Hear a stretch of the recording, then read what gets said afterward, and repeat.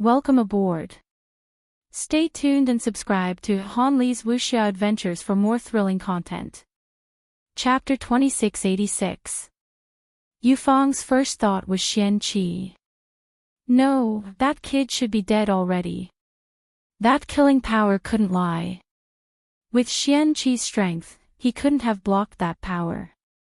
If he was still alive, he would definitely be suspicious. Just based on his identity in the primordial space, he was suspicious. But he was dead, who else could it be? He always felt that something was wrong with today's matter.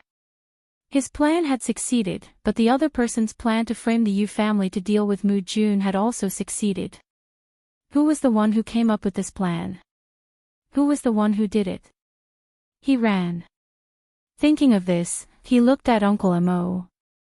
He always felt that there was a hand stirring the wind and clouds. Yufang, does Mu Jun's disappearance have anything to do with you? Master Wei spoke, his tone much harsher. Yufang looked at Wei Zhu. My lord, Luo Shan has colluded with others to frame my Yu clan. Are you going to help them deal with my Yu clan? Impudent. Wen Shi angrily rebuked. Uncle Mo shouted, Yufang, you're too impudent. Yufang's attitude wasn't right. Master Wei frowned. It seems that the Yu family is dissatisfied with me. Yufang replied, I wouldn't dare. It's just that Master Wei is helping Lord Luo oppress my Yu family. That doesn't make sense. How do you want to reason with them? Master Vader was calm. Yufang's gaze suddenly turned cold. I'm not talking. As his voice fell, the fragments of the gift technique that were scattered throughout space suddenly connected. In an instant, they formed a distorted void that surrounded Dimensional Master. Dimensional Master's reaction was not slow. He raised his hand and sent out a black energy attack. However, this attack was actually isolated by the distorted void. Lu Yin stared at the screen in amazement. Why did this look so much like a sourcebox array? This sourcebox array had left a deep impression on Lu Yin. During the Sovereign Tournament, the Prime Clear One had used progenitor Hui's clone to unleash this array, and it had suppressed Lu Yin to the point where he could barely breathe. If not for the Reaper's transformation, Lu Yin would have definitely lost. However, this wasn't important. What was important was that the Yu clan actually made a move against Master Wei. Moreover, it was definitely premeditated. The power that had trapped the Dimensional Master came from the wreckage of the peripheral feeding technique. Those wreckages had been shattered by Luo Shan and should not have been of any use. Now that they had trapped the Dimensional Master, it was impossible to say that the Yu clan had not planned this. Luo Shan was also suspicious. Before Uncle Mo, Wen Shi and the rest could react, Master Wei was trapped. By the time they reacted and wanted to help, Yu Ting and Luo Shan had already made their moves, each blocking one of them. Uncle Mo stared at Luo Shan in disbelief. Lord Luo, what are you doing? Luo Shan did not say anything. Behind him, Yufang and Yu Ting both attacked Wei Zhu. It's time to change the skies of this hyperspace. The sudden change made hyperspace fall silent. He stood at the bottom of the stairs and looked at the Yu clan trapping Master Wei. She instantly understood everything. No wonder the Yu family suddenly supported by Qian to deal with her. The main reason was to force Master Wei out and deal with him. No wonder Luo Shan was so cooperative. Even though it was just a collaboration, he agreed to it the moment she suggested framing the Yu family. He was just putting on a show with the Yu family. His goal was to numb Master Wei and then cooperate with the Yu family to trap Master Wei. Even Eulele being captured was just a show for He Ran and Wei Zhu to see. But why had Luo Shan done that? Lu Yin looked at the Yufang on the screen.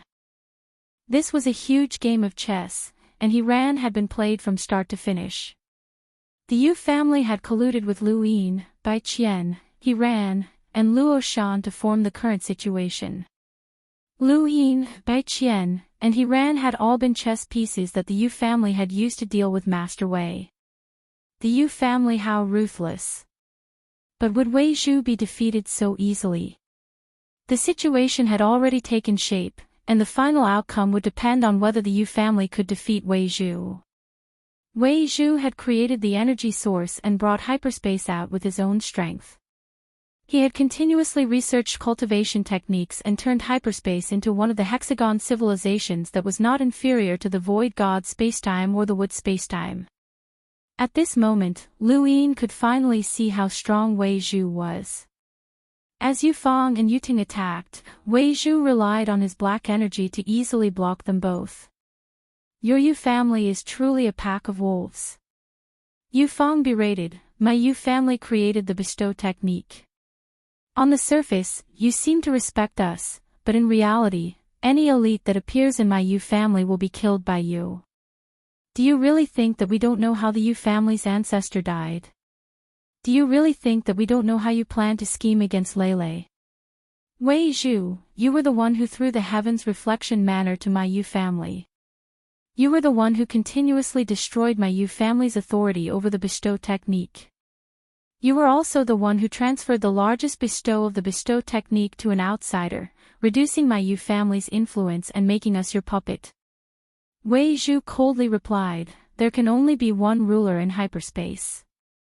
Well said, someone shouted. The void tore open, and an elder walked out. Ruler, it's time for a change. It's my Yu family's turn. Uncle Mo exclaimed, Yu Xian. He stared blankly at the screen. Yu Xian. That prodigal son of the Yu family. How was that possible? Wasn't he dead? No one had expected that the dead Yu Xian would appear. Everyone knew that Yu Xian was a prodigal son who had squandered away all of the Yu family's wealth, causing the Yu family to decline for 2 generations before finally dying of depression. The appearance of Yu Xian made everyone completely dumbfounded. Even Wei Zhu was shocked. Yu Xian. You're not dead. Yu Xian laughed. If I'm not dead, how can you be at ease? If I hadn't been a prodigal son, my Yu family would have been gone a long time ago. Wei Zhu, today, I, Yu Xian, will change the world. Black energy surged from his body and transformed into a blade of light that slashed towards Wei Zhu. The Yu family had 3 black energy sources. The one with the most energy had originally been Yufang's, but now it had been Yu Xian's. Yufang had given his black energy source, which was enough to deal with Luo Shan, to Yu Xian so that he could attack. Wei Zhu shook his head. I was the one who created this energy source.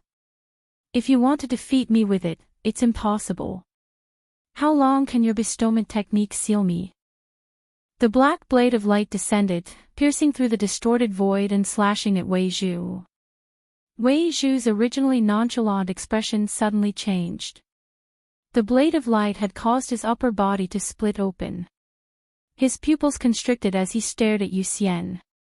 You? Yu Xian laughed. This body is just a backup. The person you truly valued escaped, leaving you with an opening. If not for that, my Yu family would not have been able to rebel against you no matter how unwilling we were. At your peak, you were far from being a match for my Yu family. Do you really think that we don't know that you have the power of an extremely strong powerhouse? No one knew Wei Zhu's true strength, except for the Yu family. They had never underestimated Wei Zhu and had always believed that he was an extremely strong powerhouse. Otherwise, how could he have created this energy source? Only the Yu family knew how difficult it was to create the bestowment technique, and this energy source was even more difficult than the bestowment technique. Wei Zhu had to be an extremely strong powerhouse. Unfortunately, this powerhouse had even greater ambitions, which resulted in an even greater opening. Wei Zhu roared, "You're courting death." As he spoke, the hyperspace suddenly trembled, and an indescribable feeling descended upon everyone's heads. This feeling caused everyone to feel uneasy. They could not see anything, but it was difficult to describe. Lu Yin looked up and felt as if he had seen an inconceivable scene. This was a materialized thought. How could there be a materialized thought here? Was this not Huizu's power? This was an ability from the technocracy that could trap a half-martial ancestor and allow the technocracy to see through everything. This was clearly Huizu's power, so why could it be seen in the hyperspace? Wei Zhu and Huizu. What was their relationship? Lu Yin had not expected to see a materialized thought in the hyperspace. Back in the technocracy, Lu Yin had learned that the materialized thought was Huizu's innate gift. Huizu had left behind a materialized thought that was similar to the rune lines left behind by the rune progenitor. They had both acted when humanity was at its most dangerous and helped humanity avoid a calamity. However, were innate gifts the same? There were. The Lu family's direct descendants had innate gifts like General Platform and the Divine Seal Catalog, but those were from the same bloodline. Huizu and Wei Zhu. How could they have the same bloodline and origin? How could they have the exact same innate gifts? Not only that, but there was also the bestowment technique that was similar to the sealed sourcebox array. This made Lu Yin even more suspicious. Could Huizu have been here before? Lu Yin's suspicions only lasted for a moment. He saw that Wei Zhu had been exposed within the screen and wanted to rely on his materialized thought to break through the bestowment technique. Lu Yin took the opportunity to envelop the Elder's laboratory with rune lines and attack. There was a loud boom as the Elder's laboratory shattered. The bestowment technique continuously absorbed the source boxes and was about to unleash an attack that even extreme powerhouses would be wary of. Lu Yin stirred up spatial lines and directly appeared beside the bestowment technique. With a single palm strike, it shattered. Without the protection of an extreme powerhouse, the bestowment technique would be nothing more than a target. At the same time, Wei Zhu suddenly looked in the direction of the Elder's laboratory with an ominous glint in his eyes. He had been keeping an eye on that place since the beginning, and nothing could happen to the Elder. Now, that place had actually been broken through. Fortunately, the Elder was not there, so he could temporarily put the matter aside. The materialized thought was like a consciousness being injected into the sky. The moment it appeared, a formless energy continuously corroded Yu Xian, Yu Fang, Yu Ting, and even Luo Shan. All of the bestowment technique's carriers under the Yu family's control shattered. Luo Shan was astonished. Was this Wei Zhu's power? This power was troublesome for him. As expected of Wei Zhu. The materialized thought made it difficult for them to move, but the bestowment technique that had trapped Wei Zhu had already been broken, and he would be able to break free soon. How long are you going to wait? Yu Xian roared. Wei Zhu's gaze changed, and his heart sank. There was still someone else. It was definitely an expert, or else Yu Xian would not have spoken at this time. Who was it? He did not see that behind him, a broken fragment of the bestowment technique's carrier moved. It turned into a stream of light and struck Wei Zhu's back without him noticing. In an instant, Wei Zhu's pupils contracted.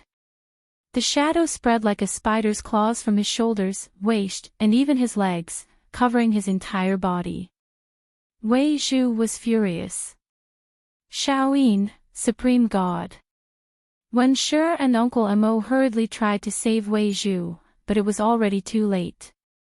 They could not even connect to Wei Zhu, let alone save him. Yu Xian bombarded him with black energy again. Wei Zhu's body cracked even more. Reincarnation time and space actually interfered in our battle. You have violated the Six-Party Society's agreement. Supreme God Shaoyin, you will not have a good ending. Wei Zhu roared. Yu Xian shouted, Wei Zhu, you're crazy.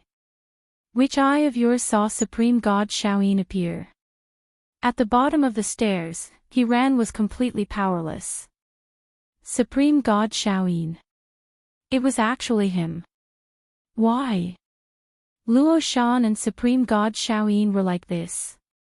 It was obvious that the people who cooperated with her were all working together with the Yu family to deal with Wei Zhu. Could it be that their cooperation from the beginning? Welcome aboard. Stay tuned and subscribe to Han Li's Wuxia Adventures for more thrilling content. Chapter 2687. Lu Yin saw it as well. They couldn't see Divinity Shaoyin himself, but Wei Zhu couldn't speak carelessly.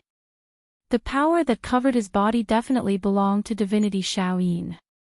No matter how powerful Wei Zhu was, even if he could rival 9 mountains and 8 seas, it would be difficult for him to surpass Divinity Shaoyin. Warp Dimension mainly focused on developing cultivation techniques and researching sequence particles.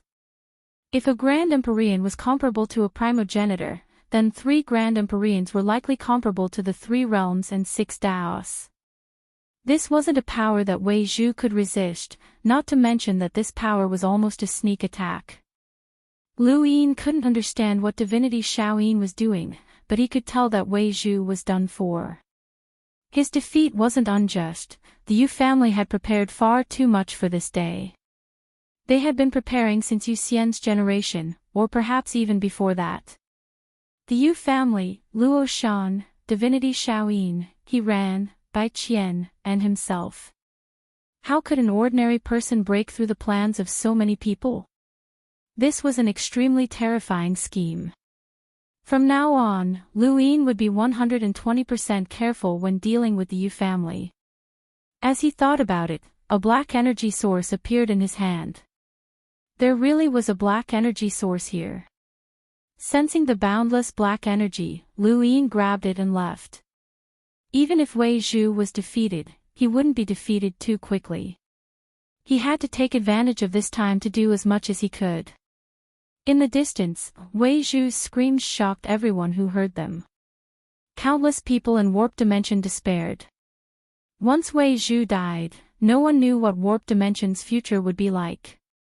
Uncle Mo couldn't save Wei Zhu, so he left without hesitation.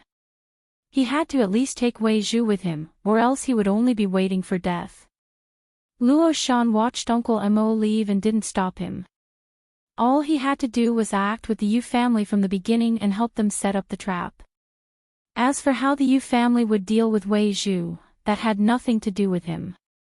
Divinity Shaoyin, how are you going to explain yourself to the Grand Empyrean for interfering in Warp Dimension's battle?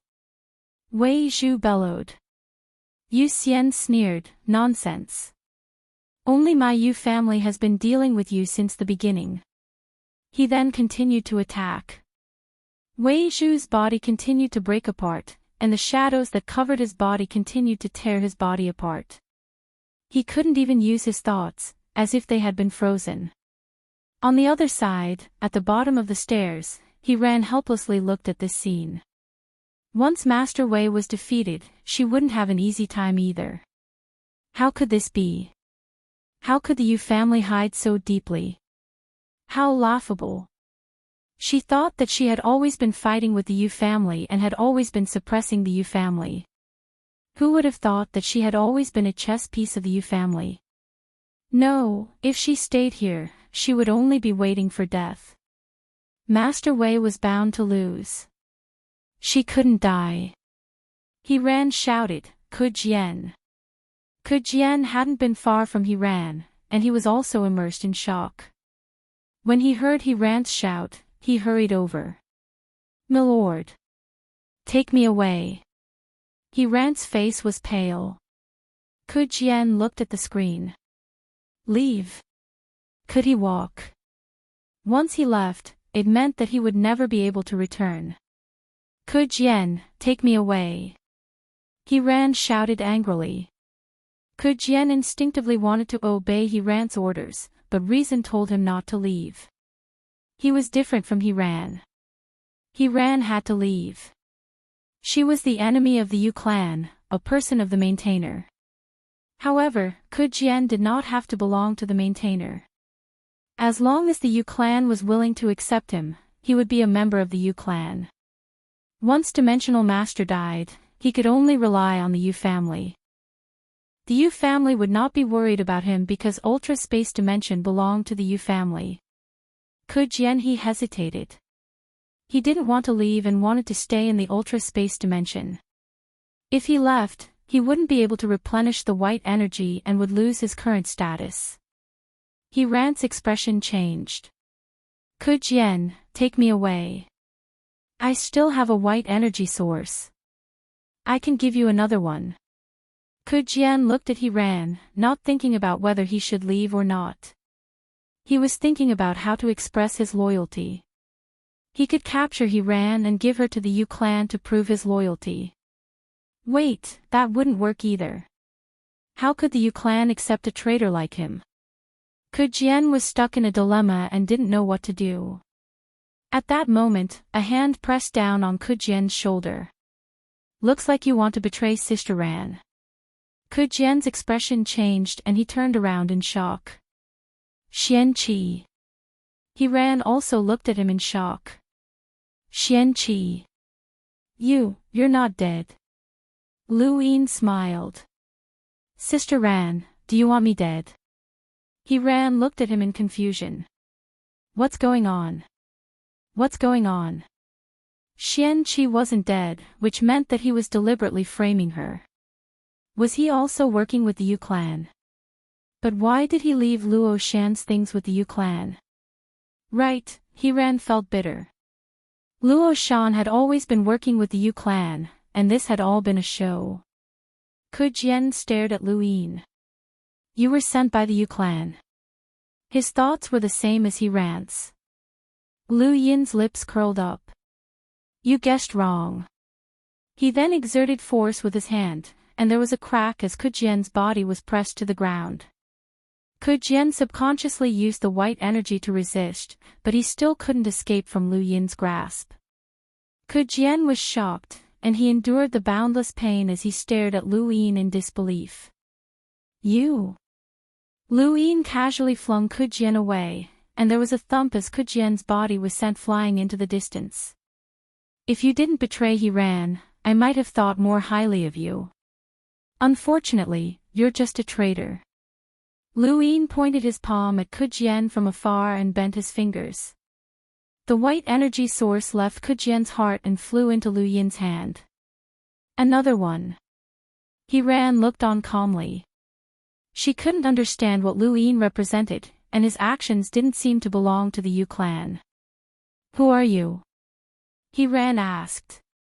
Being able to defeat Kujian so easily wasn't something that could be done in just a few years. Had this person been hiding all this time? She suddenly thought of a ridiculous guess. Had this person and Zijing been plotting against her from the start? How was that possible? Lu Yin looked at the screen and saw that Master Wei was on his last struggle. He took a step forward and looked at Rand's perfect face.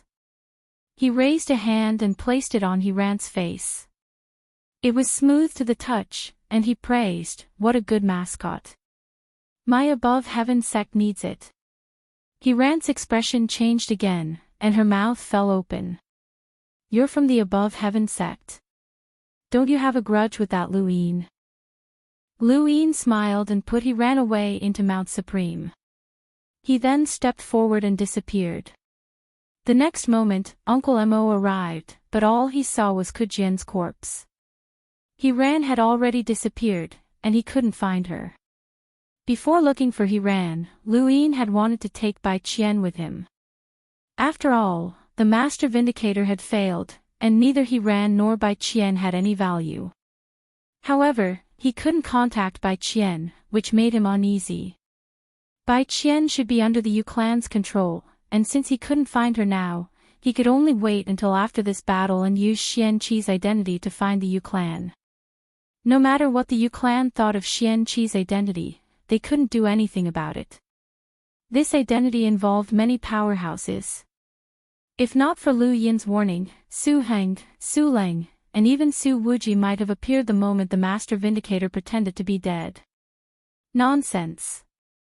In outer space, the Master Vindicator's resistance grew weaker and weaker. The shadow covering his body was like a devouring monster, making it difficult for him to move. Your Yu clan colluded with outsiders to plot against the Master Vindicator. Yu Xian, how can you face your ancestors? Will this Master Vindicator still be the original Master Vindicator? The Master Vindicator bellowed. Yu Xian and the rest remained unmoved. The shadow grew even more sinister. I can die, and you can obtain the Master Vindicator, but you will never obtain the complete Master Vindicator. I know what your Yu clan wants, but you'll never be able to enter. You'll never be able to spy on that cultivation technique. Never. Yu Fang's eyes trembled. The Master Vindicator was naturally referring to the research on the sequence particle, which had been hidden by the Master Vindicator. If the Master Vindicator said this, then did it mean that no one else besides him could find it? Where's Uncle Mo? Yu Teng, go find Uncle Mo, and he ran. You must capture them. Yu Fang barked. Yu Teng hurriedly broke away from Wen Shi and went to find Uncle Mo. The Master Vindicator bellowed, no one but me can open that place. You'll never be able to obtain it. Once the cultivation technique is developed, I'll appear again, and your Yu clan will be exterminated. Reverend Shaoyin, I want you to die. There was a violent explosion as the Master Vindicator self-destructed. In an instant, an incomparably terrifying power was produced that tore through the void, causing a huge void to appear in the Master Vindicator. Everyone retreated. When Luo Shan saw the void, fear was hidden in the depths of her eyes. She retreated faster than anyone else and didn't even dare to tear through the void to leave. The void devoured a large part of the starry sky, and the one closest to it was the Reverend Shaoyin. Even though he didn't appear in front of the world, everyone knew that the power was definitely the Reverend Shaoyin. Other than the three reverends, who else could immobilize the Master Vindicator? The Master Vindicator had been forced to commit suicide. The Reverend Shaoyin didn't expect the Master Vindicator to commit suicide. He was almost sucked into the void, and even though he managed to escape, he was heavily injured. He appeared far away, his golden robe torn apart as he coughed out blood that corroded the void. The Reverend Shaoyin stared coldly at the void and wiped the blood from the corner of his mouth. Lunatic. The Master Vindicator was the ruler of the Master Vindicator after all. Who would have thought that he would commit suicide so decisively? Even Yu Xian and the others didn't expect this. They thought that the Master Vindicator had a backup plan. I can only say that the person who escaped back then caused too much damage to the Master Vindicator, Yu Xian lamented as he looked at the void. Yu Fang said, not only did that person injure the Master Vindicator, but he also brought great losses to the Yu family. Yu Xian let out a long sigh as he watched the void shrink. This Master Vindicator belongs to the Yu family. With that, they returned to the Zio world. The Yu family's manpower spread throughout the Master Vindicator were fully mobilized. Under Yu Leilei's command, they purged the Master Vindicator's loyalists while maintaining order in the Master Vindicator. Even though this was a rebellion, the Yu family had been preparing for this for a long time. It was enough to stabilize the situation in the Master Vindicator in the shortest time possible. Yu Xian and the others returned to the Zio world. They could control the situation in the Master Vindicator, but they had to consider the Reverend Shaoyin and the others. These people didn't help for nothing. Yu Leilei stood in the middle of all the surveillance screens, constantly giving out orders. This great victory of the Yu family had turned her into a true princess of super space-time. She no longer had her previous sloppy appearance. It was as if she had been reborn, becoming beautiful and intelligent. This was the real Yu Leilei, not the crazy woman who only knew how to research cultivation techniques and shed dandruff. Welcome aboard. Stay tuned and subscribe to Han Li's Wuxia Adventures for more thrilling content. Chapter 2688. Can't find them. Yu Leilei kept looking at the screen as he spoke to Yu Ting. They can't just leave the hyperspace. Dimensional Master's last words also said that no one else knows about the research site of the hidden sequence particle, and he ran is no exception. Find them. What's going on? Yu Xian and Yu Fang returned and asked. Eulele said. Uncle Tin can't find. He ran and Uncle Mo. Yuxian frowned. Help him find them.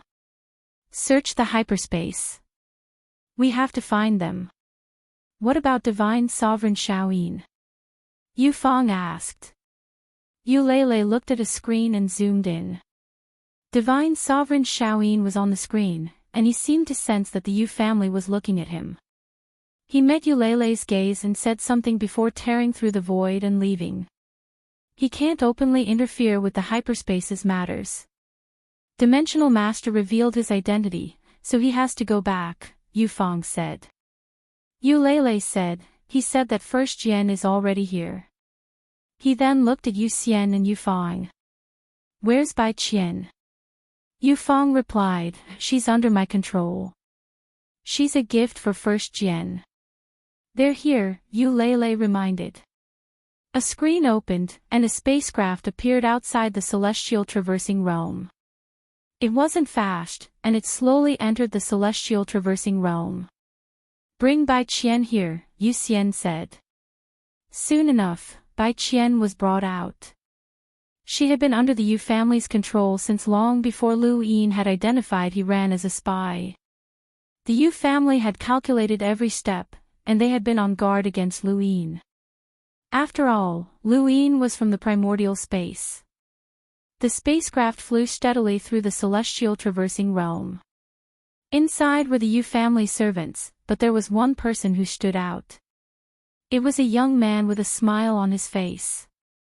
At first glance, there was nothing special about him. He wasn't as handsome as Qingfen, nor did he have Dimensional Master's domineering aura. However, anyone who saw him would subconsciously be unable to look him in the eye. It was as if this person stood there, representing the highest. He was first Jian, the disciple of reincarnation spacetime's Grand Empyrean.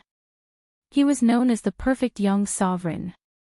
He had created countless cultivation legends in reincarnation spacetime and refreshed countless people's understanding of cultivation. He was also a genius that even Grand Empyreans praise. He was given the surname Chu. Originally, there should have been a large number of miniature bestow techniques, which were the embodiment of the Yu family's foundation. It's a pity that they were all destroyed in this battle. If these things were used in the battle against the eternal race, they would have been enough to defeat them, Chu Jian muttered to himself. It seemed like no one else could hear him, but everyone in the Yu family could hear him.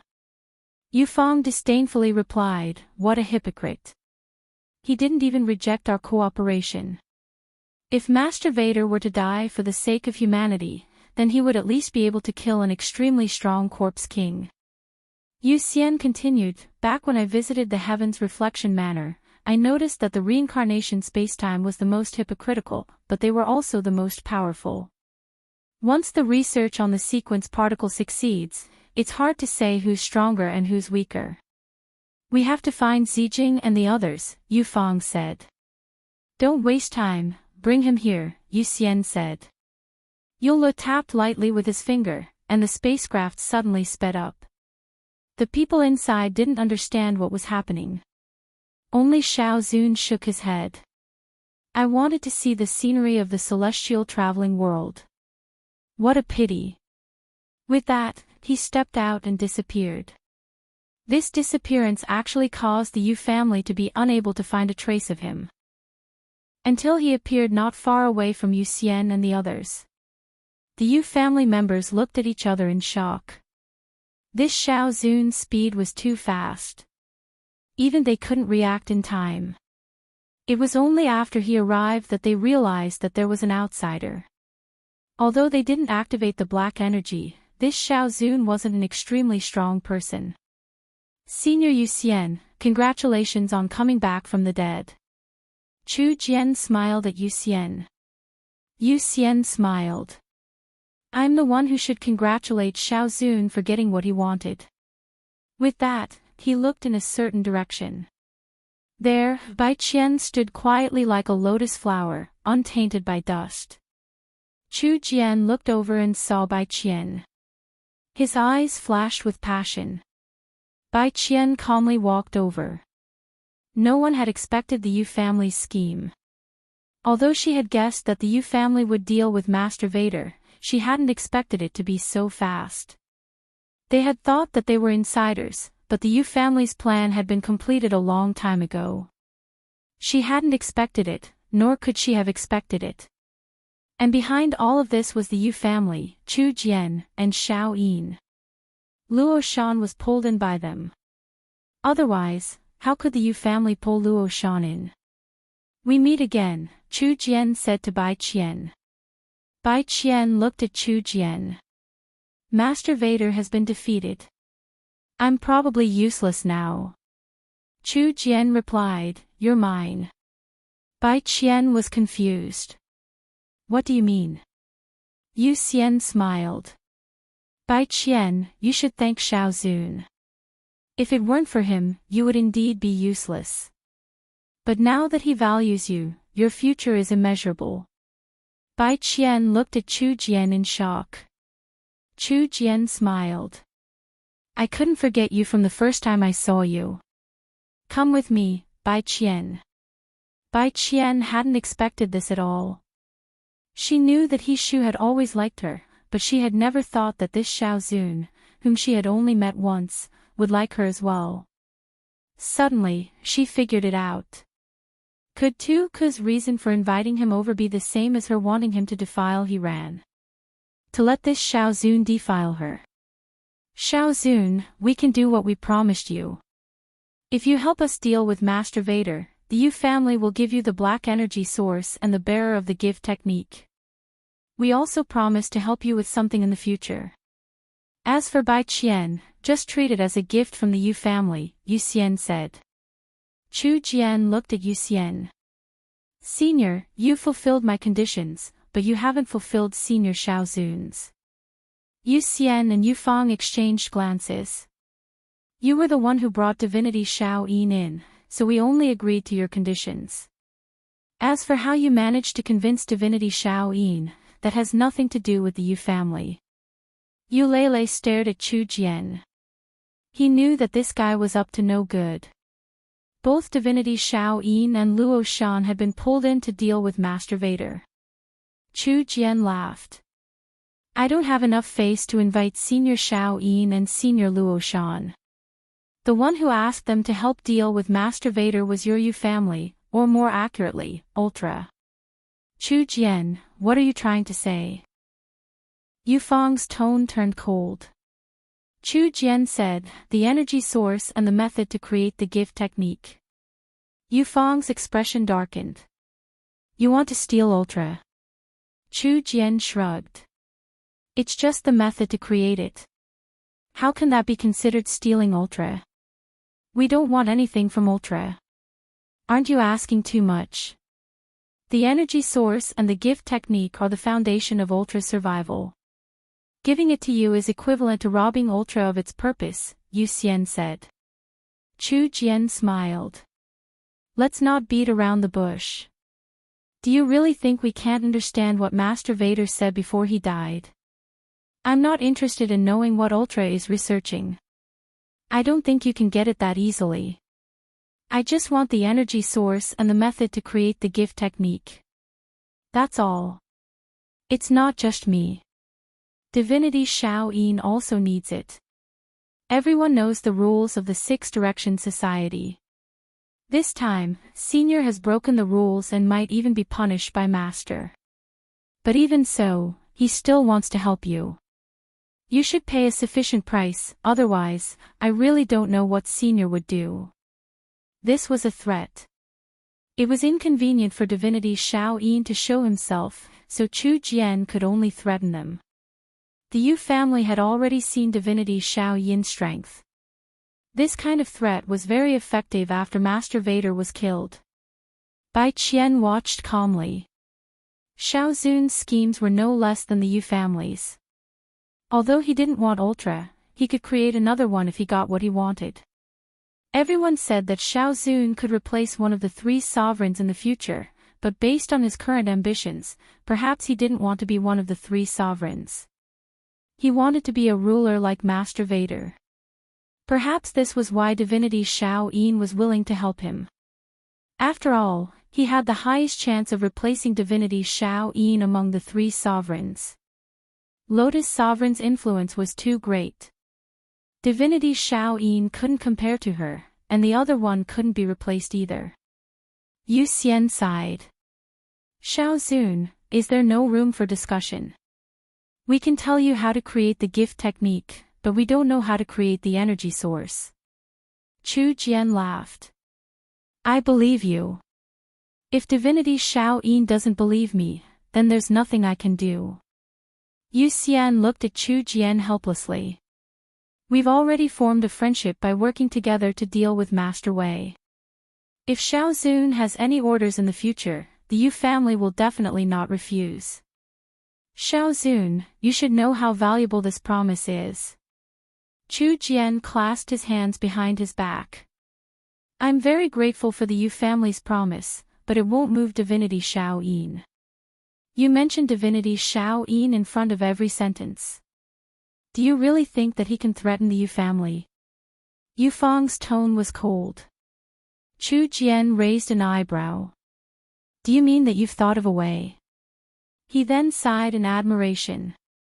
If the Yu family can scheme against Master Vader, then they can scheme against us as well. Then, Senior, show me what you've got. Yu Fang stared at Chu Jian. Sometimes, some things aren't necessarily good for everyone. We've given you what we promised, and the Yu family still owes you a favor. Isn't that good? Chu Jian smiled. It's not likely that you'll be able to get rid of divinity Shao Yin without paying a price. Yu Fang looked at Yu Xian helplessly. Yu Xian exhaled and retrieved something from his cosmic ring. It was a palm-sized object that looked like a weapon. When he saw it, Chu Jian's expression changed, and he looked deeply at Yu Xian. Why do you have this? Yu Xian replied, Is it enough? Chu Jian took a deep breath and laughed. Yu family, ha ha ha. As expected of the Yu family. Not only did you scheme against Master Vader, but you've also schemed against us. It seems like you've already thought of a backup plan. Alright, it's enough. With this, we'll be able to answer to divinity Shao Yin. Yu Xian put the item away. If we had any other choice, we wouldn't have used it. After all, we only have one chance. Chu Jian looked at Yu Xian with bright eyes. I'm looking forward to your promise. You've given me a lot of confidence. To be honest, the value of this promise doesn't lie in that item, but in the brains of the Yu family. Thank you for thinking so highly of us, Shao Zun, Yu Fang said. Welcome aboard. Stay tuned and subscribe to Han Li's Wuxia Adventures for more thrilling content. Chapter 2689. Chu Jian looked at the nearby Bai Qian. Let's do as we agreed. I'll take Bai Qian with me. Thank you. Yu Xian and the rest watched on calmly. Neither he ran nor Bai Qian had any value to them, and Chu Jian's gift was their only value. Bai Qian watched as Chu Jian approached him and frowned. This situation was completely unexpected. What about Lu Yin? Where was he? He was probably a pawn of the Yu family, but this pawn was far from what the Yu family had seen. Suddenly, Chu Jian stopped, and his gaze turned from passionate to shocked and then to incredulous. Similarly, Yu Xian, Yu Fang, and Yu Lu Yi all looked in Bai Qian's direction with pale faces. Bai Qian turned her head and glanced behind her. Unknowingly, a silhouette appeared and stood there. This was a man, an extremely unfamiliar man. However, Bai Qian recognized him with a single glance. This man was none other than Wei Zhu. Not only Bai Qian, but Chu Jian, Yu Xian, and the rest recognized him as well. That aura and gaze were exactly the same as Dimensional's, and that indescribable feeling only belonged to Dimensional. How was this possible? Wasn't Dimensional dead? The atmosphere was silent. Everyone looked at the man behind Bai Qian. The Yu family members' hearts sank. They were wrong, Dimensional wasn't dead. Dimensional was still alive. They had been tricked. Dimensional wasn't dead at all, he had been faking it. Yu Xian, you're very smart, the man said. His voice was calm, and it was impossible to tell if he was happy or angry. Your Yu family is very smart, you actually schemed against me and made me lose one of my bodies. Luckily, I hid this body from everyone for so many years, or else I really would have been finished. Impossible. Yu Xian was shocked. That body of yours has the power of an extreme powerhouse. How could you have two bodies at the same time? And that body has the ability to materialize thoughts. That's your unique innate gift, and it can't be changed even if you switch bodies. That's you. The man smiled. That's what you know of me, including your Yu family's ancestor. Yu Xian's eyes narrowed. He understood, they were the ones who had been tricked. From the very beginning, Dimensional Lord had deceived everyone, including the Yu family's patriarch. He had been hiding a body. The Yu family had studied Dimensional Lord for countless years, but they had only confirmed the body that he was willing to let others know. They had also confirmed the power that others knew. Innate gift. Why must you confirm that it's an innate gift? Did I tell you that it's an innate gift? The man said again. Yu Xian's fingers trembled. His body and talent were all fake. They were all illusions created by the Dimensional Guardian. This was a trap that the Dimensional Guardian had set up to guard against everyone, a trap that was enough to revive him. The Yu clan's scheme was successful this time. If not for Master Wei's countless years of planning, the Yu clan would not only have taken control of ultra spacetime, but they would also have chased away Reverend Shaoyin and the others, replacing Master Wei as the ruler. Unfortunately, they were one step behind. It wasn't that Master Wei was brilliant, but that this scheme was set up too early. It was so early that even the Yu family's patriarch didn't expect Master Wei to have such a hidden card. Chu Jian bowed to Master Wei. Congratulations on clearing the chaos, Senior. This junior is impressed. Dimensional Lord looked at Chu Jian coldly. Since when did you have the right to meddle in my ultra spacetime's business? Chu Jian didn't care and smiled.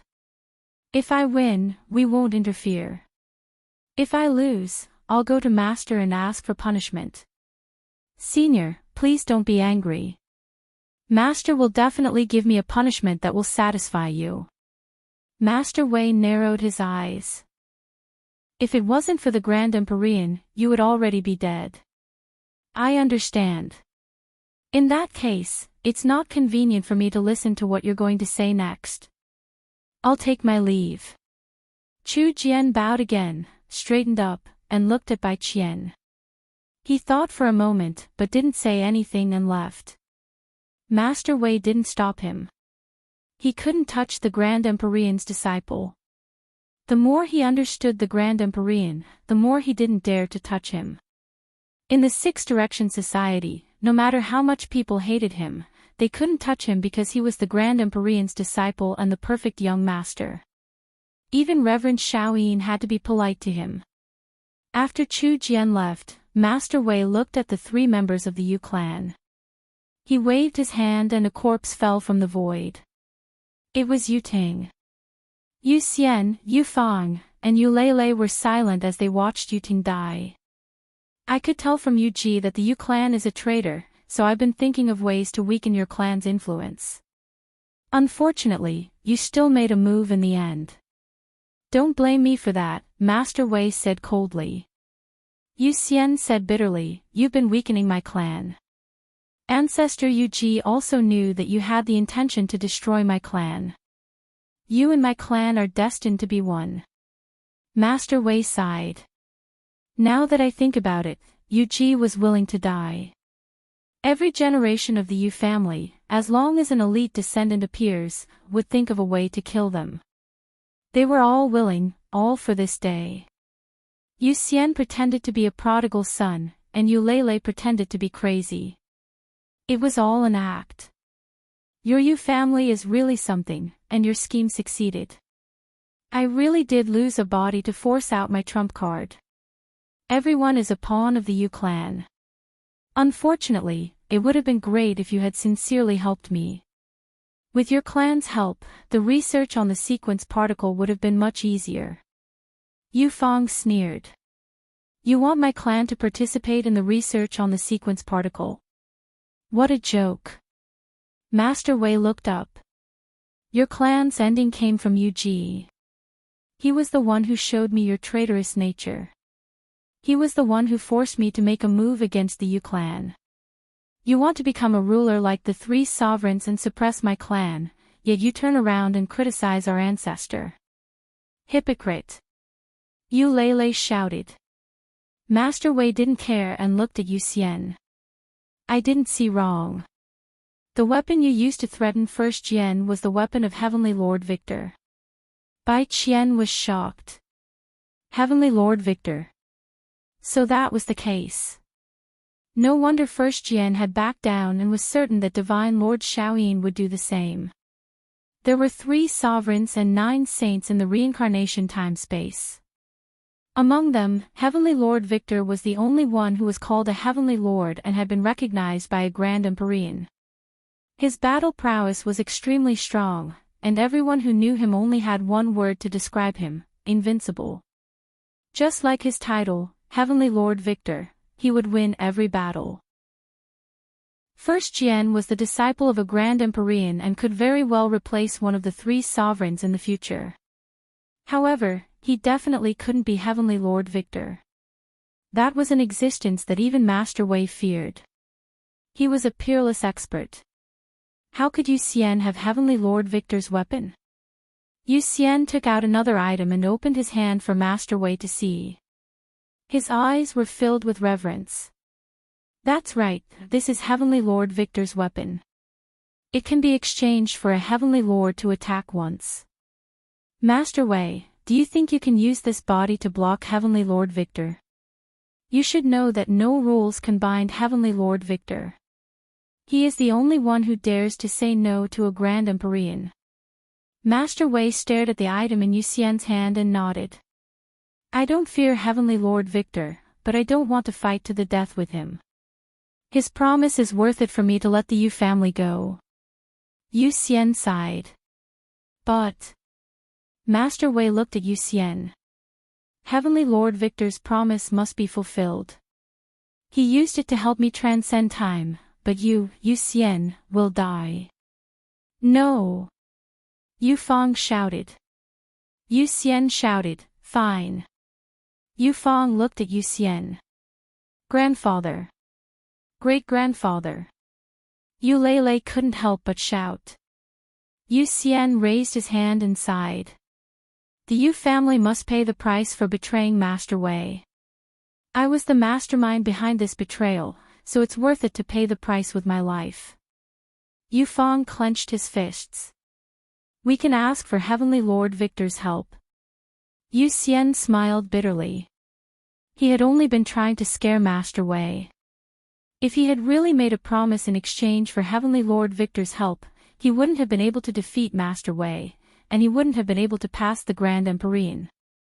At that time, it wouldn't have been Heavenly Lord Victor fighting Master Wei, but Grand Empyrean suppressing Heavenly Lord Victor. Moreover, once this promise was used up, who would be afraid of the Yu family in the future? Divine Sovereign Shaoyin couldn't take this lying down. This promise couldn't erase this betrayal. He and Master Wei were both aware of this. In fact, Yu Fang and the others were aware of this, but they were unwilling to accept this. The Yu family had been plotting for too many years. Ancestor Yu Ji, who had created the bestow technique, had already started planning. They had spent their entire lives researching Master Wei, sending people to their deaths, and plotting. In the end, they had reached their current situation. They hadn't lost to Master Wei, but to time.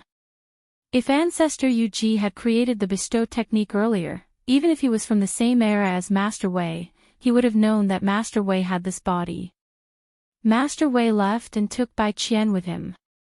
When he left, Yu Xian had also died. He had committed suicide. Heavenly Lord Victor's weapon had been given to Yufang. This was the Yu family's trump card for self-protection. They wouldn't use it easily. Yu Xian's death could only be said to be a partial price. After this, the Yu family would completely lose their right to speak in ultra spacetime, including the right to control the bearer of the bestow technique. These weren't things that the Yu family could touch. They would become idlers. At this moment, Master Wei brought Bai Qian to the bottom of the stairs. He saw the dead Ku Jian, but he couldn't see. He ran. He investigated ultra spacetime and used his consciousness to search, but he couldn't find. He ran. Where did he ran go? Master Wei frowned. He went to the Yu family again, wanting to get an answer from Yufang. However, Yufang didn't know that their goal this time was to use the excuse of capturing He Ran to lure Master Wei out. As for He Ran herself, it wasn't important.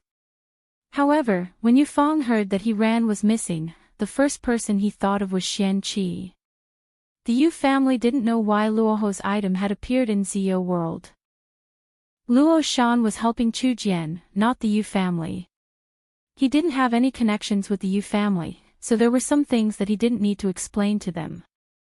Because of this, no one had noticed that the Yu family was working with Luo Shan, and Master Wei hadn't been alarmed.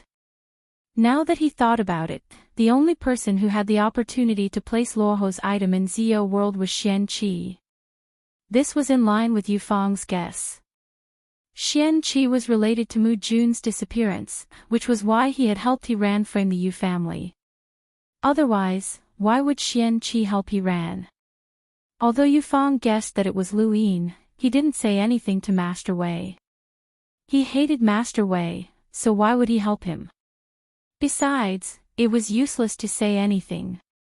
No one knew whether Xian Qi was dead or alive, so no one would link him to Lu Yin. However, if it really was Xian Qi... Yufang's eyes flashed. His vigilance was correct, and this Xian Qi was definitely not ordinary in the Genesis space. Welcome aboard. Stay tuned and subscribe to Han Li's Wuxia Adventures for more thrilling content.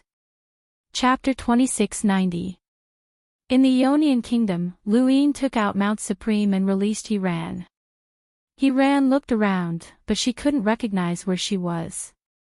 Who are you? He Ran asked as she looked at Lu Yin. Lu Yin returned to his original appearance. Above one sect, Lu Yin. He Ran's expression changed. She had guessed Lu Yin's identity the moment she had been captured, but she had never expected him to be Lu Yin. You're that above one sect's Lu Yin from the Genesis space. Lu Yin smiled.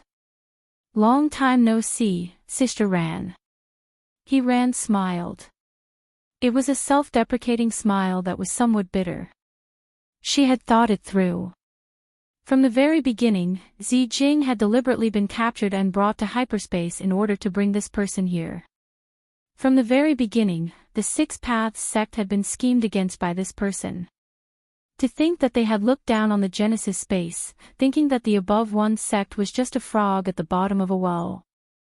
To think that she had never cared about Lu Yin, but he had been standing right in front of her for a long time and had played her too many times. How many people from the Six Direction Association had been played? How many powerhouses had been among them? She thought back to the things that this person had said and done. She had thought that this person was stupid, but she had been the stupid one. Scenes from the past flashed through her mind, and the more she thought about it, the redder her face became. She looked at Lu Yin with even more hatred. She was perfect. Her appearance, figure, personality, temperament, and intelligence were all perfect. However, this perfection was completely destroyed by the man in front of her. This man must be laughing at her. He had been laughing at her from the beginning. Lu Yin's expression kept changing as he looked at He Ran, and he praised, "It was the right decision to make you the above one sex mascot. You're so beautiful that you'll be useful if I keep you." He Ran glared at him. "You're mocking me." Lu Yin replied, "I'm just looking for an excuse to keep you here." Ran glared at him, wanting to say something, but she couldn't say anything. She had nothing left, and Uncle Mo couldn't find this place. Her greatest support had been the Dimensional Guardian, but the Dimensional Guardian had most likely met with disaster. The Yu family's scheme had been flawless, and she had lost everything. At this moment, Ran was disheartened, and she didn't know where she should go. "Why did you capture me?" she asked in a dejected tone. Lu Yin replied, "I told you to be a mascot. You're really beautiful, and it's a pity that you're dead." Ran felt bitter. She was only useful as a mascot. "Of course, if you have any other uses, you can tell me. It's better to increase your own value than to have no value at all. For example, you can tell me Zijing's location," Lu Yin said. He didn't know what value Ran had. In fact, this woman was just a caged bird raised by Master Wei. Beautiful, beautiful, but useless. Although she was a little scheming, decisive, and far-sighted, it was useless outside of hyperspace. Ran replied bitterly, "I don't know where Zijing is. It's a parallel spacetime, and the flow of time is different. Other than the elders and Master Wei, no one else knows." "Then you're really worthless," Lu Yin said casually. Ran was sad. Master Wei was dead, who would help her? She herself didn't have any cultivation. The only thing that was valuable was his understanding of hyperspace and the resources he might have, that was all. The main reason Lu Yin had captured her was because she had always been high and mighty, and her aloof temperament needed to be profaned. Bai Qian's words still had an effect on Lu Yin, as he watched the goddess from the 9 heavens being desecrated by him. This feeling was truly enjoyable. Blasphemy didn't necessarily mean taking advantage of her. At this moment, Ran was trying her best to increase her value, which was also blasphemy. He was trying to make a goddess fall to the mortal world. Ran didn't know what Lu Yin was thinking. She was only thinking about what she should do. She didn't want to die, but she didn't want to live in humiliation either. She glanced at Lu Yin. This person had definitely captured her for that purpose. She was very confident about this point. Who wouldn't like her? This person was definitely the same. However, this person was the above heaven sect's Tao master and could be considered the ruler of the primordial space. He wasn't much weaker than Master Wei and was worthy of her. However, she couldn't let him off so easily. The more she thought about it, the more she felt that she had seen through Lu Yin's thoughts. In the next moment, she knew what she should do. People who controlled everything looked down on the weak. They needed people who could help them. When she thought about this, Ran took a deep breath and suppressed her complicated thoughts.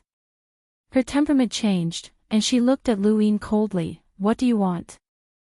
Lu Yin was puzzled. This woman had been uneasy, angry, and afraid just a moment ago. Why did she suddenly change? Why was she like when she was on the stairs? Even her gaze was the same.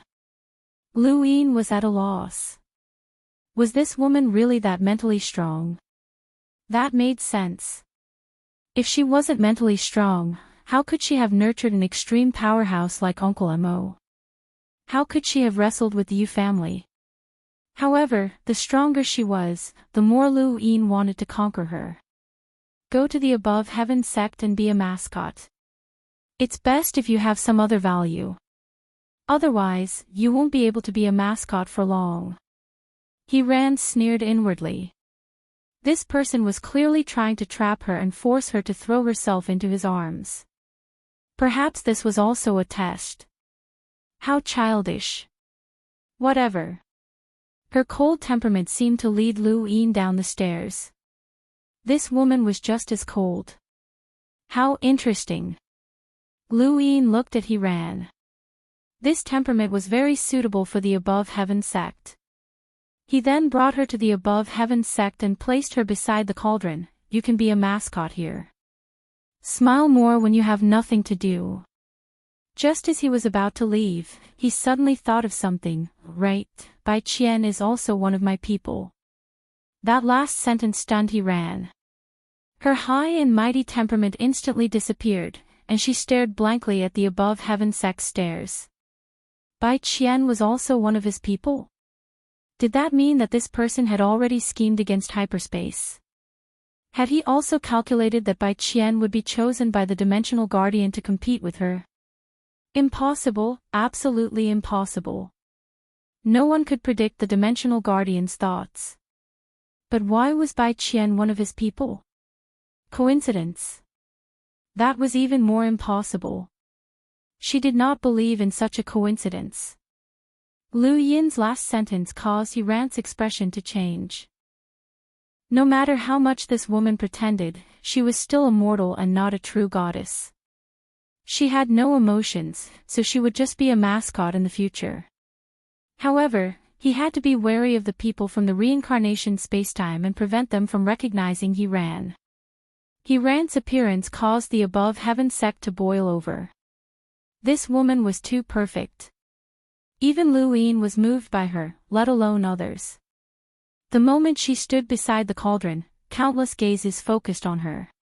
Even those who had not come to the above heaven sect came over, using all sorts of reasons to take a look. He Ran was calm and composed. She ignored everyone and just stood beside the cauldron, contrasting well with the statue of the progenitor on the stairs. In the above heaven sect's main hall, Lu Yin looked down. He Ran had attracted countless gazes, which was within his expectations. Chess piece, no, sir, no, path master. When moved closer to Lu Yin and drooled, look, I'm not young anymore. I think that woman isn't bad. Why don't you give her to me? I'll bring her back and train her properly. Lu Yin raised a brow. Where's Chi-Chi? Wang Wen blinked. What Chi-Chi? I'm going to talk to the Sea King, Lu Yin said. Wang Wen was scared off. Then, Chu Yuan arrived. While Lu Yin had been at the Six Paths Society, his cultivation had risen rapidly. He had already gone from 3 to 5 tribulations. It had to be said that this Tao disciple of the above heaven sect was extremely powerful among his peers. His battle techniques and secret techniques combined with his innate gift made him unrivaled. His temperament had also improved, and he was becoming more and more aloof. That woman is very suitable for me, Chu Yuan said as soon as he saw Lu Yin. Lu Yin was speechless. So? Chu Yuan answered seriously, so, I think that I should raise an outstanding descendant. Stay away from her, Lu Yin said. This guy was high and mighty, and he had looked down on Lu Yin the first time they had met. He Ran was even more aloof. What kind of child would these two raise together? Lu Yin didn't even dare to think about it. After Chu Yuan was Long Yun. This sword sect cultivator was casual and frivolous, but he had taken a liking to He Ran and was also sent away by Lu Yin. Then, the little mountain god flew over, followed by Quang Wang, De Chiu, and even Ku Wei, who was far away in the astral beast domain. When Shi-Chi came over with that cheap fish to propose, Lu Yin completely exploded. That cheap fish wanted He Ran. Was he crazy? He had retorted to the fish for the first time, and then he sent someone to send Shi-Chi to the astral beast domain and ordered Ku Wei to teach the fish a lesson. He had to make the fish realize his mistake. Lord Fish needs a beautiful two-legged beast. You'll regret it if you dare talk back to Lord Fish. Shi-Chi's eyes were filled with tears, as she didn't want to go to the astral beast domain. Lu Yin was speechless, as He Ran was too attractive. Was it wrong to make her a mascot? Young Master. Master Shan arrived and bowed respectfully. Lu Yin looked over. How are you feeling? In order to deal with Madman Lu, Master Shan and the others had gone through their origin tribulation at the spatial entrance to stop by Wang Yuan and the others. After being imprisoned for so many years, Master Shan and the others could not have succeeded. They had been prepared to die, and they had only done so because of a single sentence from Lu Yin. Master Shan smiled. It's nothing serious. Young master, you don't have to worry. Lu Yin raised a hand, revealing a black energy source. Place this in your heart and activate the black energy inside. It'll be enough to fight against a progenitor. Combined with your defenses, I believe that you'll be able to protect the above heaven sect. Master Shan's eyes widened, and he looked at the black energy source in shock. Is there such a thing? To them, an energy source that transcended time was an unimaginable power. It was a shortcut to the progenitor realm, and no one had ever thought that it would be so easy to reach it. When Lu Yin had first come into contact with a civilization that transcended time, he had not dared to believe it either, but now, he was used to it. Master Shan was the most suitable person to accept the black energy source. First, he was loyal enough that he would risk his life to undergo his origin tribulation at Lu Yin's request. Second, his power was most suitable for protection, as he had been known as the half-progenitor with the strongest defenses. As for Lu Bujing and the others, they were all preparing to break through to the progenitor realm. It would not be good to give them the black energy source, as it would lead them astray. Welcome aboard. Stay tuned and subscribe to Han Li's Wuxia Adventures for more thrilling content. Chapter 2691. The four-side scale, including the six-direction society, had a clearer understanding of the above heaven sect. Lu Bujing and the others had long since been targeted, but Master Shan was different. Who would target a cripple? They would never have dreamed that this cripple could display the power of a progenitor. This was what it meant to be caught off guard. Master Shan didn't refuse, as he considered himself a servant of the Lu family. He could accept anything that the young master bestowed upon him. When he sensed the black energy, his eyes turned red. Which cultivator didn't want to break through to the progenitor realm?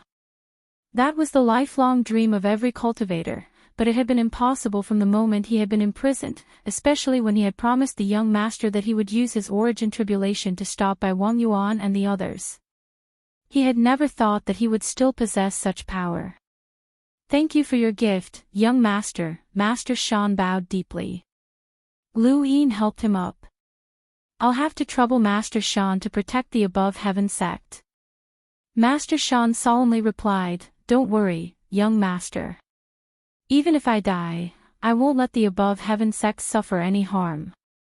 It's not that serious. The most important thing is still your own life. Lu Yin smiled. From then on, the above heaven sect had gained another powerhouse. Master Shan was different from those who had used the black energy in the hyperspace dimension. He had cultivated step by step, and he was only one step away from breaking through to the progenitor realm.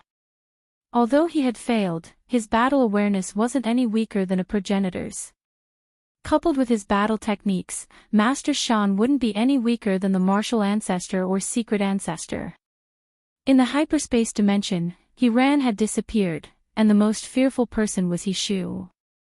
With He Ran in power, He Shu could do whatever he wanted in the hyperspace dimension. He didn't care about anyone, and he even dared to scheme against Bai Qian.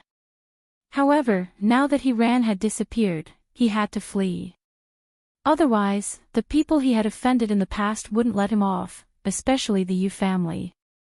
He didn't know that Master Wei was still alive and that he had given up the Yu family's authority. Otherwise, he wouldn't have been so afraid.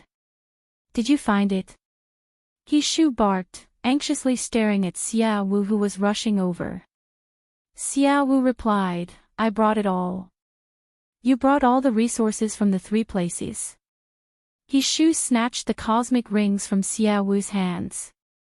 There were more than 10 of them, and they contained the resources that he had collected over the years.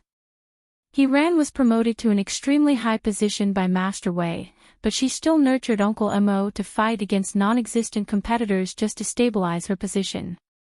He Shu was very similar to He Ran in this aspect. They were good at preparing for a rainy day. Under He Ran's care for so many years, he had forcibly hidden away a large amount of resources, including a white energy source. This white energy source belonged to the Mu Duo family. Back then, the Mu family had been swindled by a person surnamed Bai, and that person had been instructed by He Shu. He Shu relied on He Rant's influence to do many things. Some were discovered by others, while some were not. Looking at the resources in the cosmic ring, He Shu's breathing quickened. With these, he could live well even if his sister wasn't around. The first step was to find Xiao Zun. It was a pity that Xiao Qingfeng was dead. Otherwise, it would have been the best choice. He Shu tore through the void and was about to leave. As for Xiao Wu, he was already about to leave, so there was no point in bringing this dog along. Suddenly, he felt a wave of dizziness, and his vision blurred. An intense pain spread through his heart, as if insects were biting him. Not good, he had been poisoned. He looked back and tried to mobilize the energy source in his heart, but Xiao Wu was faster. Or rather, he had been waiting for this moment. A sharp blade pierced through He Shu's body, and blood flowed along the blade. In outer space. From a distance, the two of them seemed to be hugging each other. He Shu's face was pale, and he stared at Xiao Wu in disbelief. You. Why? Xiao Wu sneered. If I don't kill you, I'll always be your dog. He Shu's energy dissipated. He was far stronger than Xiao Wu, but he had been poisoned, so he couldn't resist at all. I've never thought of you as a brother. Xiao Wu laughed and pulled back his blade. He didn't hesitate to slash again, this time diagonally down He Shu's neck. Who sent me to the beast arena? The blade slashed down again, and blood spurted out and swirled around He Shu's body. Who humiliated my sister? The stench of blood filled Xiao Wu's nose, making him even crazier. He slashed down again. Who ordered the beast arena to torture me? Who is the one laughing in the beast arena? Who is the one who wants me dead? Who? Slash after slash, slash after slash, Xiao Wu vented all the resentment he had accumulated over the years. He used to be a dog, so he could endure it. However, ever since he was sent to the beast arena, he was no longer a dog, but a wolf. A wolf that wanted to devour its master. He Shu was cut into 1,000 pieces and turned into countless fragments that scattered through outer space. Xiao Wu panted heavily. His face, body, and even his blade were covered in He Shu's flesh, making him look extremely cruel. Xiao Wu loosened his grip on the hilt, grabbed the cosmic ring, and left. From that moment onwards, Xiao Wu would no longer exist in the hyperspace dimension. Far away, Dimensional Master Wei brought Bai Qian with him as he descended from an enormous vessel for the art of bestowment. Ultra spacetime only has 3 of them. One is in the flowing cloud space, one is on the front lines, and one is right here. Do you know why the Yu family didn't use this bestow vessel when they rebelled? Dimensional Master Wei asked. Bai Qian respectfully replied, I don't know. Because they can't move. Dimensional Master Wei looked into the distance. Hyperspace is the only civilization in the parallel universe of the Six Directions Association that can defeat the Eternals. It's because of this vessel that more than half of the large source boxes that we found in the past have been preserved here. We once tore apart an extremely strong Corpse King with our attacks. Look ahead. Bai Qian looked over. She knew where this was. This was where hyperspace and the Eternals fought, similar to the rainbow wall of the 3 sovereigns. However, there were no Corpse Kings as far as the eye could see. There was clearly a large empty area in front of them, which should be the Eternals' territory. However, the Eternals had not come because they were afraid of hyperspace's cultivation techniques.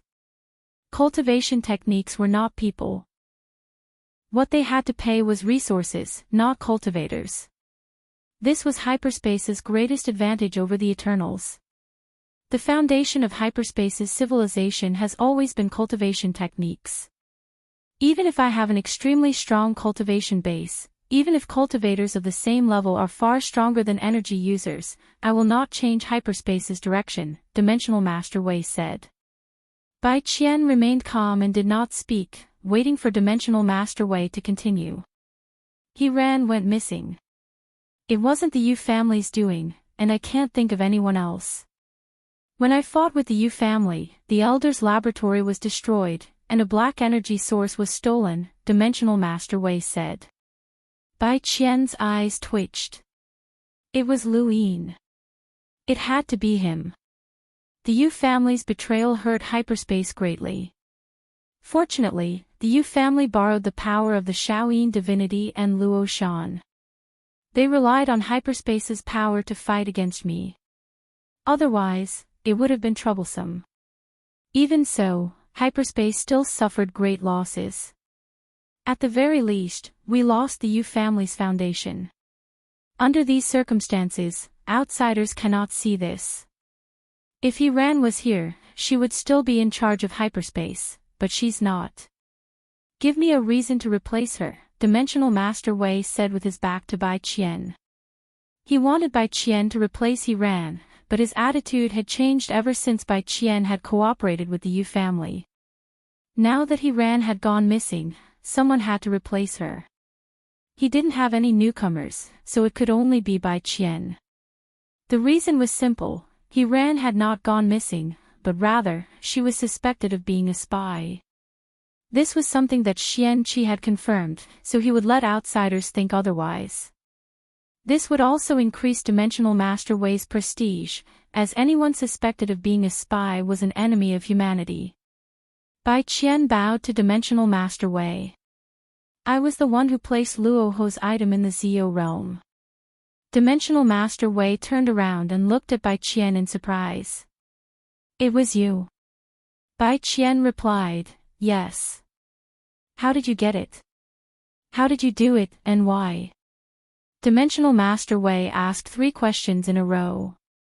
His attitude towards Bai Qian had changed because she had cooperated with the Yu family. If she had not, then it would have been logical for her to replace Ran.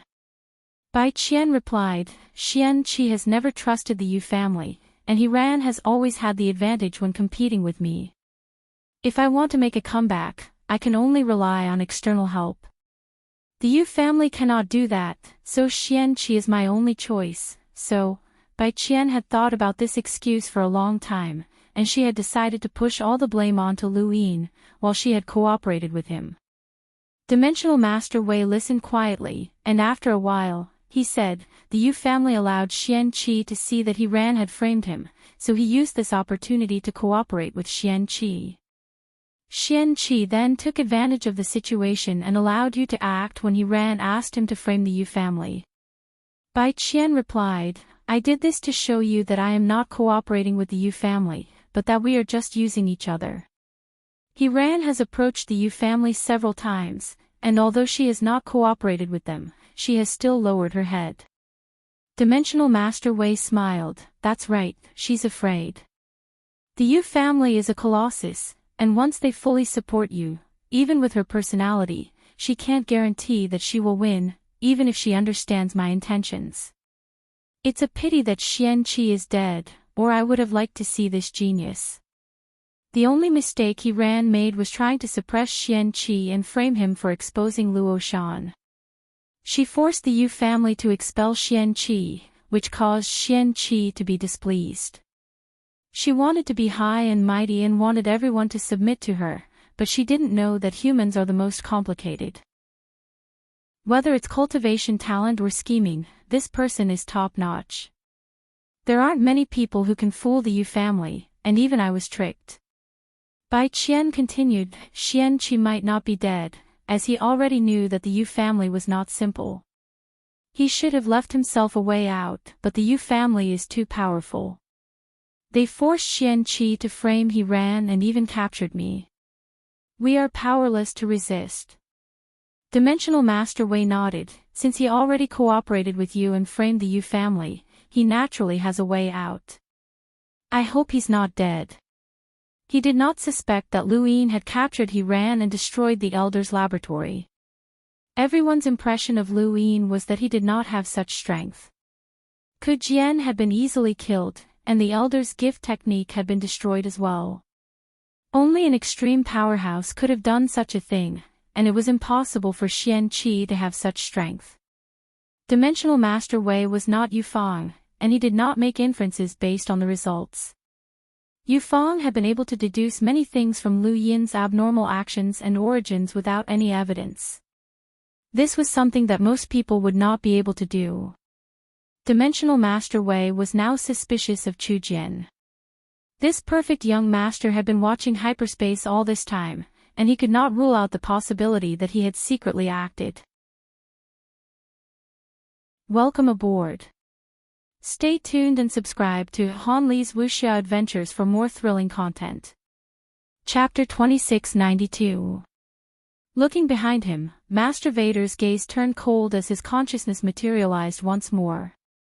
The entire hyperspace once again felt the fear of being controlled. Yufang raised his head. Master Wei's strength was unfathomable. If the Yu clan failed this time, they would never be able to make a comeback in the future. Uncle Mo walked out from a corner of ultra space-time. He looked at the starry sky with a frightened expression. Suddenly, the materialized thoughts converged in front of Uncle Mo in the shape of a funnel, forming the appearance of Dimensional Master. When Uncle Mo saw Master Wei, he bowed respectfully. "Greetings, Master.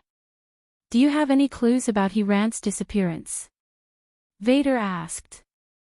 Uncle Mo's expression turned ugly. "No, Ku Jian was killed by a single palm strike. That palm strike was extremely powerful, and even I can't do that. It must be an extremely strong person." "Hand over the energy source," Vader said calmly. Uncle Mo's expression changed, and he looked towards Master Vader. "Master, this lowly one hopes that with my current strength, I will be able to find you." "This lowly one.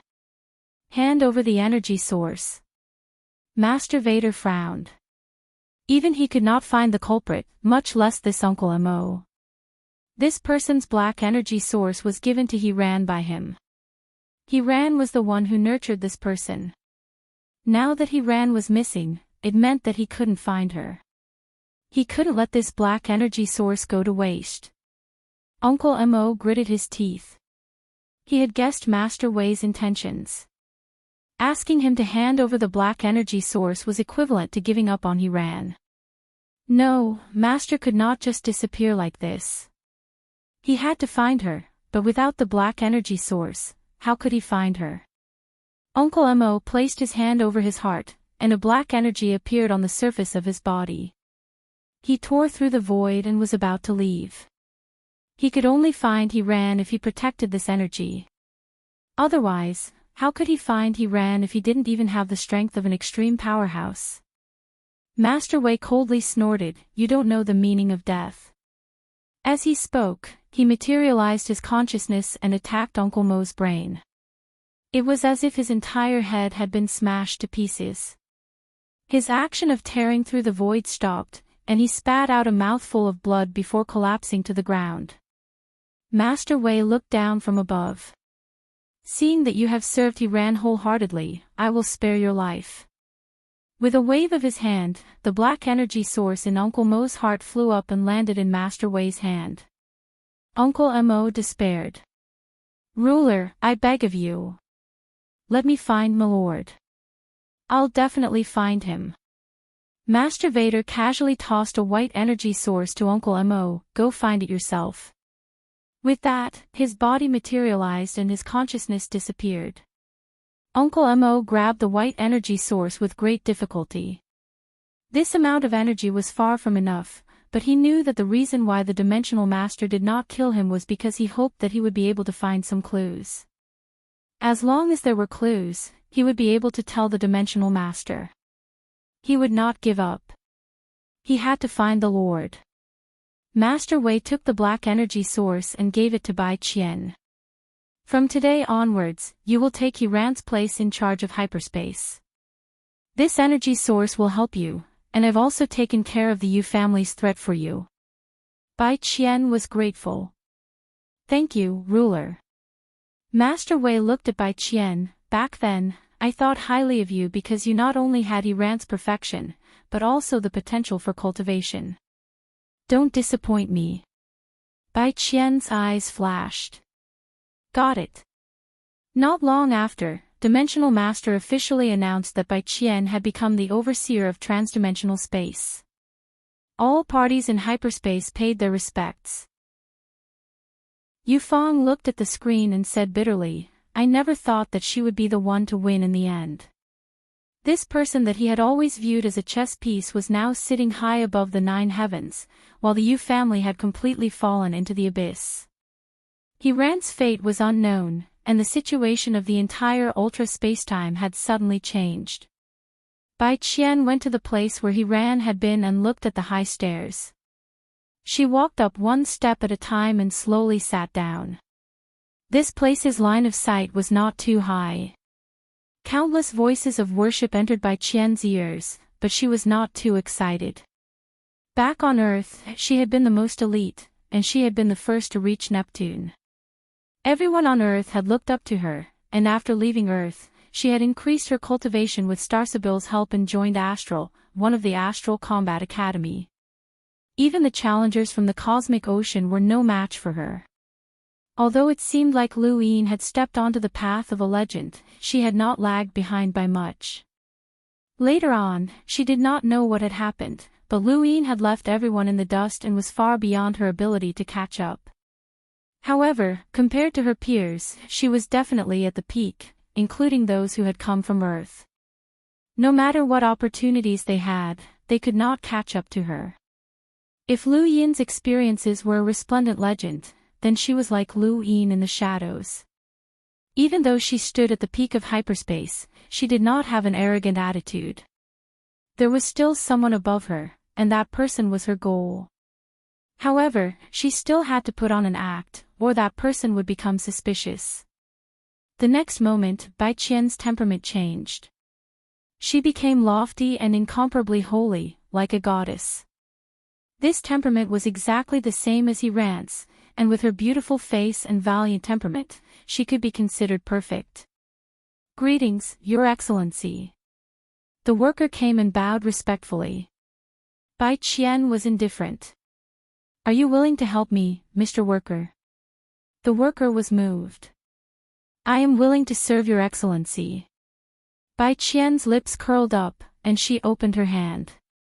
The black energy source slowly floated in front of the worker. The worker had climbed up step by step from the bottom. Without the support of a noble family, he was like Tu Ku and could use the white energy source. Now that Bai Qian had given him the black energy source, it was also an opportunity. She could trust this person. It was also because of this worker that Lu Yin had been able to inform her in time and prevent her from being bullied by Xiao Zun. The worker looked at the black energy source floating in front of him and his breathing quickened. Are you confident? Bai Qian asked indifferently. The worker took a deep breath, and his old face became much younger. He straightened his back. I won't hide it from you, Your Excellency. I believe that I can use the black energy source a long time ago. He then reached out to take it and placed it in his heart. A violent and uncontrollable power wreaked havoc in his body. The worker's body trembled, and he almost fell over. He stepped forward with his right leg and slowly squatted down, beads of sweat dripping down his face. He was trying to withstand this power. This was an opportunity, and only by grasping it would his family be able to escape their previous predicament. Otherwise, once he left the decision-making team, his family would be liquidated. His family was not a proper noble family to begin with. There was a low roar as the black energy erupted and surrounded the worker. The worker exhaled and distorted the void as he sensed the boundless power within his body. Was this the black energy? Was this the power of an extreme powerhouse? He bowed excitedly to Bai Qian. Your subordinate is willing to serve Your Excellency to the death. Bai Qian nodded. The worker consciously hid himself in the void, just like Uncle Mo. At this moment, Bai Qian finally had the capital to back her up. An extreme powerhouse was her capital, but this capital was far from hers. Lu Yin's side was her true capital, and he should be returning soon. Half a month later, Lu Yin returned to the void god spacetime, and as soon as he returned, he was shocked to learn of the events that had transpired in the hyperspace continuum. He had not learned much about the hyperspace continuum during this time, and he had assumed that the Yu family would definitely win. However, the results had left him shocked. The Yu family had actually been defeated, and the Dimensional Master had returned and appointed Bai Qian to control the hyperspace continuum. All of this felt like a dream to Lu Yin. He had actually come here to investigate Bai Qian's whereabouts, but he had not expected her to suddenly take over He Ran's place. Capturing He Ran had been the right decision. However, the Yu family's schemes had actually been defeated. The Dimensional Master had concealed himself even more deeply than the Yu family. Lu Yin was glad that he had not participated too much, or he would have been unlucky as well. The Yu family had invited the Shaoyin divinity to take action, but the Dimensional Master had suppressed them instead. The Dimensional Master's strength should be comparable to 3 divinities. This was the true strength of a hexagon. Even the Dimensional Master, who was not proficient in cultivation, was mysterious and unfathomable. After Lu Yin returned to the void god spacetime, he quickly greeted Su Heng and Su Ling to prevent them from worrying. He then went to the hyperspace continuum to understand the current situation. It was still the same staircase with blooming flowers, but the one sitting at the top was not He Ran, but Bai Qian. One was looking down, while the other was looking up. Life was truly strange, and Lu Yin had not expected Bai Qian to actually win. He had been worried about Bai Qian since he had tried to contact her before capturing He Ran, but he had not been able to contact her. Xian Qi, thank you for your help. The Yu family has been defeated. From now on, you will be the Hyperspace Horizon Prefecture's Prefecture Master. Bai Qian smiled and looked at Lu Yin with bright eyes. Lu Yin raised a brow. Did this mean that she had already revealed everything to the outside world? If that was the case, then the Yu family already knew that he had schemed against them. Had they told the Shaoyin divinity that he had killed Xiao Qingfeng? Actually, He Ran's framing of the Yu family had been part of the Yu family's plan, but they had not known who had placed Rahu's item in the Zio realm. Now, they must have known. Lu Yin's thoughts raced, and he looked at Bai Qian. Where's He Ran? Bai Qian replied, I don't know. She's missing. Lu Yin felt that it was a pity. What a pity. She's pretty good to me. Bai Qian smiled. Pretty good. Looks like you admire her a lot. Lu Yin shrugged. Just a so. So, how should I address you?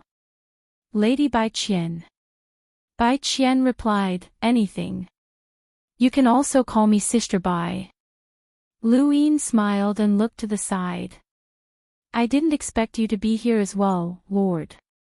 Lord walked out and beamed at Lu Yin. My Lord thinks highly of me and gave me a chance to protect you. Lu Yin nodded. I didn't expect Lord to be able to use a black energy source. The hyperspace horizon really is filled with hidden dragons and crouching tigers. Lord Justice replied, it's just using it, but it's still far from what the future prefecture master can achieve. Lord Justice was very grateful to Lu Yin, and he could faintly guess that the reason he had been valued was because of Lu Yin. Lu Yin and Bai Qian had an inexplicable relationship. Not long after, Lu Yin left, as there was nothing more to be said. Yi Futian went to the Zio realm. He wanted to confirm the Yu clan's thoughts. Yu Fang might have guessed something, but Master Wei didn't know. This meant that the Yu clan didn't say anything. Yi Futian had to make a trip there. The main reason was that the Yu clan hadn't told Xiao Qingfeng's death to divinity Xiao Yin. When they met again, things had changed. What surprised Lu Yin the most was Yu Lei. She had changed from her previous sloppiness to a completely different person. She was clean and tidy, and her gaze was deep. "If I didn't know you, I would have thought that you were a fake ukulele," Luine teased. Ukulele looked at him calmly. "We've been waiting for you for a long time." Luine asked, "You know that I'm still alive?"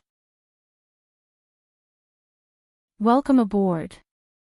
Stay tuned and subscribe to Hanli's Wuxia Adventures for more thrilling content. Chapter 2693. Yufeng replied, "We've activated the super analysis mode here, so even the maintainer can't monitor us. If you have anything to say, just say it." Luine found it strange. Your Yu family can actually use the super analysis method. Master Wei didn't confiscate it. We've lost more than half of the Zio realm, and my Yu clan has also lost control of all the carriers of the feeding technique. I've even been chased out and can't research it. From then on, the Yu clan can be considered to be in dire straits, Yul said. Luine looked at Yufeng. "But I can see that you guys are still in good spirits. I'm curious, how did you guys manage to survive under Vader's attack?" Yufeng stared at him. "Bai Qian didn't tell you?" Luine shook his head. Yufeng's tone was calm. "You've been working with Bai Qian for a long time, right? It was Bai Qian who placed Rahu's items in the Zio realm. You're Lu Yin's subordinate." Lu Yin's eyes narrowed. "Don't spout nonsense. Lu Yin and I are irreconcilable enemies in the primordial space." Yufeng sneered. "Perhaps. How is he Ran?" Luine asked. "Isn't he Ran missing?" Yufeng looked at Luine with a mocking gaze. "Others might not have thought of you, but I knew it was you. Xian Qi, you've hidden yourself well.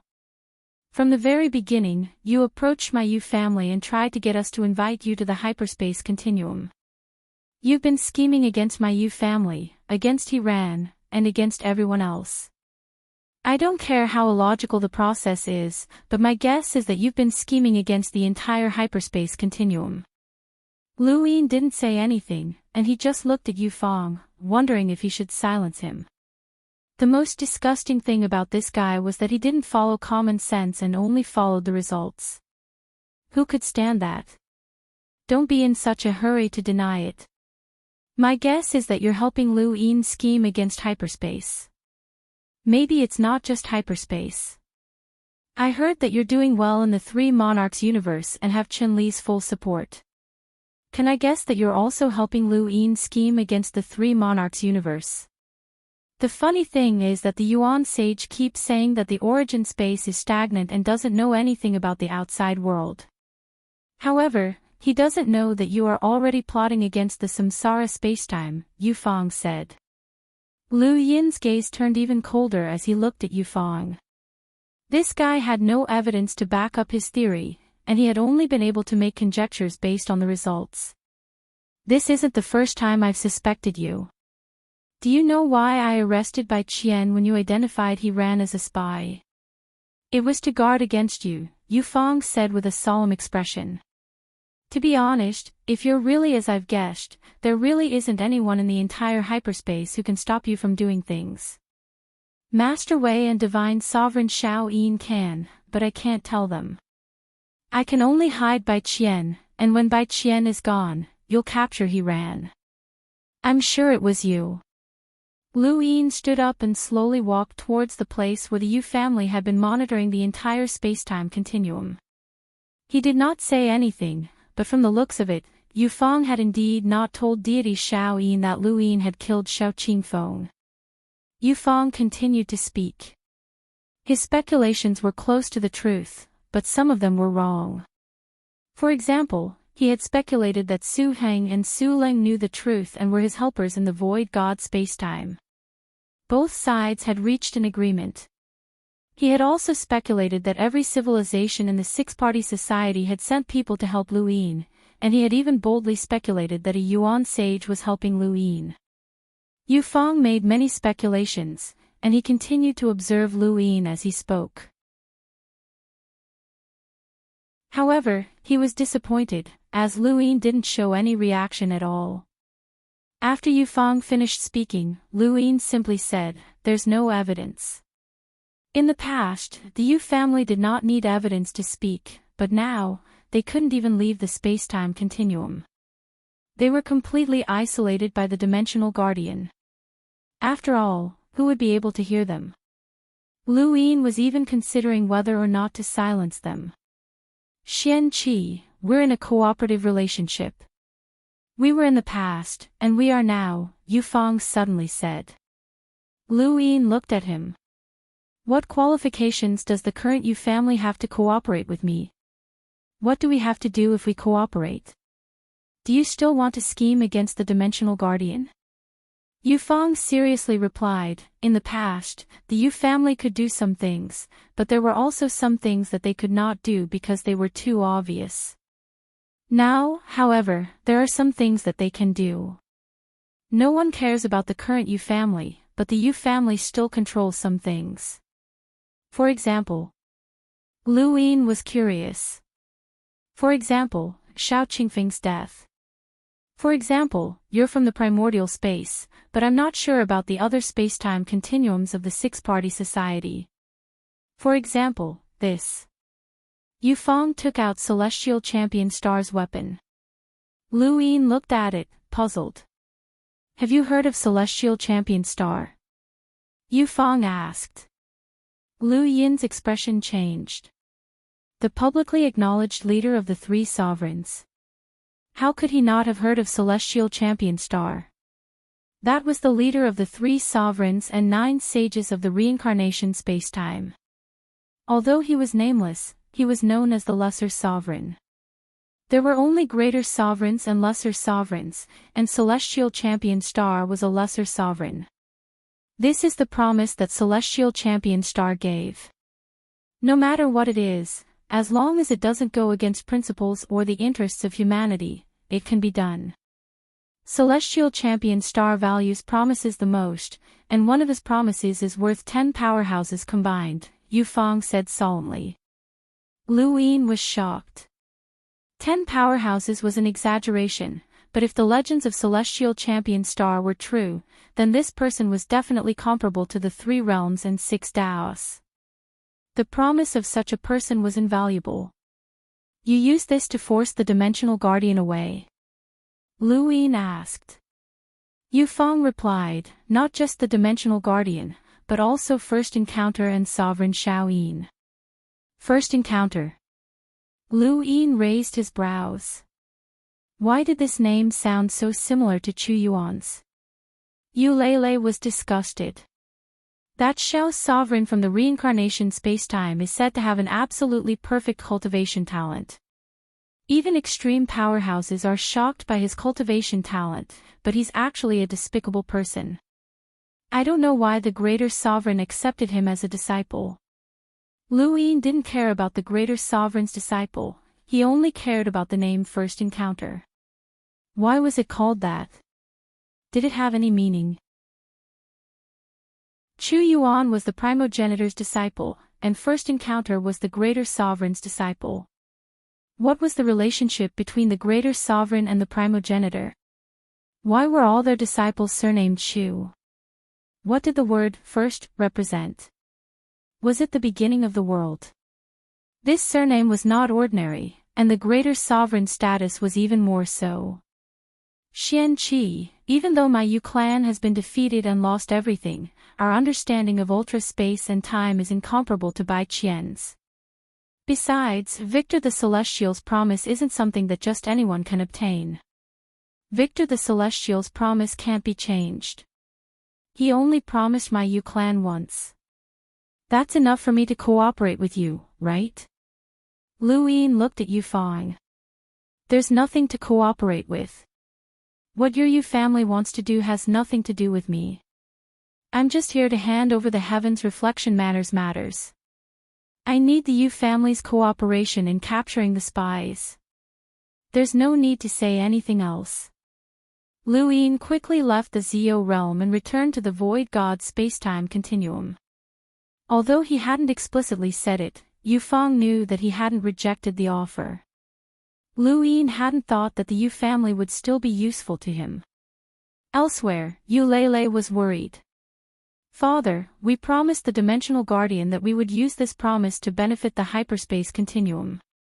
Bai Qian heard it too. Yufeng looked at Eulele. I know. He then turned and left without waiting for Eulele's reply.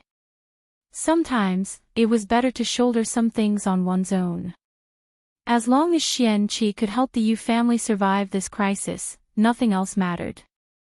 The Yu family couldn't stay in the hyperspace continuum and wait to die.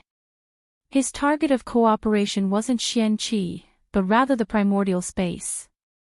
After returning to the Red Domain, Lu Yin met up with Su Heng and Su Leng. Both of them had a bad attitude towards the Yu family, as they believed that the Yu family had forced Lu Yin to identify he ran.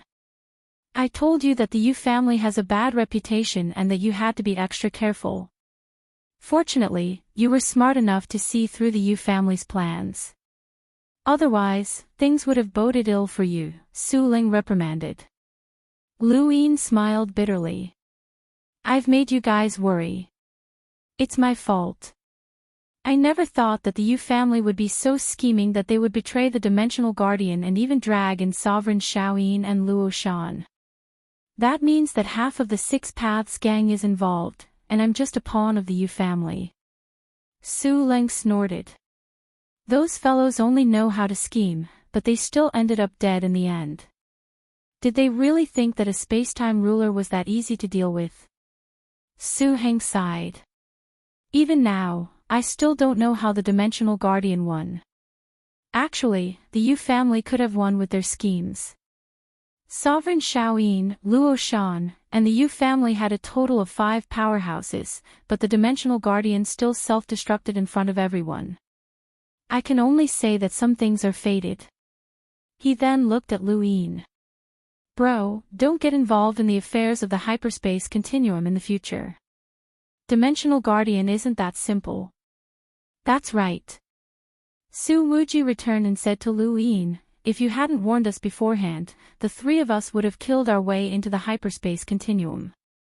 The Eternals would have benefited then. Su Ling rolled his eyes. They would definitely go to the hyperspace continuum for revenge, but Su Wuji might not. Who knew what that old fellow was thinking? The group left after berating the Yu family for a bit. You should just stay in the void god spacetime and raise your cultivation. Think of a way to fulfill your promise to the new inn, Su Wuji said. Lu Yin shrugged.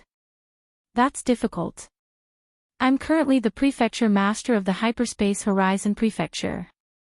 Su Wuji was shocked. Prefecture Master of the Hyperspace Horizon Prefecture. Lu Yin suddenly asked, Prefecture Master, do you think I have a chance of becoming the Prefecture Master of the Six Direction Association's Horizon Prefecture? Su Wuji sneered. Don't say such stupid things. It reminds me of Yu Xian.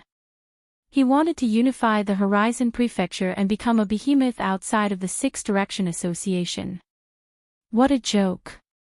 However, reality has proven that he was just putting on a show for the Dimensional Guardian. Even his act of scattering all of his family's wealth and suicide were all fake. But I'm real. If that day really comes, will the Prefecture Master support me? Lu Yin asked seriously. Su Wuji thought about it. If that day really comes, he grinned at Lu Yin. Let someone else be the Prefecture Master. Whoever wants it can be the Prefecture Master. Lu Yin laughed. Su Wuji laughed happily as well. The next day, Lu Yin received another invitation from the Mu Tiankong Prefecture's Horizon Prefecture, asking him to head to Mu Tiankong to assist in the investigation of the spy. Lu Yin rejected the invitation once again, as he became even more wary of the Mu Tiankong Prefecture. He had only just returned, and the Mu Tiankong Prefecture had already known about it. It was obvious that they were watching him. It would be fine if they really wanted to investigate the spy, but if it had something to do with the Freedom Palace, then Lu Yin would have to be careful. Logically speaking, the Freedom Palace should not have come looking for him. The stone was in Luoshan, and Chenlu had been the one to hand it over. Lu Yin had not even shown himself from start to finish. However, the Mu Tiankong Prefecture's actions made Lu Yin wary. Perhaps that Mr. Dahang had the ability to manipulate fate, but what could he do? Welcome aboard. Stay tuned and subscribe to Han Li's Wuxia Adventures for more thrilling content. Chapter 2694. Thinking about destiny, Lu Yin returned to the Eternal Kingdom and then to the Fifth Mainland. He and Bai Qian had agreed to meet on Earth. On Earth, it was still the same beach. Under the setting sun, the waves rose and fell, and there were many people playing around. Lu Yin reclined on a chair and leisurely sipped on his drink. The second, third, and fourth days were the same, and Bai Qian only arrived on the fifth day. You can come here as you please. Lu Yin asked. Bai Qian replied, Master Dimensional doesn't have time to keep an eye on me. One of his bodies was destroyed, and he's urgently looking for a replacement. Lu Yin took a sip of his drink. Once you reach a certain level, you'll also be his body. He wants both men and women, right? Bai Qian nodded and reclined as well. A woman's body changes very quickly, and she'll get a new one every 10,000 years. A man's body is different and can be used for a long time. The Yu family used this habit of Master Dimensionals to scheme against him. Back then, a man that Master Dimensional favored escaped and left a flaw in Master Dimensional's plan. Otherwise, if that body was still around, even the Shaoyin divinity wouldn't have been able to do anything to Master Dimensional. Lu Yin was curious. You were able to escape. If you stayed behind, wouldn't that be the same as escaping as well? Bai Qian shook his head. We all have Master Dimensional's methods in our bodies. As long as he confirms that we've escaped, we'll definitely die. That makes sense, Lu Yin said. Bai Qian looked at Lu Yin. You've also left control methods in many people's bodies, right? Lu Yin did not deny it. Don't worry. Low-level methods. Bai Qian bluntly answered. Lu Yin raised a brow. Other than that, how do you control your enemies? Bai Qian replied, It's simple. I just need to create stronger enemies for him. Troublesome. Maybe. Lu Yin retracted his gaze. The two of them had different thoughts, and there was nothing to discuss in this regard. For now, Master Dimensional doesn't trust me. I can't find Zijing's location, and I don't dare to. I'll try my best to understand transcendence as soon as possible, so there's no rush. Lu Yin replied, I didn't call you here for Zijing. You left Earth with Starsabil's invitation, right? Bai Qian replied, Yes. Where's the invitation? Lu Yin Qian. Bai Qian did not understand why Lu Yin was asking for it. With his current Starsabil, he had long since disregarded of course. You want it? Lu Yin. Bai Qian touched his cosmic ring. If even Bai Qian's invitation letter was gone, then it would be very difficult to find Starsabil and Mr. Zhu. Fate was always a thorn in his side.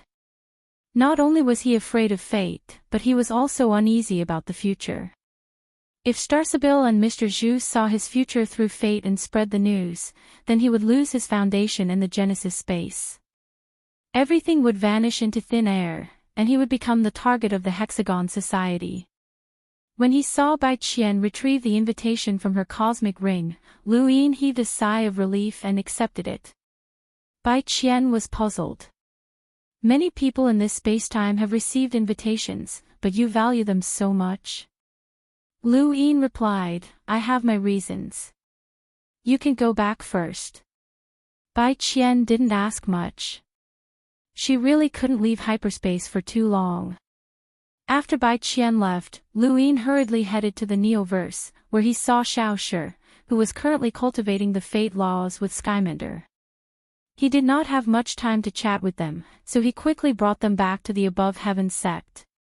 At the same time, he had his fate daughter arrive.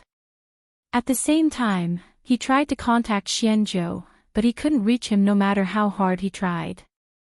Hiding from him. Forget it, it was fine even if he couldn't find Xianzhou.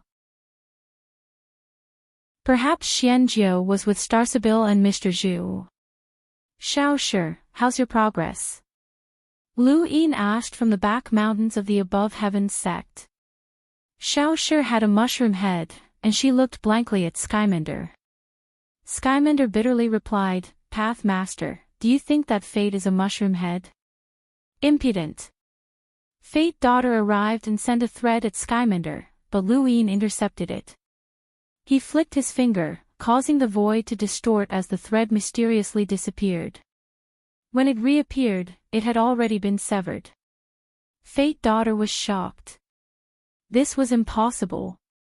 Although Lu Yin had always had the strength to fight against progenitors, that had been with the help of various external forces. Against her, it would not be so easy for him to suppress her with his own strength. If the two of them really fought, she did not believe that she would lose. However, in that instant, her thread of fate had been severed. It had been cut off by a power that she could not see. Fate daughter was a disciple of fate, and she was one of the 12 heavenly gates. During the era of the sect of heaven above, she was almost guaranteed to break through to the progenitor realm. She was a powerhouse at the peak of the half-ancestor realm, and ordinary half-ancestors would not even be able to retaliate against her. She could even fight against ordinary progenitors without panting. By relying on fate's laws, even Qianlu, who had been a peak half-ancestor, would not be her match. Thus, whether it was fate daughter, Lu Bujing, Kai, or Hen Xian, all of them were very arrogant. However, Lu Yin's move just now had stunned fate daughter, and she could not figure out what was going on. She even forgot to attack Skymender. Lu Yin looked at her coldly. Do you know where this is? Fate daughter frowned. She was afraid of Lu Yin, but she also remembered why she had attacked him. She angrily glared at Skymender. He insulted Master. Skymender hurriedly apologized. I did not insult fate. It's just that this child's learning of fate's laws is going too smoothly, so smoothly that it's unimaginable. Besides, he can even read the Book of Destiny. Fate daughter suddenly stared at Xiaoshi. You can read the Book of Destiny. This was the first time fate daughter had heard of Xiaoshi's existence. Skymender had been one step ahead of her, but only by one step. Xiaoshi was afraid of fate daughter and hid behind Lu Yin. Fate daughter did not understand. You've only just started cultivating fate's laws. How old are you? How could you possibly understand the Book of Destiny? She then looked at Lu Yin. Path Master, this. Lu Yin raised a hand to stop her from being so agitated. To fate daughter's knowledge, only fate could understand the Book of Destiny without cultivating it. Skymender had thought the same back then, but now, Xiaoshi's image had completely overturned her understanding, and she could not accept it. Lu Yin gave a simple explanation of Xiaoshi's situation, and fate daughter was stunned. Could this brat really understand the Book of Destiny? I don't believe you. Show him, fate daughter said. Lu Yin's eyelids twitched. Show? How could that be possible? The Book of Destiny had been burned, and fate daughter would definitely be furious if she found out. He hurriedly gave Skymender a look, but Skymender was not stupid. Path Master, what instructions do you have for us? Could it be that you found Starsabil?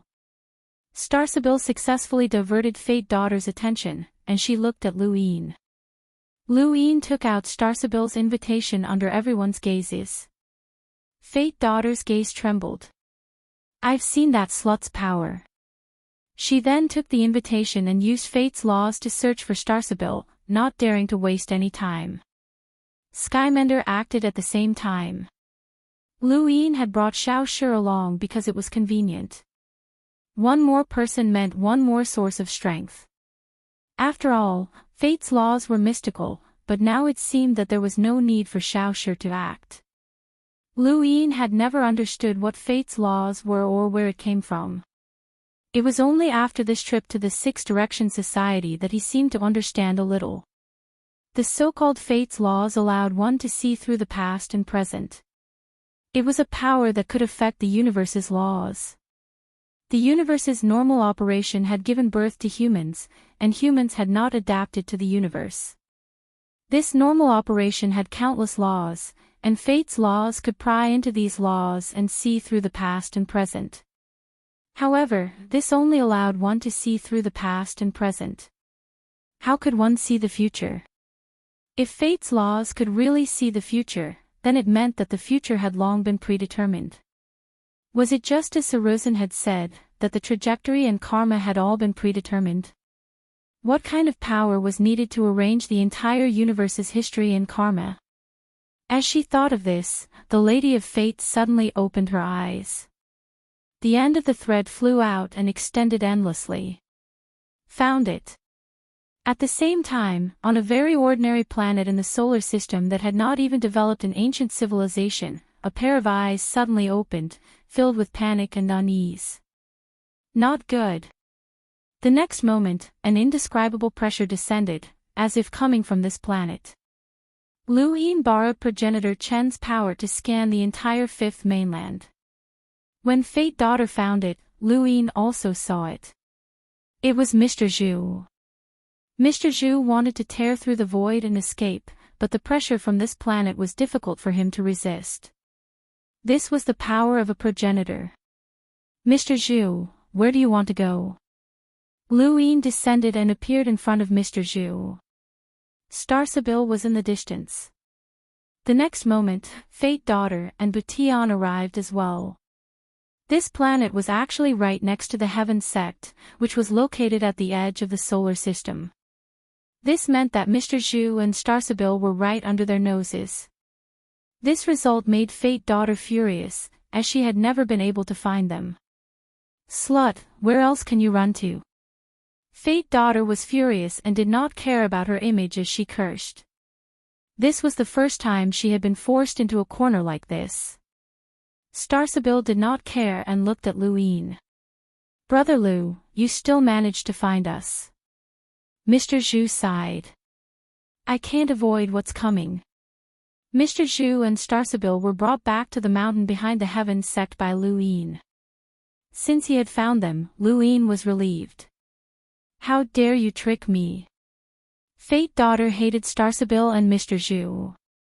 When she had first appeared and found Starsabil, she had been told that Mr. Zhu was dead. She had not thought much of it, but she had never expected that she had been tricked from the very beginning. She could accept being threatened and berated, but she could not accept being tricked. She was Fate Daughter, the successor of Fate. She should have seen the past and present, but she had been tricked. Fate Daughter, get out, Lu Yin said. Fate Daughter frowned. Me? Lu Yin looked at her and waved his hand. All of you, get out. She's someone related to my fate, so why should I leave? I want to know why she's hiding and the truth about the bead. That involves my master. Fate Daughter was unwilling to leave. At this moment, Master Shan arrived and slowly walked in front of Fate Daughter. The young master has asked you to leave. Fate Daughter's face turned cold. Master Lu, there's no reason for you to ask me to leave when it involves my fate. The young master does not need to reason with you. An illusory mountain appeared in front of Master Shan. This was his inner world. Although he could not become a progenitor and had failed his tribulation, which had resulted in irreversible consequences, he had still managed to cultivate his inner world back. Fate Daughter did not care about Master Shan at all. She did not fear anyone at the half-ancestor level. Welcome aboard. Stay tuned and subscribe to Han Li's Wuxia Adventures for more thrilling content. Chapter 2695. The current Master Shan was different. As the black energy spread out, the illusory mountain became solid, and the mountain rumbled as it crashed towards Life Maiden. Lu Yin was curious as to what kind of power Master Shan could display. Life Maiden attacked and stabbed her destiny line into the mountain, but it was stopped. She was shocked. How could this be? She could actually feel the power of a progenitor. You're a progenitor. Master Shan took a step forward and pushed his Lady Ming away. Don't spout nonsense, or you'll never know anything about destiny. Lu Yin's voice rang out the moment Life Maiden was pushed away. Life Maiden's emotions were complicated, as she could not understand Lu Yin at all. He had been able to break her destiny line without the help of a progenitor, and now, he was hiding another progenitor. Where had he gotten all this information from? Regardless of whether she was willing to admit it or not, the current above heaven sect was becoming more and more powerful. Unless Life Maiden wanted to betray the Genesis space, she could not reveal anything about Lu Yin. Butian was much simpler. Lu Yin had sent him away with a single glance, and Xiao Shi had been dragged away as well. Senior Butian, that little girl's personality is really bad, Xiao Shi whispered to Butian. Butian hurriedly told him to keep quiet. Life Maiden heard this and stared at Xiao Shi. Where's the Book of Destiny? Xiao Shi was about to speak when Butian covered his mouth. It's with the Path Master. Life Maiden's eyes narrowed. At this moment, Zhao Ran arrived and excitedly brewed a few cups of tea for someone. Xiao Shi looked at Zhao Ran and was bewildered. His eyes widened as he followed her. Life Maiden frowned. Who's that mushroom head? Butian smiled bitterly.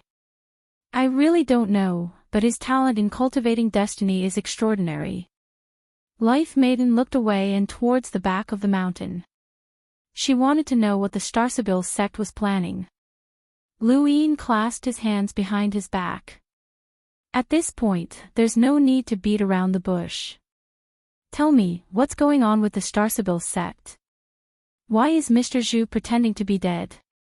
Who's behind the massacre at the Astral Combat Academy? What's the deal with the beads? How much do you know about destiny? Mr. Zhu sighed. From the moment you found me, I was destined to tell you the answer. Actually, I'm the bead. Lu Yin was not surprised, as he had already guessed it. There are 13 pearls of destiny, and you are one of them. Mr. Zhu nodded. Starsabil is my host. Lu Yin looked at Starsabil, but she remained calm. The Starsabil sect was founded by Mr. Zhu in order to select Starsabil as its host. We've long known of fate's existence, and it's not just a legend. Fate will return, Mr. Zhu suddenly said. Lu Yin's eyes narrowed. Will fate really return? Mr. Zhu took a deep breath. Destiny is not dead, or I would not exist. My existence is based on destiny's laws. If destiny is dead, then I cannot exist. Lu Yin asked, the symbol ancestor's power is also on the fifth mainland. Are you sure that he's still alive? Mr. Zhu shook his head. It's not the same. The symbol ancestor changed the heavens and the earth, while destiny. He looked at Lu Yin. Steal the heavens and change the earth.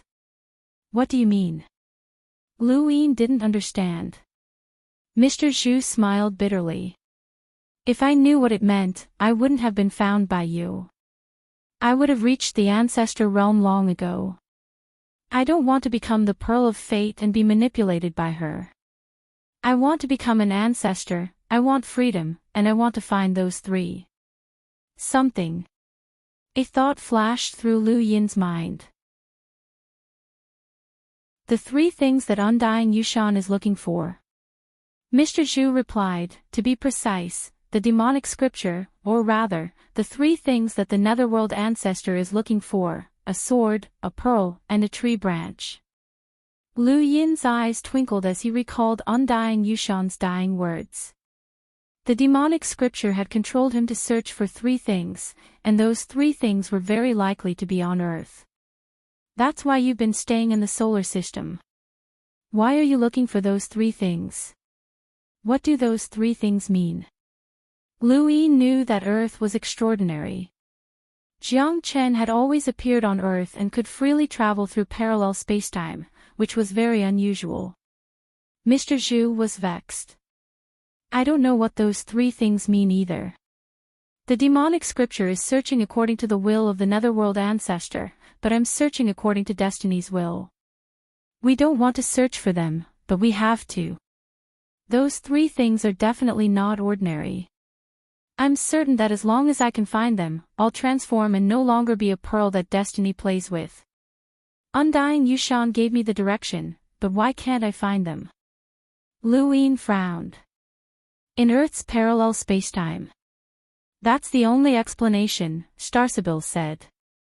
If they weren't in a parallel spacetime, Undying Yushan would have found them long ago.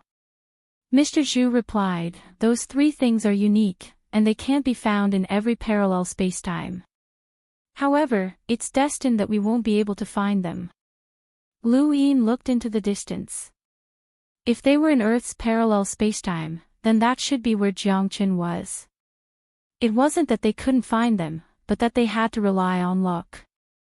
No one knew when Jiang Chen would return. The Starsabil sect was the greatest secret of this era. Before Lu Yin had undergone the Grim Reaper transformation, the Grim Reaper and Destiny were just legends that could not be confirmed or acknowledged. No one had even mentioned them. However, the Starsabil sect had always known about the existence of Destiny, and they even knew that Destiny would eventually return. Mr. Zhu hadn't done anything wrong, and it was normal for him to think for himself. However, now that he had been found, he could no longer be free. A pearl was still a pearl. If an ordinary person knew about the existence of Destiny and that he was just a part of a story that had been arranged, would he resist? Perhaps, perhaps not, but if the ending of this story was not what he wanted, would he still resist? The answer was definitely yes. To Mr. Zhu, Destiny would eventually return, and his ending was to become a pearl that was worn on Destiny's wrist. He could not accept such an ending, so he wanted to resist. He had pried into Destiny's cultivation method and used his connection to Destiny to search for the 3 items. He wanted to rewrite Destiny and break through to the progenitor realm. He wanted to even suppress Destiny and control his own life. Unfortunately, he had failed in the end. Looking at the 10 pearls in his hand, Lu Yin did not know what to do. Wearing them on his wrist made him panic. After all, Mr. Zhu was also one of them, and he was an independent existence. Would the other 9 pearls also be independent existences? Wearing them on his wrist was like having 10 independent existences staring at him at all times. Just thinking about it made him panic. More importantly, these pearls were too obvious. Once Destiny returned, he would be the first to be found. Lu Yin did not know what to do if he did not wear them. Tell me what to do with these pearls, Lu Yin asked as he stared at the pearls in his hand in a daze. Starsabil was very calm. I don't know. If I did, I wouldn't be the host. Lu Yin looked at her. You don't want to be the host. Starsabil was bitter. To Mr. Zhu, Destiny is an enemy that competes with him for time. It's the same for me.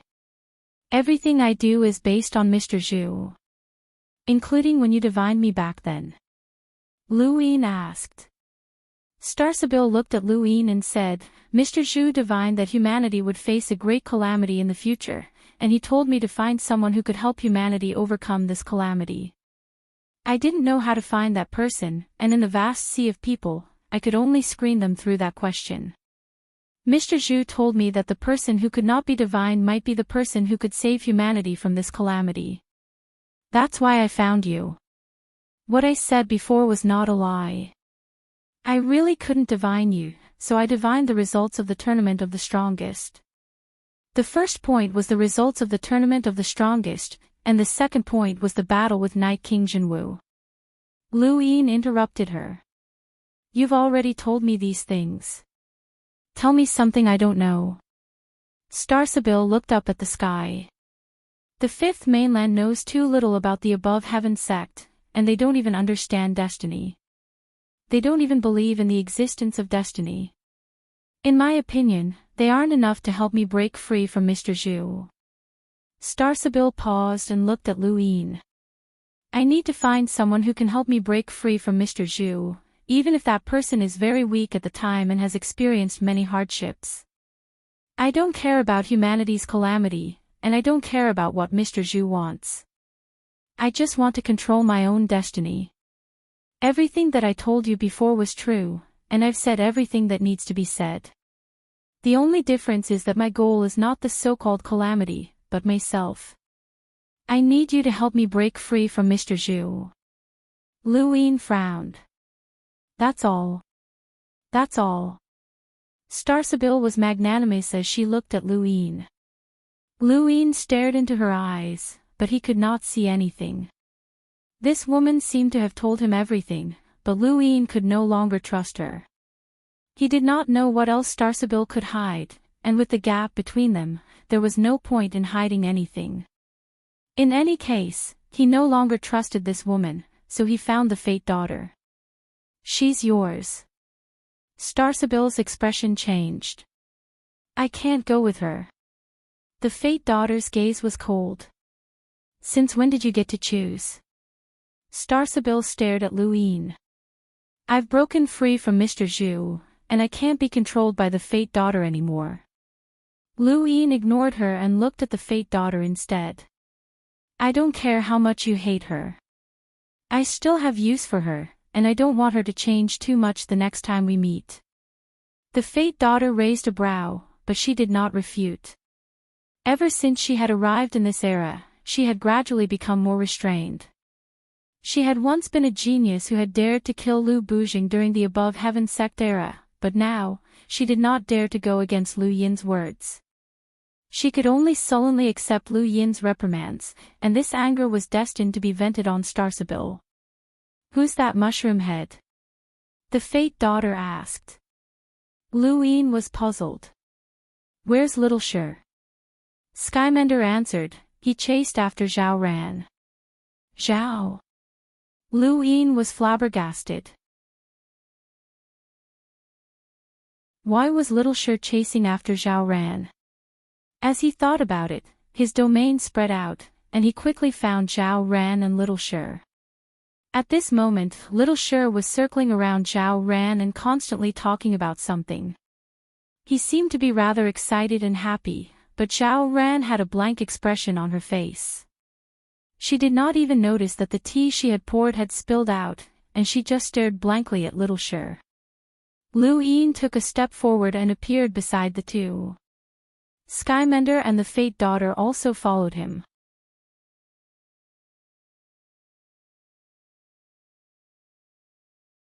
Welcome aboard. Stay tuned and subscribe to Han Li's Wuxia Adventures for more thrilling content.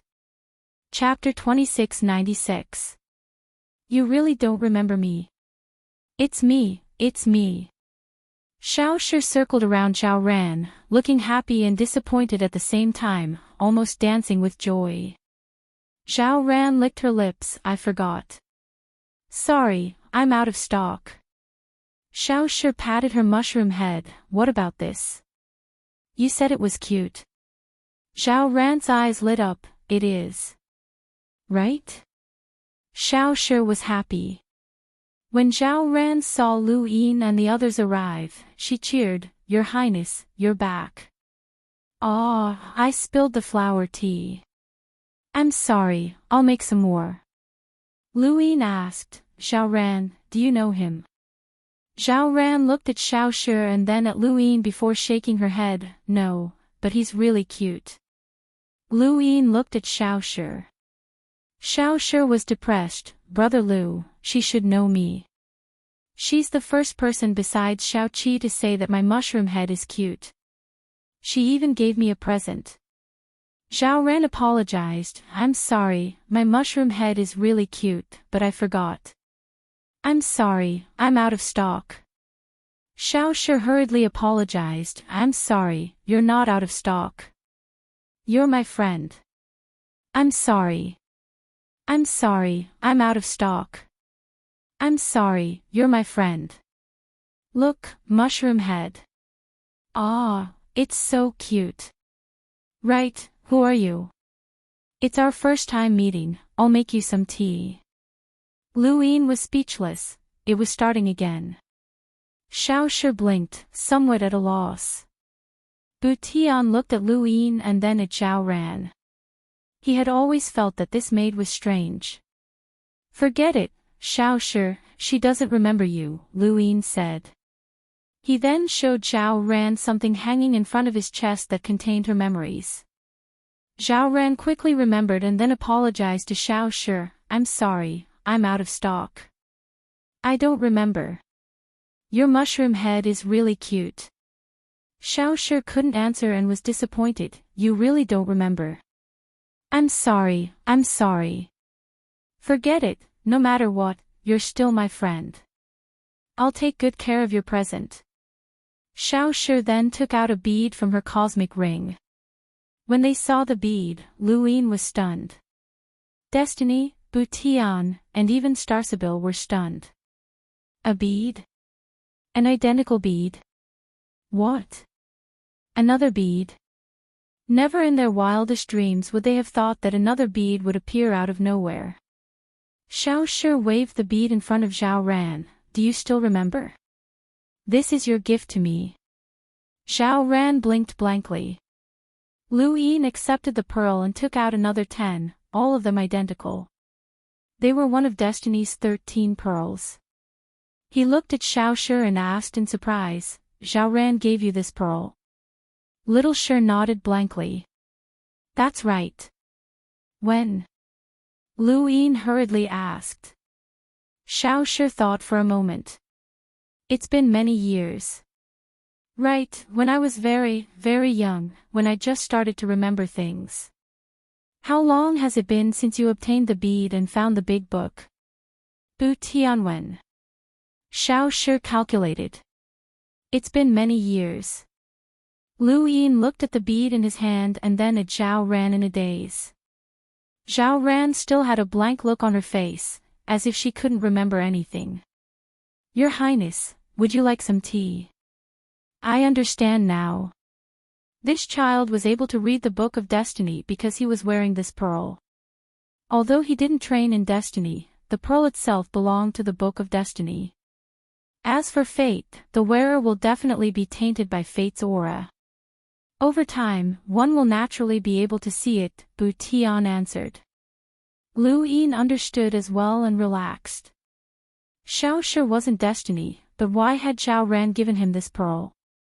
Where had Zhao Ran gotten this pearl from?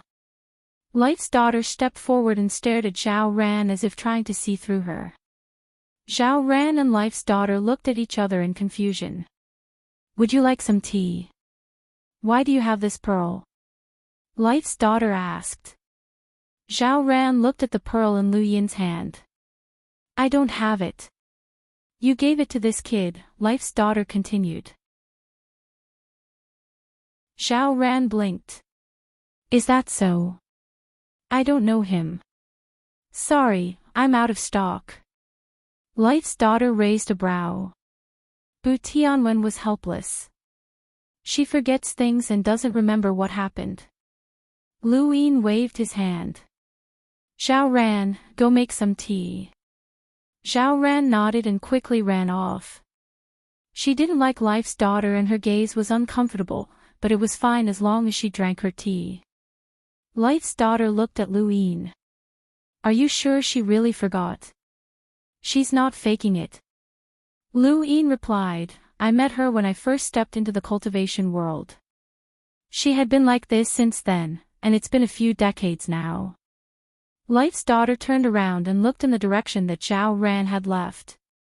You said that Destiny gave this pearl to a child. What's the situation with that child? Lu Yin asked. Life's daughter replied, I told you, I've never seen that child. Is it a boy or a girl? I don't know. Do you suspect it's her? Impossible, how could she have lived from Master's era until now? Life's daughter asked. Lu Yin looked in Zhao Ran's direction. Impossible. He would never forget that Zhao Ran had once been with the desolate ancestor. The desolate ancestor had even said that he wasn't the person that Zhao Ran was waiting for. Zhao Ran had lived for a very long time, so how long had she lived before meeting the desolate ancestor? Lu Yin thought back to everything related to Zhao Ran. She was always able to find Xian Jiu and force him to scold her. She was naive and only liked to study flower tea, as if everything had nothing to do with her. Who was she? She couldn't be Destiny, could she? Brother Lu, my pearl, Xiaoshi said shyly. Lu Yin was serious. Give it to me as a gift. Xiaoshi was stunned. Ha! Lu Yin smiled. Can I? Xiaoshi didn't want to give it to him. That's the gift she gave me. I wanted to borrow money from you, but you didn't, Lu Yin said. Xiaoshi pursed his lips. You said I didn't have enough money. In the end, you didn't lend it to me, Lu Yin repeated. Xiaoshi looked at the pearl reluctantly and gritted his teeth. Then I'll give it to you. Thank you. Lu Yin smiled. He felt like he was stealing a child's gift. Don't worry, I'll get someone to promote Mushroom Head and fulfill your lifelong wish. Do you want me to find you an ambassador? That he ran isn't bad, you can talk to her yourself. She's with the cauldron. Xiaoshi became excited at the mention of promoting Mushroom Head. Really? Lu Yin nodded. Countless people in the above heaven sect like he ran.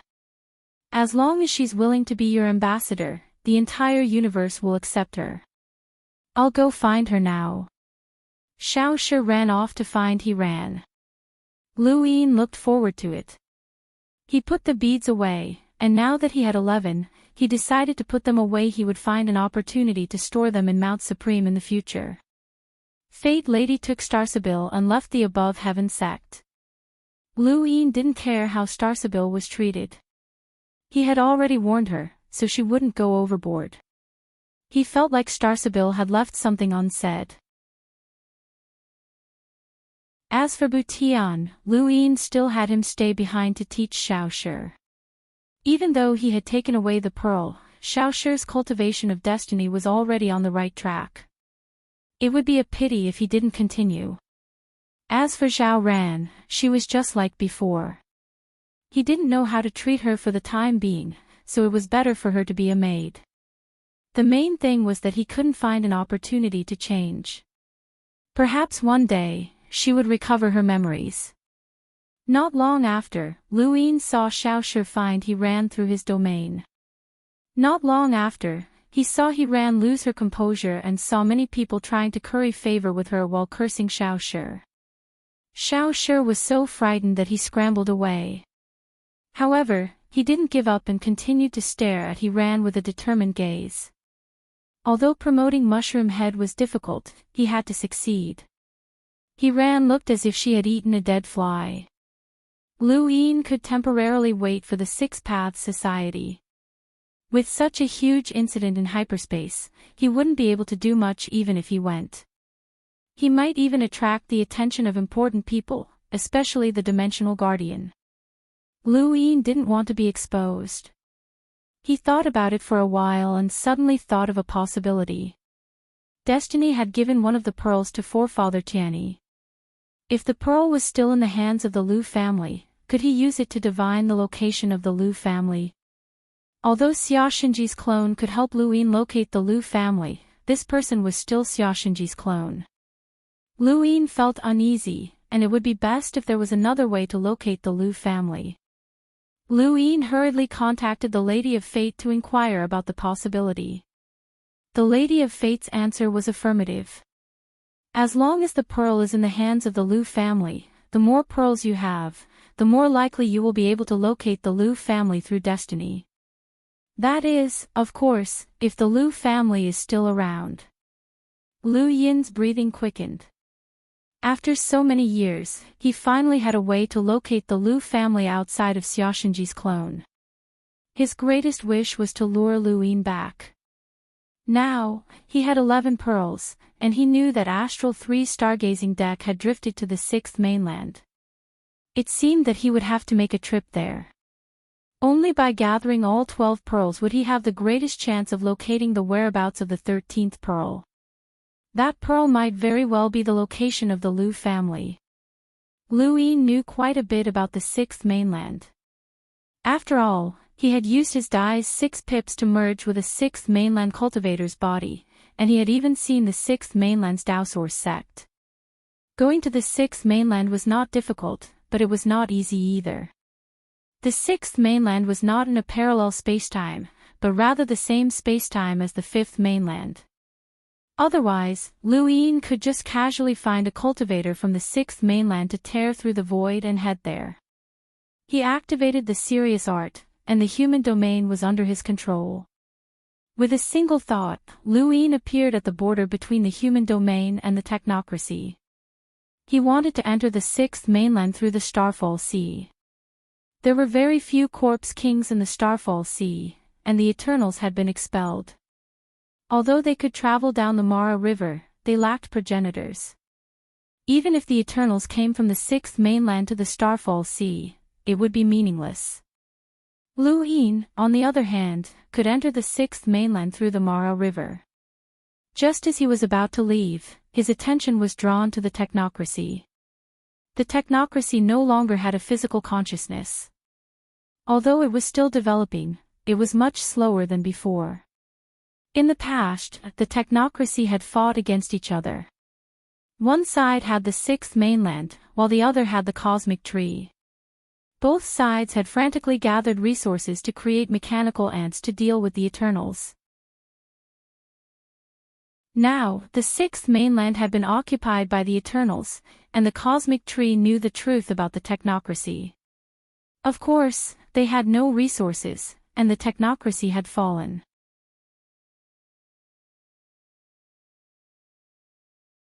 Welcome aboard. Stay tuned and subscribe to Han Li's Wuxia Adventures for more thrilling content. Chapter 2697. After arriving in the technocracy, Lu Yin thought of the Hui ancestor, the materialized consciousness, and the dimensional master. What was the connection between them? Previously, he had thought that the materialization of thoughts was the ancestor Hui's talent. Since the dimensional master also had it, and not only did it come from the self-destructed body, the backup body also had it. In that case, it might not be a talent, but a type of power. Could the ancestor Hui be related to the dimensional master? Lu Yin casually thought about it and then stepped forward, appearing at the edge of the Starfall Sea. He did not disturb the cultivators stationed here and directly entered the Starfall Sea to find the Mara River. When he looked up, the Mara River was incomparably majestic, as if it had split the 5th mainland into two. He was not unfamiliar with this place, as he had seen the symbol ancestor go against the flow when he had traveled through spacetime. He had led the rune-lined civilization into the 6th mainland and brought disaster to the 6th mainland. Today, he would go against the flow as well. The void distorted as Lu Yin manipulated the spatial lines, causing his body to instantly vanish. Regardless of whether it was space or the Mara River, everything was clearly visible to him within the spatial lines. He was able to teleport, instantly leaving the Starfall Sea and reaching almost half of the Mara River's height before continuing upwards. Along the way, he saw a corpse king that was at the level of a half-ancestor. It was guarding this place and keeping an eye on the Starfall Sea. Lu Yin did not touch it, as doing so would attract the attention of the Eternals. The boundless river was like a waterfall from the 9 heavens, covering everything in sight. When Lu Yin jumped again, he arrived above the Mara River and saw the endless river in the distance. This was the 6th mainland, a place that the 5th mainland had once hated. The 6th mainland had attacked the 5th mainland from here, and the 6th mainland had fled to the 5th mainland from here as well. The symbol ancestor had once fought to the death here, and progenitor Chen's blood had dyed the heavens red. Lu Yin's figure flashed, as he did not know where Stargazing Deck was. Right now, he needed to find the humans. When the sixth mainland had fled, they had taken the cultivators with them to preserve the sixth mainland seed. There were too many people left, and it was impossible to say for sure. It was impossible for all of them to have been transformed into corpse kings, so there was definitely an eternal kingdom here. Lu Yin's guess was correct, and after searching for a while, he found the first eternal kingdom. It was located in the Black Blood realm, where the Mara River intersected. There was definitely more than one eternal kingdom in a huge region. The purpose of the eternal kingdoms was to allow corpse kings and humans to coexist. The Eternals were trying to find a way to coexist, but Lu Yin found it laughable. Sentient beings and emotionless beings could never coexist unless one was absolutely dominant. What the Eternals wanted was absolute dominance. After searching for a while, Lu Yin still couldn't find any clues about Stargazing Lu. However, Lu Yin did see some signs of war. Were there still humans in the sixth mainland who were fighting against the everlasting race? Hidden in the void, Lu Yin watched the battle between the corpse kings and the humans on the distant continent. Many human cultivators fought to the death, sometimes winning and sometimes being defeated. The sixth mainland already belonged to the everlasting race, and there were too many everlasting experts here. Of those who were fighting against the corpse king, the strongest were emissaries. They should have broken through in the past few decades, and any half-martial ancestor corpse king could easily wipe them out. But the war lasted for a long time. It wasn't just this place, there were many other battlefields in the sixth mainland as well. These battlefields were the front lines of the humans' resistance against the Eternals, and the humans had even gathered together to build settlements. Looking at this, Lu Yin recalled the hyperspace dimension's description of the drifting cloud space. Experiments. The Eternals were also giving these people hope. Perhaps it wasn't an experiment. Perhaps it was. He didn't know. These people could have been wiped out in an instant, but the war had dragged on. Perhaps countless years later, the people of the colony would think that they had been able to hold off the Eternals. Little did they know that the Eternals could wipe out everything with a single thought. Lu Yin thought of the fifth mainland and the Sixth Direction Society. Would they be in the same situation? A group of frogs at the bottom of a well, thinking that they had done well. They thought that there was hope. But was it all because of the Eternals? Lu Yin quickly dispelled this thought as soon as it appeared. It was too pessimistic and terrifying. If that was the case, then what was the point of their existence? Toys. He would rather believe that the humans had truly held off the Eternals and that this was a long and drawn-out war, not an experiment. He couldn't help them in this war. Just as he was about to leave, the void suddenly tore open in a corner of the battlefield, and a woman walked out. She wielded a 3-foot-long sword that glowed with a white light that resembled scales. She instantly split the battlefield in two, and wherever she passed, the corpse kings were destroyed. Lu Yin looked at the battlefield. This woman's sword had the destructive power of an emissary, and it shouldn't have attracted his attention. But for some reason, when she appeared, the battlefield and even the heavens changed. It was as if all eyes were focused on her. She was dressed in white and wielded a 3-foot-long sword that tore through the dark battlefield. Her face wasn't as beautiful as Ming Yan, He Ran, or Bai Qian, but she had a strange charm. It was as if her appearance was the center of the universe. This was a feeling that Lu Yin had never experienced before. He had seen too many women in his life. They were beautiful, sexy, enchanting, intelligent, heroic, and so on, but none of them were as eye-catching as this woman. Even Bai Qian and the others couldn't do it. This woman's cultivation wasn't very high, and she wasn't the prettiest, but she was still able to attract attention. Strange. White sword light suppressed the battlefield in the blink of an eye. The giant corpse king punched out, but it was easily torn apart by the woman's sword. No matter how bloody the scene was, it couldn't taint her in the slightest. She was like that white light that would never fade. It's the Valkyrie. The Valkyrie is here, the cultivators on the battlefield shouted frantically. It's the Valkyrie. I've heard of her legends. We've all heard of her. Wherever she goes, the corpse kings will retreat. The Valkyrie. The Valkyrie. Countless people shouted excitedly, their voices forming a wave that drowned out the cries of the battlefield. Luin watched quietly. This woman had single-handedly changed the situation of the battlefield. There were clearly powerful corpse kings in the distance, but they didn't attack. Gradually, the corpse kings retreated. Just as the legend said, wherever this woman went, the corpse kings would retreat. Luin was intrigued, but he didn't leave immediately. He just watched. This woman was very strange. When the battle ended, the woman sheathed her sword and just stood there on the battlefield, breathing in the stench of blood. Her face was silent and expressionless. The cultivators in the distance didn't approach her either. They all watched from afar with a burning passion, excitedly discussing something. 1 day, 2 days, 3 days passed. Finally, on the 4th day, the human cultivators passed by the woman and charged towards the Eternals. The Eternal Kingdom stood tall in the distance, and they wanted to take it and rescue the people imprisoned there. The corpse kings met the humans head-on, and a new battle began. First to act, the woman was the one who killed the corpse kings. She had started later than everyone else, but she was the first to reach the front lines and kill the corpse kings. Under her leadership, the human cultivators' morale soared as they slaughtered their way towards the Eternal Kingdom. Aside from the corpse kings, there were also humans in the Eternal Kingdom.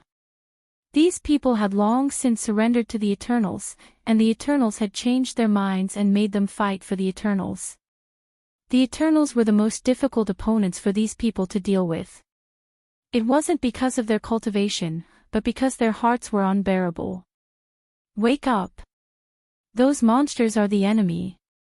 We're the same kind. Someone shouted, but they were met with a fierce attack. Why are you doing this? Stop talking, they won't listen. This is why we destroyed the Eternal Kingdom in the first place. On the battlefield, the bloody slaughter continued. The woman attacked without hesitation, but she only killed the corpse kings and avoided the humans in the Eternal Kingdom. The Eternals' corpse kings weren't weak, but regardless of whether they were at the same level or stronger, they were all weak in front of the woman. It was so weak that Luin found it strange. It was as if these corpse kings didn't resist at all. Luin had experienced countless battles, and even with his current strength, the battlefield was always dangerous. There were always stronger opponents waiting for him. However, this woman was too casual, and her expression was too calm. It wasn't that she was numb, but rather that she was indifferent. The more Luin watched, the stranger he felt. Finally, he realized that the strange thing was that this woman rarely faced the corpse kings head-on. Her every attack, every movement, and every attack were all aimed at the corpse king's weak points. It could be said that she had grasped the enemy's fatal weakness in an instant, and it was as if these corpse kings were just there for her to kill. It seemed simple, but it was definitely not easy to completely see through an enemy's weakness on the battlefield. Luin had received the sword steel's inheritance and learned how to break through various weapons. Even so, it was difficult for him to instantly find a fatal weakness when fighting against an opponent of the same level.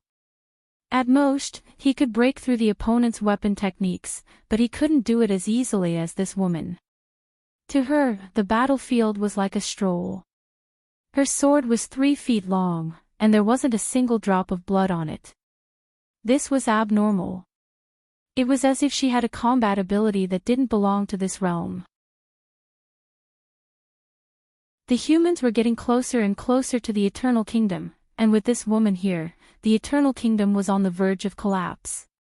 Just as Luin was looking forward to it, the Corpse King overseeing the Eternal Kingdom finally attacked.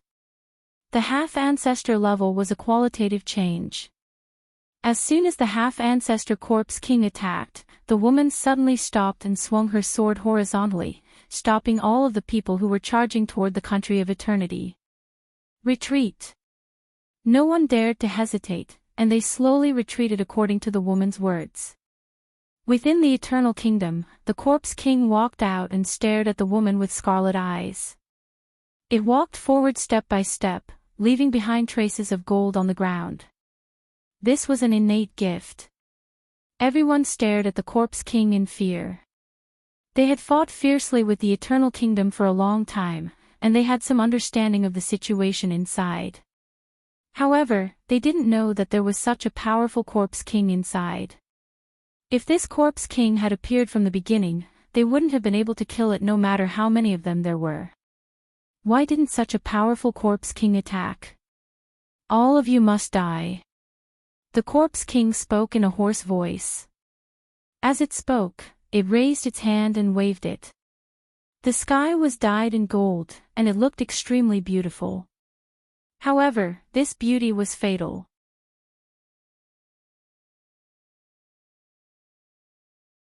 Welcome aboard. Stay tuned and subscribe to Han Li's Wuxia Adventures for more thrilling content. Chapter 2698. Luin looked at the golden light that covered the sky. This was poison, but it could also be considered a strange energy. In any case, it wasn't something that these people could withstand. The woman's eyes turned cold. She suddenly rushed towards the Corpse King. Her speed was much faster than before. There seemed to be lightning flickering on the surface of her body. She raised her sword and thrust it forward. It was as if she was a floating insect trying to shake a tree. With her cultivation, it was impossible for her to be a match for the Corpse King. The Corpse King could kill her with a casual flick of its finger. The woman clearly wasn't stupid. She wouldn't court death. Many human cultivators looked on expectantly. According to the legends, the Valkyrie was everyone's belief in resisting the Eternals. As long as she was around, the war would not be lost, no matter how powerful the Corpse King was. This was the Valkyrie. Many people said that she was the condensation of the Sixth Mainland's will, and that it was the Sixth Mainland that resisted the Eternals. They had been abandoned by the Daosor sect, but they had not been abandoned by the Sixth Mainland. In the blink of an eye, the half-martial ancestor Corpse King struck out with a palm strike. This palm strike was powerful enough to shatter the void and kill the woman. The sword tip and the Corpse King's palm were getting closer and closer. The moment they got closer, a layer of dark purple substance spread out and covered the sword tip. The sword tip pierced through the Corpse King's arm without any hindrance, piercing through half of the Corpse King's body along his arm. The Corpse King roared and reached out his other hand to grab the woman. The woman also raised her hand and covered it with the dark purple substance, clashing with the Corpse King. With a bang, the woman was sent flying. Her sword fell off and stabbed into the ground far away. In outer space, Luin was shocked. That was the imperishable Palm Realm, the pinnacle of battle force. How could this girl know it? She must have used battle chi of the Undying Realm. There was no mistaking it. Other than her battle chi cultivation, what else did she have to resist a half-martial ancestor-level Corpse King? Where did she learn the battle chi of the Undying Realm? The woman used the dark purple substance to injure the Zombie King, but the difference between her and the Zombie King was too great. The Corpse King was about to attack again when he sensed something. He stopped and returned to Eternal Kingdom. The woman stood up, and the purplish-black substance on her body disappeared. She walked to the side of the long sword and pulled it out. In the next moment, countless people cheered. They thought that the woman had beaten back the half-ancestor Corpse King. The woman looked at the sword in a daze. It's still not enough. Luin was also looking at the woman, and he was just about to step forward when he suddenly paused. He just stood there in space without moving. On the battlefield, everyone retreated to the gathering place, and the woman also retreated. Although no one spoke to her, everyone respected her. They cleared the way for her, prepared food for her, and so on. The woman walked calmly, staring at the sword as if she was thinking about something. Eternal Kingdom regained its peace. The heavens were also very quiet, including Lu Yin. His expression was solemn, and he did not move at all. Not long after, his eyes turned cold. He stepped through the spatial line and instantly appeared far away. He could actually travel through space. Little guy, you're so powerful. A surprised voice rang out. Lu Yin turned around.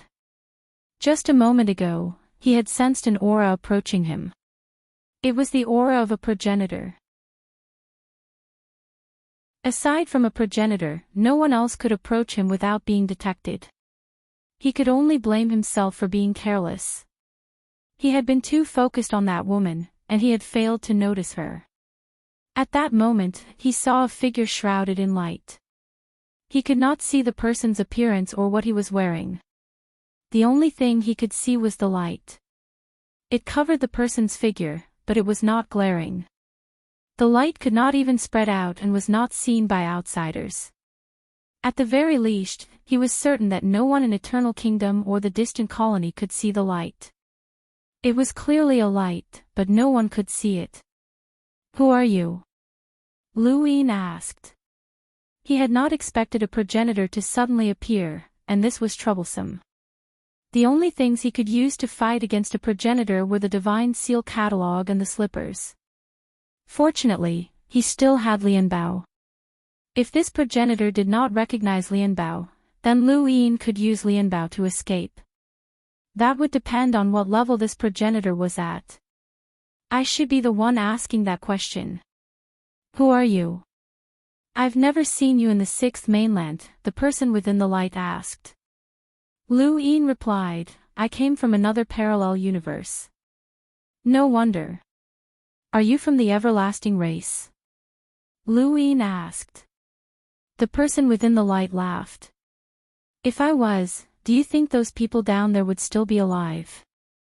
Lu Yin replied, yes. What you want is not a massacre, but a conquest. Otherwise, where would the Eternal Kingdom come from?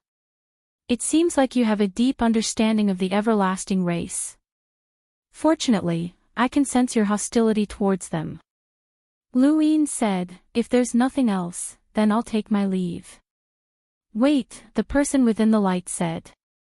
Lu Yin remained vigilant and prepared to attack at any moment.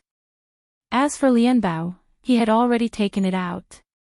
You seem to be very curious about that Valkyrie. Why? Don't you want to chat? Lu Yin raised a brow.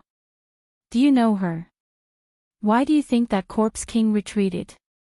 The person within the light asked. Lu Yin understood. You're protecting her. Hee, that's right. Lu Yin was surprised. She's your disciple. More accurately, she's the little mistress, the person within the light replied. Lu Yin's pupils shrank. Little mistress. How is that possible? You're a progenitor. The person within the light continued, it has nothing to do with cultivation. The little mistress is the little mistress. If you're willing, you can chat with her. Lu Yin was puzzled. Why should I? Young men and women who meet each other are interested in each other. Isn't it normal for them to chat? Not interested. Kid, you have to be optimistic and be good at making friends. No need. You have a strange temper. Lu Yin stared at the light. Who are you people? Why don't you go down and chat with the little mistress? I don't have any ill intentions towards you, or else I would have attacked earlier. With your cultivation, you wouldn't be able to stop me, and you wouldn't be able to escape either, right? Lu Yin's heart skipped a beat when he heard this. From what this person knew, Luin was not even a half-progenitor and would not be able to escape from him. Thus, this person was not very wary of Luin. However, if Luin forced himself to leave, then the person would be much more vigilant. Luin might as well do as he was told and chat with the girl. He could find out more about her and also take the opportunity to leave. With that in mind, Luin said, "All right, I'll go and chat with her, but you can't follow. That won't do. The little mistress might not be able to defeat you. What if you have evil intentions?" "Don't worry, I won't get too close," the person within the light said. Lu Yin's eyes flickered. He knew that the blackish-purple substance could be used by Hen Xayan, Madman Lu, and the ancient Path Master. Who was this girl related to? If she was the ancient Path Master, then her origins were worth pondering. The ancient Path Master was one of the 7 sky gods, and if this girl was related to him, then she should be on the everlasting tribe's side. However, she was fighting against the everlasting tribe. That half-progenitor corpse king had truly wanted to kill her. Luin was indeed curious about this girl. Soon after, Luin secretly entered the gathering place. The so-called gathering place was just a city that had once been in ruins. The city had been slightly renovated by these people, and there were only some basic resources left. The girl was currently in a corner of the gathering place, and because of her existence, many people were stationed there as if they were on a pilgrimage. Luin directly entered the girl's residence without attracting anyone's attention. After he entered, the girl looked up, and the two of them exchanged glances. The person within the light had gone in to greet Luin. Otherwise, this girl would not have been so calm when Luin suddenly appeared. "Name," the girl immediately said in a cold voice. Luin did not approach her and instead sat in another corner. "It's not convenient to reveal." The girl did not pursue the matter and instead stared at her sword in a daze. "What about you? Is it convenient for you to reveal it?" Luin asked. The girl was indifferent. "Jiang Qingyue." Luin nodded. "Good name." Jiang Qingyue did not reply and continued to stare at her sword. "I saw you attack, so I'm curious.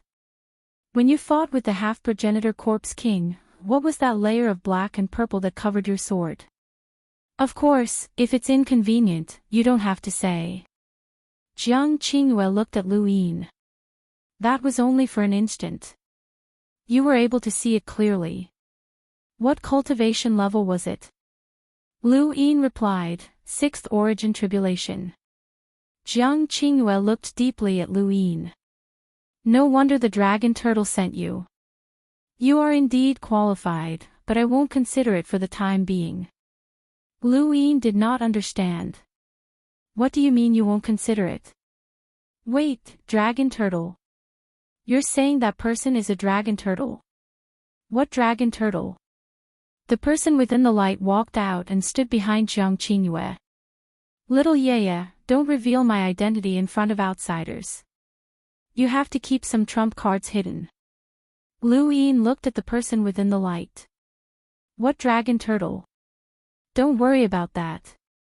What do you think? My little mistress is pretty, right? Think about it and try to woo her. Old mistress is worried about her marriage, but no one is worthy of her. I think you're not bad, kid. Do you want to meet old mistress? The old master is very powerful. He can make you fly with just a few words of advice," the figure in the light said. Jiang Qingyue was indifferent. "We don't have the same cultivation system, so father can't give him pointers." "He doesn't need father's pointers." "Little Yaya, don't be so cold. You're just too arrogant and don't like anyone." The person within the light was helpless. Jiang Qingyue did not say anything else and continued to stare at her sword. Luin understood. No wonder this person had asked him to come and chat with Jiang Qingyue. It was probably a blind date. Lu Yin had not expected to encounter such a situation when he came to the sixth mainland to look for Stargazing Tower. This person had been forced by Jiang Qingyue's father, and his tone was filled with helplessness. The dragon turtle made things difficult for you. Sorry, Jiang Qingyue suddenly said. Lu Yin coughed. It's nothing. Jiang Qingyue looked at him. You're not from this mainland. Neither are you, Lu Yin replied. There used to be a sect called the Daosor sect on this mainland, but because of the Eternals' invasion, they abandoned this place and left many people to fend for themselves. Lu Yin was curious. You're from a parallel universe? Why did you stay here? Jiang Qingyue looked outside. To help them. Also, to gain experience. The training that your father gave you. Lu Yin was very curious about Jiang Qingyue's father. Could it be the ancient Tao master, but his surname was not Jiang. Wait, Jiang. Jiang Qingyue, Jiang Qin. For some reason, Lu Yin suddenly thought of Jiang Qin. There were many people with the surname Jiang, but at this moment, a parallel universe and a powerful father made Lu Yin connect the two.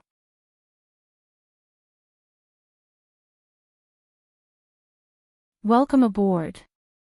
Stay tuned and subscribe to Han Li's Wuxia Adventures for more thrilling content. Chapter 2699. Jiang Qingyue replied, My own training has nothing to do with father. After a moment of silence, Jiang Qingyue said, If there's nothing else, you can leave. The dragon turtle won't stop you. Lu Yin grunted, but after some thought, he decided to ask, I have a friend with the same surname as you. His surname is Jiang. Jiang Qingyue remained calm and did not reply. His name is Jiang Qin. Do you know him? Lu Yin asked. Jiang Qingyue suddenly opened her eyes and looked at Lu Yin in surprise. The dragon turtle appeared from the shadows once again. Young Master Qin. You know young Master Qin. Lu Yin smiled and exhaled. I do know him. Jiang Qingyue stared at Lu Yin. You're Lu Yin. Lu Yin was puzzled. How did you recognize me? Does Jiang Qin only have one friend? After confirming that it was Lu Yin, Jiang Qingyue's expression softened. This is the sixth mainland, and the neighboring one is the fifth mainland. He only has one friend from the fifth mainland, and that's you. Lu Yin nodded. Let me formally introduce myself. I'm Lu Yin. So we're family. Ha ha ha. Fortunately, I didn't attack, or else I wouldn't be able to explain myself to young Master Qin. The dragon turtle laughed. Jiang Qingyue sized Lu Yin up. You're even more amazing than he introduced you to. You actually managed to come from the fifth mainland to the sixth mainland. Lu Yin shrugged. You guys aren't bad either. In his words, find a parallel universe with a different flow of time, and you'll be able to catch up no matter how big the gap is. Jiang Qingyue shook her head. It's not that easy. A person's aptitude is limited, so what if you can live forever? But you guys have great aptitudes, Lu Yin said. Jiang Qingyue raised her sword. If we had great aptitudes, then that half-ancestor corpse king would have died. Little Yaya, little Lu Yin, we're all family. Let's not talk about this anymore. We'll get to know each other better, and we might even get closer, the dragon turtle urged. Jiang Qingyue glanced at him. I have my own plans. The dragon turtle smiled, and at that moment, the light around his body disappeared. His humanoid form began to change until his true form was finally revealed. Lu Yin was stunned. It really is a dragon turtle. It was a palm-sized creature with a dragon's head and a tortoise's body. It quietly landed on Jiang Qingyue's shoulder and grinned at Lu Yin. Jiang Qingyue replied, It's called the dragon turtle, and it once fought alongside my father. In our parallel universe, very few people from my father's generation have survived to this day. The dragon turtle has a long lifespan and a good aptitude, so it was brought to the parallel universe by my father. When it returned, it was already a progenitor. The dragon turtle raised its head. The others are all trash, especially that damned rabbit. It actually ran away. Young Master Chen swore that he would bring it back, but he still hasn't believed him. Lu Yin sized up the dragon turtle. It was a progenitor, and it had been able to cultivate in a single trip to a parallel spacetime. Lu Yin was looking forward to finding a parallel spacetime with a different flow of time. If he could find one, would that mean that he would be a progenitor when he returned? That was different from the 4 pips on the die. The cost of 4 pips was a little high. Kid, what are you thinking about? The dragon turtle said. Lu Yin did not avoid the topic. I'm thinking about parallel spacetimes with different flows of time. The dragon turtle sneered. You're overthinking things. The flow of time is indeed different. There are some parallel spacetime universes that take a trip, and it will take you 10,000 years to return. However, don't forget that you're also in there. What do you mean? Lu Yin vaguely thought of something. The dragon turtle explained, no matter how different the flow of time is, your own life can only adapt to the current universe. It's just like how an ordinary person only has a lifespan of 100 years. If you bring them to a different spacetime, they won't be able to return and will die there. That's because they only have a lifespan of 100 years. Their lifespan is based on their own lifespan, and it doesn't necessarily have to be in a certain universe.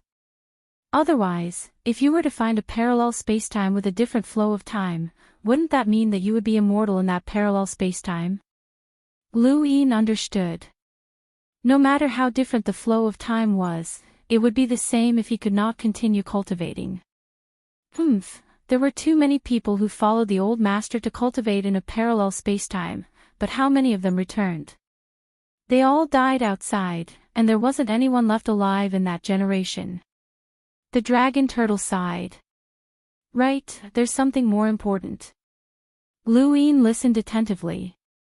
The dragon turtle cautiously said, I'm not telling you. Lu Yin blinked his eyes in confusion.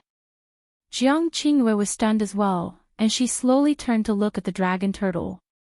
The dragon turtle turned around and revealed its little tail at Lu Yin. You two can chat. I'll tell you when you've developed feelings for each other. Otherwise, don't even think about it. Kid, let me tell you, there's a huge problem with a different flow of time in a parallel spacetime. This was discovered by the old master in exchange for the lives of countless people. Unless you're the old master's son-in-law, don't even think about knowing. Jiang Qingyue subconsciously grabbed at the dragon turtle, but she caught nothing. Lu Yin was speechless. The dragon turtle hadn't lied to him. There was a huge problem with a different flow of time in a parallel spacetime. What was the problem? Sorry, it wasn't like this before. It's all because of that damned rabbit, Jiang Qingyue said. Lu Yin smiled wryly. I've seen that rabbit twice, and it ran away both times. If it wants to run, it's hard to stop it, Jiang Qingyue said. The two fell silent again. Lu Yin had many more questions to ask, but they would be too abrupt. After all, he wasn't close to Jiang Qingyue, and even if Jiang Qin was here, some questions wouldn't be appropriate. Absolute domineering fusion, Jiang Qingyue said. Lu Yin didn't understand. What's this? Jiang Qingyue raised her hand, and a dark purple substance spread out. This? Lu Yin asked, you call that absolute domineering fusion? Jiang Qingyue nodded. In our parallel spacetime, Earth went through a calamity. Domineering fusion is the power that was produced in response to the calamity. It's equivalent to your world's battle force. This fusion shouldn't be easy, right? Lu Yin asked. Jiang Qingyue replied, it's not that difficult. Lu Yin raised his brows. This was something that ancient Tao master had created. Palm indestructible battle force had been tested so many times that even Madman Lu had been driven mad. Many heroes had died, but it wasn't that difficult. It's fine as long as you're lucky enough, Jiang Qinghua said. Lu Yin almost couldn't breathe. That's not difficult. Luck was the most difficult part. Henshin had said that luck was very important in order to cultivate the palm indestructible realm, and he could only rely on luck. If he hadn't continuously tried things in the opposite direction, he wouldn't have succeeded. Even now, Lu Yin was still afraid of the pain he had gone through to cultivate the indestructible palm. Jiang Qinghua was calm. There's someone with a luck ability back where we came from. It's what you call an innate gift. Father succeeded because of that person's luck. Lu Yin was stunned. There's such an innate gift. Why not? Jiang Qinghua retorted. Lu Yin was stunned. That's right, why not? His innate gift with the die was more mysterious than anything else. Saruzan's wood innate gifts were karma, so it shouldn't be strange for him to have a luck innate gift. A luck innate gift, no wonder. If one could control luck, then they could cultivate it. The palm indestructible realm was just that simple. Lu Yin mourned for ancient Tao master. After experimenting so many times, he might as well have spent his time looking for someone with a luck innate gift. Without luck innate gifts, it's impossible to cultivate this power. That's what Father said. It was exactly as ancient Tao master had said. Lu Yin was grateful. Thank you for telling me. Jiang Qinghua replied, it's nothing. She then remembered something. Thank you for your gift. Lu Yin was confused. Gift? That mantis, Jiang Qinghua said. Lu Yin was puzzled, but then he remembered that during the war with the astral beast domain, the astral beast domain had sent a giant mantis to kill him. Coincidentally, Jiang Chen had appeared and taken the mantis away, saying that he was going to be a gardener for his father. You mean that mantis? Jiang Qinghua replied, it works very hard. It's suitable to be a gardener. Lu Yin was speechless. He really was going to be a gardener. The two chatted casually for the rest of the time. Lu Yin was curious about Jiang Qinghua's parallel universe, and she was curious about the fifth mainland. They talked about many things, and before he knew it, Lu Yin had spent a few days in the colony. It was mainly because he had no clue where to find Jai Xing Lu. Jiang Qinghua's temperament was cold, but she was still quite talkative and had a good conversation with Lu Yin. Lu Yin didn't ask about Jiang Qin and Jiang Qinghua's father, nor did he ask about other people's family matters. However, he guessed that the man was definitely someone incredible. Even a progenitor would call him master, and the dragon turtle wasn't like his crazy hellworm that could arrange a blind date. Lu Yin suddenly felt uncomfortable at the thought of a blind date, so he decided to leave. What are you doing in the sixth mainland? Jiang Qinghua asked as she returned from the battlefield. Lu Yin replied, I'm looking for Stargazing Tower. Stargazing Tower. She was puzzled. Lu Yin's heart skipped a beat. Right, have you been in the sixth mainland for a long time? They all call you the Valkyrie. Jiang Qinghua raised her sword and looked at the patterns on the snow-white blade. I've been here quite a few times. Then have you seen this before? Lu Yin drew out a drawing of Stargazing Tower. Jiang Qinghua looked at it. Yes, in an eternal kingdom. Lu Yin was pleasantly surprised. Which eternal kingdom? I'm here to find it. I'll take you there. Lu Yin asked, then what about this battlefield? You should understand the situation in the sixth mainland. Does it matter if I'm here or not? Jiang Qinghua asked. These battlefields and the people who had resisted had been deliberately set free by the Eternals. They didn't know what their goal was, but as long as the Eternals willed it, these battlefields could disappear at any time. To the Eternals, this was just a game, and they had the power to pause and end the game.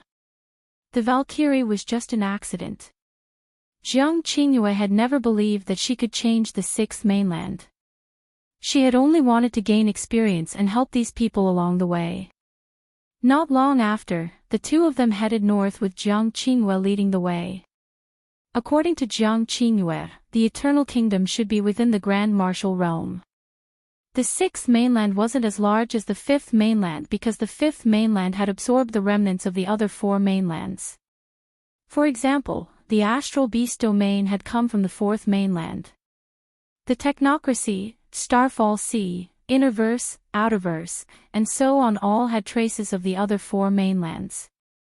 The astral tree domain, which had broken away, had originally belonged to the fifth mainland.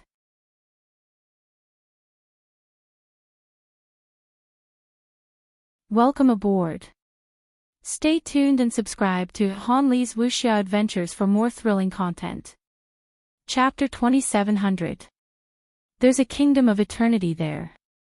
I trained there for half a year until the people on that battlefield lost all hope and retreated to another battlefield. The Eternals didn't stop me, Jiang Qingyue said. Not long after, Jiang Qingyue pointed to another place. There used to be a kingdom of eternity there as well. There were too many people from the sixth mainland, but the people from that kingdom of eternity were all transferred away. I don't know where they went, but that was one of the few battles where they actually broke into the kingdom of eternity. The kingdom of eternity that you're looking for was once invaded as well. If not for that, I wouldn't have been able to find it. Lu Yin asked, since you know the situation here, would you have continued fighting if it weren't for training? Jiang Qingyue thought about it. Yes. Why? Lu Yin was curious. Jiang Qingyue looked ahead. Father once said that what humans cannot afford to lose the most is not their lives, but their hope. Once upon a time, our space-time homeland also suffered a calamity, and Father was on the verge of death, but he did not give up hope. He knew how much hope and faith a person could bring to others. Even if it was just a spark, it could start a prairie fire. It doesn't matter if the war here is a game or not. Those who fight to the death on the battlefield are serious, and the lives they give are also real. Lu Yin looked at Jiang Qingyue. Her words were simple, but for some reason, they gave him an impulse to kill his way into the sixth mainland. He had the ability to do so, but he had never thought about it before. He had only wanted to protect his own territory. Countless people from the fifth mainland worshipped him and viewed him as their faith. He had defeated the Eternals and removed the poison of time, and he had created one legend after another over the years. To those people, he was like Jiang Qingyue to the people of the sixth mainland. Your father must have been a great person, Lu Yin sighed. The dragon turtle popped out. Kid, try calling him father-in-law. The beautiful atmosphere instantly vanished. Jiang Qingyue glared at the dragon turtle, scaring it so much that it quickly shrank back, leaving only its shell outside. We're almost there, Jiang Qingyue said after some time had passed and identified the direction. Lu Yin looked in a certain direction. Is it there? No. Lu Yin frowned and stared in that direction. There was an aura of death there, and a boundless one at that. Did the sixth mainland also have a death god's force field? Was it similar to Kuin's swamp? It was not impossible. The Grim Reaper wasn't from the fifth mainland, but rather the first mainland. The three realms were actually part of the first mainland, so it wouldn't be surprising for him to leave behind the Grim Reaper force field on any of the mainlands. It was the same for the sixth mainland. With the death god's force field, Lu Yin felt strangely at ease. At the very least, he didn't have to rely on Lu Jinjin's command platform or Hellworm. Aside from the slippers and the God of Sealing catalog, he still had a trump card. The death god's left arm combined with the death god's force field's attack had severely injured Xiaoshenji. Why are you looking there? There's also an eternal kingdom there, but that eternal kingdom is very dangerous. It's filled with a terrifying black energy, and there's no battlefield. No one dares to approach that power, Jiang Qingyue said. The dragon turtle revealed its head as well. There's a progenitor there. Don't get too close. Lu Yin looked at Jiang Qingyue. How many progenitor corpse kings are there in the sixth mainland? The dragon turtle said, I sense 2, but there are so many eternal kingdoms here. The eternal race's power here is definitely not that simple. Old Master has repeatedly warned little Yeye. Don't go overboard. It's fine if it's just a trial. Do you know how powerful the eternal race really is? Lu Yin asked. This was something that he had always been curious about. In terms of progenitors, the Six Direction Society and the primordial space should have far surpassed the eternal race. So why was the eternal race able to suppress the humans? Even if the eternal race's 7 sky gods were extremely powerful, the rulers of the Six Direction Society were not to be trifled with. Even the Spacetime Master, who everyone thought was not good at cultivation, had the power of a progenitor. He had a corporeal consciousness and more than one body. His true strength was something that even the 3 sovereigns feared. Lu Yin did not know exactly how powerful Luo Shan was, as everyone had their own theories.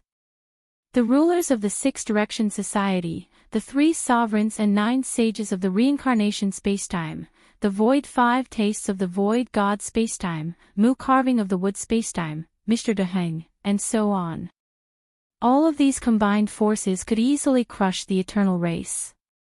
Not to mention, there were also powerhouses like the dragon turtle and Jiang Qingyue's father. Jiang Qingyue shook her head. Father never told me. The 2 looked at the dragon turtle. The dragon turtle shrank back. Someone asked Old Master this question. Lu Yin was filled with anticipation. What did he say? The dragon turtle replied, Do you dare to charge into the void realm? Lu Yin was stunned. What does the eternal race have to do with the void realm? It's just an analogy. If you were a normal person, would you dare to jump into a pool of unknown depth? The dragon turtle continued. Jiang Qingyue frowned. Cut the crap and get straight to the point. The dragon turtle smiled. Little Yeye, don't be anxious. Old Master has his reasons. A normal person would not dare to jump into a pool of unknown depth, but to us humans, the eternal race is that pool. This is because no matter how much power you have, the eternal race will have the power to deal with it. You can't figure out its depth, and that's the most terrifying thing. Humans are very smart. When the number of progenitors increased, they probed deeper into the eternal race. But no matter how many parallel spacetime they spread out and how deep they went, the eternal race always had the power to deal with them. Because of this, the humans lost many of their members, and Old Master lost a close friend. Over time, they stopped probing. The sixth mainland seems to only have 2 progenitors, and it seems like it can take back 3 human progenitors. But if you try, I guarantee that one progenitor corpse king after another will appear. Lu Yin replied, but the 5th mainland won and expelled the eternal race. The dragon turtle explained, victory or defeat depends on the overall battle situation. Looking at all of the eternal race's battlefields, the 5th mainland is just a corner. Even the humans know not to fight over a single city, and the eternal race understands this principle even more. They are not stupid, and although they have no emotions, they have lived for many years, and there are many old monsters among them. Don't underestimate the eternal race, or else Old Master would have already taken back the 6th mainland. Lu Yin nodded. He naturally did not know as much about the 6th mainland as the older powerhouses. The Six Direction Society was not stupid. The Yu family and Wei Zhu had schemed against each other, which had left countless people dumbfounded. How could such a scheme be foolishness? It could only be said that the eternal race's strength had made it impossible for them to plot against them. Back when Ancestor Hui had schemed against the eternal race, he had merely diverted the 5th mainland to the 6th mainland, which should have been occupied. He had not caused any harm to the eternal race. Sometimes, the truth was just that cruel. Lu Yin recalled the scene that he had witnessed on the battlefield a few days ago.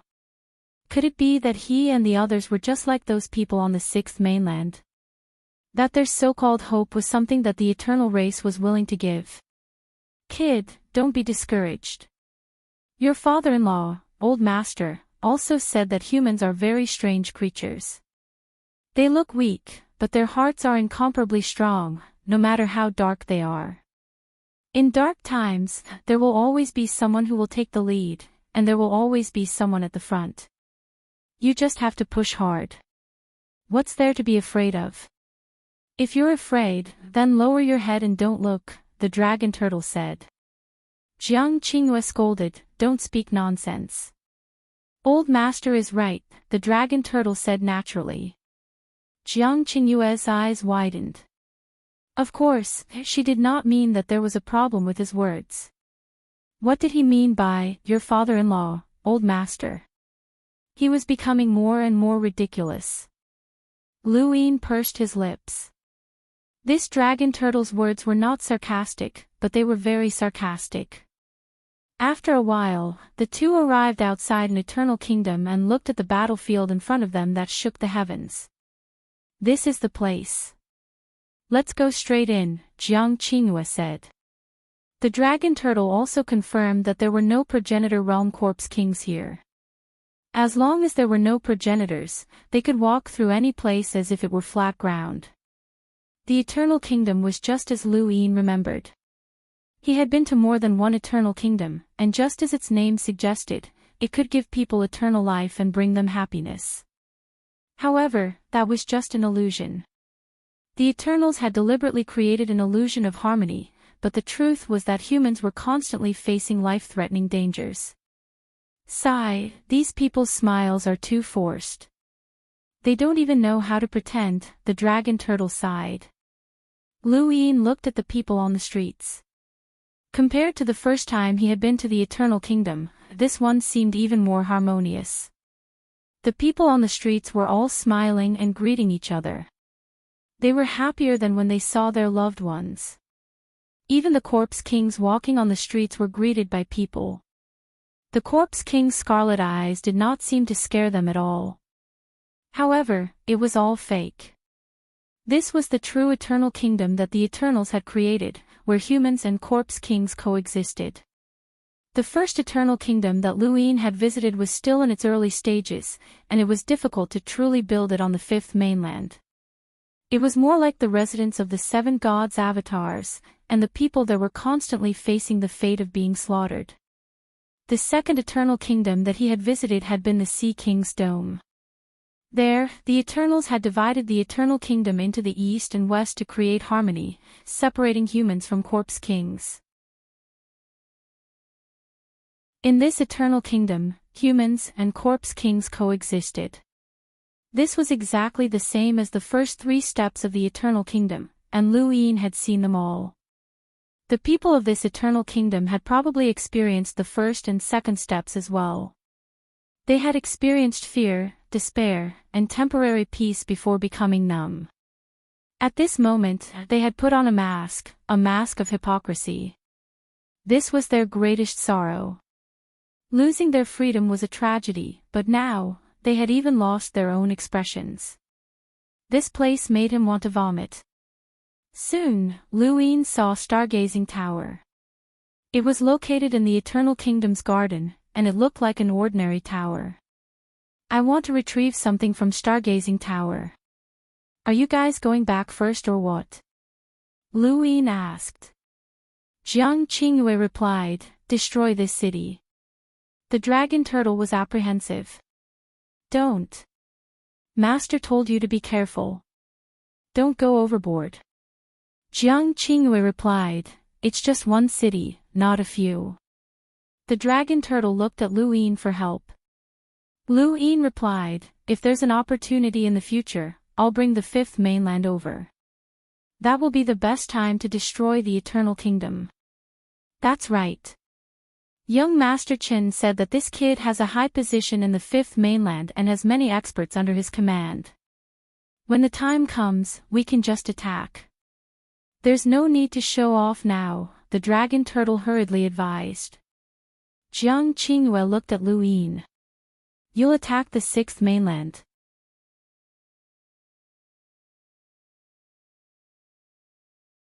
Welcome aboard. Stay tuned and subscribe to Han Li's Wuxia Adventures for more thrilling content. Chapter 2701.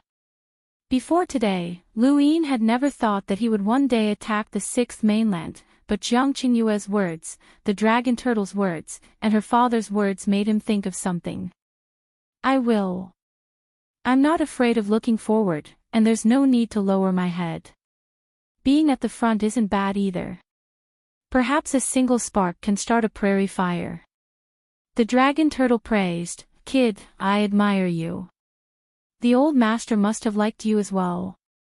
Think about it, one day, the two of you will charge forward, followed by little Yaya, young Master Qin, and your sons and daughters. How hot-blooded. I'll even lend you my turtle shell when the time comes. Jiang Qingyue's face flushed red. Shut up. You're getting more and more out of hand from that damned rabbit.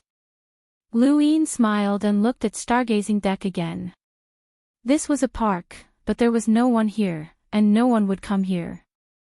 The people living in this city all wore fake smiles, and they would rather hide in their homes than come out. Why would anyone come here? Lu Yin walked over, and Jiang Qingyue followed him out of curiosity. The dragon turtle was about to follow, but Jiang Qingyue glared at it. Stay away from me. The dragon turtle smiled.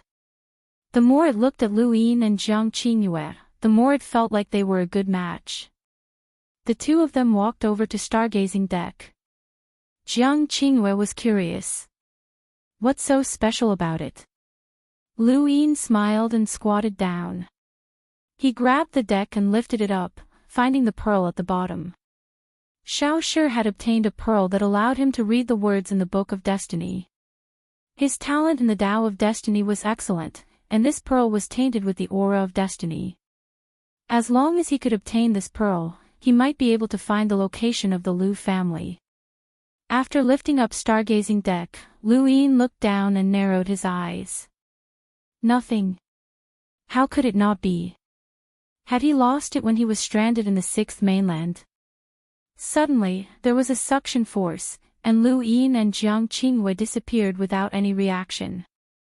The dragon turtle was shocked when it saw this. Little Yaya. It slammed into stargazing deck, and a card floated in the air before it disappeared. A lost clan card. At the same time, Lu Yin and Jiang Qingyue exclaimed from within the card, a lost clan card. The two looked at each other and attacked, wanting to break out of the card. However, layers of light continued to shine, covering the surroundings like a prison. Lu Yin immediately took out a pair of slippers, as he knew that things weren't looking good.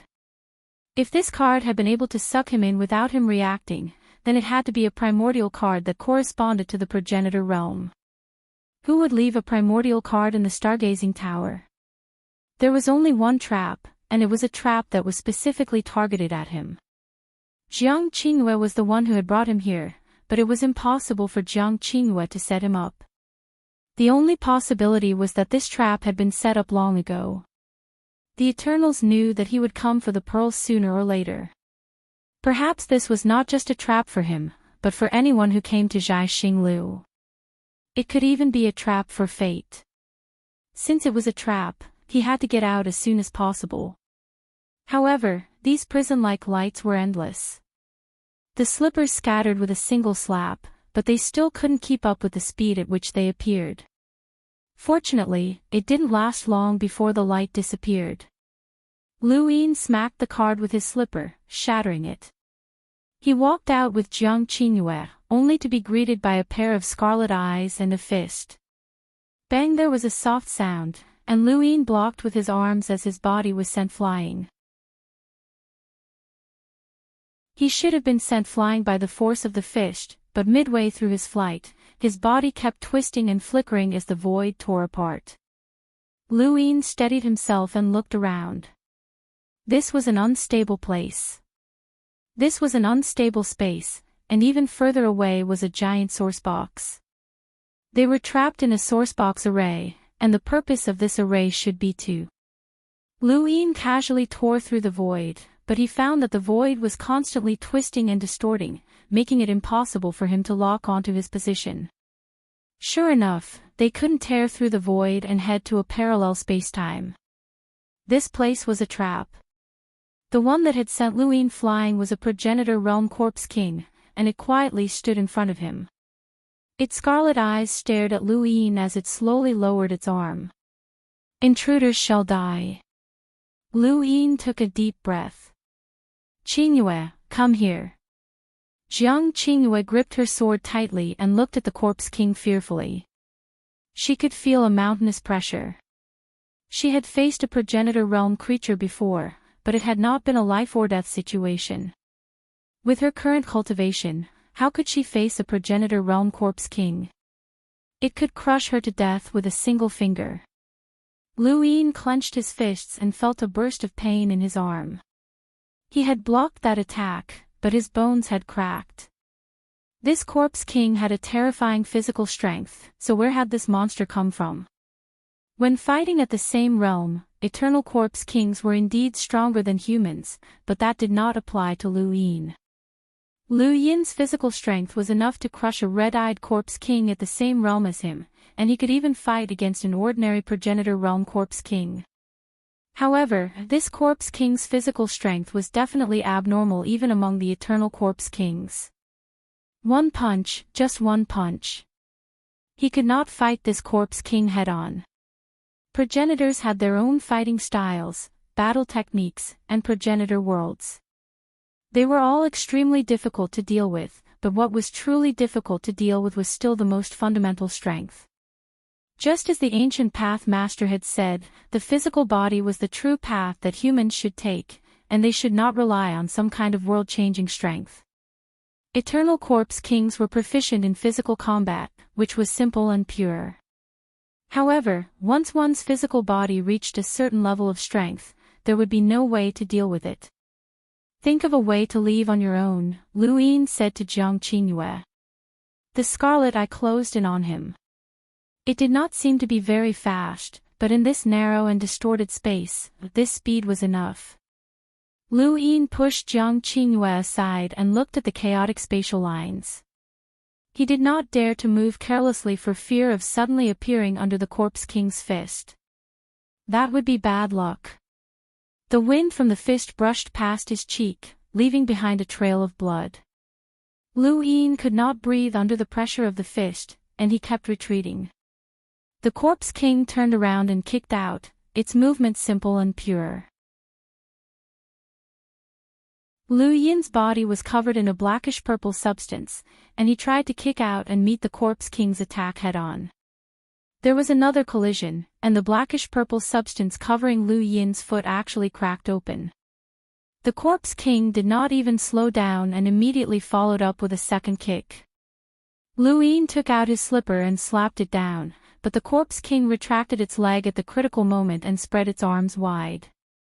There was still some distance between them before it struck out with a palm. The pure wind from the palm caused the void to disperse, and Lu Yin's expression changed as he slapped the slipper down.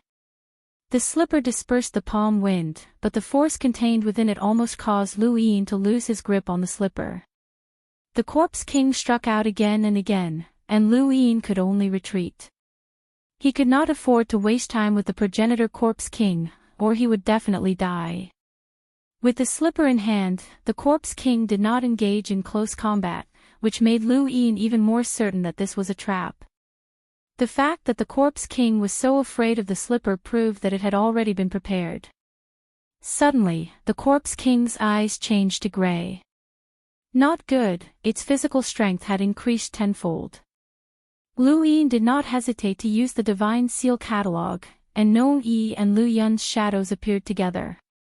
The corpse king's palm strike was several times stronger than before, and the pressure caused space to shatter as a world of nothingness appeared. Jiang Qingyue was shocked. Even though it was not targeted at her, the pressure of this power was still unbearable, and her heart felt like it was about to explode. Lu Yin felt the same way. Nong Yi raised his hoe and swung it down, using Nong Yi's battle technique, planting. Countless shadows overlapped with each other, and the momentum was boundless. Lu Yun used his own strength to form a blade, flowing cloud slash. The wind from the palm whistled past, forcing both Nong Yi and Lu Yun back. Neither planting nor flowing cloud slash could suppress a mere palm wind. The Corpse King took a step forward and raised a hand to press down on Nong Yi. A leaf appeared above Nong Yi's head, but the Corpse King's palm struck down and shattered the leaf.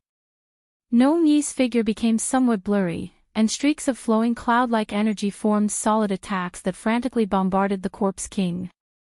Flowing clouds, ancestral world, thousand streams break. Each attack contained the power of a progenitor, enough to instantly kill a half-step progenitor. However, these attacks were useless against the Corpse King, who was like an unshakable mountain.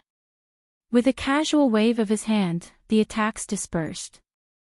Lu Yun was not weak, and he had killed a powerhouse who had transcended spacetime with a black energy source before.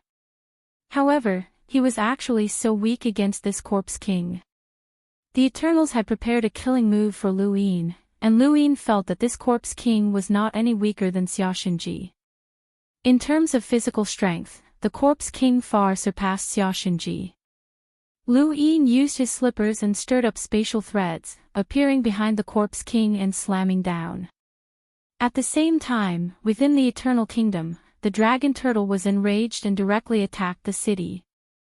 The Corpse Kings charged forward one after another, but they were all casually killed by the Dragon Turtle. It had not expected that a moment of carelessness would cause Jiang Qingyue to disappear. How would it explain this to its old master? This was the Eternal Kingdom, so this had to be the work of the Eternals. When it thought of the Eternals' methods, its heart sank. What are you trying to do? That's the Lightning Lord's daughter. If you dare touch her, the Lightning Lord will not let you off, the Dragon Turtle bellowed as a blinding light swept out, causing the Eternal Kingdom to continuously melt. In the distance, a figure hurried over. It was the Otherworlder, and he was on the 6th mainland. When he saw the Dragon Turtle frantically destroying the Eternal Kingdom, the Otherworlder took action. Dragon Turtle, you want to fight to the death with the Eternals? The Dragon Turtle glared at the Otherworlder. You've captured the Lightning Lord's daughter. Hand her over. The Otherworlder was startled. The Lightning Lord's daughter. When the Otherworlder had been on the 6th mainland, he had not known much about the Six Paths Society or the Eternals. Now that he had joined the Eternals, he had seen the outer space and knew how large it was and how many powerhouses there were. Among them, the Lightning Lord was definitely at the top. He was an existence that even the 7 sky gods did not want to fight to the death with. Who captured the Lightning Lord's daughter? Even though the Eternals and the Lightning Lord were enemies, the Otherworlder did not want to attract the Lightning Lord's attention. Thus, the Otherworlder had known that the Dragon Turtle had brought the Lightning Lord's daughter to the 6th mainland, but he had not stopped it. Now that something had happened to the Lightning Lord's daughter, the Otherworlder would definitely die if the Lightning Lord was attracted. The Dragon Turtle pointed at Stargazing Lu. What's going on over there? The Otherworlder looked at Stargazing Lu, and his eyes lit up. Lu Yin is here too. The Dragon Turtle's expression changed. Is this a trap for that brat Lu Yin? The Otherworlder's expression turned ugly. Why is the Lightning Lord's daughter with Lu Yin? No one could answer him. The Dragon Turtle bellowed and ordered the Otherworlder to release the girl. The Otherworlder naturally did not want the Lightning Lord's daughter to die, but this was no longer something he could control. Within the distorted sourcebox array, Lu Yin was sent flying, and the slipper in his hand almost fell to the ground. He had used the slipper to launch his sneak attack, but the Corpse King had dodged it and sent him flying with a palm wind.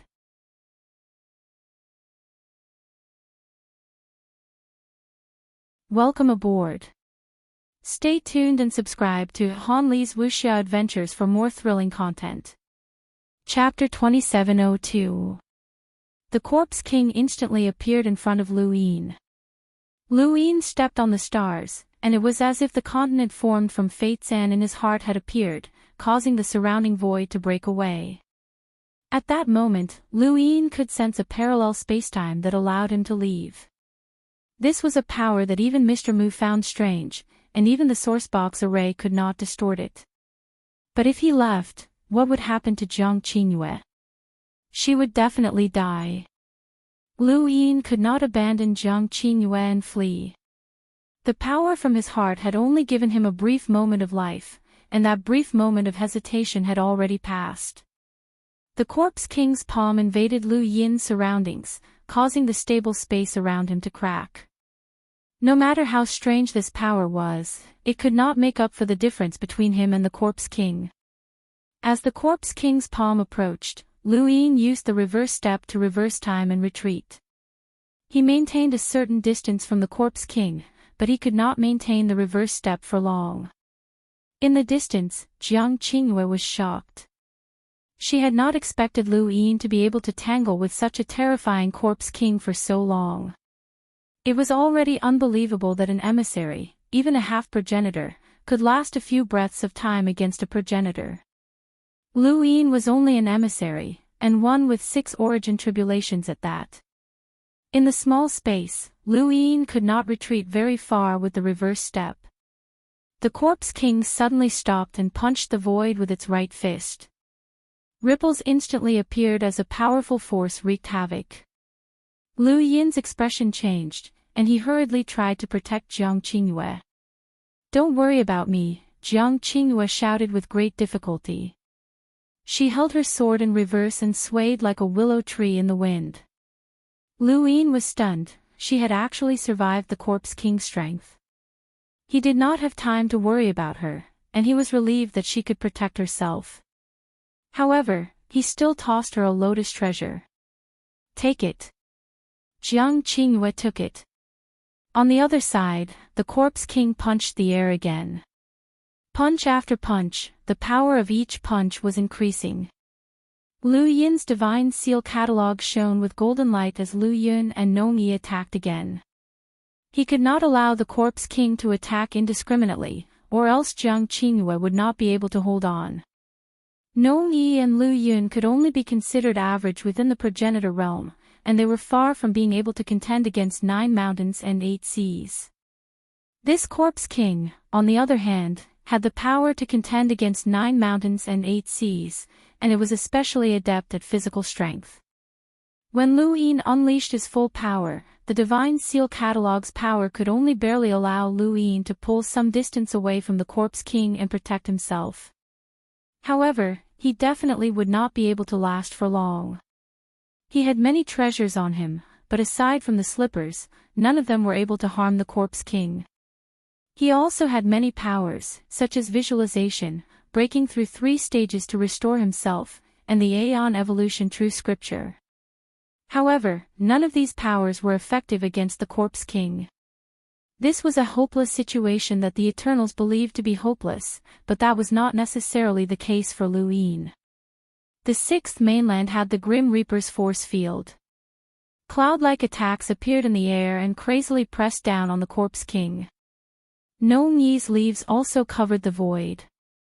Taking advantage of this opportunity, he went to Jiang Qingyue's side and took out the Grim Reaper's left arm. "Stay close to me later," he said to Go Lian. At the same time, in a faraway eternal kingdom, countless people watched as the death energy tore through the ground and transformed into a black streak that shot into the distance. An ancestor realm Corpse King opened its eyes and walked out. The dragon tortoise and the mutant also saw it. "It really is Lu Yin." The mutant's gaze was fierce. He hated Lu Yin, as if it weren't for this brat, he would not have been punished by the Eternals and forced to listen to Qing Kong's orders. He had to kill this brat. The streak of death energy traversed the Grand Martial realm and descended when the Corpse King broke through Nong Yi and Lu Yun's blockade. It was guided by Go Lian, and Lu Yin faced the Corpse King with Go Lian's horizontal slash. This slash had suppressed Madman Lu to the point that he could not even lift his head. If not for Madman Lu activating his Corpse King transformation, he would not have been able to escape. This slash had severely injured Xia Xinji and forced by Wang Yuan to sign an alliance. Lu Yin was confident that this slash could heavily injure the Corpse King.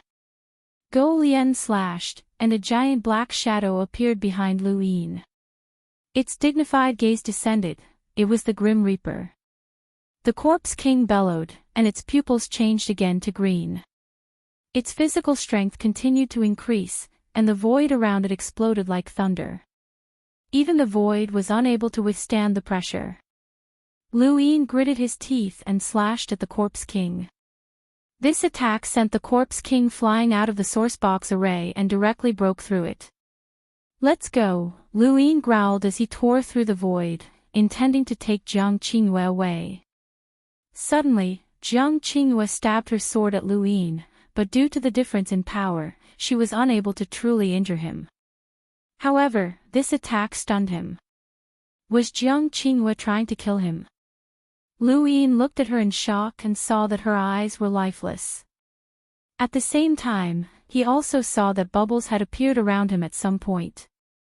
Was this Qing Kong? Jiang Qingyue stabbed out again, but Lu Yin grabbed the sword and struck out with a palm. He wanted to knock her out and take her away since she was under Qing Kong's control. However, a lotus treasure appeared around her body, and Lu Yin's palm landed on it. A great 4 lotus flower bloomed, rendering Lu Yin's attack ineffective. A great 4 lotus flower was enough to block a progenitor's strength. Lu Yin could not use progenitor's strength to knock Jiang Qingyue out, and the lotus treasure continued to exist even after blocking the attack. This lotus treasure was not from the 6 direction training rites, so it did not have the ability to directly take Jiang Qingyue there. Lu Yin regretted giving her this lotus treasure out of all the other lotus treasures he had. If he had known earlier, he would have given her another lotus treasure. That one attack would have been enough to take her away. Now, he still had to break through the lotus treasure's defenses to take Jiang Qingyue away. Helpless, Lu Yin took out the slipper again. "Lu Yin, what are you doing?" The dragon turtle shouted when it saw Lu Yin use the slipper to hit Jiang Qingyue. Before Lu Yin could explain, the black attack disappeared from behind him. A huge wound had appeared on the Corpse King's body, and half of its neck had been severed. The 6th mainland's death god's force field was no less deadly than the Ghost Abyss, but the seemingly injured Corpse King still possessed terrifying strength. Unless it was destroyed, the threat it posed would not be reduced. It was no longer just a Corpse King, and Lu Yin could sense that there was another progenitor Corpse King in the direction of the death aura. Not only had the dragon turtle arrived, but the mutant had also arrived.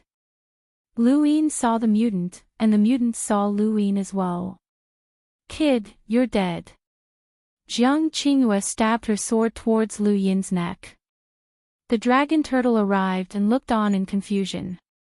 The Corpse King charged forward and struck out with a palm. The dragon turtle subconsciously expanded its body and used its shell to block the attack. The Corpse King's palm struck the shell, but it only managed to push the dragon turtle back a few steps. The dragon turtle was shocked. Where did this monster come from? How can it force me back? The Corpse King was just as astonished, as there were not many Eternals who could take a palm strike from him without suffering any injuries. Lu Yin dodged Jiang Qingyue's sword. "She's being controlled by Qing Kong. Lotus, take her away." The dragon turtle was enraged. "Qing Kong. That despicable and shameless bastard." He looked around and saw the bubble. It was indeed empty. "Bastard. Little Yaya, wake up. Die, kid." The mutant attacked, and the disc whistled through the air. On the other side, a progenitor Corpse King attacked. It opened its arms, and a brick-like object appeared in space and extended outwards. It was as if a roof had covered the sky. Although he couldn't understand the Corpse King's actions, he still felt a sense of danger. He swatted out with his slipper once more, shattering the Lotus Treasure's defenses. With a bang, the Lotus Blossom Stage 4 shattered. The fragments scattered in front of Jiang Qingyue's eyes like mirrors that reflected her own appearance. The dragon turtle's body expanded again, and its shell enveloped both Lu Yin and Jiang Qingyue. "Wake up, little Yaya." This was the dragon turtle's holy light, and its original name was the Holy Light Dragon Turtle. The moment it enveloped Lu Yin, he felt a warmth spread through his body, and both his injuries and energy were completely healed. He was astonished by the dragon turtle's strength. If he brought this fellow to the battlefield, it would not be easy for him to die. Jiang Qingyue raised her sword again, and Lu Yin helplessly said, "Knock it out." A gust of wind blew past, and Lu Yin's hair stood on end. For some reason, he felt like he was being watched, and a bubble appeared behind his head. The dragon turtle roared, "Despicable." Just as it was about to attack, Jiang Qingyue stabbed her sword in a different direction. She had stabbed in a strange direction, towards a deserted area. However, the bubble was pierced through by the sword. Jiang Qingyue's eyes lit up. "I can feel Qing Kong's breathing." Lu Yin was stunned. "She's awake. How is that possible?" He could not find Qing Kong. The dragon turtle was delighted. "Little Yaya, is your force complete?" Jiang Qingyue replied, "Let's think of a way to leave first."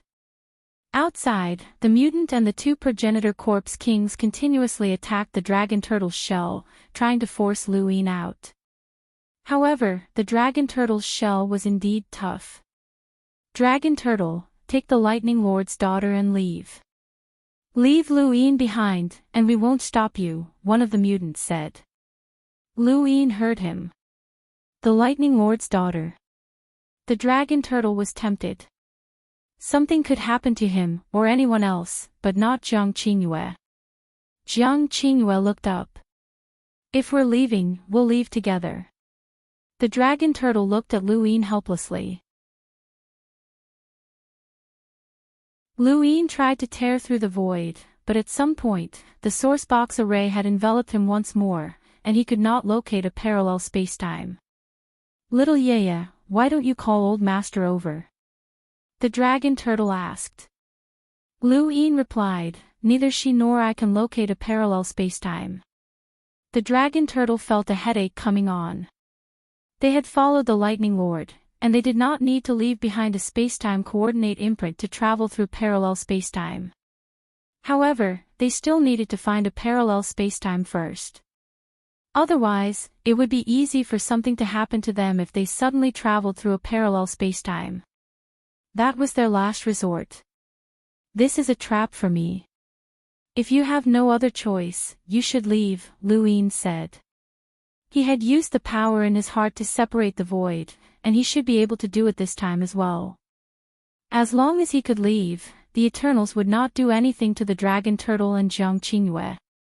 Suddenly, Jiang Qingyue shouted, "Qing Kong!" She stabbed out with her sword, aiming behind Lu Yin. Lu Yin turned around and struck out with a palm. The dragon turtle also used his light to illuminate the area, and a faint shadow could be seen. The shadow disappeared in an instant, and bubbles appeared one after another. The three of them broke the bubbles.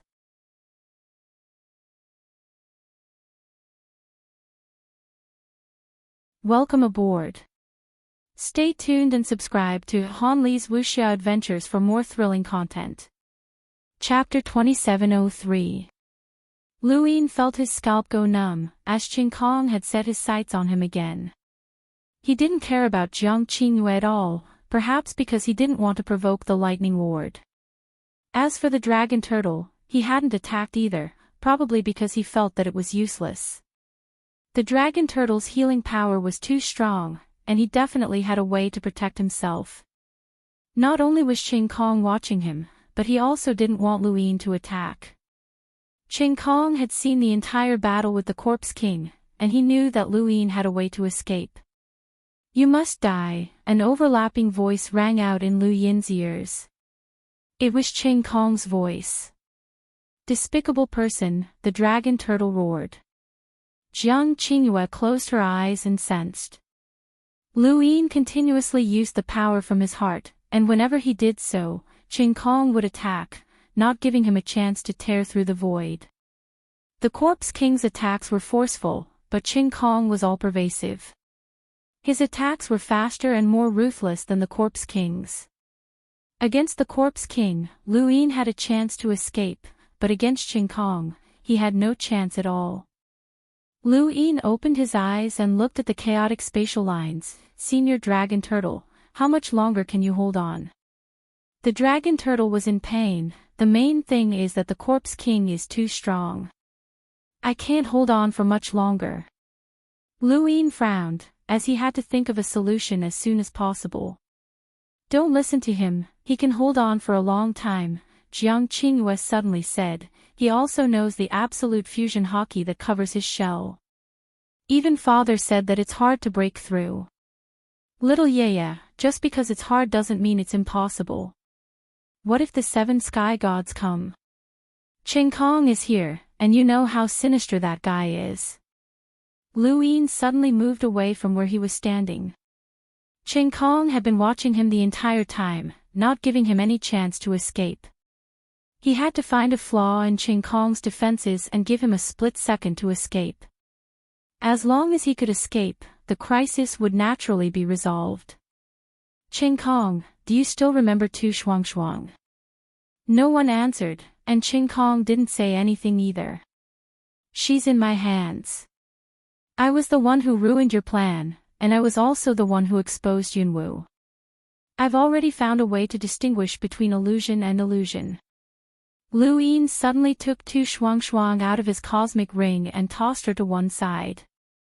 He didn't hesitate to use the power from his heart, but danger quickly followed, and he had no choice but to dodge. Tu Shuang looked around blankly. "Where is this?" She looked at Lu Yin and saw the bubble as well. She was overjoyed. "Master, is that you, Master? Master!" There was a thump as her head exploded as a formless energy obliterated her.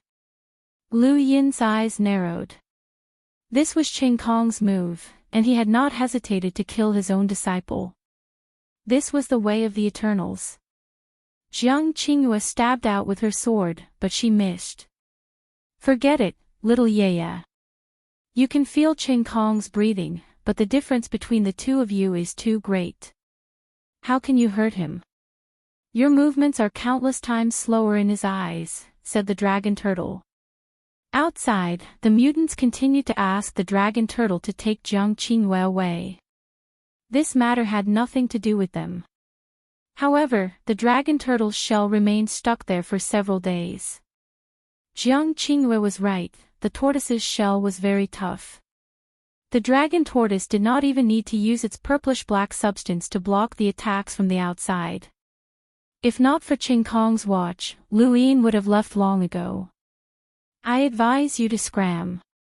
The Lightning Lord already knows that we're in danger. When the Lightning Lord comes, no one will be able to save you," the Dragon Turtle threatened.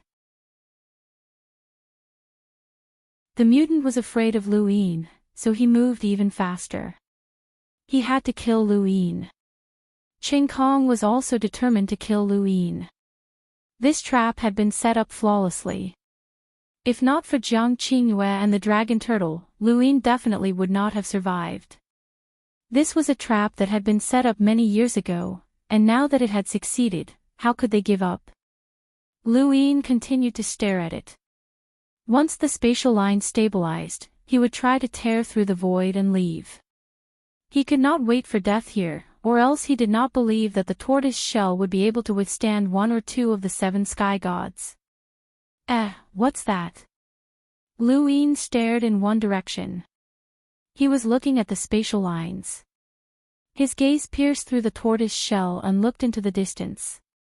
The spatial lines there were outside the range of the sourcebox array, so they should be stable. However, he saw the spatial lines sink in, then protrude, then sink and protrude again. It was as if someone was walking on them. He immediately became vigilant. If someone was walking on them, then the first person he thought of was the witch spirit god. If the witch spirit god came, then things would be troublesome. When he thought of this, he hurriedly walked to the edge of the tortoise shell and looked into the distance. He saw the starry sky above the spatial lines, but what was not visible to others was a large tree. It was the tree that had escaped. That tree was actually here, and it seemed to be passing by. Danger descended, and Ching Kong attacked. Lu Yin dodged once again and had the dragon turtle charge in the direction that the tree was passing by. The dragon turtle was helpless. I can't leave. I can only block it. If I could leave, I would have done so long ago. Lu Yin took out a lotus treasure. Use this. The dragon turtle was astonished. Not long after, a great 4 lotus treasure blocked the tortoise shell. The dragon turtle charged in the direction that Lu Yin had pointed out. Inside the tortoise shell, Lu Yin had also given a lotus treasure to Jiang Qingyue. Relying on the grade 4 lotus treasure, Lu Yin did not care about Ching Kong's attacks. He just grabbed the tortoise shell and headed in a certain direction while Lu Yin led the way. Ching Kong did not know what Lu Yin was trying to do, but he did not hesitate to attack. There was definitely something wrong with Lu Yin's sudden change. The grade 4 lotus treasure could only withstand 1 attack from Ching Kong. Lu Yin had a total of 12 lotus treasures on him, and Jiang Qingyue had already used 1, so he still had 11 left. Now, he gave 1 to Jiang Qingyue, gave 6 to the dragon turtle, and used 4 for himself. He could only withstand 4 of Ching Kong's attacks while the dragon turtle could withstand the 6 attacks from the outside. It was impossible for any of the lotus treasures to bring them back to the hexagon training hole. Even they themselves could not find a parallel spacetime within the sourcebox array, let alone an inanimate object. The dragon turtle's body was huge, and each time it moved, it would cover a great distance. In outer space, the great 4 lotus treasure continued to bloom. Within the tortoise shell, Lu Yin's body also continued to bloom with lotus flowers. When the dragon turtle moved 3 times, Lu Yin shouted, "Come out." He then endured Ching Kong's 4th attack and charged out of the tortoise shell. He grabbed at the invisible void and grabbed onto a tree branch.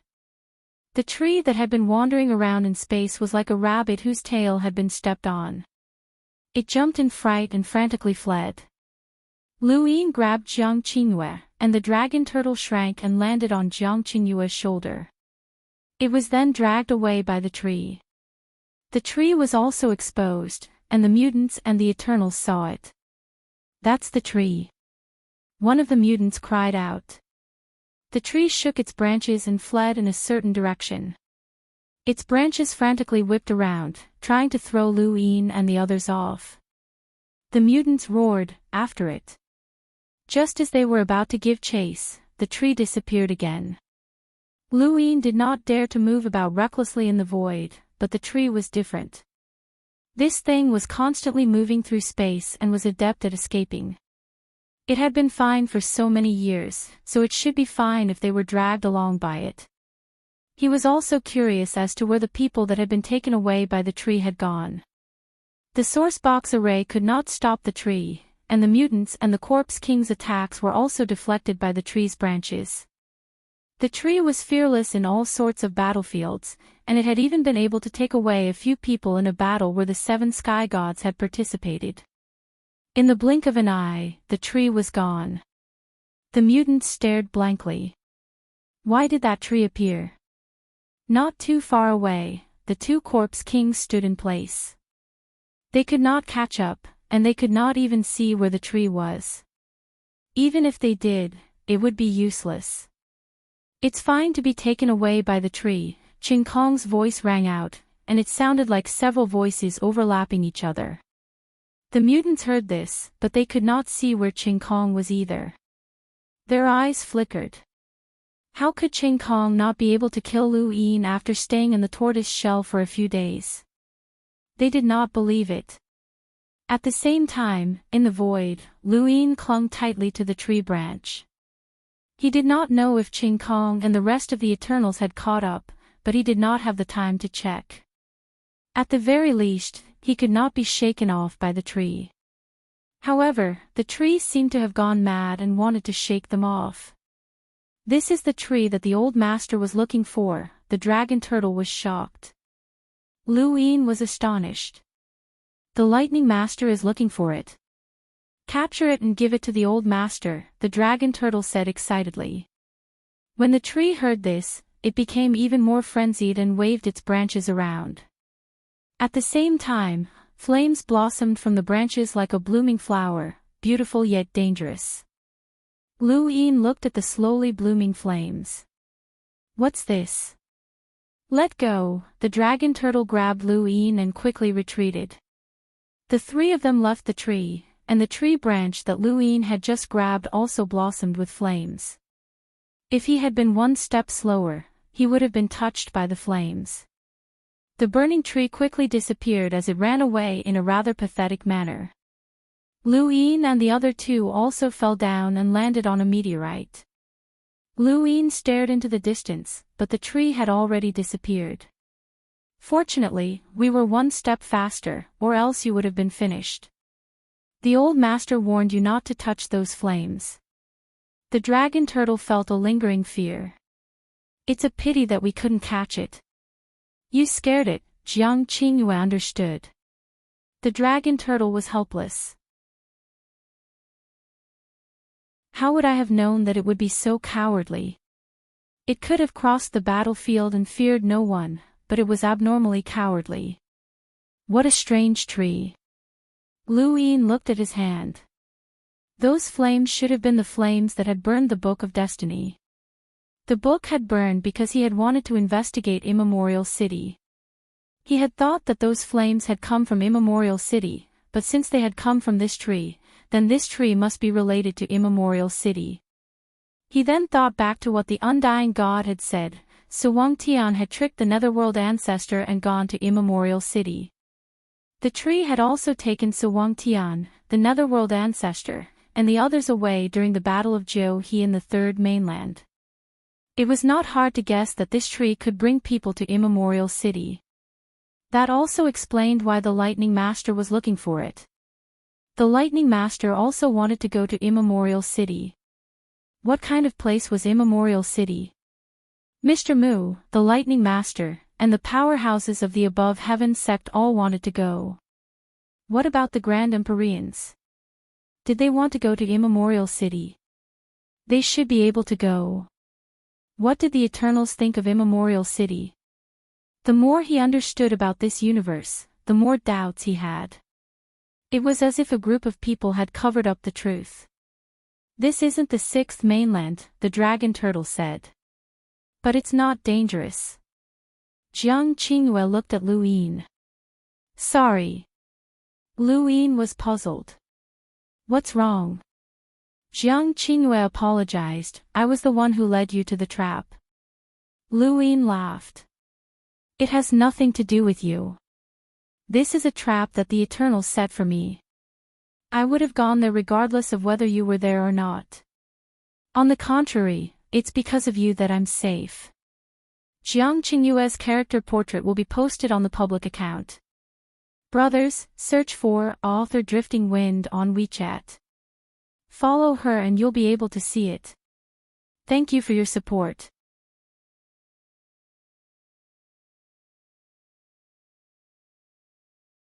Welcome aboard. Stay tuned and subscribe to Han Li's Wuxia Adventures for more thrilling content. Chapter 2704. That's right. The dragon turtle appeared on Jiang Qingyue's shoulder and stared at Lu Yin. Kid, you're pretty unlucky. Not everyone is qualified to be schemed against by the Eternals. If not for us, you would have died without a doubt. Lu Yin solemnly replied, That's right. I'll have to be careful in the future.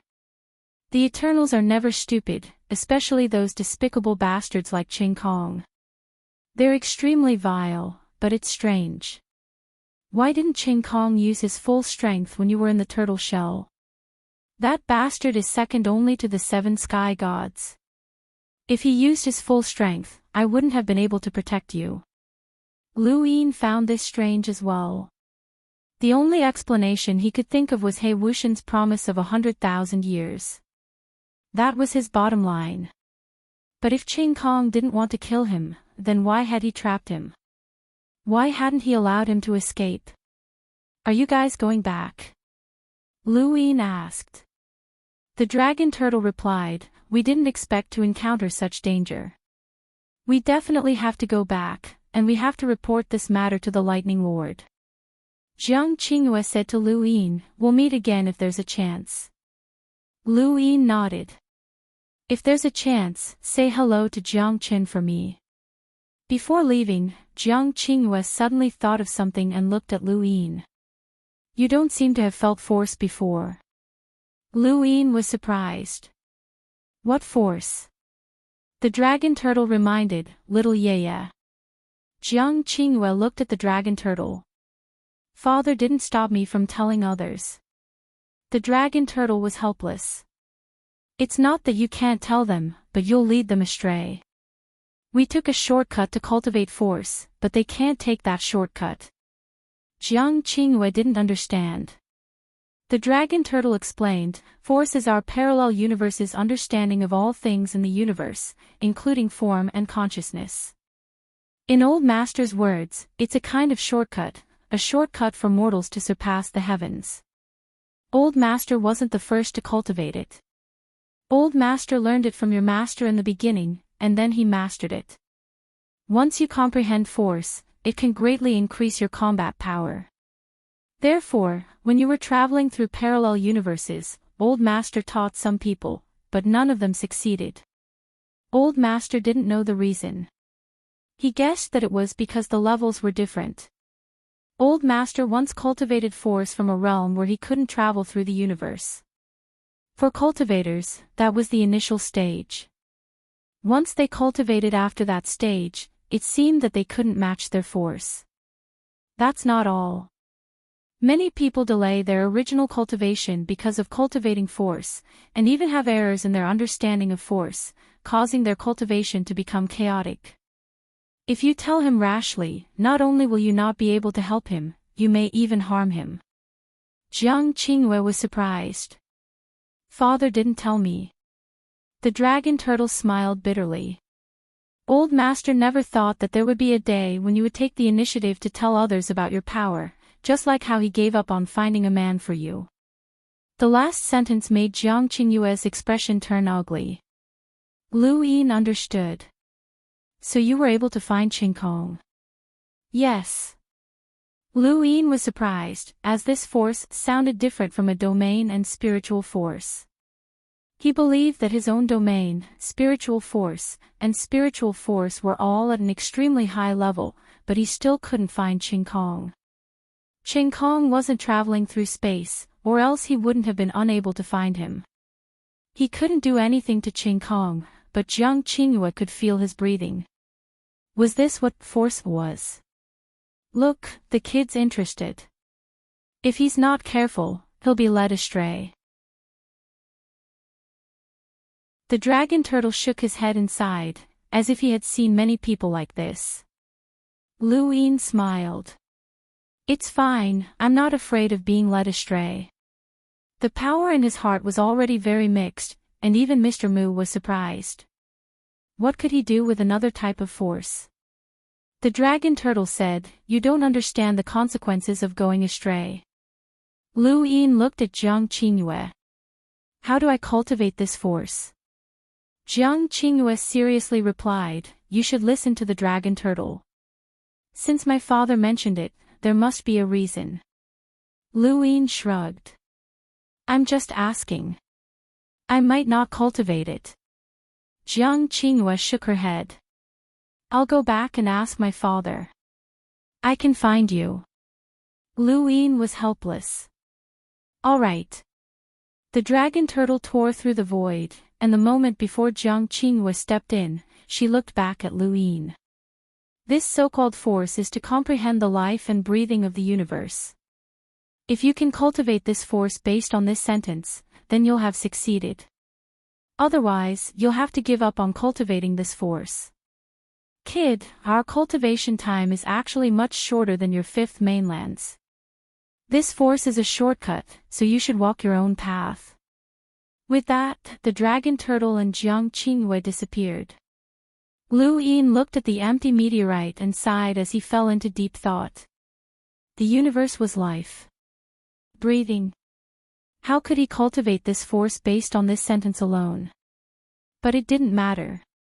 Just as the dragon turtle had said, every space-time zone had its own cultivation method, and there was no need to learn this force. He looked into the distance, but he could no longer find stargazing deck. Lu Yin had originally thought that this trip would only cause trouble for stargazing deck, and that he would be able to bring it back as long as he could find it. He had never expected that it would be a trap. The Eternals had already used stargazing deck to set up a trap for him, which meant that they already knew about stargazing deck. Finding it would be as difficult as ascending to the heavens. The frigid immortal sect had attacked stargazing deck at the same time in an attempt to destroy Lu Yin's trump card to threaten by Siener. This incident had caused a huge commotion, and it wasn't strange that the Eternals knew about it. Lu Yin had been too careless to believe that the Eternals had been banished from the fifth mainland.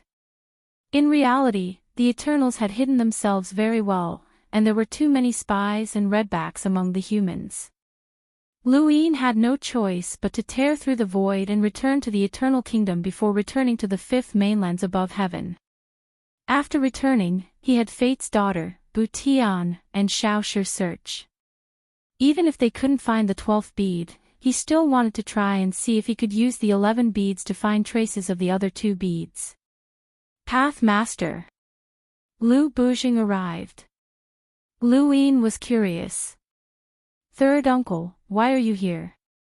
Lu Bujing's expression was solemn. You've been getting closer to destiny recently, and that's not a good thing. Everyone in our era is afraid of destiny. Lu Yin nodded. I know, but I have no choice. I want to use destiny to find my family. Lu Bujing was shocked. You want to use destiny to find your family? Lu Yin told Lu Bujing about the beads, and Lu Bujing grew excited. No wonder. If that's the case, then it's worth the risk to get closer to destiny. Lu Yin knew that Lu Bujing was afraid of destiny, and he himself was as well. However, Lu Bujing's fear was a little too much. Lu Bujing was someone from the above heaven era and had experienced destiny before, so he should know that destiny was just a cultivator. Although destiny is feared, he's still an expert of the 3 realms and 6 Daos on the same level as the Grim Reaper and Wu Tian. Third uncle, aren't you being too afraid? Lu Bujing sighed. Destiny is different from the Grim Reaper and Wu Tian. In our era, the Grim Reaper suppressed the astral beast domain and watched over the 4th mainland. To the 4th mainland, he was truly the Grim Reaper and had nothing to do with us. However, destiny was an exception. He paused for a moment before continuing seriously, destiny can see through the river of time. It's mysterious and unfathomable, and it's difficult for ordinary people to see it. The legends about destiny aren't very good, and no one wants others to see their future, including our Lu family's ancestors. Do you know why one of my 3 ancestral chi is destiny? It's because destiny wants to see through my Lu family's future. The ancestor wanted to find a way to counter it, so he tried his best to turn my ancestral chi into destiny. He hoped that when I became an ancestor, my ancestral chi would be able to resist destiny. So, third uncle, your attitude towards destiny comes from my Lu family's ancestor. Lu Bujing nodded. I'm only a half-step ancestor, and I can't see through destiny. I can only follow the ancestor's footsteps. In short, don't provoke destiny. Lu Yin understood. Destiny's daughter had caused the deaths of many people by arranging karma, and Lu Yin had understood what kind of person Destiny was. If possible, he would not want to provoke such a person. Right, third uncle, have you heard of influence? Lu Bujing was confused. Influence? What does that mean? Lu Yin was not surprised. If you don't know, then forget it. Tell me, I might have heard of it.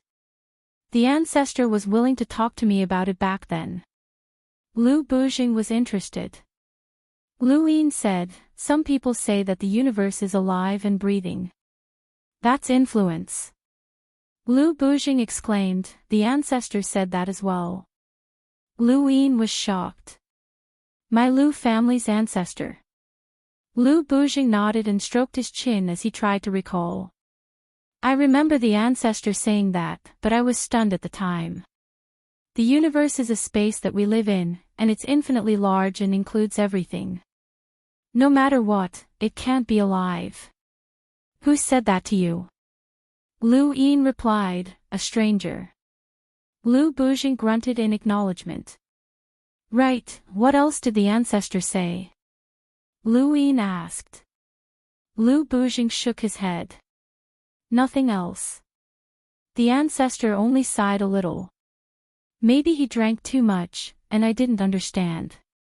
If Daoist Tianyi was here, he might know more. The ancestor told him many things, and it seemed like he was spoiling things through excessive enthusiasm.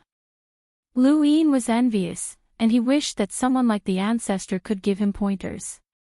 Mr. Mu was clearly his master, but he had never told him these things. He would definitely ask Mr. Mu the next time he saw him. Actually, when he thought about it carefully, it was not the first time Lu Yin had heard this. He felt like someone had said this to him before, but who was it? He could not remember. When Jiang Qingyue said this, he felt a sense of déjà vu. Not long after, Destiny's daughter and the others arrived. Lu Yin brought them to the back mountains of the Above the Sky sect and asked them to search for the whereabouts of the other two pearls. Starsabil followed them with a calm expression. Lu Yin was not in the mood to deal with her. Destiny's daughter and Butian did not waste any time, and they began to use their divination techniques on the 11 pearls. Lu Yin had not cultivated Destiny's techniques, so he could not see what they were doing. Now that he thought about it, Destiny's techniques were not that mystical, and they were probably similar to rune lines and void god's power. Only those who had cultivated them could see this kind of power, and only those who had not cultivated them would find it mystical. However, this kind of power was definitely not that easy to cultivate, and not many people had cultivated it during the Above the Sky sect's era. Lu Yin had never thought of cultivating Destiny's techniques, as he had already been tainted by Destiny enough. If he cultivated Destiny's techniques, he was afraid that Destiny would directly descend upon him. He calmly watched.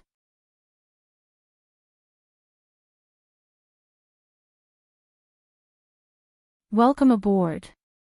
Stay tuned and subscribe to Han Li's Wuxia Adventures for more thrilling content. Chapter 2705.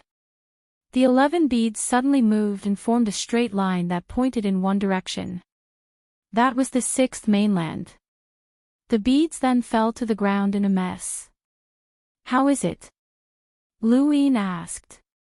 Butian wiped the sweat off his forehead and looked at Fate Maiden. She waved her hand, and the beads flew into her palm. There's a bead in that direction. That's the 6th mainland. I know. Lu Yin stared at her. I'm asking where the last bead is. She shook her head. We can't find it. Using fate, we can only find the closest bead. We either have to find it or destroy it. Otherwise, our divination will always find it. Lu Yin's head hurt, and he looked at the 6th mainland. He also wanted to find that bead, but it was temporarily impossible. Unless he gathered a few progenitors and forcefully attacked the 6th mainland to snatch it, that was under the premise that he knew where the bead was. Help me calculate the exact location of that bead, Lu Yin instructed. Fate Maiden replied, we can only calculate the direction. If you want to find it, you have to bring either me or him along. Lu Yin put the beads away. Things were not going well, but there was nothing he could do about it. After all, this involved the everlasting race, which was humanity's greatest enemy. Lu Yin had them all stay in the above the sky sect, as he might have to go to the sixth mainland with them at any time. It was time for him to go to the void god spacetime, as he could not stay out forever. Before leaving, he made a trip to Shinwu continent to confirm that the passage was unobstructed. He also chatted with Mu Xia about Shi. Mu Xia had never heard of this before, so he told Lu Yin to look for Mr. Mu. Lu Yin was helpless, as he would have done so long ago if he could. Lu Yin was more concerned about the group of half-ancestors, as he did not know which one would break through to the progenitor realm first. He hoped that it would be Lu Bujing, Kai, or the others. Lu Yin had not left the void god spacetime for long. For cultivators, it was normal for them to go into seclusion for thousands of years. However, Lu Yin felt that it was too long, as he only went into seclusion for a few days each time. After returning to the Red Domain, Lu Yin investigated Qingfen's interrogation. He had specifically instructed Ning Ran not to torture Qingfen anymore, as Qingfen had already told her the location of knowledgeable stream. During this investigation, Ning Ran did not make a move on Qingfen. However, Qingfen's days were not easy either. His greatest torment came from the people who left the village. In addition to Qingfen, during the days when he went to the hyperspace and the Three Monarchs universe, Ning Ran led the team to catch several more spies. They were all small characters and didn't have much significance. Half a month after Lu Yin returned to the Red Domain, someone came to visit him, surprising him. Mu Shikong, chief of the Sky Mirror Department, gone, has come to visit the Red region. A loud voice echoed. Guan Laode, Yu Pai, and the others were shocked. Lu Yin raised his head, and his expression turned ugly. He had actually found this place. Manor Lord Gon had already invited him to the Heaven Reflection Manor in Wood Spacetime several times, but he had rejected every single one of them. He had never expected that Manor Lord Gon would actually come in person. The more sincere he was, the less Lu Yin wanted to go. Before he showed up, Heaven's Reflection Manor's situation wasn't good, and he hadn't heard of Manor Master Gon working so hard for anything. Now that he was so eager to invite him to the Wood Dimension, there must be something wrong. No matter what, he couldn't go. However, he still had to meet her. Lu Yin personally walked out to greet Gon. Junior is Xian Qi. I didn't expect Senior to be here. Please forgive me for not coming out to greet you. Lu Yin arrived outside the Red Domain and greeted the man politely. He saw an elegant man with a slight smile on his face, and he didn't seem like a powerhouse at all. However, this person was Gon. Gon beamed at Lu Yin. Manor Master Xian Qi, you're too polite. I'm sorry to disturb you. Lu Yin smiled. It's an honor for Senior to visit the Red Domain. This way, please. Gon nodded and entered the Red Domain with Lu Yin. Within the Red Domain, cultivators bowed and paid their respects to Manor Master Gon. Gon had seen this scene many times, and powerhouses were respected wherever they went. He didn't care about these people, and the only one worthy of his attention was Lu Yin. The two exchanged some pleasantries before Lu Yin led Gon into the Red Domain. The cities in the Red Domain were dilapidated, but the giants had once lived there. They had experienced the War of Extermination, and they had been attacked by Qinlu. For a cultivator like Gon, such a place was more comfortable than a scenic location. Heaven's Reflection Manor has been around for many years, and its history isn't much shorter than that of the Six Directions Association. However, there hasn't been much of an effect over the years. You should know why, Brother Xian Qi. Gon then looked at Lu Yin. Do you mind if I call you brother? It seems that Su Hang and the others call you that as well. Lu Yin smiled. It's my honor to be valued by Manor Master Gon. I'm already calling you brother, and you still call yourself junior. Gon laughed. Lu Yin looked at Gon and addressed him seriously, brother. That's more like it. Speaking of which, there should be quite a few people from the Six Directions Association who call you brother. Su Hang and I aren't the only powerhouses here. What does Chenlo call you? This question made Lu Yin's heart skip a beat, but he maintained a calm expression. Senior Chenlo is a serious person. He made me the acting manor master of the 3 sovereign spacetime manor, so he always calls me Xian Qi. Gon nodded and didn't dwell on the topic. The two continued walking through the red domain.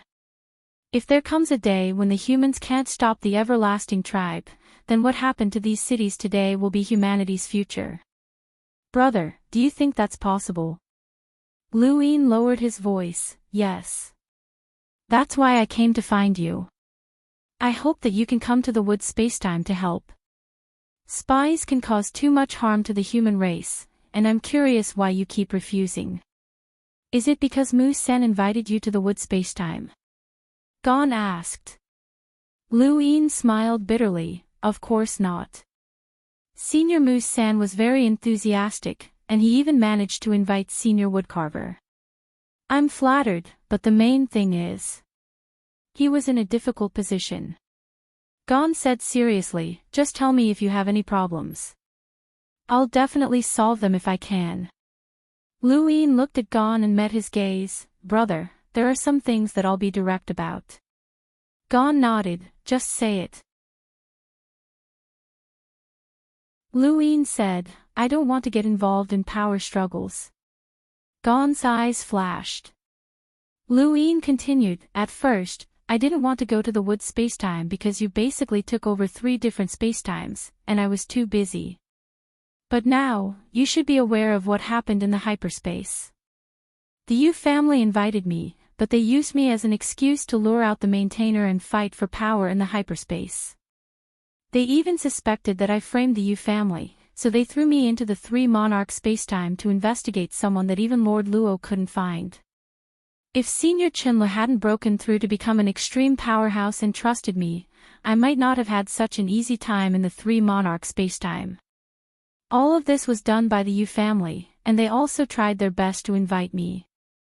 Brother, this has already happened once, and I don't want to experience it a second time. It doesn't feel good to be used by others. Gon's expression was calm. He stepped forward calmly and walked past Lu Yin with his back facing him. Do you think that I want to use you too? I can see that you're sincere, but I have my concerns, Lu Yin said helplessly. Gon sighed, the Yu family is at fault. They made someone like you, who is good at capturing spies, feel apprehensive. They encouraged the spies' arrogance. Lu Yin didn't say anything and just looked at Gon calmly. Gon turned around and smiled, I understand your concerns. Alright, I won't force you. Whether you go to the wood spacetime or not, I'll reserve the position of acting prefecture master for you. If you need any help, just contact me. After a while, you'll see the difference between the wood spacetime and the hyperspace. With that, Gon left without further persuasion. Lu Yin relaxed. Although Gon seemed sincere, and it was possible that he really wanted to use him to deal with the spies, Lu Yin had to be wary of Mr. Daheng. Gon had also mentioned Chenlu, so Lu Yin had to be on guard. Logically speaking, Mr. Daheng shouldn't have linked him to Chenlu, but it was always right to be cautious. Moreover, if he went to the wood spacetime, Senior Woodcarver might see him, which would be the most troublesome. How would he explain his disguise? He couldn't go to the wood spacetime. After Gon left, Void arrived and was surprised that Lu Yin had rejected Prefecture Master Gon. Lu Yin repeated the same reason, and Void sympathized and patted Lu Yin's shoulder. You're unlucky to encounter such a situation. Alright, if Gon invites you again, I'll help you reject him. Not just him, but if the reincarnation spacetime and the Lost Clan invite you, I'll help you reject them. Lu Yin was grateful. After staying in the red domain for a while, Overseer found Lu Yin and brought by Qian's message, asking him to look for resources in the void god spacetime. These resources were what he had asked Lu Yin to help her buy from the Scenic Cloud clan and the Void Yang clan. Since Bai Qian wanted to buy them as well, it was obvious that it was for Zi Jing's research. Lu Yin agreed without hesitation. Zi Jing's research was very important, and he hoped that it would be successful. If Dimensional Master could obtain them, then so could he. Dimensional Master had been schemed against by the Yu family, and his strength had been greatly reduced.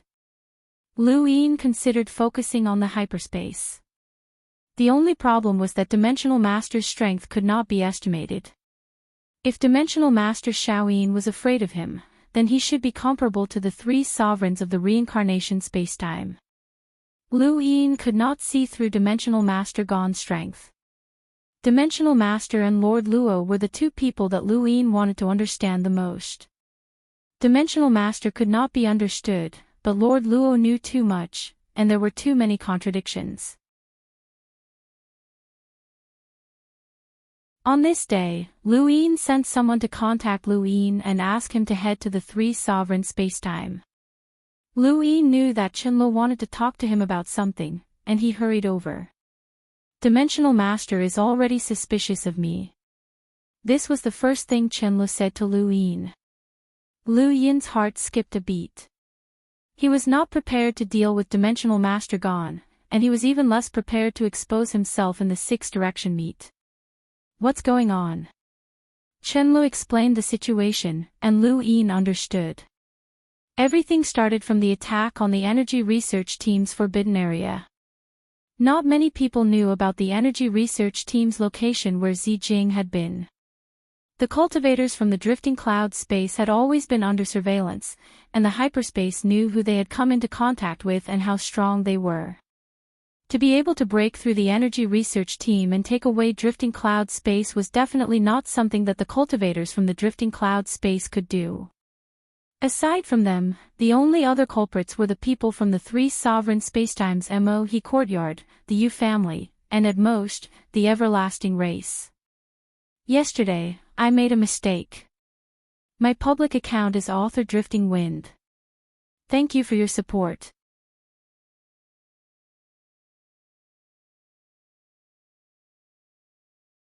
Welcome aboard. Stay tuned and subscribe to Han Li's Wuxia Adventures for more thrilling content. Chapter 2706. Wei Zhu confirmed that the Yu family did not make a move, and the Three Monarchs universe was not suspected because of their cooperation with Iran, but it turned out that Luo Jun was really cooperating with the Yu family. Wei Zhu naturally suspected Luo Jun and met Luo Jun in person. Luo Jun had already denied taking action against the energy research team, but other than Luo Jun, only the experts from Mohe Courtyard knew that location. Qianlu knew. Qianlu was also an extremely strong individual who had the ability to destroy the energy research team. Later on, when Master Wei was fighting with the Yu family, he broke into the Elder's laboratory and stole the black energy source. This was also something that only an extremely strong individual could do. Lord Luo assured Master Wei that it has nothing to do with me, but I can see that Master Wei still suspects me. Qianlu said. Lu Yin fell into deep thought. The maintainer did not care about the attack on the energy research team, and he might not even care about Lu Yun or the black energy source. What he cared about was the entire process, especially Xiaohai's disappearance. The maintainer was not stupid, and he should be able to connect the dots. The Yu clan was very smart, but so was Master Wei. Being suspected by such a person, it was no wonder that Qianlu was afraid. If you didn't do it, then let him investigate. Qianlu frowned. I'm afraid he'll find out about the Hall of Freedom. Lu Yin's heart sank. Right. Although Qianlu had not acted against hyperspace, his relationship with the Hall of Freedom could not be investigated. If Vader was determined to investigate Qianlu, then he would definitely be able to find out about Qianli's relationship with the Hall of Freedom, as well as the Bai-clan situation. Luo Jun did not investigate, but Wei Zhu was different. He did not trust Qinluo. Once Qinli's relationship with the Temple of Repose was discovered, he would no longer be able to stay in hyperspace. Lu Yin rubbed his head. Nothing was flawless, and there was no such thing as a perfect plan. Someone was bound to discover a flaw. He knew that his actions in the Six Paths Guild would be exposed sooner or later, but he didn't wish for it to happen so soon. At least wait until he solves the Three Monarch Universe or Ultra Universe. Qinluo did not disturb Lu Yin. He had a headache as well. He had not expected to be targeted by Master Wei. He could only blame himself for breaking through at the wrong time. If he was still a demi-monarch, Master Wei would not have targeted him because he did not have the ability to do those things. He glanced at Lu Yin, and a cold glint flashed across his eyes. It was all because of this brat's reckless behavior that he had been forced into a corner. Lu Yin sensed Qinli's gaze and frowned. "You're blaming me." Qinlu said coldly, "You and I are working together. You should have considered me in everything you do. If I had known earlier, I wouldn't have told you the location." Lu Yin stared at Qinlu. "Because of you, I've also been targeted by the Hall of Freedom. If we weren't working together, I wouldn't have asked senior brother to help you break through. Working together comes with a price. You've been targeted by His Highness." Qinlu was stunned. Lu Yin replied, "I'm not sure. Mu Shikong's Heaven's Mirror Manor has invited me several times, and Manor Lord Gon even personally went to the Red Domain to look for me. I don't know if this has anything to do with Mr. Daheng." Qinlu was irritated. On one hand, he was being targeted by Master Wei. On the other hand, he was being targeted by the Hall of Freedom. If either side made a mistake, he would be exposed. When that time came, where would he find shelter? Even though he wouldn't be hunted down due to his identity as an extreme expert, his reputation was completely ruined. The universe was vast, but even the eyes of extreme experts could only see the Six Directions Guild and its parallel space-time. If they lost this place, what else was there? Then what do we do now? Qinli's heart was in a mess. He was not afraid, but uneasy.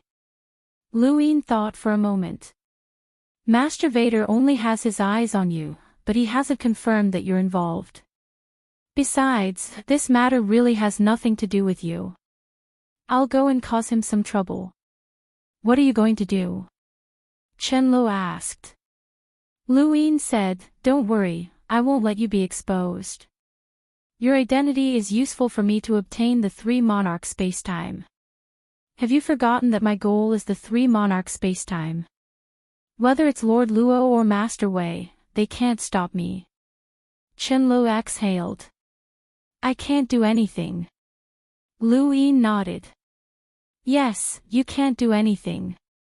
Since Master Wei has his eyes on you, I believe that he has a way to track your whereabouts. Even Lord Luo might not be able to see through this method, so don't do anything.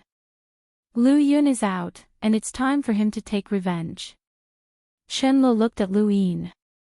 He didn't know the relationship between Lu Yun and Lu Yin, but now it seemed that Lu Yun also belonged to this person. No matter what, Lu Yun was still an extreme expert.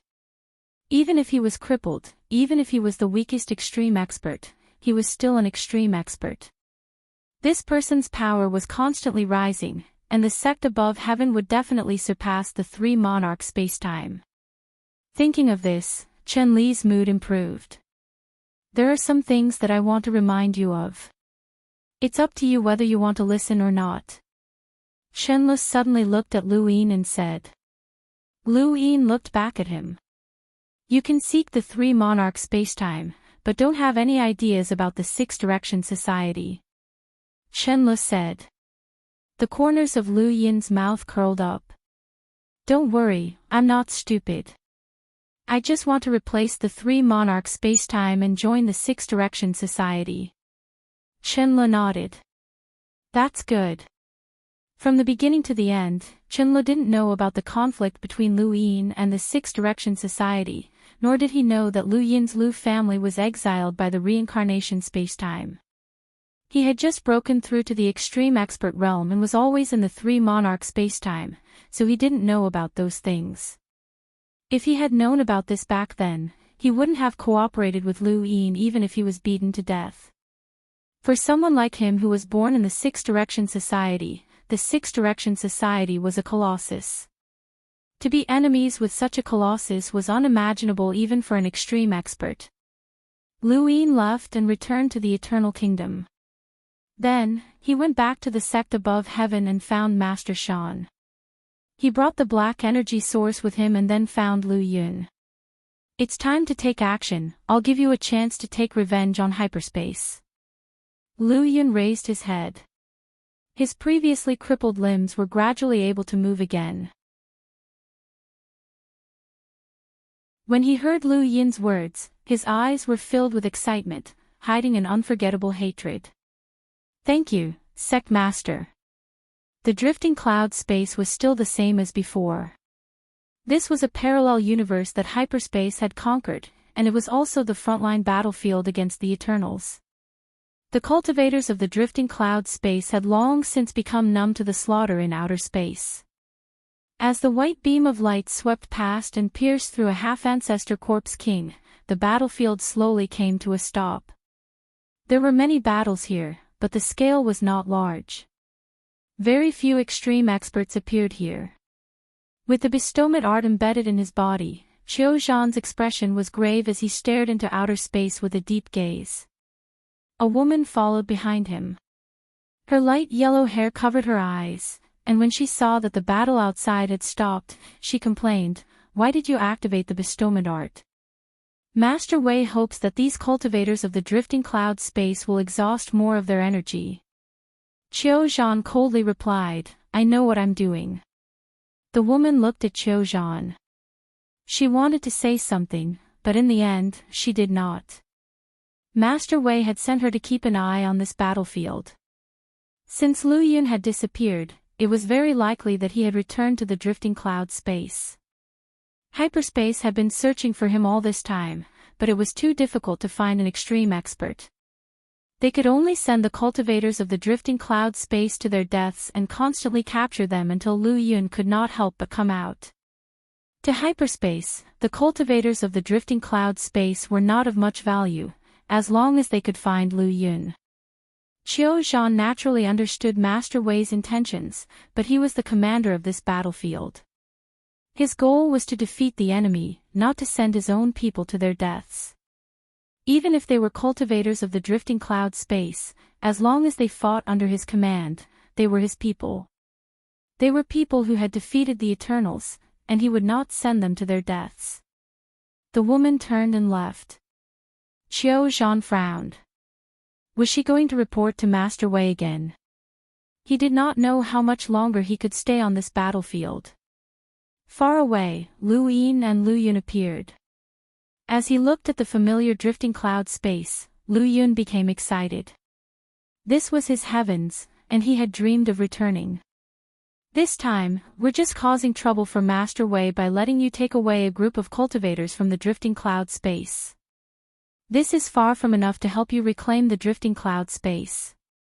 You should know how powerful hyperspace is. With our current strength, we can't do it. If you don't want to be captured again, then listen to me. Lu Yun took a deep breath and suppressed his excitement. I know. Don't worry. Soon, the two of them saw the vessel for the art of gift. Here we go again. Lu Yin looked at the huge object in the distance. Last time, he had taken away Ah Mei. This time, he wanted to take away all the cultivators from the drifting cloud space and cause trouble for Master Wei. This move would definitely anger Master Wei, but so what? Lu Yun's disappearance had already angered Master Wei, and the results would not be any worse than this. Soon enough, Lu Yin and Lu Yun infiltrated the vessel. With the Yu family's help, it was easy for Lu Yin to enter the vessel. Even though the Yu family had been stripped of their authority, their understanding of the vessel was unparalleled. Lu Yin did not want to attract Qiu Zhan's attention, as it would be troublesome if an extreme powerhouse made a move. Lu Yin had walked through the huge vessel more than once, and it was easy for him to find the location of the cultivators from the drifting cloud space. He had also taken Ah Mei there. When Lu Yin brought Lu Yun there, he found that there was not a single cultivator from the drifting cloud space. They should have moved further in. Hyperspace is afraid that I'll save them, Lu Yun said with a gloomy expression. Lu Yin had no choice but to lead Lu Yun around the vessel. When they reached a certain location, Lu Yin stopped. We can't go any further. There's a hyperanalysis mode there. It should be there, Lu Yun said, as he also knew about the hyperanalysis mode. In this vessel, the hyperanalysis mode could only be used at the most important part of the vessel, and the other should be where the cultivators from the drifting cloud space were imprisoned. It was easy to break through the hyperanalysis mode, but Qiu Zhan would instantly detect it. If there's no other way, we'll take them away when the war starts, Lu Yun said. Lu Yin shook his head. Depending on the scale of the war, the number of cultivators from the drifting cloud space will be different. You can't guarantee that you'll take them all away. After thinking about it, Lu Yin decided that there was no need to rush. When the war started, he would think of a way to use the Corpse King to destroy the hyperanalysis mode. If that still did not work, then he would have to take them by force, but he had to confirm their location first. At this time, a group of people walked out of the hyperanalysis mode area. The leader was a woman with long, pale yellow hair that covered her eyes. Her expression was cold, and she exuded a sinister aura. Behind her were more than 10 cultivators from the drifting cloud space, all of them beautiful women. When Lu Yin saw this, he vaguely guessed what was going on. Lu Yun's eyes were filled with killing intent. There's no need to rush. Let's follow them and confirm their location. If it doesn't work, then we'll just take them by force, Lu Yin said. Lu Yun nodded, and the two followed.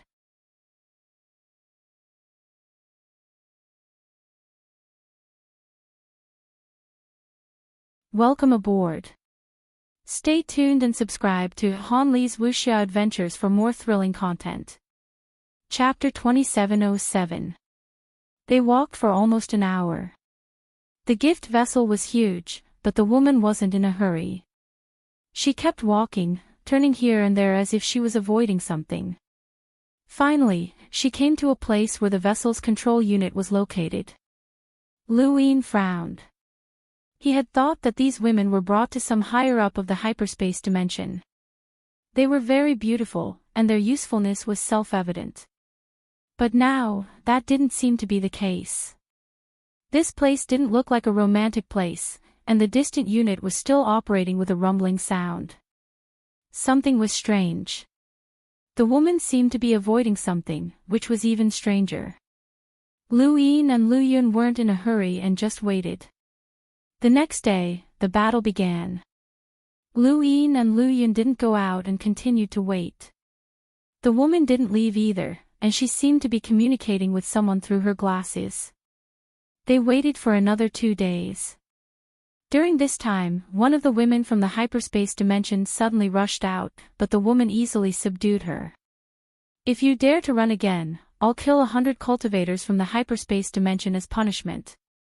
The woman's expression was fierce, and her hair fluttered in the wind. Her eyes were filled with murderous intent as she looked at the women from the hyperspace dimension. 2 more days passed, and one day, the woman's lips curled up. You're finally here. Lu Yin and Lu Yun looked at each other and calmed down. Not long after, 2 figures entered. This place was dimly lit, and there were parts operating all around, making rumbling sounds. Few people came here, and it wasn't easy to find them. The woman smiled when she saw them, and her fierce expression became unusually gentle.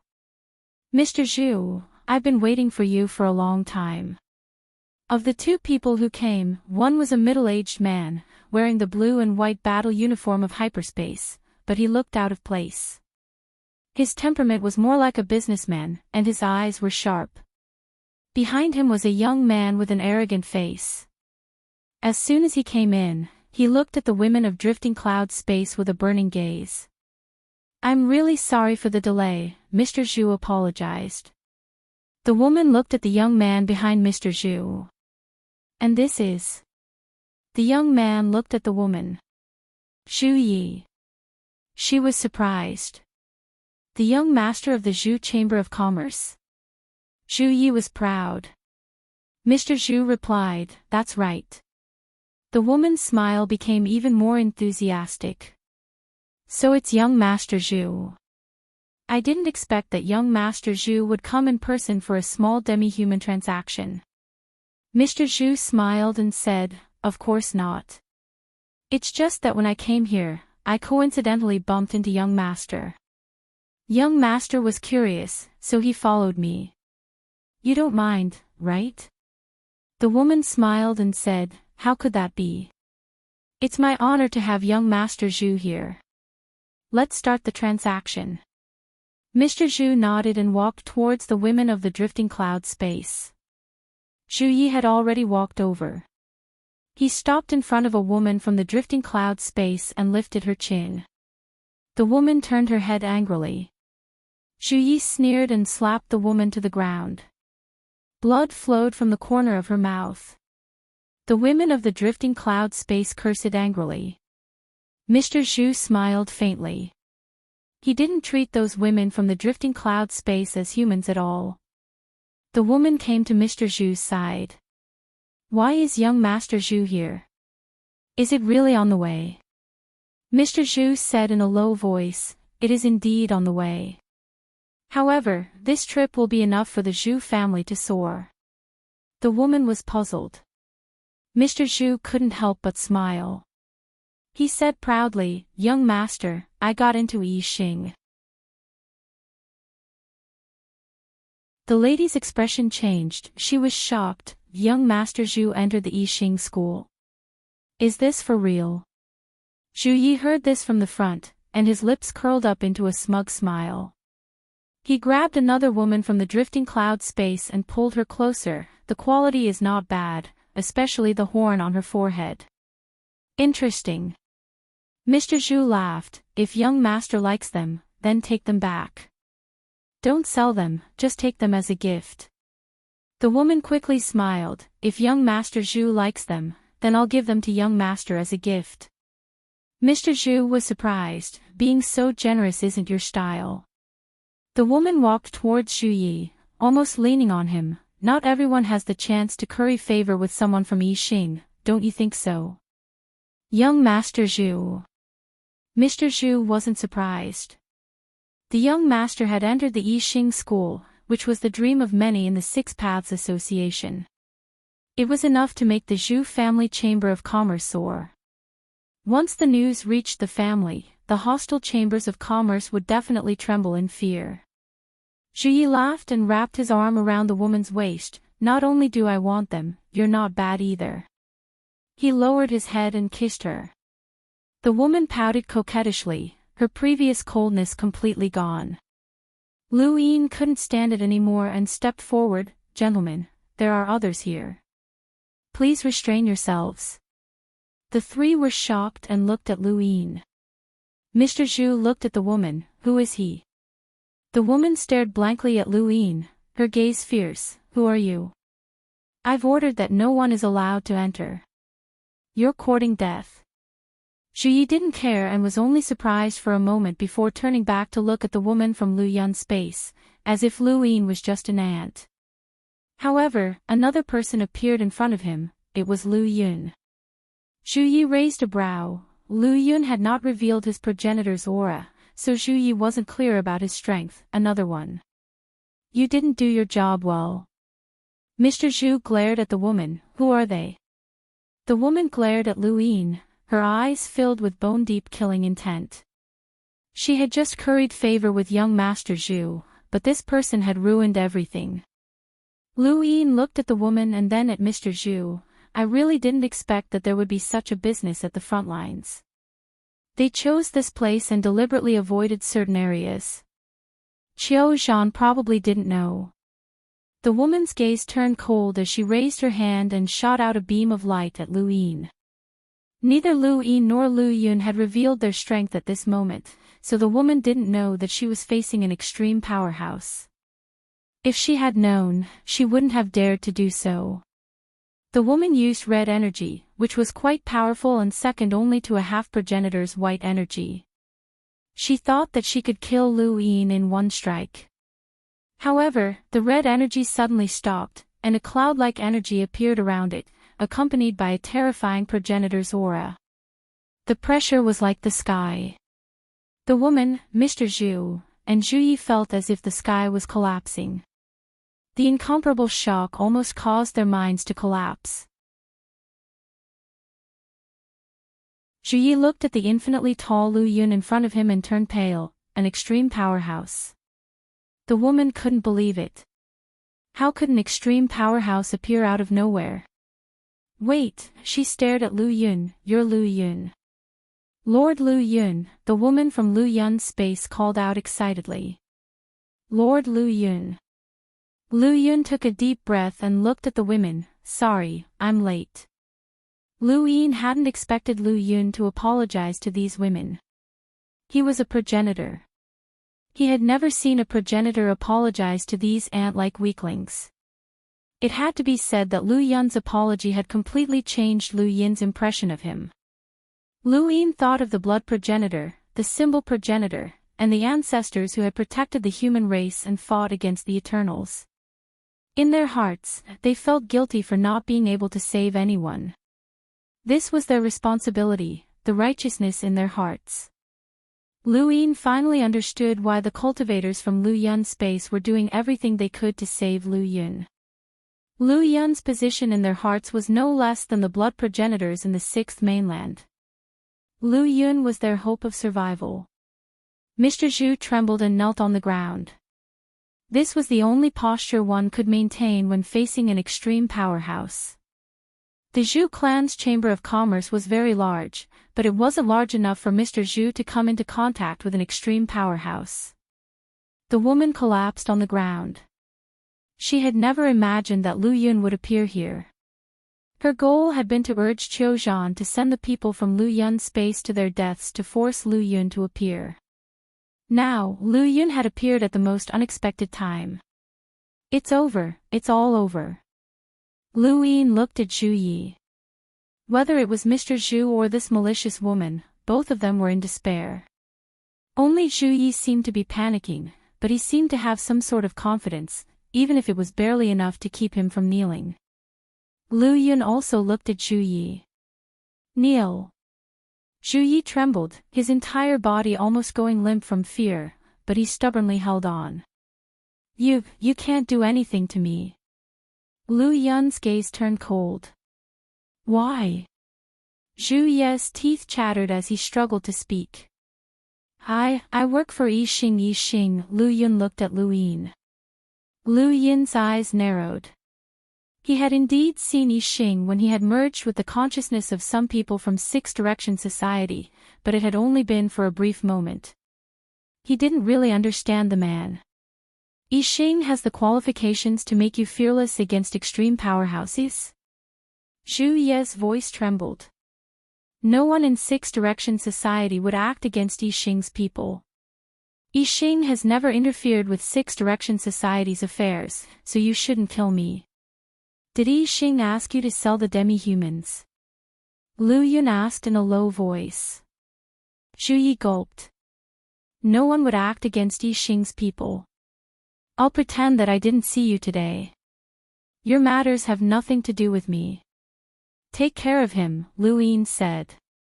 Zhu Yi was shocked. You can't kill me. I work for Yixing. Lu Yun didn't care about this. Even if Zhu Yi was a Grand Empyrean subordinate, he still had to act. Zhu Yi's actions had already caused him to be killed. Mr. Zhu and the woman knelt on the ground, not daring to make a sound. This was the proper attitude when facing an extreme powerhouse. Lu Yun casually waved his hand, intending to erase Zhu Yi. However, this attack didn't harm Zhu Yi at all. A pagoda-like barrier appeared around Zhu Ye's body and enveloped him, allowing Lu Yun's power to pass through it. Lu Yun was flabbergasted and attacked again, but the result was the same. He didn't harm Zhu Yi at all. Zhu Ye's heart trembled. He had thought that he was going to die, but when he saw that Lu Yun's 2 attacks had missed, he recalled what his guide had told him when he had first joined Yixing. Yixing doesn't provoke enemies, but he doesn't fear them either. Even an extreme powerhouse would find it difficult to kill Yixing's people. At that time, Zhi had thought that this was just a threat, using Yixing to threaten an extreme powerhouse. But now, it seemed that this symbol that Yixing had given him was a power vessel that could ignore extreme powerhouses. Zhu Yi grew excited when he thought about this. At this time, Lu Yun attacked for the 3rd time. This time, he was completely focused on dealing with a powerhouse of the same level, but he still couldn't touch Zhu Yi.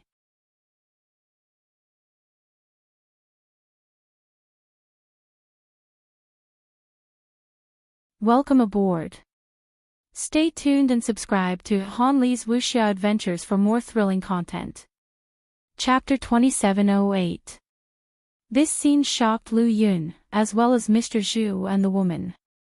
They finally understood why those people were trying so hard to get into Yixing. Once they entered Yixing, their status would change drastically. So that's how it was. Yixing's people could actually ignore extreme experts. Impossible. Lu Yun was at a loss. A mere ant could actually ignore his attack. How was this possible? Zhu Yi laughed maniacally. So what if you're an extreme powerhouse? Lu Yun, right? I'll remember you. If you dare attack Yixing's people, they won't let you off. Just you wait. With that, he turned to leave. He still hadn't gotten used to being able to ignore extreme powerhouses, and he hadn't even gotten used to the change in his mentality. It was like an ordinary person suddenly becoming an emperor, and it was hard to get used to it in a short period of time. He just wanted to leave. Young master, take me with you, Mr. Zhu begged. The woman also begged, Young Master Zhu, please take me with you. I beg you. Zhu Yi didn't care about them at all, and he glanced at the woman coldly. It's all because of you, trash. With that, he tore through the void and left. Suddenly, a hand passed through the barrier and landed on Zhu Ye's shoulder. Zhu Ye's body stiffened, and the arrogance on his face turned sluggish. He slowly turned around and saw a face with a mocking smile and a look of surprise. It's that person. Lu Yun pressed down on Zhu Ye's shoulder and watched with interest as Zhu Ye's expression changed from joy and arrogance to fear and despair. Did I say you could leave? Zhu Yi was stunned. This person had touched him. He had touched him. He looked at the barrier, and it was still there, but this person's hand had passed through it and landed on his shoulder. How could this be? You. Zhu Yi was stunned. Lu Yun found it funny and looked at the barrier in amazement. Good stuff, it's not bound by space. It's a strengthened version of the Void Wanderer. Aside from that tree, I've never seen anything that can travel through space. He then raised a hand and placed it between Zhu Ye's eyebrows. Here. He then pointed, and Zhu Ye's forehead split open. No blood flowed out, and only an eye fell out. It looked at Lu Yun in horror, like an abandoned pet. Zhu Yi took a few steps back, and the barrier around his body slowly disappeared. He fell to the ground, as if he had fallen from heaven to hell. Lu Yun closed his eyes. What is it? This was an eye. It was as if the eye had become a spirit. There were tentacles under the eye sockets. When Lu Yun tried to grab it, it actually tried to use its tentacles to escape, but how could that be possible? It could walk through space like a tree, but Lu Yun could do the same. However, Lu Yun and the others couldn't see Lu Yun grabbing the eye. The eye had always existed within the void. That was a direction that even progenitor realm experts might not be able to see. They only saw that the light barrier around Zhu Ye's body had disappeared. Now was not the time to study the eye, and Lu Yin held it tightly as he looked at Zhu Yi. Just as he was about to speak, he suddenly looked up and felt a powerful force descend upon him from a progenitor realm corpse king. The battle began, and a few progenitor realm corpse kings appeared to attack the bearers of the bestow technique. One of the attacks just so happened to land on top of Lu Yin's head. The vessel was penetrated, and a terrifying force streaked past Lu Yin.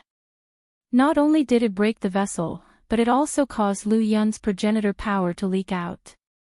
Just as Qiu Zhan was about to charge into space, the bearer of the bestow technique alerted him that a powerhouse had appeared.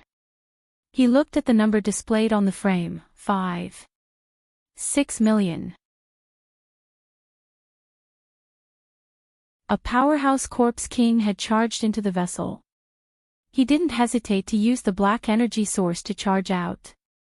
Lu Yin frowned, exposed. Snatch. Lu Yun casually killed Zhu Yi and the others, and Lu Yin took the girls to Mount Supreme. You hold Qiu Zhan back. As soon as he finished speaking, a black energy blasted over. Lu Yun raised his head. Long time no see, Qiu Zhan. Qiu Zhan's pupils shrank when he heard Lu Yun's voice. It's you. With a loud bang, the bestow technique was destroyed once again. Qiu Zhan shouted, release the bestow technique and use the energy source to trap the corpse king. He then charged at Lu Yun. You've joined the Eternals. Lu Yun didn't explain. At this moment, the Eternals had attacked, and the corpse king had also attacked. No one would believe that the Eternals hadn't helped Lu Yun. On the other side, Lu Yin rushed into super analysis mode and directly triggered the alarm of the entire bestow technique. Qiu Zhan looked over. There's more. Qiu Zhan, it's time to pay back the debt from before.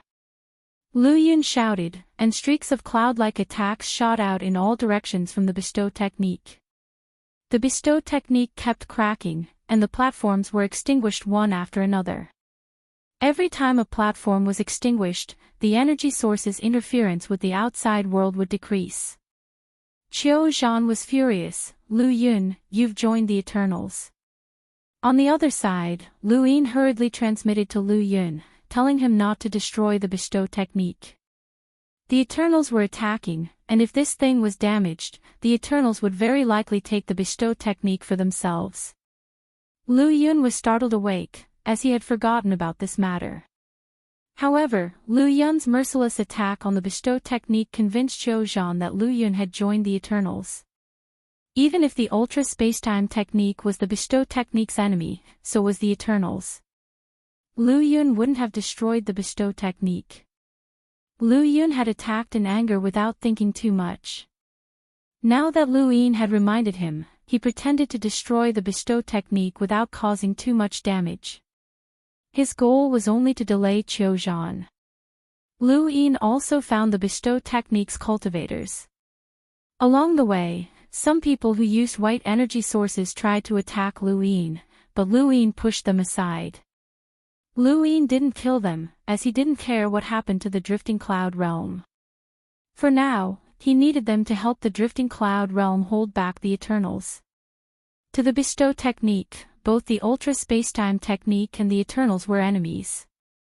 However, it was precisely because these two enemies kept each other in check that the bestow technique had a chance to breathe. Lu Yin took out Mount Supreme, and Xiao Mei walked out from within. Everyone, follow me. Lord Lu Yun is here to save you. Xiao Mei had quite a bit of prestige among these people, and many of them recognized her. When they heard her say this, they didn't hesitate to follow her into Mount Supreme. They didn't even consider whether this was a trap or not, as there was nothing worse than being trapped here. The bestow technique shook again, and Lu Yin looked outside through the crack.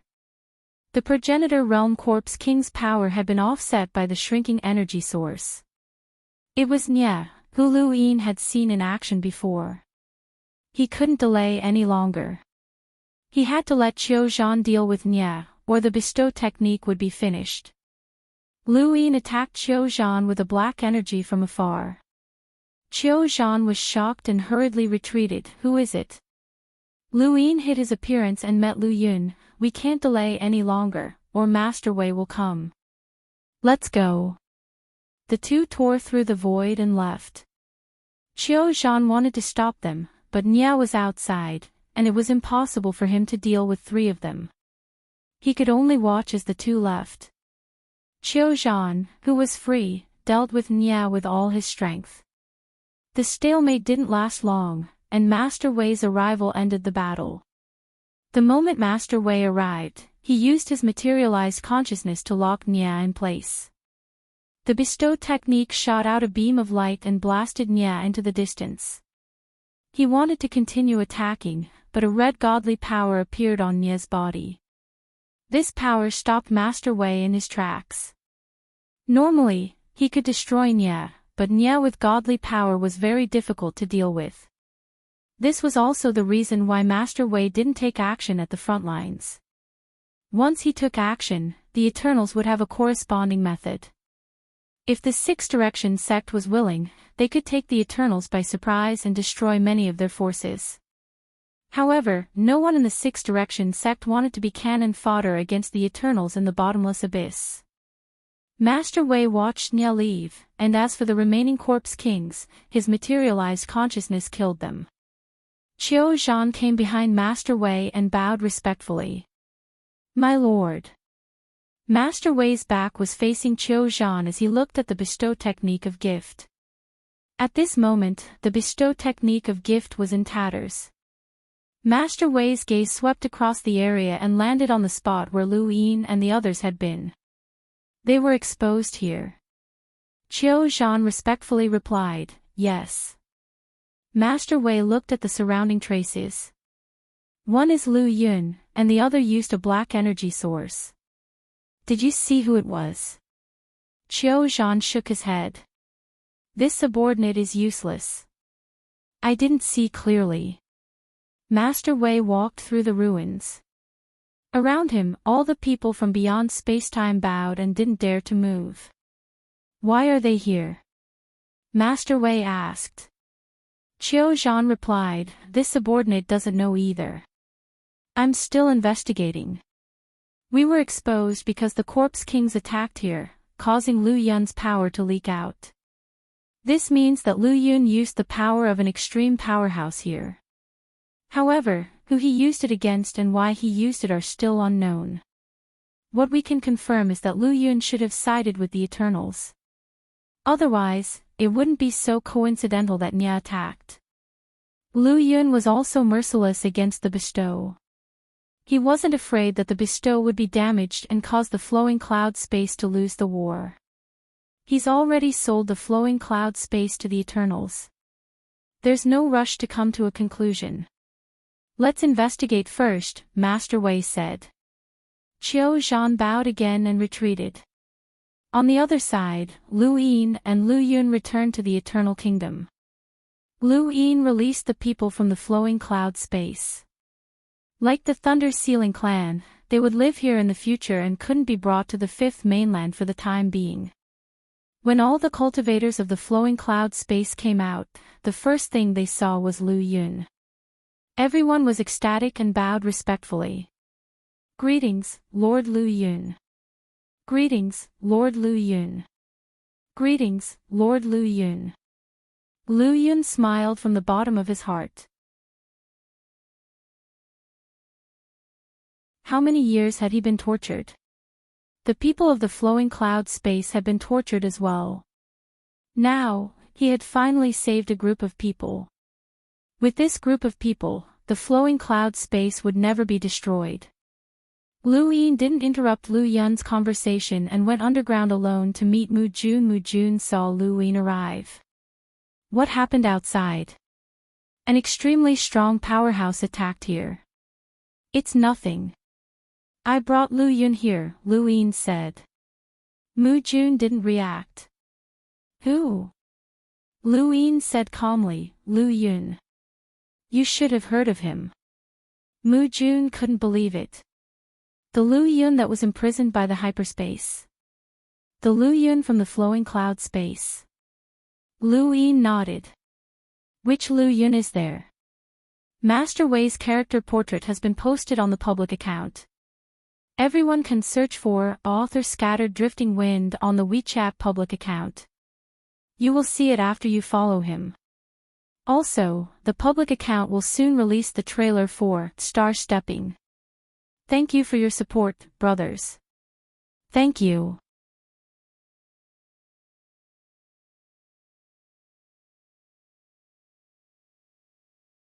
Welcome aboard. Stay tuned and subscribe to Han Li's Wuxia Adventures for more thrilling content. Chapter 2709. Mu Jun stared blankly at Lu Yin, suspecting that she had misheard. She mocked, "Do you think I'll believe you? Lu Yun has been imprisoned by hyperspace and is being experimented on. How could you bring him here? How could you bring Lu Yun here from hyperspace? Impossible." Lu Yin praised, "Looks like you three sovereigns have a good relationship with hyperspace. Since you're so sure, you should know how hyperspace treated Lu Yun." Mu Jun did not deny it. Lu Yin clasped his hands behind his back and walked up to Mu Jun. He looked at her tired face. "That's right. Normally, Lu Yun wouldn't have been rescued, but similarly, you shouldn't have been captured either. But aren't you still here? Do you want me to call Lu Yun over to meet you? Get to know him?" Lu Yin waved his hand, and the death energy above his head dispersed. Mu Jun looked outside and was stunned. "It's really Lu Yun. How did you do it?" Lu Yin looked deeply at Mu Jun. "The more shocked you are, the more you know about hyperspace. Is it because you're working with Iran? Don't you know?" Mu Jun's tone was dejected. She realized that Lu Yin's methods were becoming more and more unfathomable. If he had really brought Lu Yun here, then that meant that even hyperspace could not stop him. Lu Yin shook his head and smiled. "But why did I hear that you're working with the Shaoyin divinity to deal with Iran and Wei Zhu?" Mu Jun's expression changed, and she stared at Lu Yin, her eyes flashing. What did you say?" Lu Yin approached Mu Jun. "Aren't you working with the Yu family?" Mu Jun looked like she had been struck by lightning, and she looked at Lu Yin with indescribable shock. "How did you know? How did you know? Who told you?" "Only Luo Shan and I know about this." "How did you know? How did you find out?" Mu Jun asked like a madwoman. This was their biggest secret. On the surface, they were working with Iran, but in reality, they were working with the Yu family and the Shaoyin divinity to deal with Wei Zhu. If this matter was exposed, it would be a huge blow to them, and the Six Powers would not tolerate them. It was not because they were working with Wei, but because they were working with the Yu family. No one could tolerate this. Today, they could work with the Yu family to deal with Wei Zhu and overthrow hyperspace. Tomorrow, they could work with others to overthrow Wei. Moreover, on the surface, they were still cooperating with Iran, which was equivalent to double dealing. Who would dare work with them? Mu Jun stared at Lu Yin. How did this person know? No one should have known about it. Lu Yin's lips curled up. Do you think I was just joking when I said that I would deal with the three of you? I already know everything about you. Once this matter is reported to Master Wei, who in the Six Directions Guild will still be friends with you three sovereigns. How are you going to establish yourselves in the Six Directions Summit? He's just a villain. What do you want? Mu Jun's face was pale. Lu Yin looked down at her from above. His gaze was filled with pity and mockery. I'm very curious. Now that you're already a prisoner, why are you thinking so much? That's Luo Shan's business. Even if it's exposed, he'll be the unlucky one. It has nothing to do with you. Mu Jun, are you the kind of person who would die for Luo Shan? Mu Jun's eyes flickered as he stared at Lu Yin. Think about it carefully. I already have this information, and I can kill Luo Shan at any time. As for you, think carefully about whether you want to be buried with him or something else. I'll give you time, but there's not much time left. Don't hold on to any other hopes. Do you really think that Luo Shan and the rest can succeed with me who has this information? Mu Jun did not know about Luo Shan. She had already made a move against Master Wei but had failed. From what she knew, if the Shaoyin divinity, Luo Shan, and the Yu family teamed up, Wei Zhu would not be able to win. They could control everything within spacetime without affecting their own bodies. Now that Luoyin knew about this plan would not succeed. As long as Luo Shan doesn't make a move, you have no proof. Mu Jun shouted. Luoyin smiled. But Luo Shan doesn't know that he's been exposed. Mu Jun's eyes narrowed. That's right, Luo Shan doesn't know. This person could expose him when Luo Shan makes a move. As long as Master Wei is on guard, he won't succeed. Maybe I can help Master Wei. In the name of the Genesis space, it shouldn't be difficult to ask Master Wei to help me deal with an enemy who was scheming against him. Mu Jun, after Luo Shan is dealt with, you'll be next. Luoyin left. Mu Jun's thoughts were in a mess as she watched him leave. She didn't know what to do, but this kid's words made sense. He knew their greatest secret, and if he were to plot against them, Luo Shan would definitely lose. What should she do? What should she do? Luoyin didn't care about what Mu Jun was thinking. He just wanted to force this woman to not have any illusions. This woman was very selfish, and the more selfish a person was, the more they would think for themselves. If Luo Shan was definitely going to be defeated, she would think of a way out for herself, and this way out would have to have enough value. There was no rush. He would let her think about it slowly. She couldn't escape from his grasp. People had to be forced one step at a time. In the drifting cloud space, Qiu Zhan had already finished his investigation and was reporting back to Master Wei. Master Wei listened quietly, his gaze cold.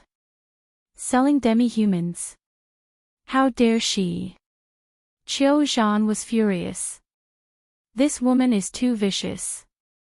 I didn't think that there would be such a thing. Please punish me, my lord. Master Wei coldly said, she's already dead. What's the point of punishing you? Who made the deal with her? Zhu Chamber of Commerce, Qiu Zhan replied. Master Wei grunted. This Zhu Chamber of Commerce could no longer exist. The drifting cloud space was his private property. Everything inside, including the demi-humans, belonged to him. That woman had dared to sell them and had already violated his taboo. This Zhu Chamber of Commerce also dared to buy them, which was unforgivable. Suddenly, Master Wei's expression changed and he looked in a direction. Outside the feed technique, there was a figure who was standing far away and bowing to Master Wei. Master Wei walked out and arrived in front of that person. Yi Xing, Yin Hua, greets Master Wei. It was a man with a calm expression. He looked rather old. Master Wei was surprised. You're from Yi Xing. Why are you looking for me? Yin Hua bowed. Someone from Yi Xing died here. I'm here to investigate. Master Wei was puzzled. How did someone from Yi Xing die here? Who was it? His name is Zhu Yi, Yin Hua said. Master Wei's gaze turned cold. Behind him, Qiu Zhan arrived and exclaimed, Zhu Yi? That Zhu Chamber of Commerce's young master? He's from Yi Xing. Yin Hua looked at Qiu Zhan and nodded. This person just joined Yi Xing a few days ago. I'm his guide. It seems like Senior knows the cause of Zhu Ye's death. Qiu Zhan looked at Master Wei. Yin Hua also looked at Master Wei. Master Wei nodded.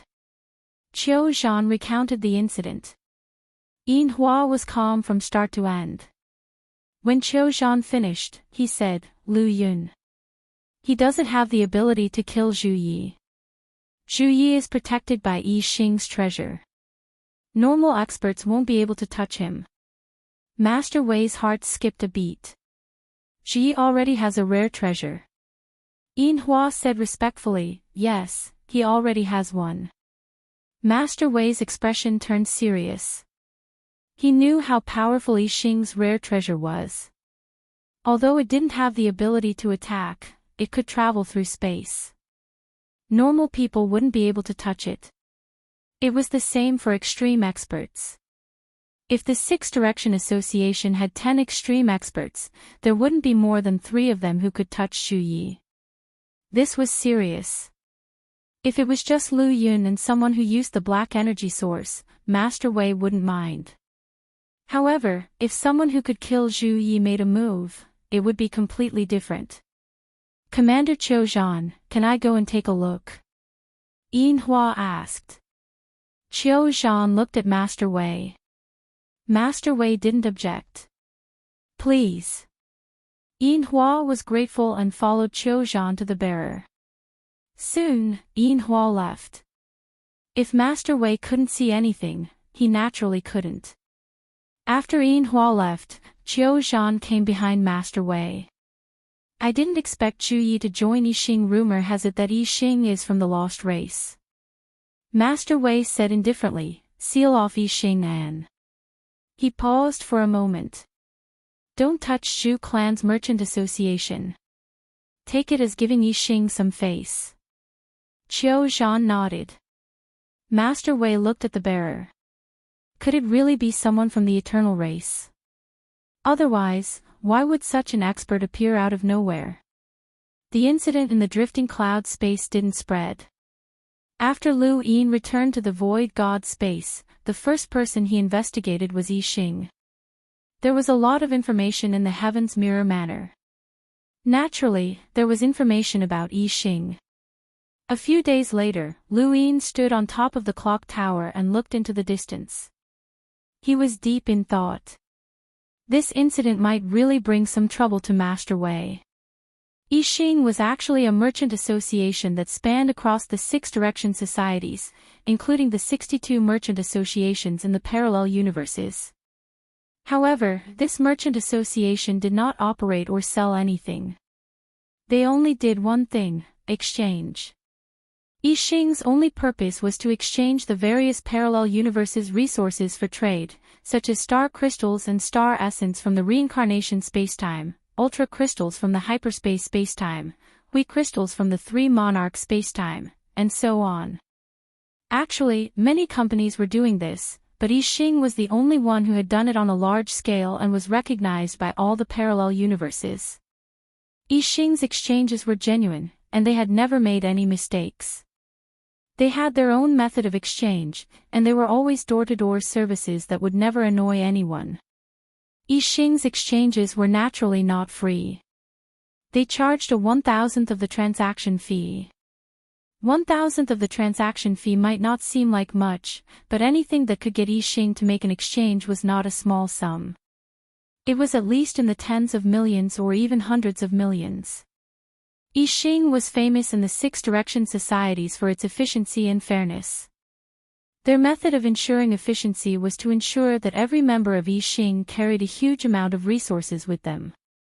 This ensured that no matter when or where, as long as someone wanted to exchange resources with Yi Xing's members would be able to arrive as quickly as possible. Thus, every member of Yi Xing who traveled through the universe was known as a walking money bag. Their method of protection was the eye, which was Yi Xing's symbol. Even if someone wanted to rob Yi Xing's members, they would not be able to do so. Even if they could, they would not bother to act against such people. When Lu Yin saw this information, the first thing that came to his mind was Zhu Ye's cosmic ring. How could he have forgotten about that? He should have ransacked it. There were not many people in Yi Xing's universe, and every one of them had a huge amount of resources.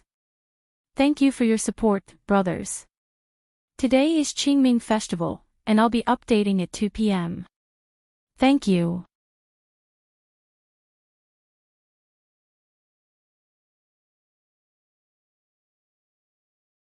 Welcome aboard. Stay tuned and subscribe to Han Li's Wuxia Adventures for more thrilling content. Chapter 27:10. If Xu Yi could join Yixing, it was no wonder that he was so arrogant. This meant that Zhu Ye's Chamber of Commerce would soar by leaps and bounds, and no one would dare to do anything to the Zhu Ye's Chamber of Commerce. As for Yixing's boss, there were no records.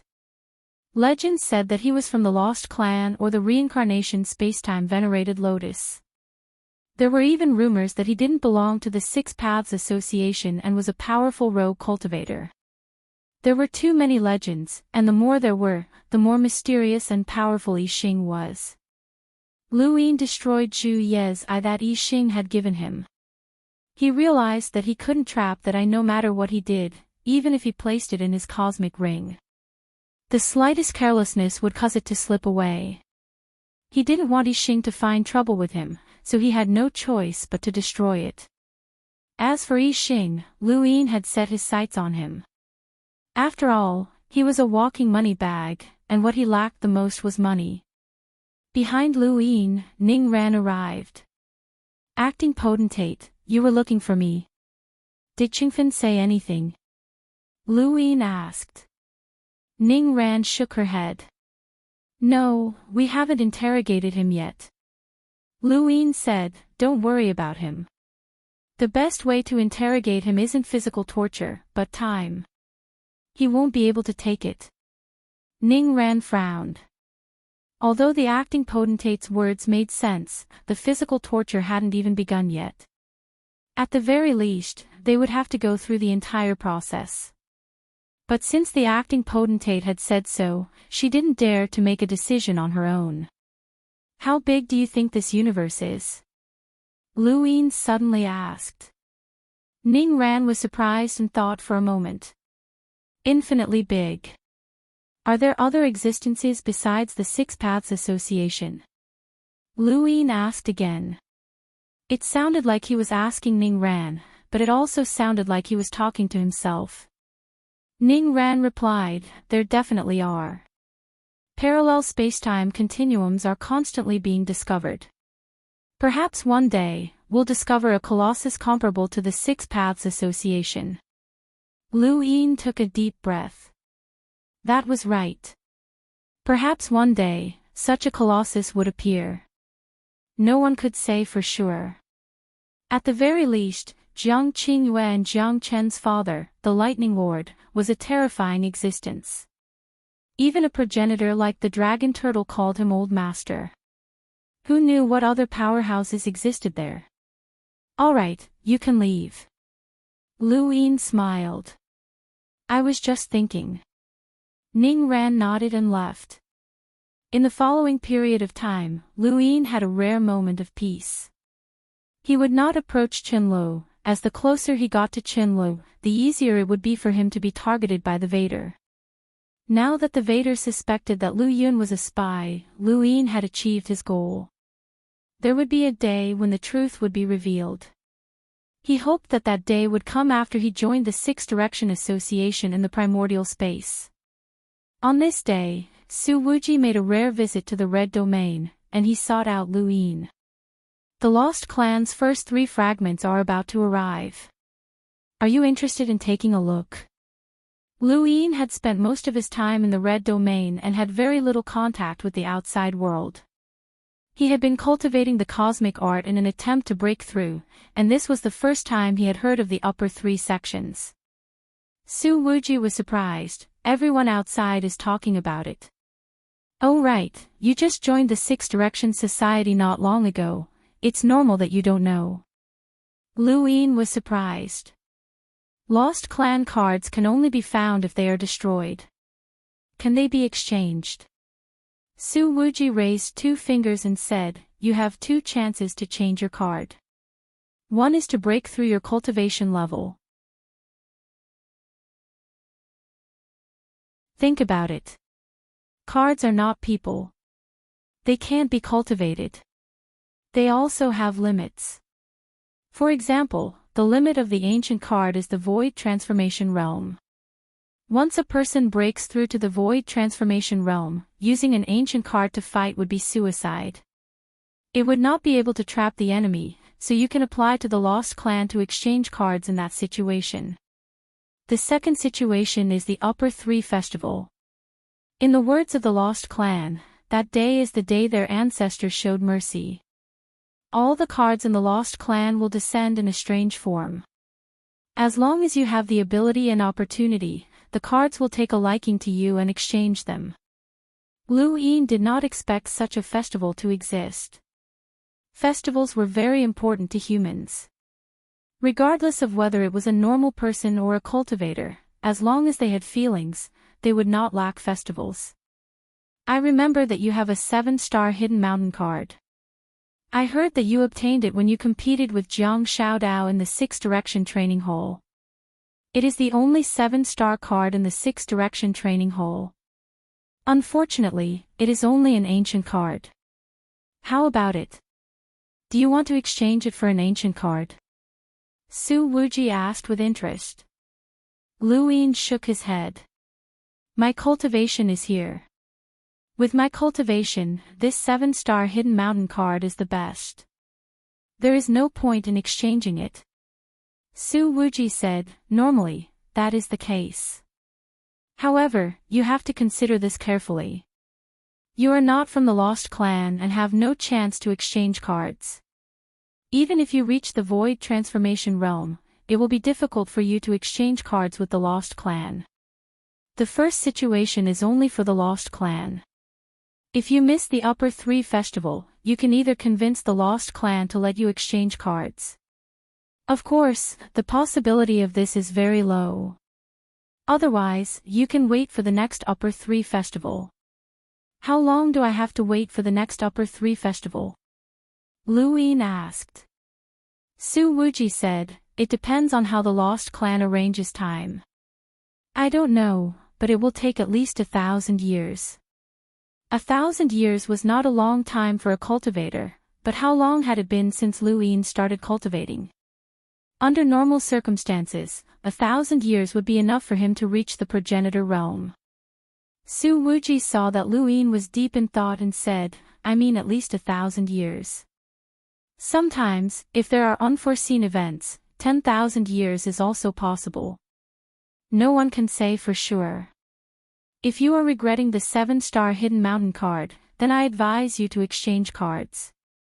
With the strength of the enemies you are facing now, the 7-star hidden mountain card will not be of much help to you.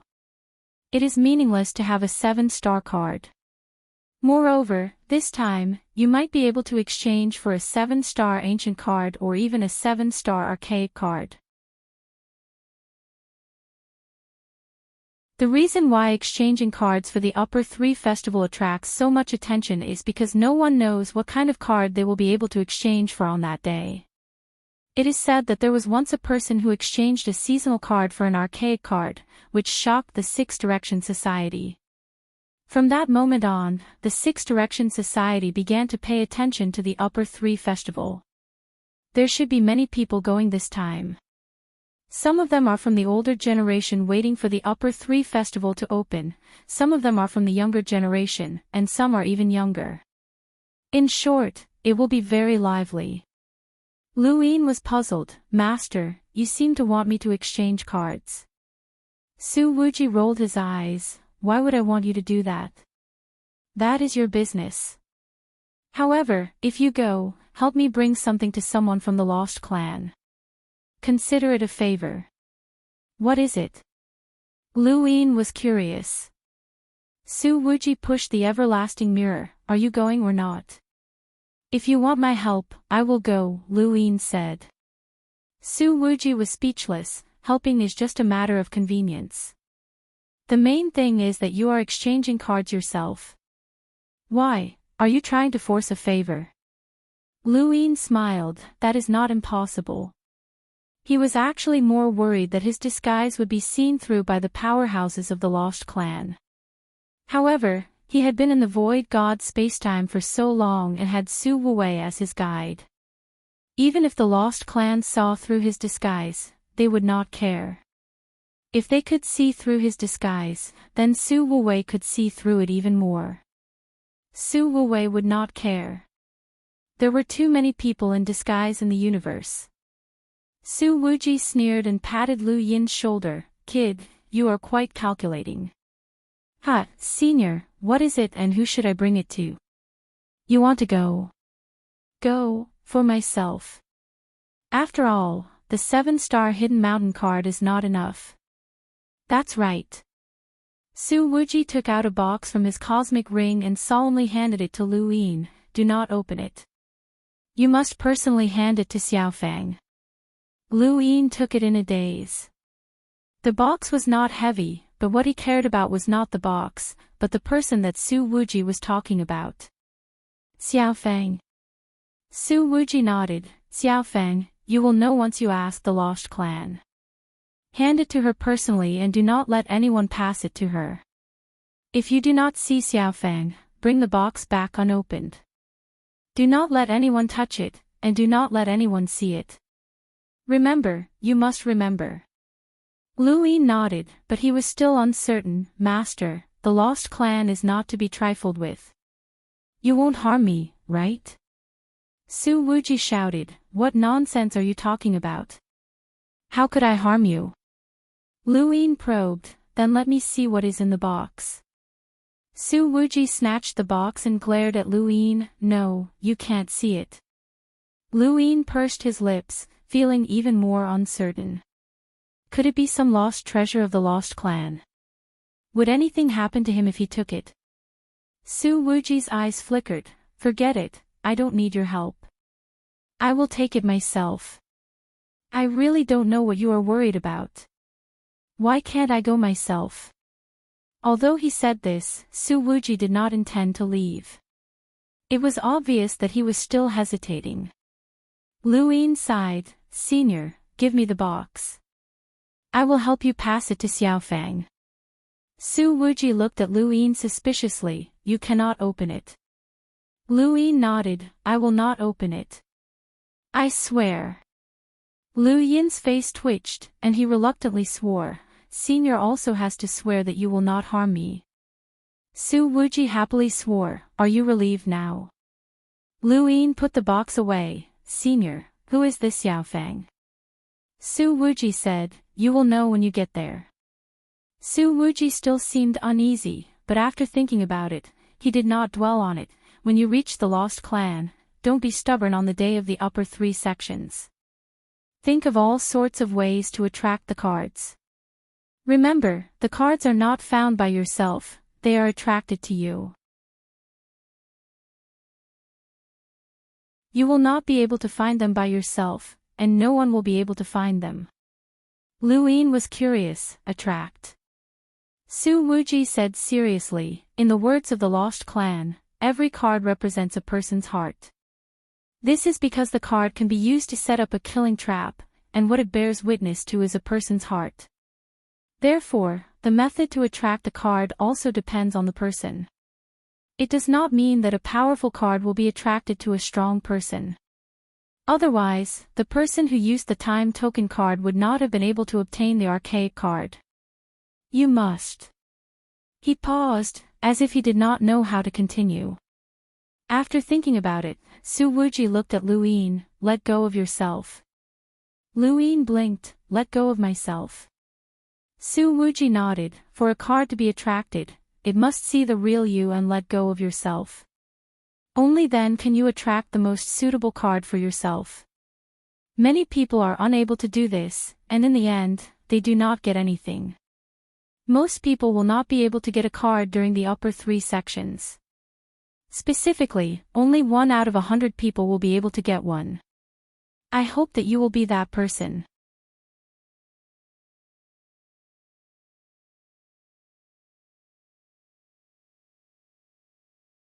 Welcome aboard.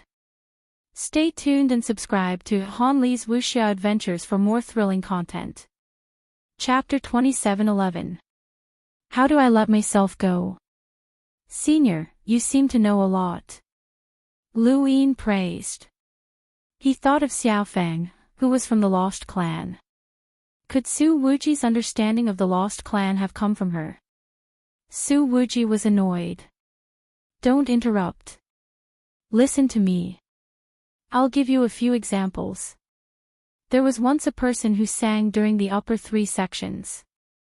His voice was terrible, really terrible, but he still managed to change his card. There was also someone who spent a lot of time memorizing an essay that he had written, and he also managed to change his card. There was even someone who tried to court someone that day, and he actually succeeded. Do you know how he did that? Su Wuji's face twitched when he saw Lu Yin's puzzled expression. He showed off his muscles. Lu Yin's eyes widened. What? He showed off his muscles to attract girls, and there were some who were blind enough to be attracted. A card then flew over, and he succeeded. Lu Yin was speechless. There was such a thing. Cards also liked this kind of thing. There were people who imitated animals on that day. There were people who cultivated on that day. There were also people who talked about how they had schemed against others over the years. That person succeeded in changing his card, but he was hunted down. Everyone who had been schemed against formed an alliance to hunt him down. In any case, you have to let yourself go and express yourself. The more you do it, the better. Don't bother with the nonsense that the Lost Clan spouted. In my opinion, those cards are just cheap. They like to see people humiliate themselves. Think about it. He then left. Lu Yin stared blankly at Su Wuji's back and asked, Senior, do you have a card? Su Wuji almost fell over, but he didn't say anything and quickly disappeared. Lu Yin understood. He must have been one of those people. Interesting. Go to the Hexagon training grounds and meet there. Su Wuji's voice rang out. Lu Yin took a deep breath. He had never been to the Lost Clan before, and it was time to take a look. He left as soon as he said so. He couldn't go directly to the Hexagon training grounds, so he asked someone to contact Su Xiangyin and have him bring him there. Su Ji and Su Yu also wanted to participate in the upper 3 sections.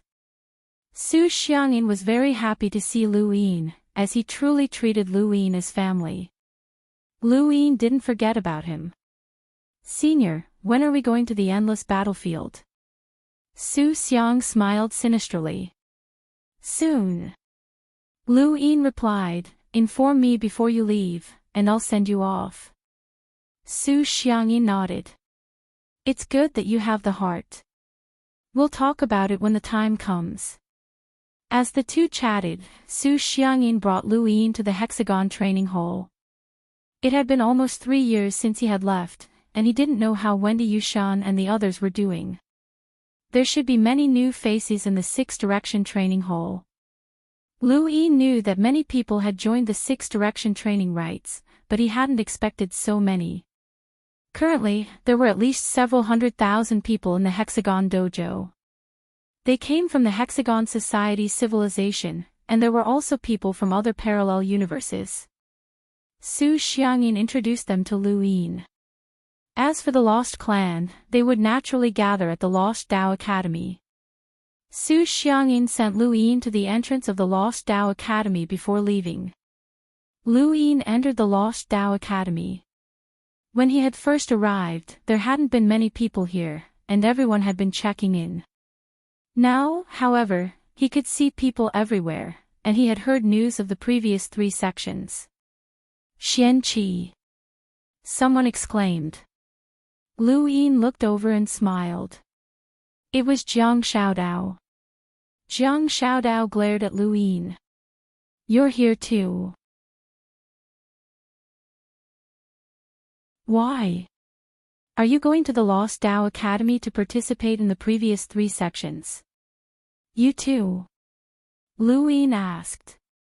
You got the 7-star Hidden Mountain card, and you still want to exchange it. Be careful that you don't end up with a 1-star seasonal card, Jiang Xiaodao cursed through gritted teeth. He was very jealous. Lu Yin shrugged. What's mine is mine. No one can take it away from me. Jiang Xiaodao clenched his fists. Let's compete again. You can't beat me this time. Exchanging cards in the previous 3 sections isn't like searching for cards. It depends on one's charisma. I'm obviously more handsome than you. Behind him, a group of people praised and flattered Jiang Xiaodao. They were all from the reincarnation spacetime. Lu Yin thought of Ling Ke, who had specially formed a support group and was quite professional. Hey, Jiang Xiaodao, didn't you see us? Su Yu was unhappy and shouted. Jiang Xiaodao smiled. I saw you, I saw you. I greeted you. Su Yu rolled her eyes. That's more like it. They had a good relationship. Su Yu had helped Jiang Xiaodao snatch a star ball, but Lu Yin had ruined it. Su Ji was puzzled. Jiang Xiaodao, why aren't you in the reincarnation spacetime? Why are you here? Jiang Xiaodao laughed. Of course I'm here to see my brothers and sisters. I think you've met someone you're afraid of. Su Yu exposed him mercilessly. Jiang Xiaodao's face twitched. Xiaoye, you've learned bad things from Xian Qi. By the way, I heard that there are some hidden rules. You? Su Yu was furious. Jiang Xiaodao, you're courting death. She chased after him. Brother Xian Qi, you're here too, Luo Zong greeted Lu Yin warmly. Lu Yin replied politely, you're going to the previous 3 sections too. Luo Zong said, yes, it's rare for outsiders like us to exchange cards. But Brother Xian Qi, you have a 7-star hidden mountain card. Are you willing to part with it? Lu Yin shrugged. I can't help it. The further I go, the harder it'll be. I also hope that it's a 7-star ancient card. Luo Zong smiled. Yes, it's a pity. Shi Hong and Mu Duo arrived shortly after. Shi Hong had joined the Lost Dao Academy at a later stage while Mu Duo had joined from the very beginning. Both of them had succeeded and bowed when they saw Lu Yin. Lu Yin's current position in the hyperspace dimension was not something they could compare to. He was the Hyperspace Dimension Academy head and could see Bai Qian at any time. His position was even higher than the members of the Hyperspace Dimension Academy. Where's he Shu? Lu Yin asked. Shi Hong and Mu Duo did not know. Luo Zhang's gaze turned cold. He Shu is dead.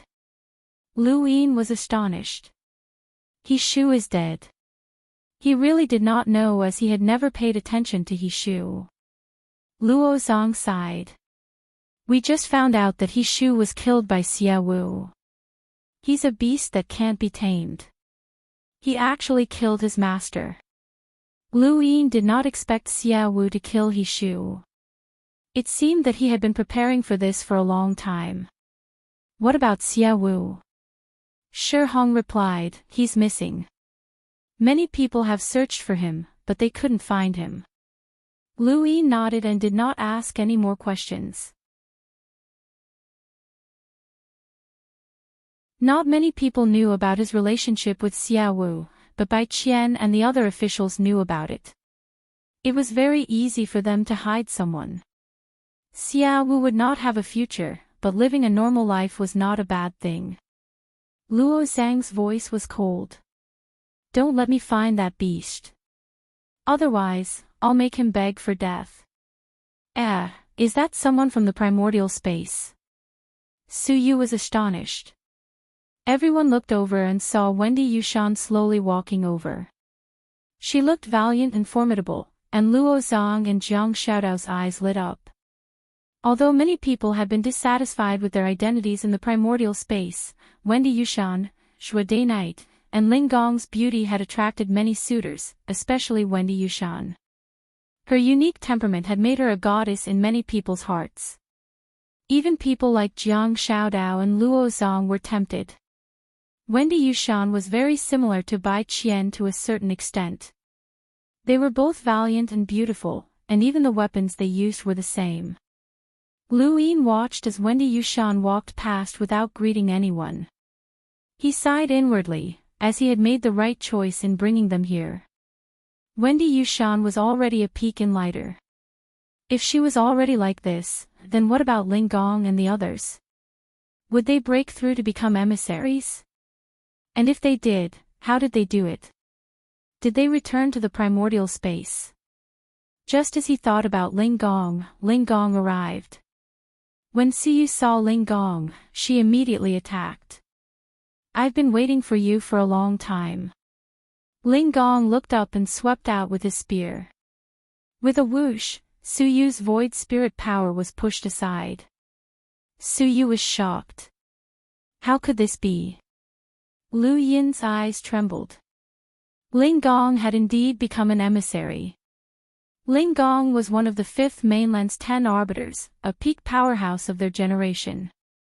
If not for the time poison, they would have become emissaries long ago. When they had been in lighters, they had been able to challenge emissaries above their realms. Only now could they truly display the terrifying might of the 10 arbiters. Suyu was also improving, but she was still much slower than Ling Gong. Ling Gong had undergone a qualitative change. When the two of them had fought before, Ling Gong had used all of his strength to win. But now, Suyu had been easily suppressed. The void spirit power that she was so proud of could not suppress Ling Gong. Even if Suyu's void spirit power was several times more powerful than Ling Gong's astral source, she still could not suppress Ling Gong. Following the appearance of the void spirit, the blue phoenix soared. Ling Gong used his innate gift once again, and the sky palace suppressed the blue phoenix. Suyu continuously retreated, her face. Lu Yin was not surprised, as this was one of the 10 arbiters. Back when he had wanted to reach the level of the 10 arbiters, or even surpass them, he had put in a lot of effort. Even now, he still remembered his battle with Lan Si and Night King Jinwu, as he had put his life on the line. "Little you, retreat." Su Ji stepped forward and attacked. No matter how unwilling Suyu was, she could only retreat. She was not Ling Gong's opponent. Ling Gong looked at Su Ji, her eyes filled with battle intent. This was the opponent she wanted. Bang! The stonecutter's stone disc suppressed Su Ji and swept across Heaven Palace. Ling Gong stabbed out with his spear like a dragon, and Su Ji stirred up his void spirit power, causing the wind and clouds to dance. In the end, Su Ji's void spirit power had the advantage. Su Ji's realm was higher than Ling Gong's, and his void spirit power suppressed Ling Gong to the point that he found it difficult to breathe. It was just like when he had fought Suyu as an enlighter. Just as Lu Yin was about to stop this battle, another wave of void spirit power swept over from the distance, separating Ling Gong and Su Ji. This wave of void spirit power exerted an extremely heavy pressure, and it came from someone at the peak of the void realm. Everyone looked into the distance as Su Lai walked over, step by step, with a cold expression. "You are not from the Six Direction Training Rites," Su Lai said in a cold tone. The area was already surrounded by people from the Lost Tao Academy, and they were all watching excitedly. This kind of battle was not something that they often got to see. Su Ji said, "I am Su Ji, and I studied at the Six Direction Training Rites." Su Lai looked at him. "I know you, Su Ji, from the Heaven's Reflection Manor. However, you have already left the Six Direction Training Rites, so it is inappropriate for you to attack here." Ling Gong spoke up.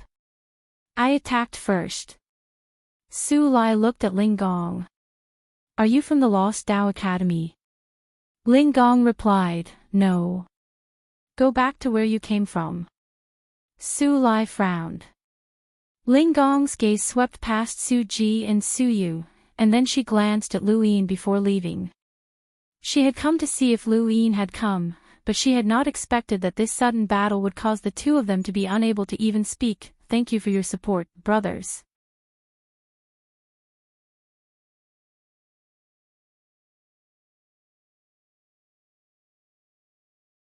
Welcome aboard. Stay tuned and subscribe to Han Li's Wuxia Adventures for more thrilling content. Chapter 27:12. Hey, don't go. Let's fight again. Suyu was unconvinced. She had lost after 3 years. Had she wasted those 3 years? Thinking of this, she looked at Lu Yin with a strange gaze. They had been following this guy for 3 years, and their cultivation had been delayed. Su Chen said coldly, "No need to shout. You're not her match.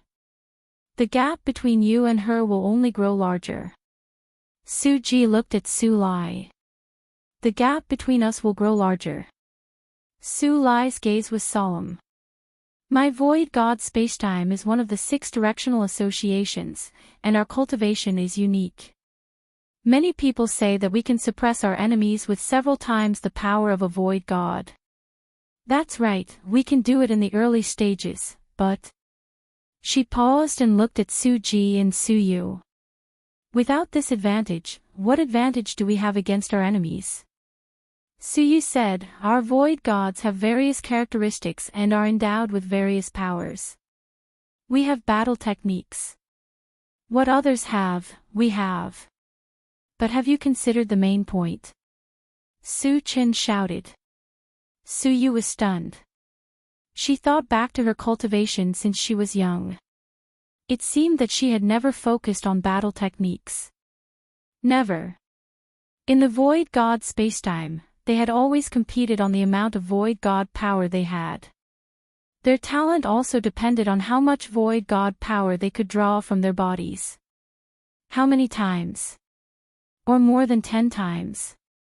The more they had, the more talented they were. After a long time, they had gotten used to cultivating void god power and using it to suppress others. Su Ji's expression was solemn as he clenched his fists. Lu Yin was surprised. Su Lai could see it clearly just by coming to the 6 directional training hall. But Su Xiang Yin hadn't even seen it clearly. Su Lai's voice was low. "Our void god spacetime has void gods that can draw power several times greater than our own. Thus, no matter what kind of enemy we face, we have a great advantage in the early stages. However, once this advantage is overcome by the enemy, we will definitely be at a disadvantage, especially in the primordial space." She suddenly looked in a certain direction. There, Wen Sansi had arrived. He was cultured and elegant, and when he saw Su Chen looking at him, he bowed. Lu Yin had already noticed Wen Sansi's arrival, but they couldn't greet him here. "Su Yu, you're already a genius of the void god universe, and Su Ji is even more of a genius who was received by Master Su. Have you ever thought of the reason why that person could fight against you?" Su Lai seemed to have a deep feeling about it. "You've already seen that person. He made up for the disadvantage of being suppressed by the void god's power. Su Yu, you're already a genius of the void god universe, and Su Ji is even more so, a genius who was received by Master Su." She had a complicated look in her eyes. "I also went to the initial space and saw the breakthrough of the star emissary of the Spirit Palace." No wonder. So that's how it was. No wonder she felt so deeply about it. Ling Gong had once been one of the 10 arbiters and was known as someone who was difficult to surpass among her peers. She was the ruler of the younger generation, so her breakthrough should have caused a huge commotion. It was so big that even Su Lai was shocked. Lu Yin thought back to when he had broken through. That vast power had reached the cosmic tree realm and attracted the 4 Directions Libra's expeditionary army. Although Ling Gong was far from his own, that power had still been enough to shock Su Lai and even the 6 Direction training rites. Su Lai looked around seriously. Perhaps in the early stages, the primordial space was at a disadvantage against us, but in the later stages, they became stronger, especially when they broke through. Give her some more time, and she might not necessarily lose to you, Suji. Suji suddenly looked up. What happened to her breakthrough? Everyone was curious. The six direction training rites disgust, dissatisfaction, and hostility toward the primordial space originated from the era of the above heaven sect. This ideology had not only brought hostility, but also contempt, which made them look down on the primordial space. When they had gone to the primordial space to train, everyone's words still rang in their ears. Lu Yin also wondered what had happened to Strange Spirit Palace's emissary that had caused Su Lai, a genius, to change his attitude toward the primordial space. However, Su Lai didn't say anything in the end. He only said that people like Ling Gong would become stronger as time went on, and that the primordial space's cultivation method might be more suitable for survival in this universe. They had happily gathered to participate in the upper three sections of the Lost Clan, but when they arrived at the six direction training rites, everyone felt as if a basin of cold water had been poured over them. Su Yu, in particular, turned pale. Jiang Xiaodao ground his teeth. Is he that strong? He suddenly looked at Wen Sansi. Hey, let's compete. Didn't you break through as well? Lu Yin looked over and asked Su Lai, did you see this person break through? Su Lai shook her head. I only saw Ling Gong's breakthrough. This person. She looked at Wen Sansi. He's not simple either. Wen Sansi shrugged. Think twice before you act. You'll suffer a setback if you fight me. Jiang Xiaodao bristled. What arrogance. Come on. Wen Sansi smiled and turned to leave, waving with his back to everyone. There'll be a chance in the future. Don't run. Jiang Xiaodao was unhappy. Lu Yin's lips curled up. Were the 10 arbiters rising one by one? Once these people broke through, who could stop them? Lu Yin's battle with the 10 arbiters had been difficult enough for the Six Direction Society to experience. The 10 arbiters were not the only ones in the Genesis space. There were also Neoverse Chosher, Tai Yishin, Yuhua Mavis, and the Tao children from the above heaven era. These people would eventually join the Six Direction Society and step onto the biggest stage in the universe. Lu Yin realized that he was no longer of the same generation as them. Mu Mu arrived and waited calmly. Saruzin had come with her. Mu Mu was a genius from the wood spacetime and was very eye-catching, but she was not as eye-catching as Saruzin. That raised arm was eye-catching no matter how you looked at it. Many people in the Six Direction Training Hall had never seen Saruzin before. Now that they saw him, it caused a lot of discussion. After waiting for a few days, Ji Bing appeared and took everyone to the Lost Clan spacetime. Why are you here? Jiang Xiaodao exclaimed as he stared at Wen Sansi, who had appeared out of nowhere. Wen Sansi smiled. I want to go too. Jiang Xiaodao was speechless. Then why did you hide before? Wen Sansi did not hold back. I was afraid I wouldn't be able to resist beating you up.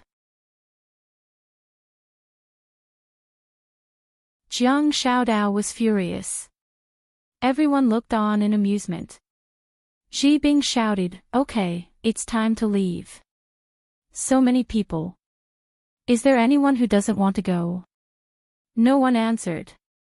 Ji Bing glanced at everyone. Let's go. Soon, he tore through the void with a group of people and headed to the Lost Clan spacetime. The Lost Clan spacetime was the only one Lu Yin had not set foot in, and he was very curious about it. The strength of the Lost Clan could be seen from the fact that they joined the Six Direction Training Hall alone.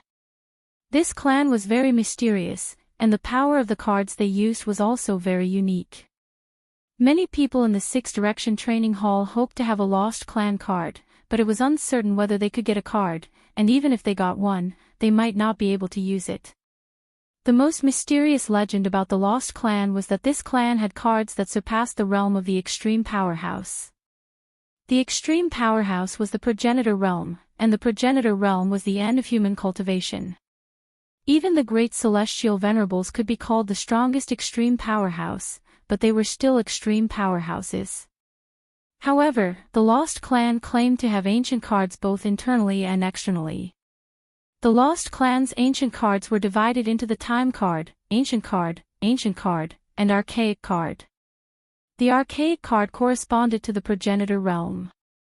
As for the Ancient card, it was only heard of, and no one had ever seen it. However, the Lost Clan still divided it into the Ancient card. All the Lost Clan members believed in the existence of the Ancient card, but no one could say what realm the Ancient card corresponded to. Soon, everyone arrived at the Lost Clan's starry sky under Ji Bing's lead. Looking around, the starry sky was the same. It was dark, deep, and endless. Ji Bing took a deep breath and smiled. This is the Lost Clan's starry sky.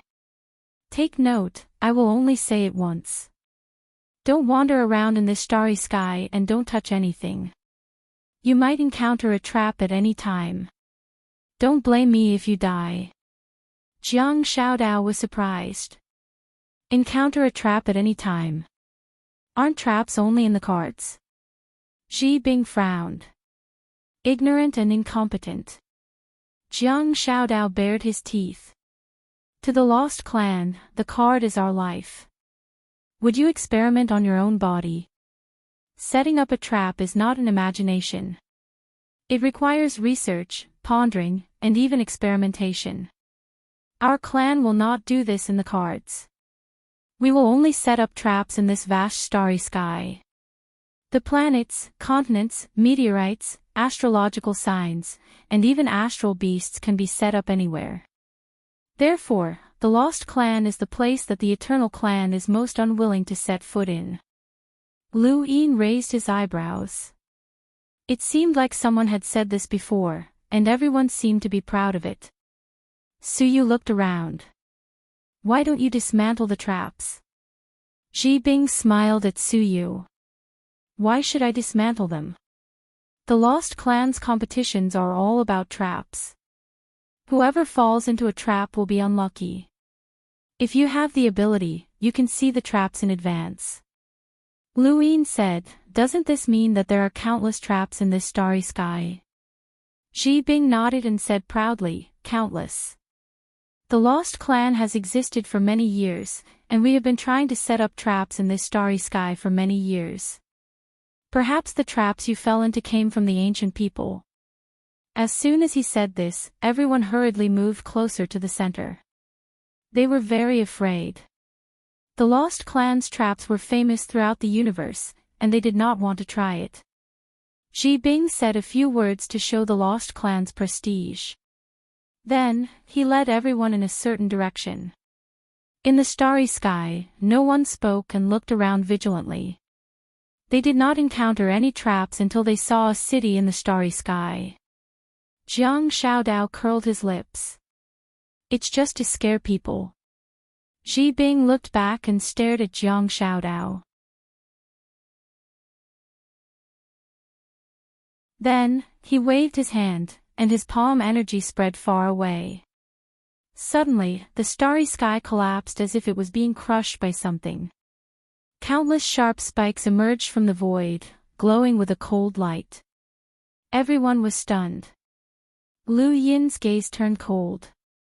This trap was not weak, and it was enough to bury a cultivator with 6 origin tribulations. Jiang Xiaodao opened his mouth. There really is a trap. Ji Bing snorted and pointed ahead. Let's rest in that city for a few days and wait for a group of people to leave together. Is that the burial ruins? Mu Mu was surprised. Ji Bing said, at least you are not ignorant. What burial ruins? Isn't it a city?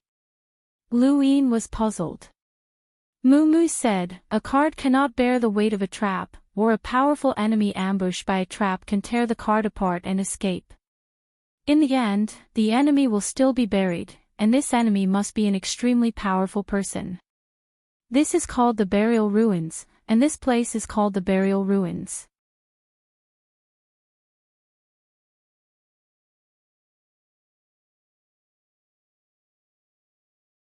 Welcome aboard. Stay tuned and subscribe to Han Li's Wuxia Adventures for more thrilling content. Chapter 27:13. Lu Yin looked at the city in the distance. It means that an extremely strong person was killed in that city. One of the 9 sages of reincarnation spacetime died in that city, Ji Bing said with his hands behind his back. Everyone was shocked. They did not know. Even Mu Mu did not know. She had only guessed it based on the city's strange shape. She did not expect to be right. She also did not expect that one of the 9 sages of reincarnation spacetime was buried in this city. Jiang Xiaodao's jaw dropped. This is a city. Ji Bing was amused. You're not too stupid. Su Yu was curious. Hey, Jiang Xiaodao, what's going on? Jiang Xiaodao's expression turned ugly. A long time ago, reincarnation spacetime first came into contact with the Lost Clan. Both sides fought. Reincarnation spacetime sent out 5 of the 9 sages, and one of them died here. Because of this, the Lost Clan was accepted into the Six Direction Association. Lu Yin looked at the city in the distance. The establishment of the Six Direction Association was not smooth, and there were wars. When Sansi said, so, the 3 venerables and 9 sages existed before the establishment of the Six Direction Association. The 3 venerables and 9 sages. Jiang Xiaodao was about to answer when he suddenly realized that it was Wen Sansi who asked this question. It's none of your business. Wen Sansi did not care. The city was very lively. In Ji Bing's words, this city had an epic-making significance to the Lost Clan. Of course, Jiang Xiaodao rolled his eyes in response.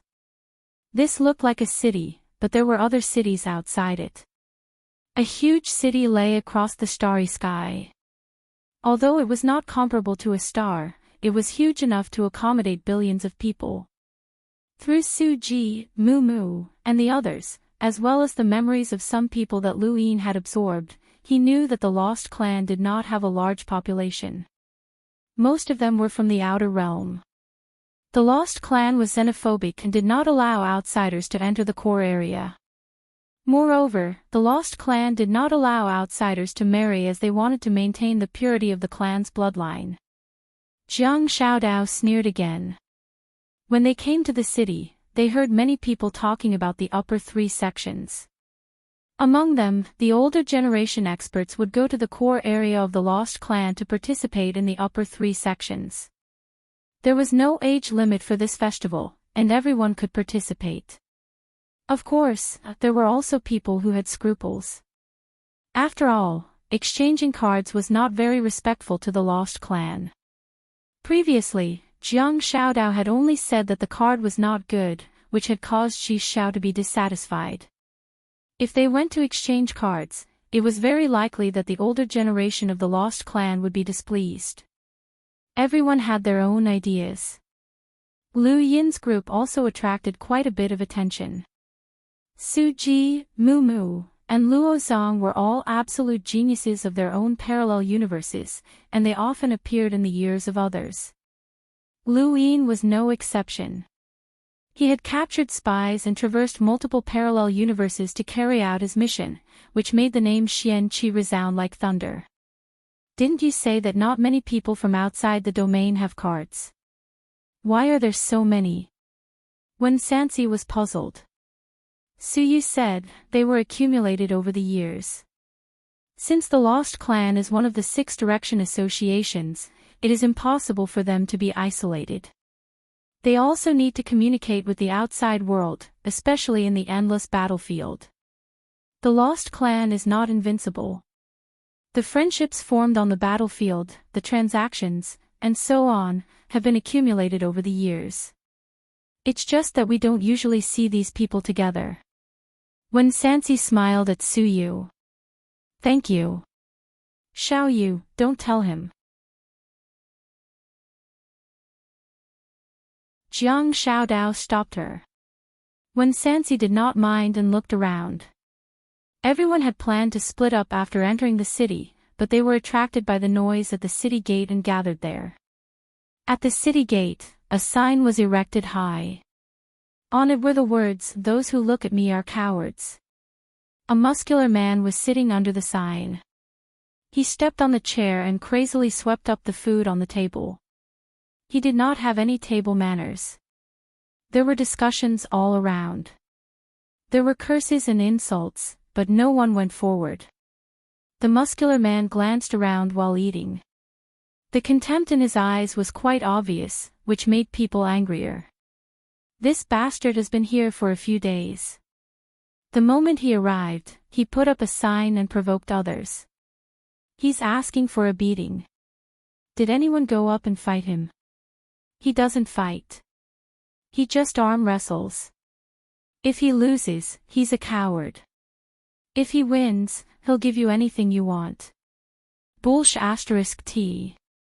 If I want to become an extremely powerful expert, will he help me? Brother, you're quite talkative. Do you want to go up and give it a try? No hurry. Let me ask first.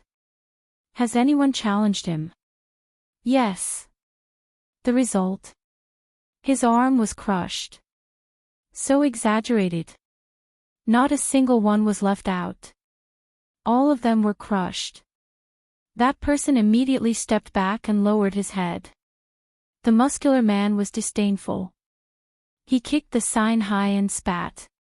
A bunch of trash. If you don't dare to go up, then get lost. Don't disturb me when I'm eating. Outside the crowd, Lu Yin and the others saw it. Jiang Xiaodao's face twitched. This foodie is here too. He came faster than me. You know him. Su Yu was curious. Jiang Xiaodao rolled his eyes. The little food saint. He's the little food saint. That foodie. Su Yu was surprised. Mu Mu was also surprised. He's the little food saint. Lu Yin looked at the muscular man. The little food saint. It reminded him of the culinary god of the starry sky tree. There were 3 saints in the reincarnation universe, and one of them was the culinary god. The culinary god had a son called the little food saint. He did not expect to see him here. The muscular man quickly finished the food in front of him. He grabbed the table and opened his mouth. He suddenly looked at Lu Yin and the others. Jiang Xiaodao, you coward. Do you think I can't see you hiding behind? As he spoke, he slammed the table over. Jiang Xiaodao was furious. Foodie, you're the coward. As he spoke, he smashed the table into pieces. The muscular man laughed wildly. I thought a trip to the 6 Direction training hall would help you improve, but you're still so sissy. Tui. Jiang Xiaodao's eyes were bloodshot. He wanted to go up and beat this bastard up, but he held himself back. He couldn't win at all. He was now a level 2 celestial, but this glutton was a level 4 celestial. This foodie was older than him by a few decades, but in their minds, they were of the same generation. Jiang Xiaodao panted heavily. Foodie, just you wait. I'll beat you to death sooner or later. The muscular man was disdainful. Sissy. As he spoke, he looked at Lu Yin, Su Ji, and the others. Sissy will always stay with sissy. Men should be lonely. A bunch of sissy. Tui. Lu Yin raised his brows. This guy was very jumpy. Su Ji frowned. When Sansi's smile disappeared, Luo Tsang was still smiling. Su Yu walked out, but Su Ji pulled her back. Let me. As he spoke, he walked towards the muscular man. The muscular man's eyes lit up. Shao Bai face, I've seen you before. You're a genius from the Void God universe. But you can't do it. Go home and play with your children. Ha! Su Ji was calm. Arm wrestling. The muscular man sat down. In the void, the astral source was like a mirror. He placed his arm on the astral source and shouted, "Come." Suji did not stand on ceremony. He reached out and shook the muscular man's hand. "Shao by face, you'll regret this." The muscular man grinned. Suji's gaze was cold. "I hope your strength is worthy of your arrogance." "Ha, I suddenly find you pleasing to the eye." "Come." With a loud shout, the muscular man exerted his strength. The void trembled, and visible ripples spread out, pushing the surrounding people away. Lu Yin and the others stepped forward to watch the competition. They did not know how strong the muscular man was, but Suji's strength should not be weak. He was not weak, but he had not used his full strength when fighting Ling Gong. In terms of realm and void god power, he far surpassed Ling Gong. In particular, his void god power was the heavenly martial stone disc, which was infinitely magnified. If he did not have some strength, how could he fight? Su Yu was very confident in Suji. But the results shocked everyone. 3 breaths. In just 3 breaths, Suji had been defeated. There was no suspense. Suji's eyes flashed as he looked at his crushed arm. He had been defeated so quickly. Jiang Shaodao was helpless.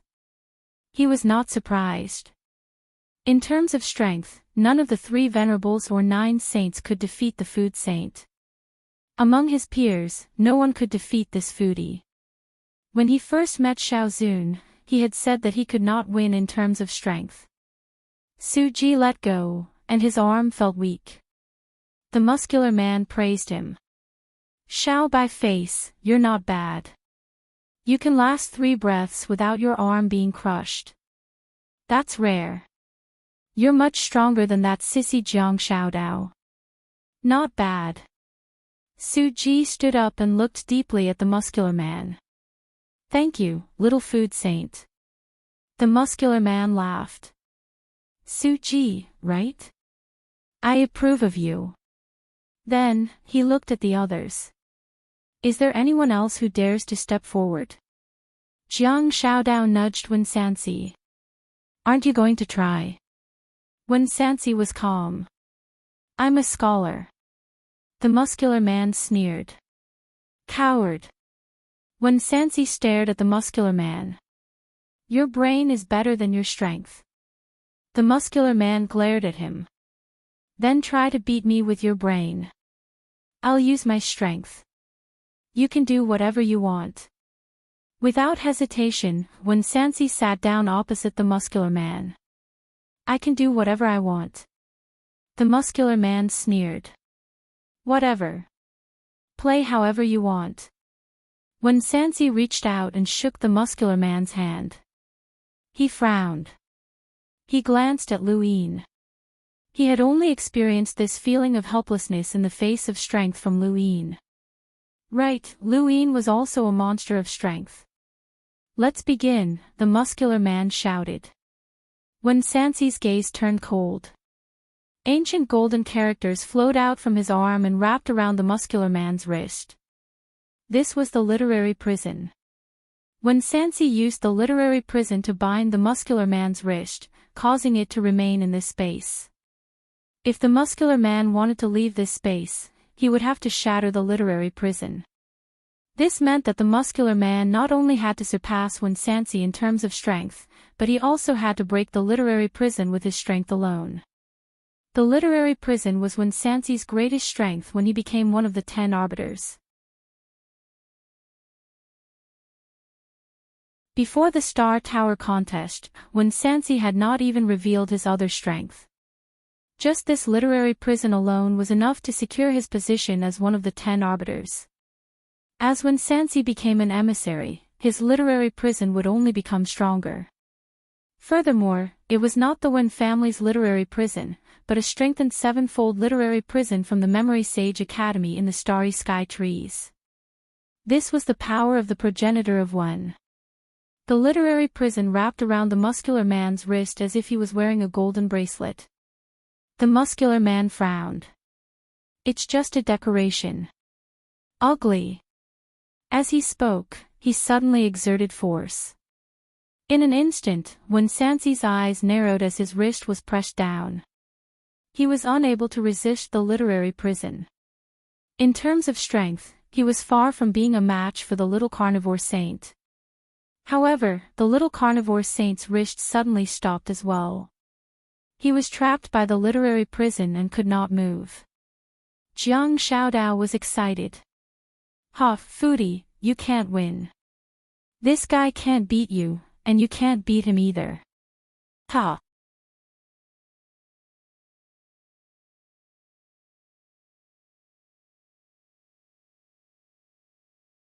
Welcome aboard.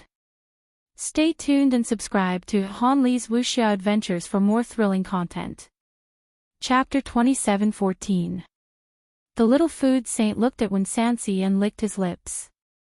Kid, you are quite capable. What is this? Wen Sansi said, literary prison. The little food saint's lips curled up. Literary prison. You want to imprison my wrist? You really have guts. As he spoke, he increased his strength and the literary prison shattered. Jiang Xiaodao's smile had yet to disappear. It was useless so soon. The literary prison's shattering was within Wen Sansi's expectations. Immediately after, another layer of literary prison appeared, one layer after another. The 7 layers of literary prison were like 7 golden bracelets that bound the little food saint's wrist. At this moment, the little food saint was truly shocked. He had just broken through the first layer of literary prison and felt a huge resistance. Now, there were 7 layers.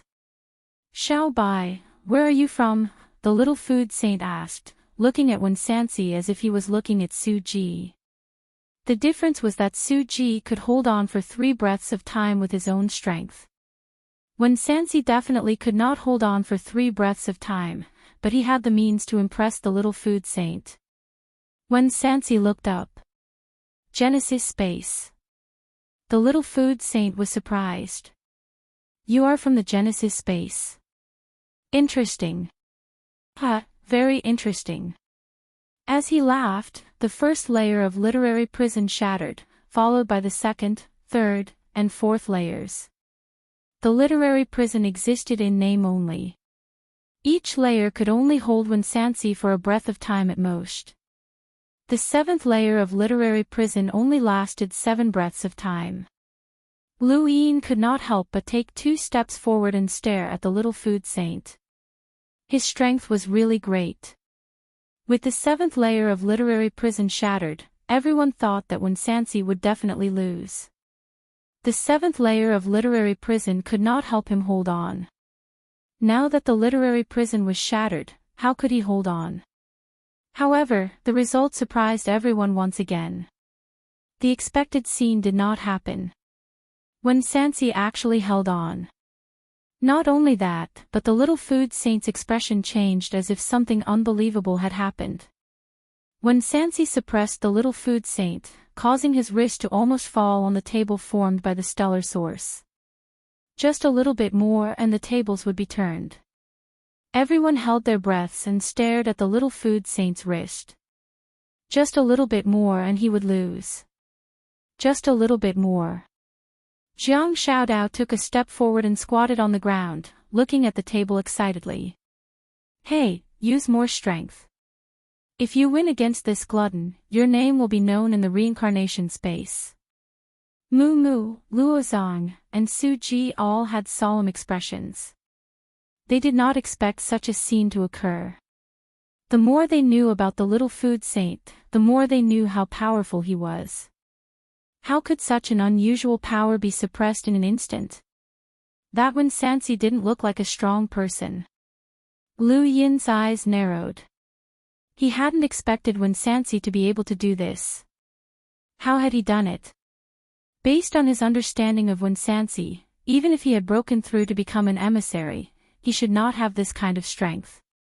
The little food saint's cultivation base was equivalent to the fourth tribulation origin realm, while Winsansi's cultivation base was only at the first tribulation origin realm. Both of them were gifted, so he did not believe that Winsansi could challenge the little food saint.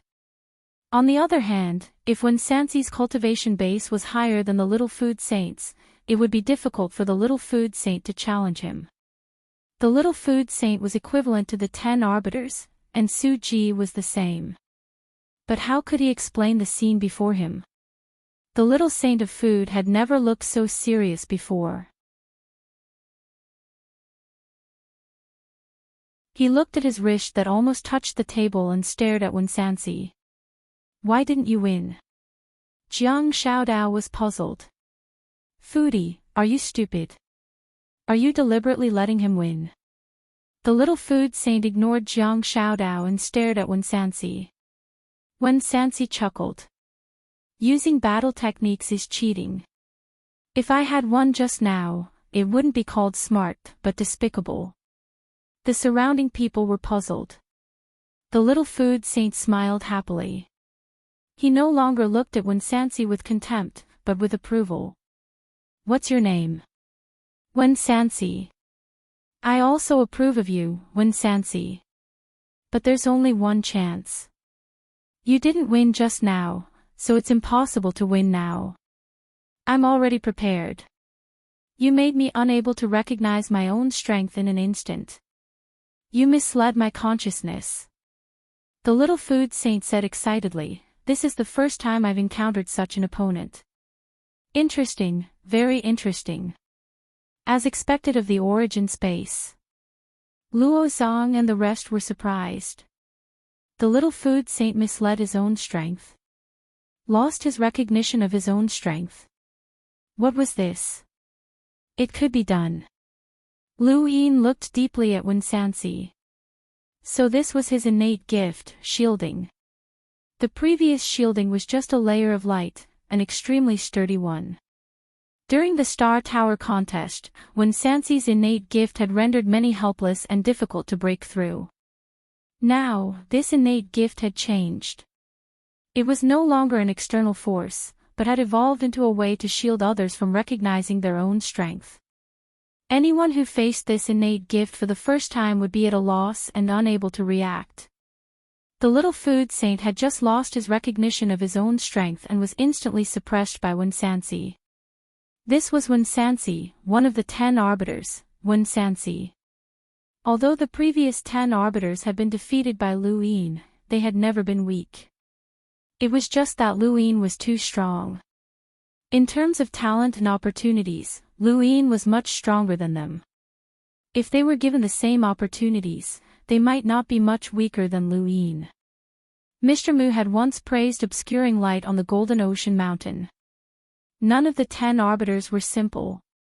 Winsansi suddenly stood up. All right, let's stop.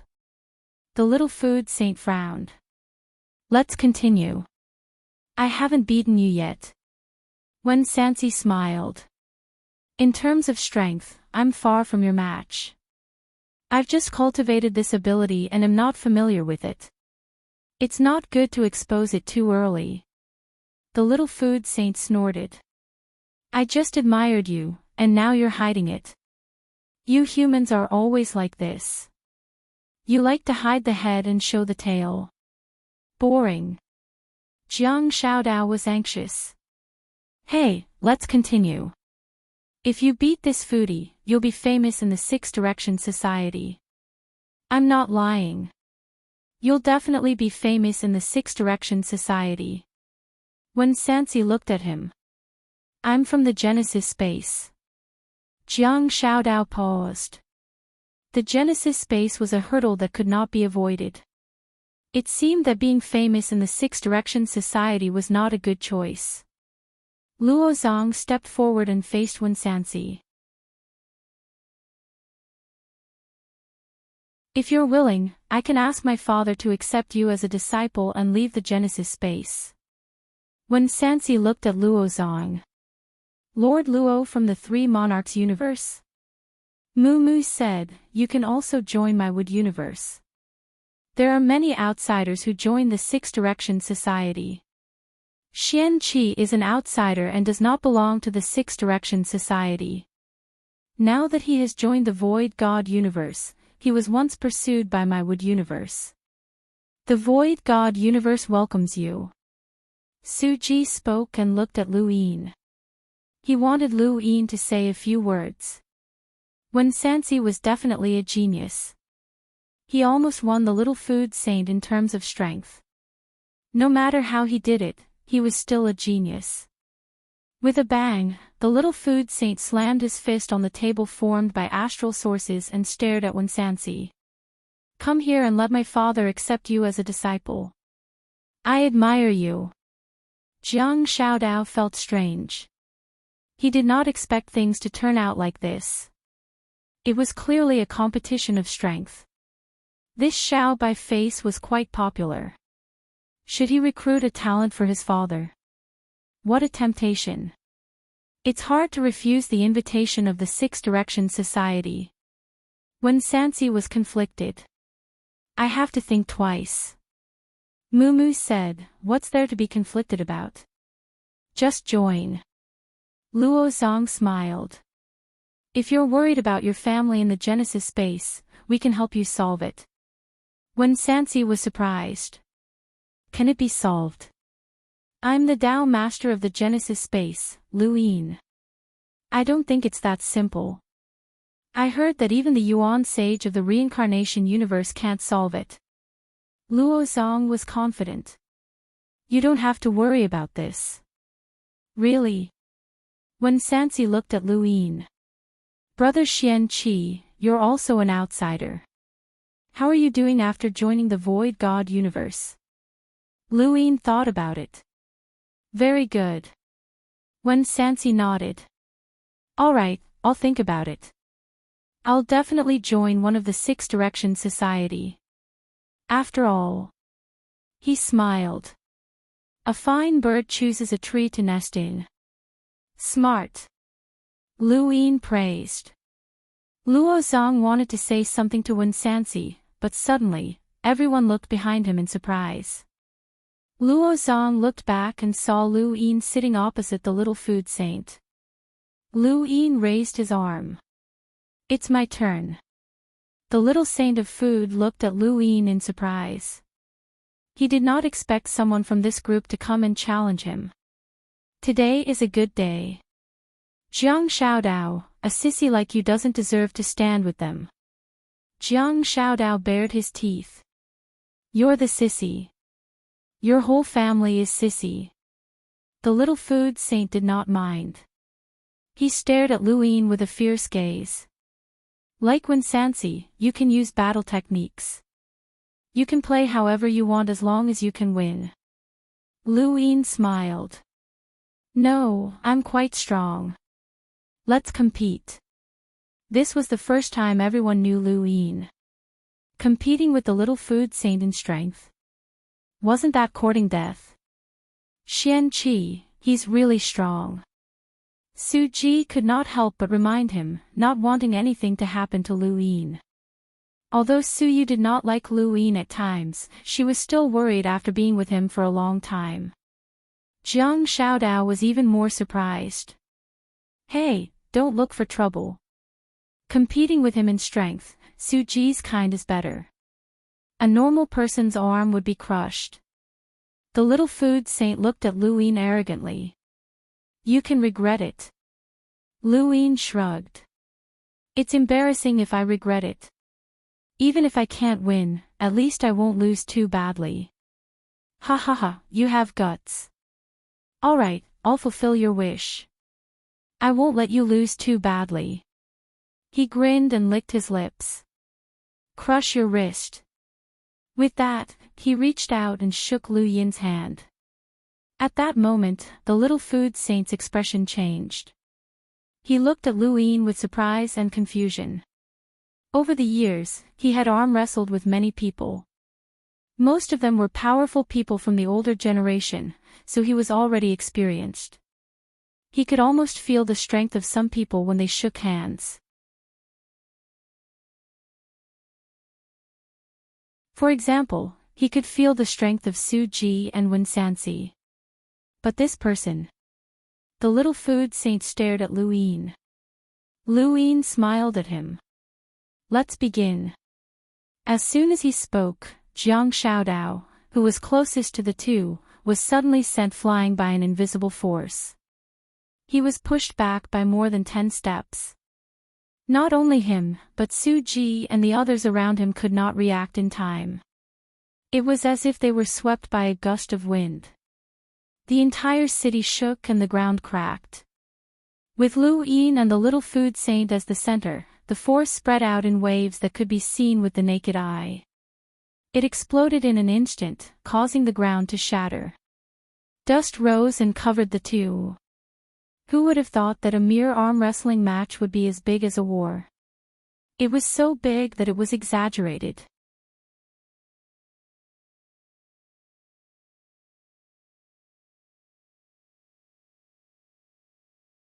Welcome aboard. Stay tuned and subscribe to Han Li's Wuxia Adventures for more thrilling content. Chapter 27:15. The people around them couldn't even see through the dust. Suji and the rest were shocked. How could Xian Qi be so strong? Jiang Xiaodao opened his mouth so wide that he didn't notice the dust flying into his mouth. He had seen this scene before when the little culinary saint used his full strength. His strength was like a dragon, and the world changed colors. This was the scene of the culinary saint's bloodline competing in strength. Few people could make them use their full strength. What was up with this Xian Qi? Winsansi's eyes lit up. He wasn't surprised at all. Lu Yin's strength came from several aspects. Among them, his strength was absolutely unique. Every time he faced an opponent, he would use the empty palm at the beginning to the empty palm at the end. No one in the Fifth Mainland could compete with this guy in terms of strength. The little culinary saint had met his match. The city was shaking, and the ground was constantly cracking. The people around hurriedly retreated, and the city gate was shaking. Dust flew and turned into a tornado that went against the sky, connecting the earth and the sky.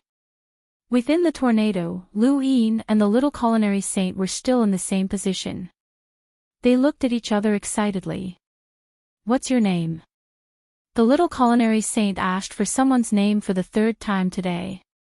This time, he was obviously the most excited and the most unique. Lu Yin smiled. This guy was really strong, so strong that it was a little exaggerated. Xian Qi.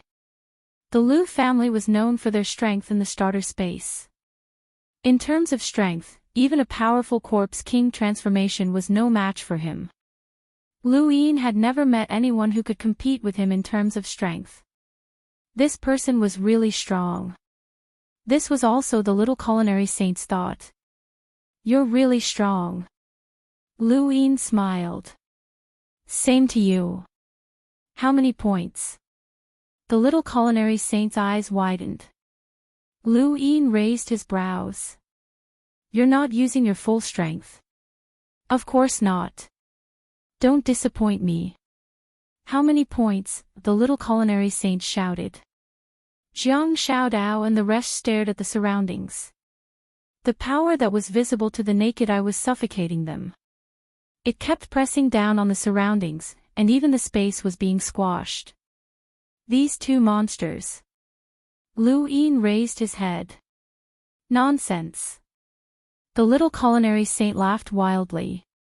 This is the first time someone has called me nonsense in a competition of strength. Xian Qi, come. As he spoke, the muscles on his arm kept twisting as though they were alive. His skin started to change color, and even scale-like things appeared. Lu Yin's wrist was instantly bent, the sudden force almost causing him to lose. However, in the next moment, a brilliant light appeared on the surface of his body, illuminating his entire body. The little saint of food was astonished. This was a brilliance that only appeared when the body had reached its limit. Impressive, impressive. Ha, continue.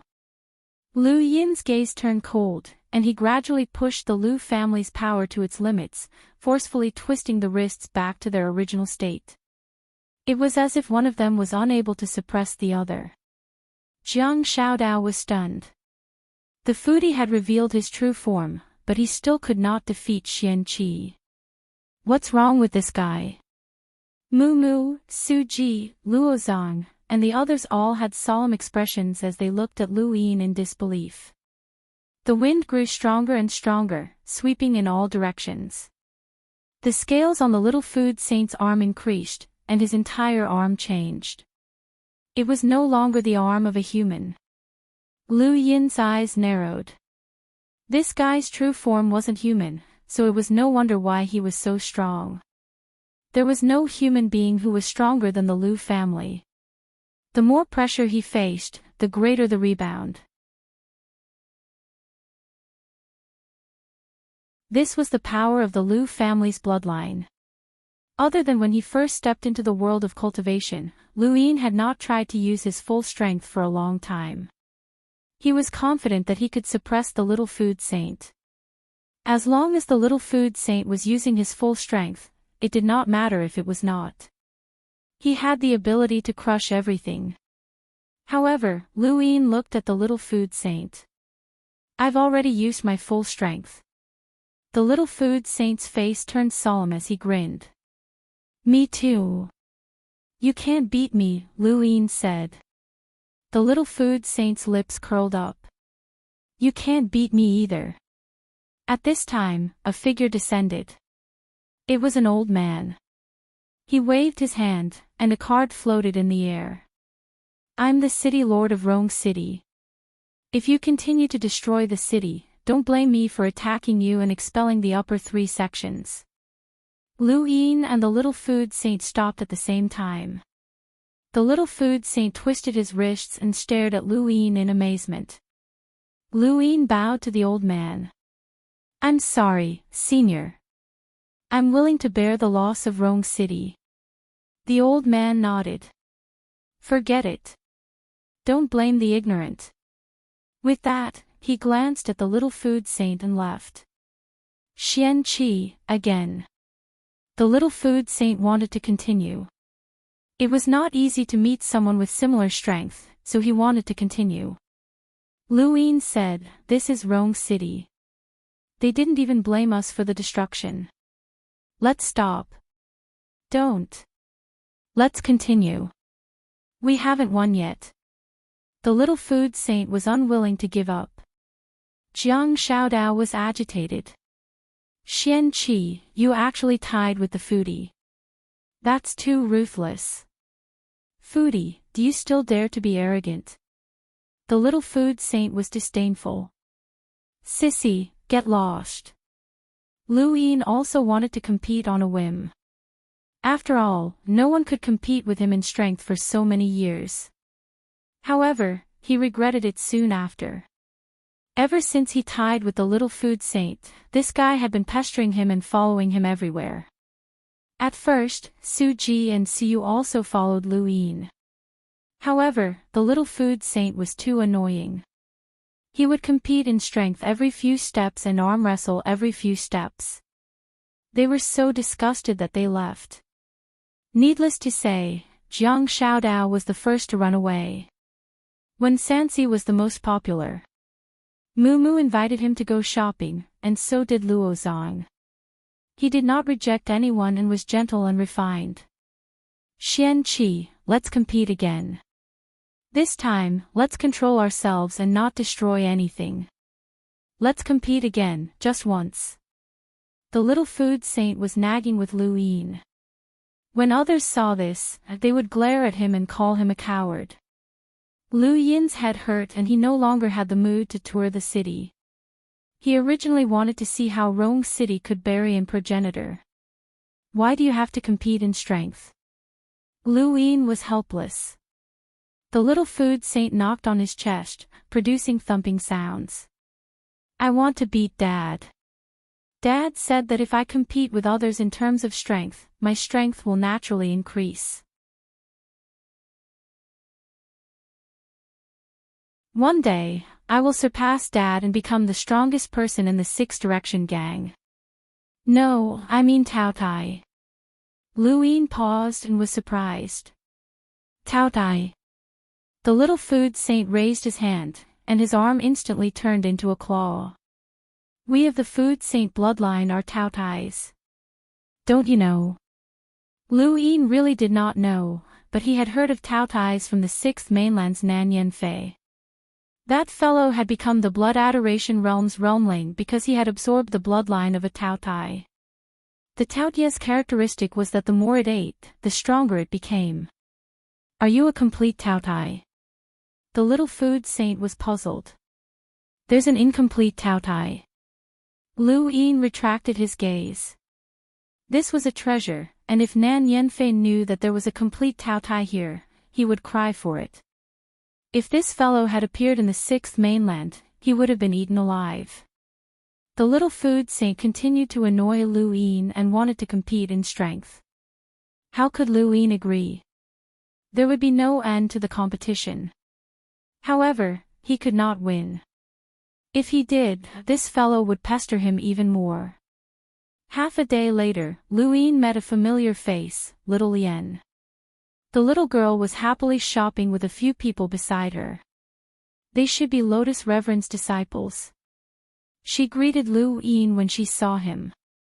Although Luin was disliked by Lotus Reverend's disciples because of Qingfen, she did not do anything. After all, Qingfen was indeed a spy. Luin was about to go over when Little Lien saw the little food saint and turned to leave.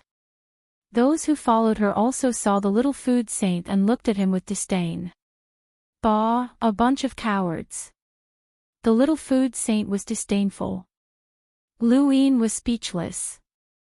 They were suspecting him. With the little food saint following him, Luin was completely helpless in Rong City. He wanted to get rid of them, but the city was only so big. After a few days, he felt that it was more tiring than fighting with others. Finally, after a few days, Ji Bing appeared and took them to the next place. This time, it was not just Lu Yin's group that followed, but more than 30 people. Nearly half of them were powerhouses of the older generation, including the little food saint, Little Lien, and the others. Everyone stayed far away from the little food saint, who was full of a sense of superiority. He looked at the older cultivators and called them cowards, which annoyed some of them and caused them to arm wrestle with him. In the end, their arms were crushed. Fortunately, Ji Bing stopped them. Otherwise, the remaining older cultivators would not have been able to stand it and would have ended up in a worse state. The next place was either the burial ruins or an ordinary planet. Ji Bing restrained them from attacking as they pleased, or else the planet would be easily destroyed. After staying on the planet for a few days, they took another group of people and continued on to the next place. Just like that, half a month passed. They went to several places to pick up people, and there were more than 100 of them. Most of them were cultivators of the older generation. The one who attracted the most hatred was still the little food saint. In Jiang Shaodao's words, this guy attracted hatred wherever he went. During this time, Ji Bing also showed them many traps in outer space because he had to eliminate them himself. The traps did not care if you were a lost clansman or an outlander. Up ahead is the last gathering place. After passing this place, you will reach the clan. You will stay here for 5 days. Do not attack as you please or cause any damage. Violators will be expelled from the upper 3 sections, Ji Bing said sternly. What appeared in front of them was a river floating in outer space. It had its own colorful luster and was very beautiful. There were pieces of land above the river, and each piece of land had a city. When Ji Bing left, the group dispersed.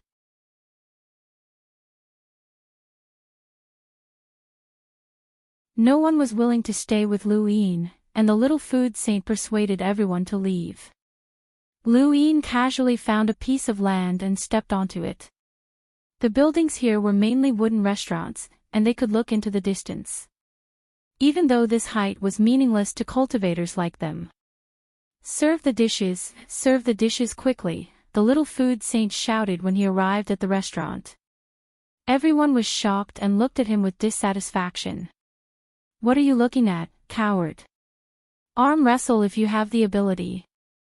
The little food saint provoked him by putting up his infuriating signboard so that everyone could see it clearly. Someone was unhappy and wanted to compete. The little food saint blew and threw that person out. "Forget about the ordinary people. Stay away." That person was equivalent to a melder and was indeed an ordinary person to the little food saint. No one dared to provoke him and allowed him to put up his sign. Luin sat on a chair and looked at the colorful river in the distance. He listened to the little food saint eating like a whirlwind. He was calm.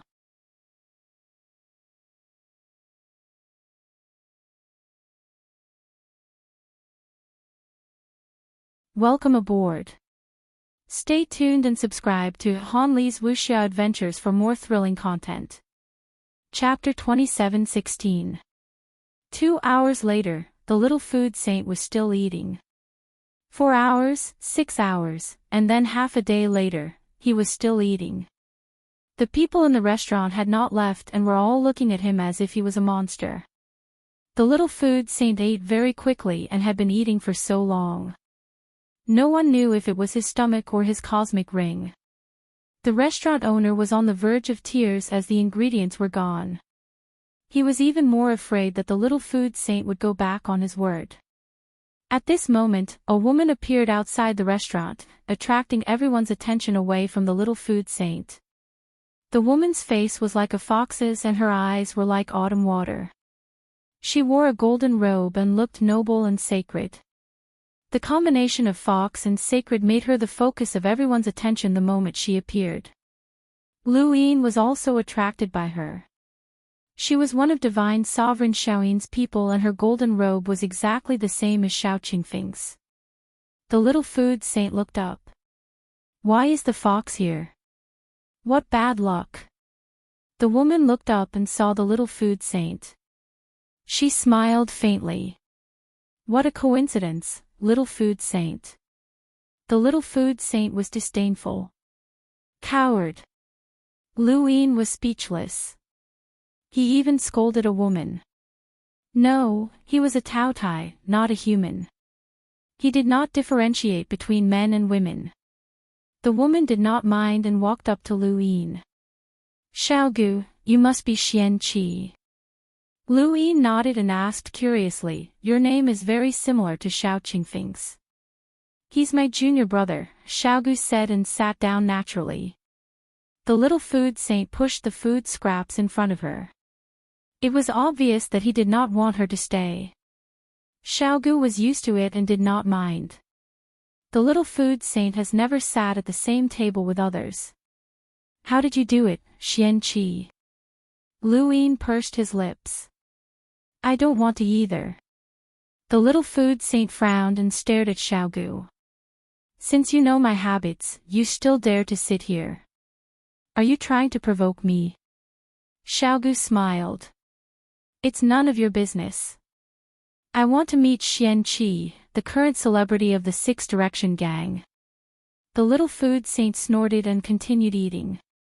Luin looked at Xiaogu. He had seen too many women. This woman was very charming, but she was far from the level that attracted him. Madame Naylan was much more charming than her. Xiaogu looked at Luin with a deep gaze. "Xian Qi, you should know a lot about hyperspace." Luin replied, "It's all right, it's not much. I want to know if you have any clues regarding the death of my junior brother, Xiao Qingfeng," Xiaogu said. Luin shook his head helplessly. "I was chased away by the Yu family at that time, so I wasn't in hyperspace." "Who do you think did it?" Xiaogu asked as he stared at Luin. Luin thought about it for a moment.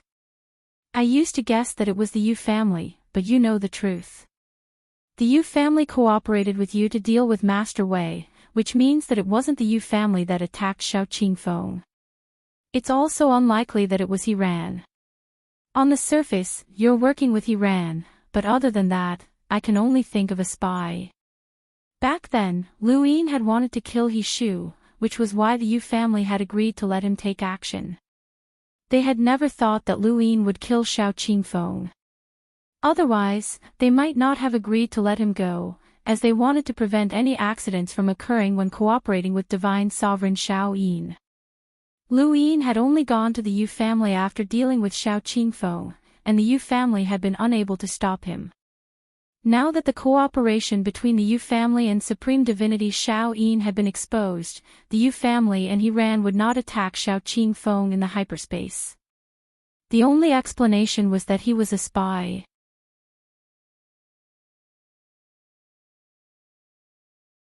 As for Lu Yin, no one would suspect that he was the culprit. Why would he want to kill Shao Qingfeng?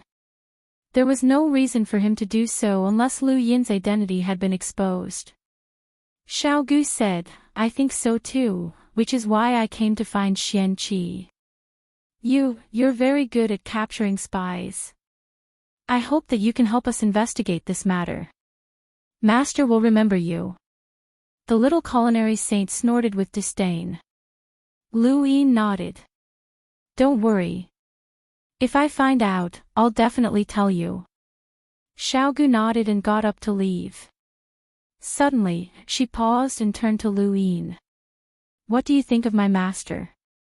Lu Yin was surprised. Supreme Divinity Shao Yin. Xiao Gu's eyes flashed, and she turned to leave without waiting for Lu Yin's reply. Lu Yin's expression turned ugly, as he had been tricked. He had always addressed others as senior, but just now, he had subconsciously called out to Supreme Divinity Shao Yin without using the word senior. This sudden reaction reflected his inner attitude towards the divinity Shao Yin. This was probably Xiao Gu's purpose in meeting him. She wanted to confirm his attitude towards the divinity Shao Yin, not through words, but through his subconscious reaction.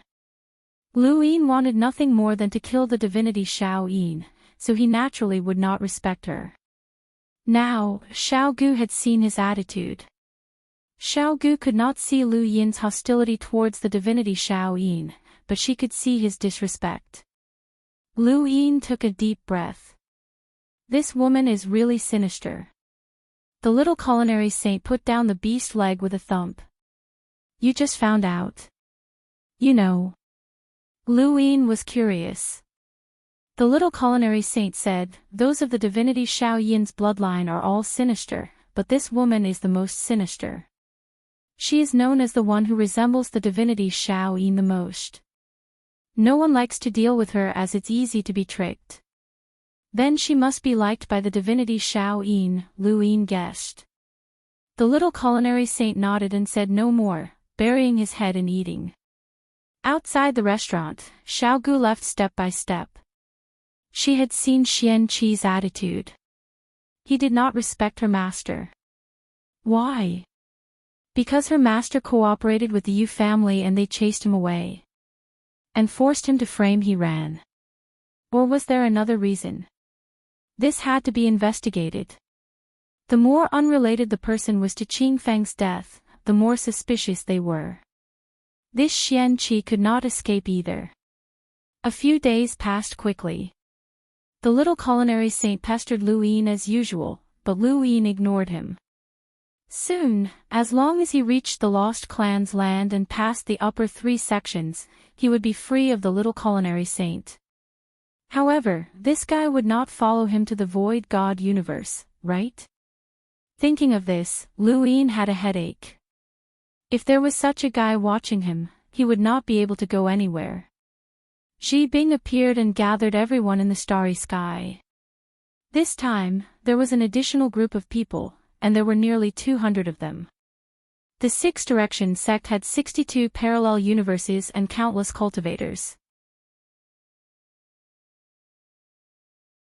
The number of people who could participate in the upper 3 sections of the Lost Clan was estimated to be at most 1,000.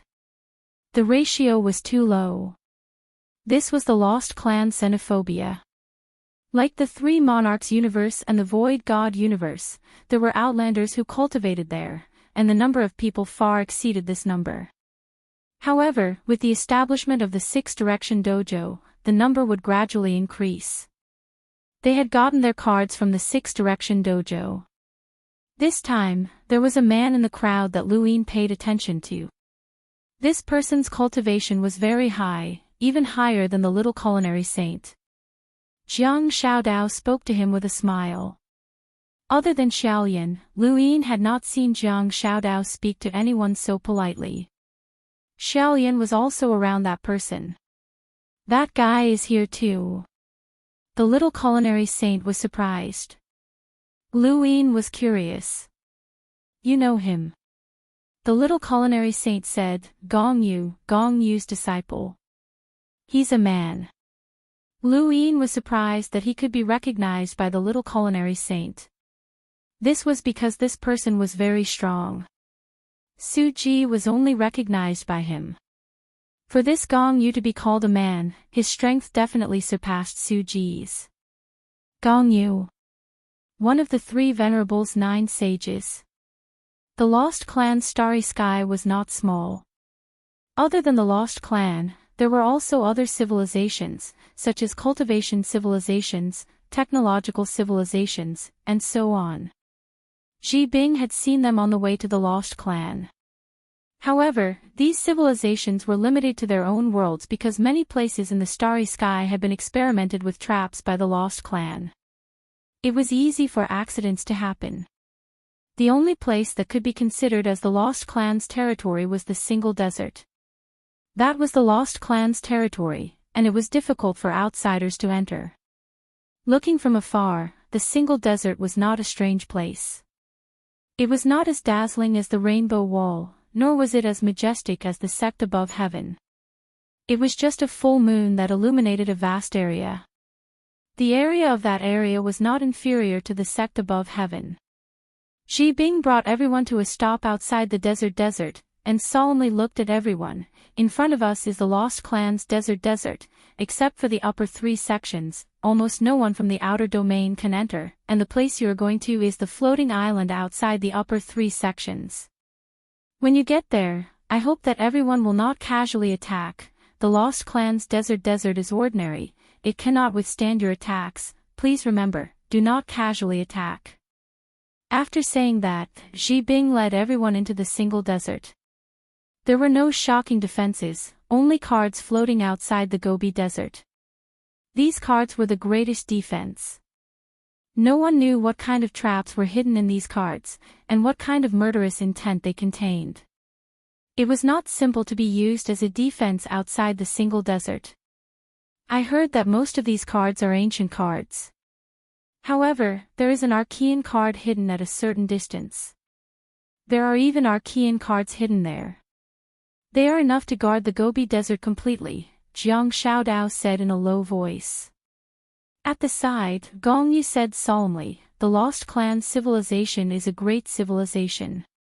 Master once said that their strength is not inferior to any of the 6 paths sect civilizations. Legend has it that they have an existence that surpasses the immemorial cards. Jiang Xiaodao shook his head. I don't believe it. I don't believe it either, Siyu said. There were also people discussing the Lost Clan in the distance, and they mentioned the ancient cards. Some believed it, some did not. Most people thought that the Lost Clan was trying to raise their status. Not long after, everyone was brought to the floating island by Ji Bing. As the name suggested, it was an island that floated in the air. Ji Bing introduced that the front of the island was where the cards of the upper 3 segments appeared. On the day of the upper 3 segments, everyone could board the island and attract the cards. After arriving at the floating island, Ji Bing left. Everyone dispersed. There were many wooden houses here, all prepared for those who had participated in the upper 3 segments. The extraterrestrials were on a floating island, and there were only so many people. On the other hand, there were too many from the Lost Clan who had participated in the upper 3 segments. They were scattered on the surrounding floating islands and were not with Lu Yin and the rest. However, Ji Bing did not forbid them from going to other floating islands. Not long after, everyone went to other floating islands to visit their friends. These people were able to obtain the Lost Clan cards, which meant that they had dealings with the Lost Clan. As expected, the little food saint was still pestering Luin. Luin was so annoyed by his pestering that he gave him a promise. As long as he could defeat everyone on this island, they could compete again. This was to the little food saint's liking. He liked to arm wrestle. You said it. Don't go back on your word. Ha! After saying that, the little food saint took out a token and carried it to where the others were staying. He blocked the door of an older cultivator and provoked him.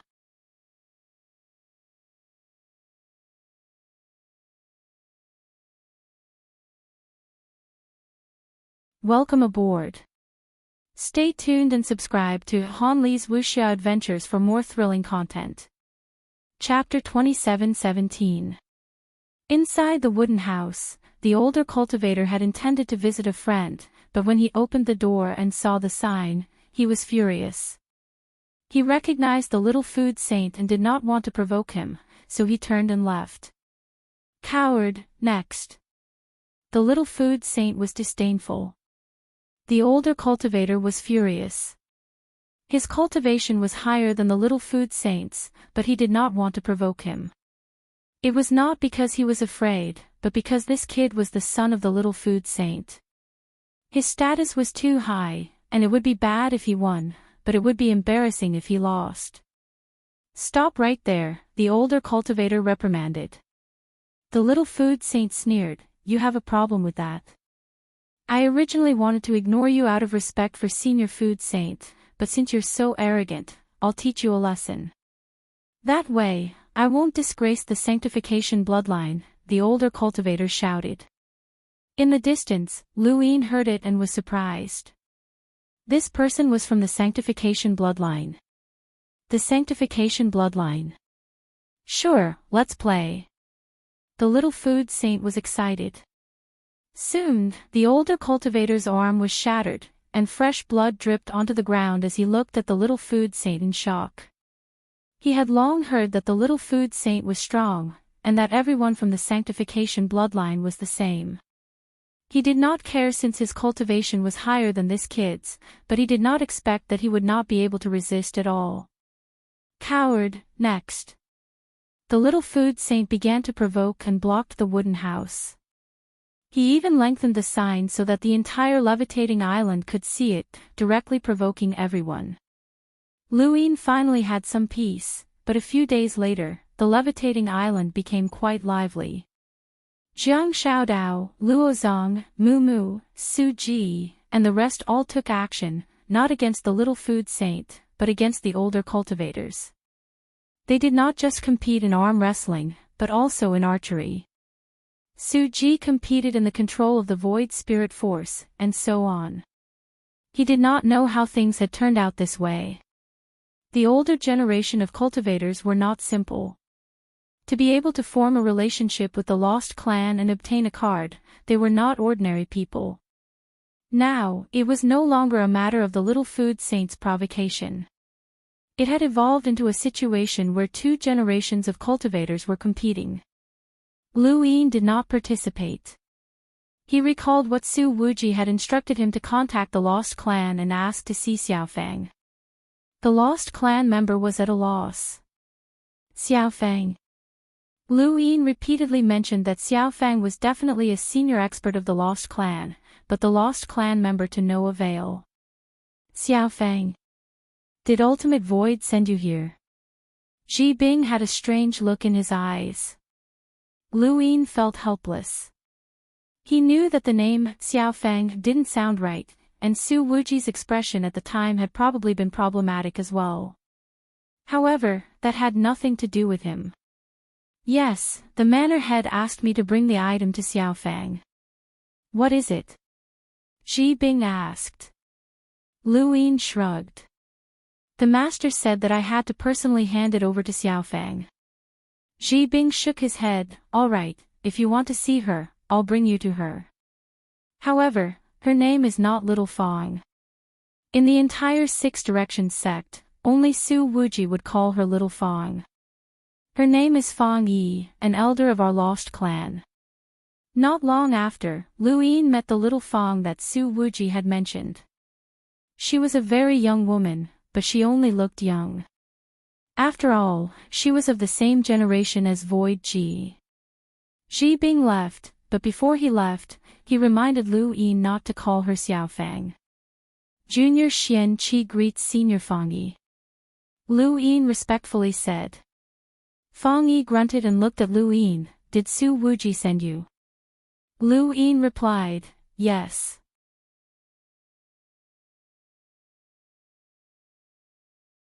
Repeat what he said without missing a single word, not a single word can be wrong.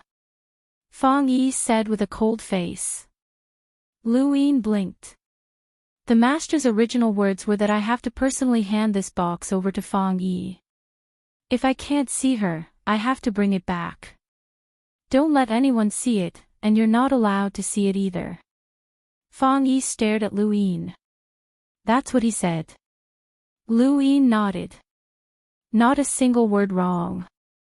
Fang Yi's expression improved. Give me the box. Lu Yin hurriedly handed it over to Fang Yi. Fang Yi took it and paused for a moment. Have you seen it? Absolutely not, Lu Yin assured her. Fang Yi glanced at Lu Yin and did not ask any more questions. Since I've brought the box, I'll take my leave. Lu Yin was about to leave, but Fang Yi asked him to wait. She casually opened the box in front of Lu Yin and took a look inside. Her expression immediately changed, becoming rather ugly. Lu Yin knew that something was wrong. Su Wuji must have put something in there to cause this woman's expression to change. Fang Yi gasped for breath, her expression constantly changing. Anger, embarrassment, exasperation, all kinds of emotions were vividly displayed on her face. Lu Yin really wanted to leave, but he did not dare to speak.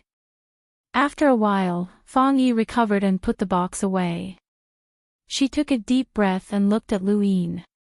Wait a moment, I also have something to give to Su Wuji. Help me bring it over. She then turned and left.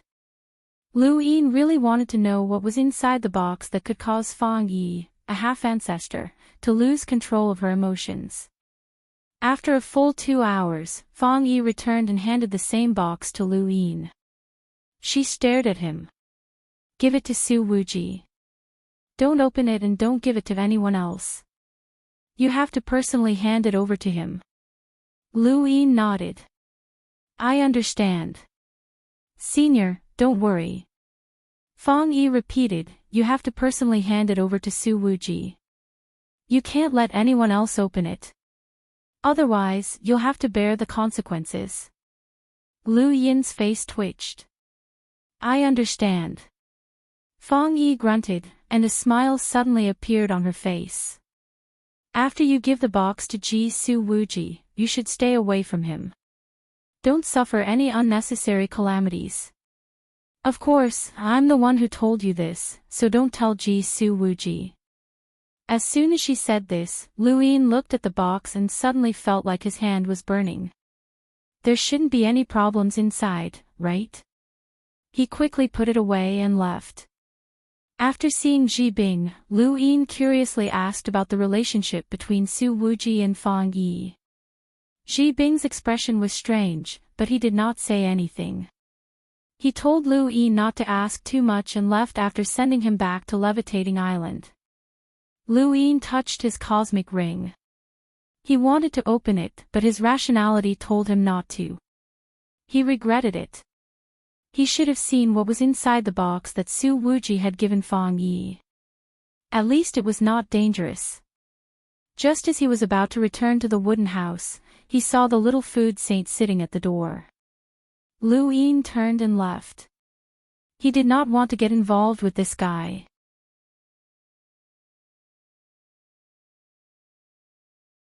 Since he could not return to the wooden house, Lu Yin found a secluded place to sit.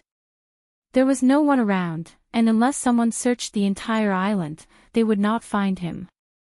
He decided to stay here until the arrival of the first 3 periods. It was quiet. Today's moon was especially round. Lu Yin was lost in thought as he looked at the moonlight. Unknowingly, he was completely immersed in it. He did not even realize that the moonlight that enveloped him was like a blade that covered him from top to bottom. The moonlight was like water, and the blade was like light. Lu Yin maintained his posture as he looked at the moonlight, forgetting everything else. Suddenly, a blade appeared in front of him. Slash! Lu Yin was shocked. Where did this blade come from? He wanted to dodge, but his body could not move. He could not move at all. As the blade approached him, he tried to cast a spell. He tried to use the power in his heart to use the inverse step, to see through space, to move the lines, but he could not do anything. He could only watch as the blade descended from above his head, about to cut him in half. Lu Yin had never felt such despair before, even more so than when he had been on Drift Charge Planet. Back then, he had been able to move, but now, he could only watch as the blade descended. He had a body full of power, but there was nothing he could do. There were slippers and bone spurs in his cosmic ring, but he could not take them out. He could not accept this. He wanted to resist. Move, move, move. He could not move. The blade descended, and his head felt cold. Lu Yin was stunned. Was he going to die? The next moment, the blade disappeared.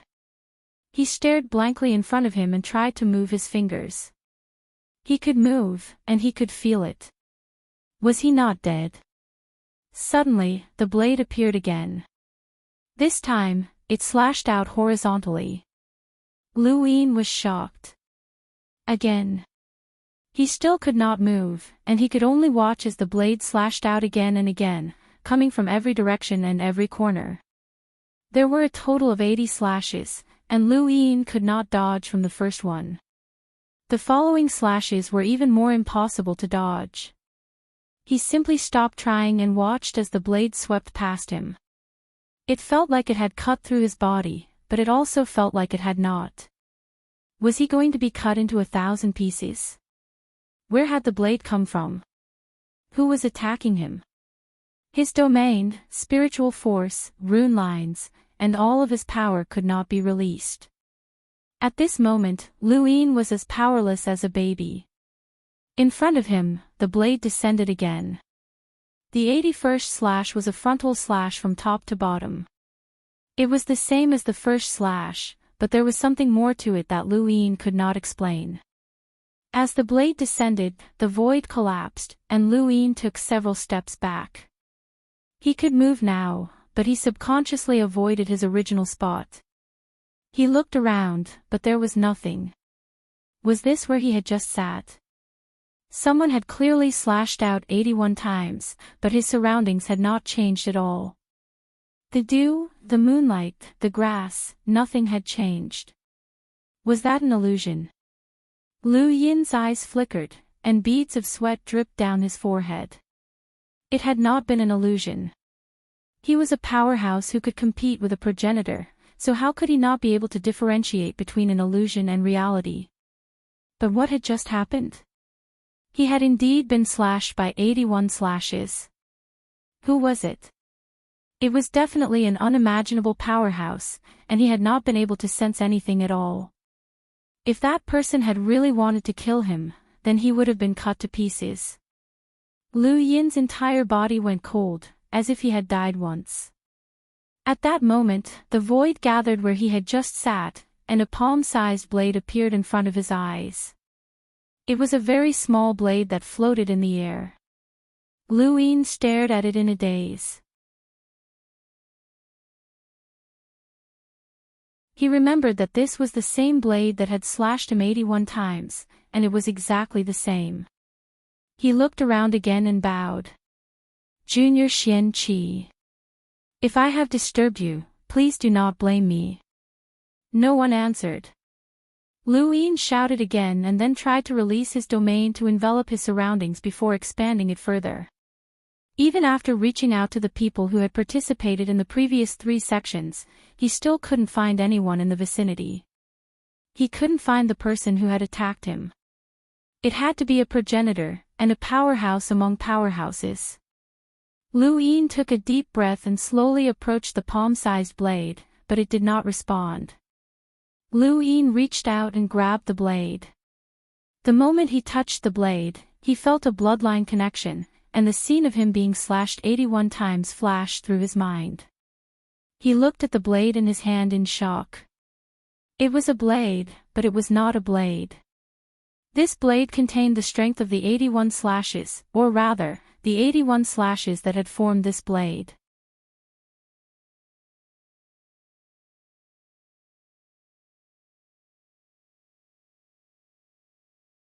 Welcome aboard.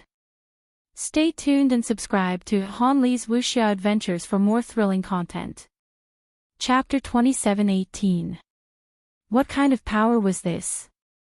This blade was connected to his bloodline. Did that mean that he had been slashed 81 times? But there were no wounds on his body. Lu Yin could not figure it out. He looked at the blade in his hand and felt a chill from the bottom of his heart. Perhaps he should not have come. To be able to use such power on him, this person must have seen through him. The lost clan was no longer safe. But he could not leave now. Lu Yin was restless. He held the blade and sat down, looking at the moonlight and taking a deep breath. Forget it, he would just wait. If such a powerhouse attacked him, he would not be able to escape. He smiled bitterly and looked at the blade in his hand again. He did not put it in his cosmic ring but hung it around his neck. Perhaps one day, he could use this blade to slash others 81 times. Lu Yin stayed here for a while to avoid the little food saint and the others and to see if he could meet that mysterious powerhouse. This person had not exposed him, but had slashed him 81 times and even left this small blade behind. Lu Yin did not know what this person's intentions were. Finally, it was time for the Upper 3 festivals. The Upper 3 festivals were the Lost Clan's biggest festival, and the entire clan was celebrating this day. Even on Levitating Island, Lu Yin could feel the festive atmosphere. There were many levitating islands nearby, and everyone who participated in the Upper 3 festivals was on these levitating islands.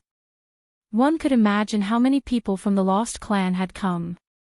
The largest levitating island in the center was the place where the card exchange took place.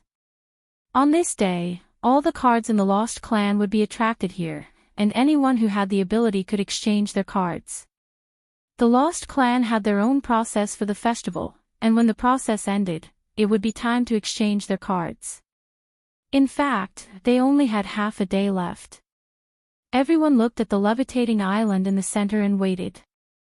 At the same time, outside the levitating island, figures appeared one after another, bringing with them supreme pressure. They were all extremely powerhouses. Everyone from the Lost Clan looked at the figures respectfully. The Upper 3 festivals were the most important festival for the Lost Clan. Every year on this day, extremely powerhouses from the Six Direction Society would come to observe the ceremony. It was to celebrate the Upper 3 festivals and give face to the Lost Clan, but also to see who would be able to exchange their cards. The main reason was that a person had exchanged a primordial card for a seasonal card, shocking the Six Direction Society. This meant that the person was likely to become an extremely powerhouse in the future, and this matter was enough to attract the Six Direction Society's interest. Jiang Xing, long time no see. Someone said politely. Jiang Xing smiled and said, so it's Manor Lord gone. It's been 1,000 years since we parted in the endless battlefield. I didn't expect to meet you here. Gon smiled and said, yeah, I still can't forget Jiang Xing's awe-inspiring prowess in the endless battlefield back then. What's there to be proud of? I'm just lucky that I didn't die. Jiang Xing smiled bitterly. After he finished speaking, he looked to the other side. Chenlo bowed to him from afar. Senior Jiang Xing. Jiangxing praised, "Congratulations, the Three Monarchs universe has added another extreme powerhouse." Not far away, Su Heng also spoke up, "Brother Qin, I wonder how my brother Xian Qi is doing under you."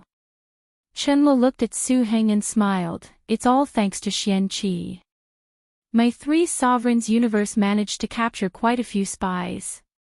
To be honest, if it wasn't for his cultivation being unable to keep up, I would have given him the position of manor head."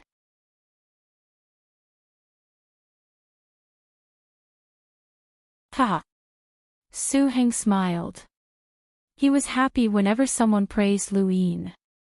A middle-aged man walked out of the void and looked at everyone. "Brother Qin, Brother Heng, this is the first time you have come to my lost clan to visit the upper three sections.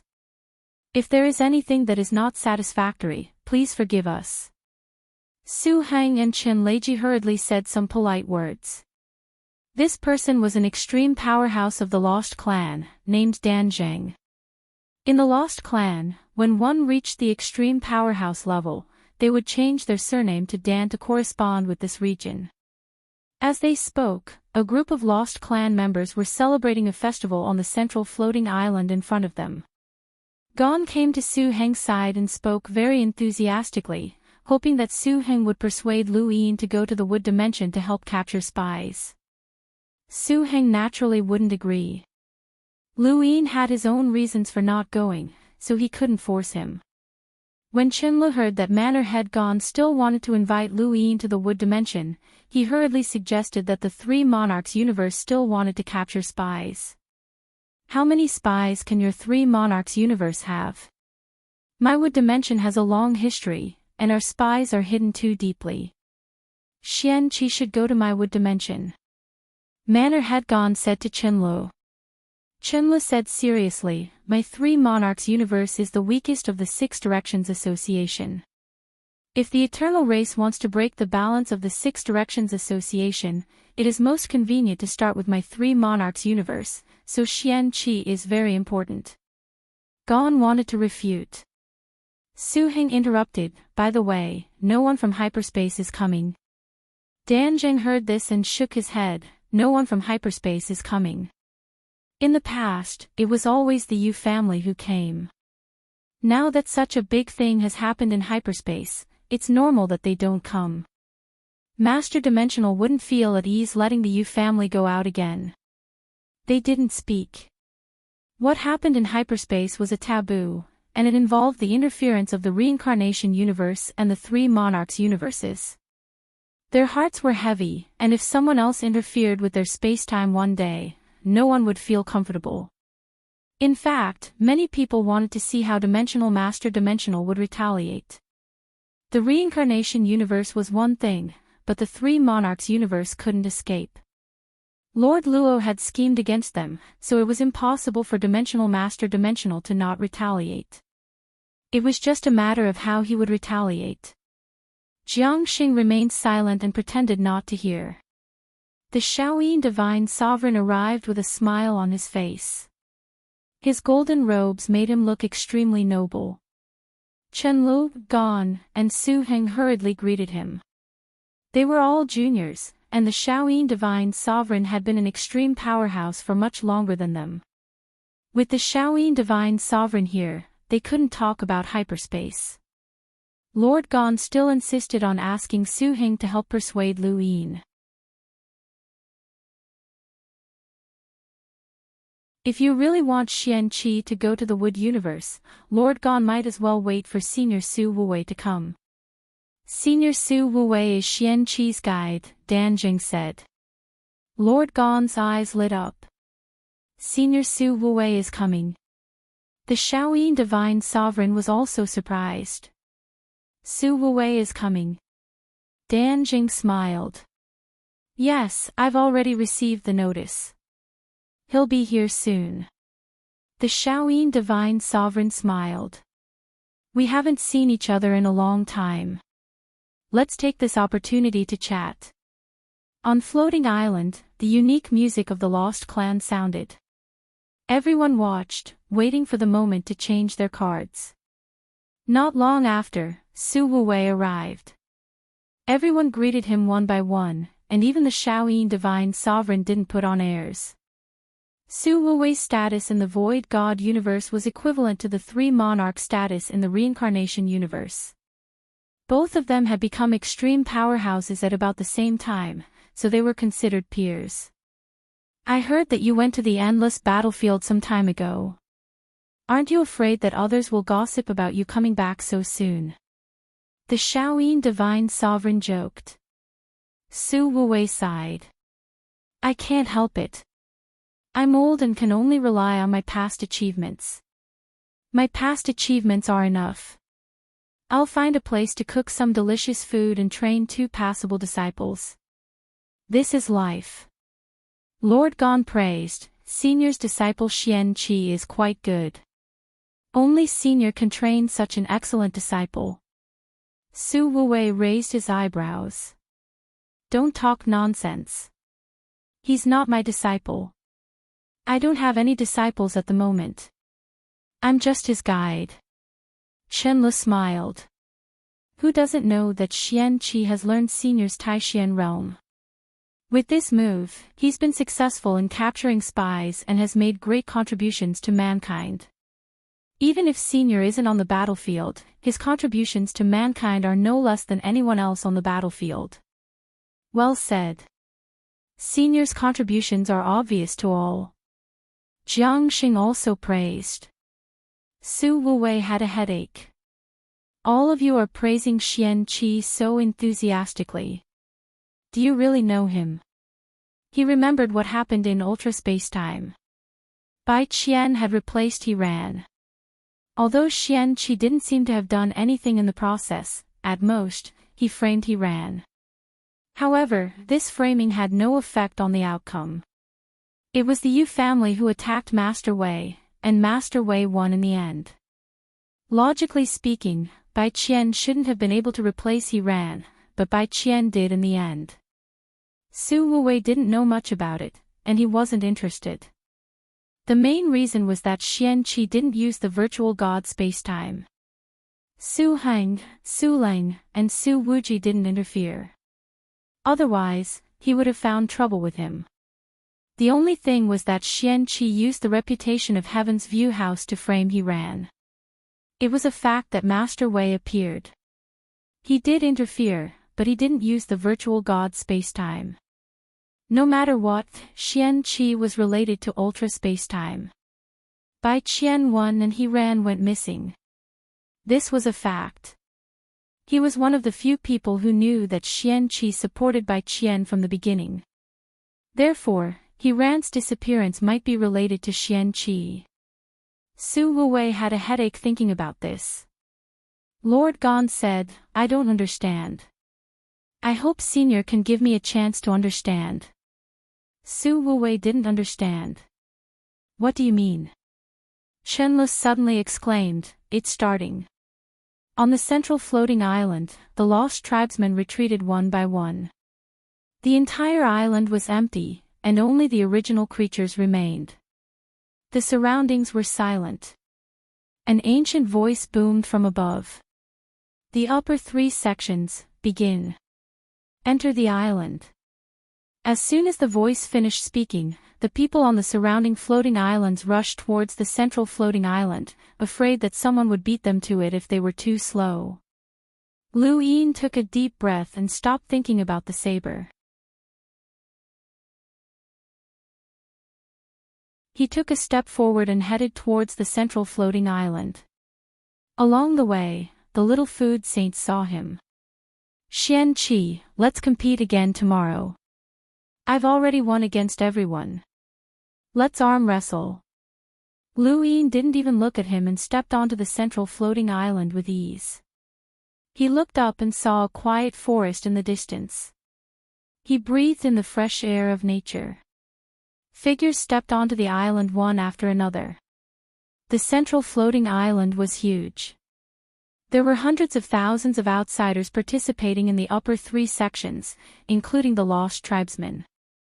However, they were scattered across the island and didn't even have that many living creatures. Furthermore, any place on the island could attract a card as long as the card itself was attractive. As for how attractive it was, it varied from person to person. Just as Su Wuji had said, some people let themselves go and really attracted a card. In the forest, Lu Yin saw a man shouting something in front of him. The man was excited and didn't stop even when he saw Lu Yin. His face was flushed red, and he listened carefully. The man was narrating his own legendary history, a history that he believed to be legendary. Then, in the distance, someone sang. Lu Yin had heard from Su Wuji that singing was considered ordinary. It had nothing to do with how good the song was, but the worse the song, the more attention it would attract.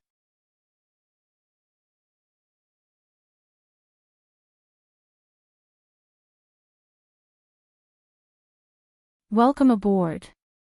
Stay tuned and subscribe to Han Li's Wuxia Adventures for more thrilling content. Chapter 27:19. Lu Yin took a step forward, traversing thousands of kilometers. This island was indeed very small to him. He quickly saw Saruzin, who was sitting cross-legged and muttering something. Lu Yin walked past him without even opening his eyes, and his withered arm seemed to wither even more. Lu Yin felt that if he could use nature's opposite on Saruzin, the arm might be able to recover. Actually, there was no need for that. With Saruzin's cultivation, it wouldn't be difficult for him to recover. It could only be said that everyone had their own perseverance. It took a lot of willpower for a normal person to raise their arm high and let it wither. As a cultivator, it took a lot of willpower to recover an arm but still maintain it. In terms of willpower, Lu Yin knew that he might not be able to compare to Saruzin. He looked back and saw that Saruzin's expression had become even more sacred. He then saw Luozong, whose face was glowing with confidence. His hands were clasped behind his back as if he was controlling the void. It was obvious that he was faking it. Next was Jiang Xiaodao, who was shouting crazily at the top of his lungs. Next was Wen Sanxi, who was reciting a famous article from the Fifth Mainland. It had to be said that with the Fifth Mainland's history and wisdom, they might actually be able to attract a card. Little Lian was vexed as she pleaded to the void, almost as if she was praying. It was very cute. Bao Feather was very straightforward.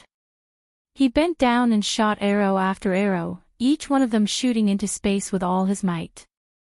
This was still considered normal. Lu Yin saw people taking off their clothes and running around, waving their arms. He saw people crying and kowtowing to something. When he got closer, he smelled a foul odor. It was a farting bug.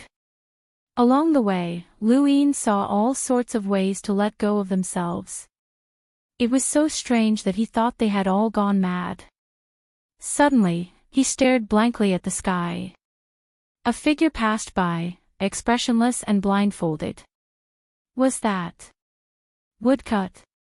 Lu Yin hadn't expected that Woodcut to come to the central island. Did he also have a lost clan card? Did he need to change his card? The upper three sections didn't forbid anyone from changing cards, so everyone could come regardless of their cultivation.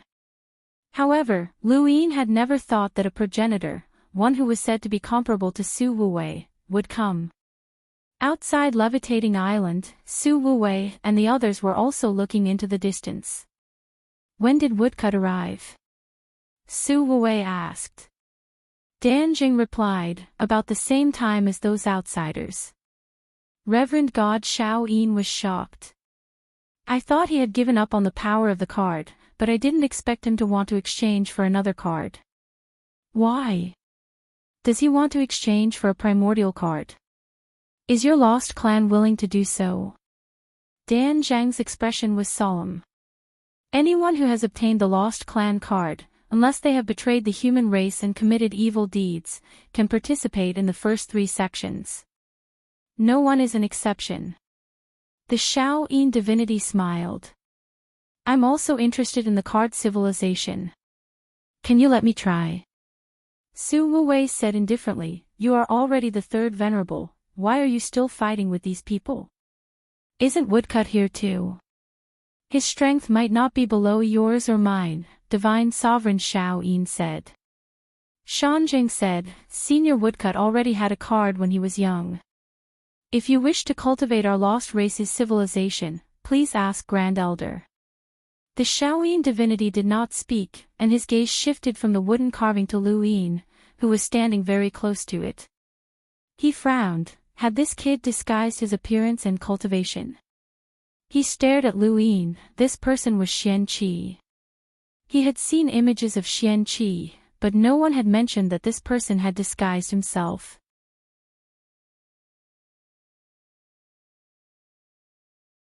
Thinking of this, he said indifferently, Brother Wu Wei, this disciple of yours is not weak at all. Su Wu Wei looked over. Not bad.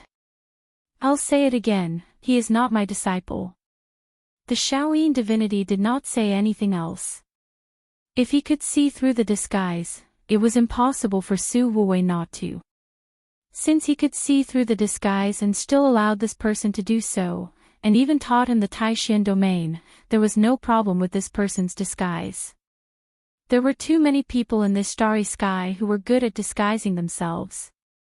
He had often disguised himself when he was young, and if he was not scheming, how could he become one of the third venerable?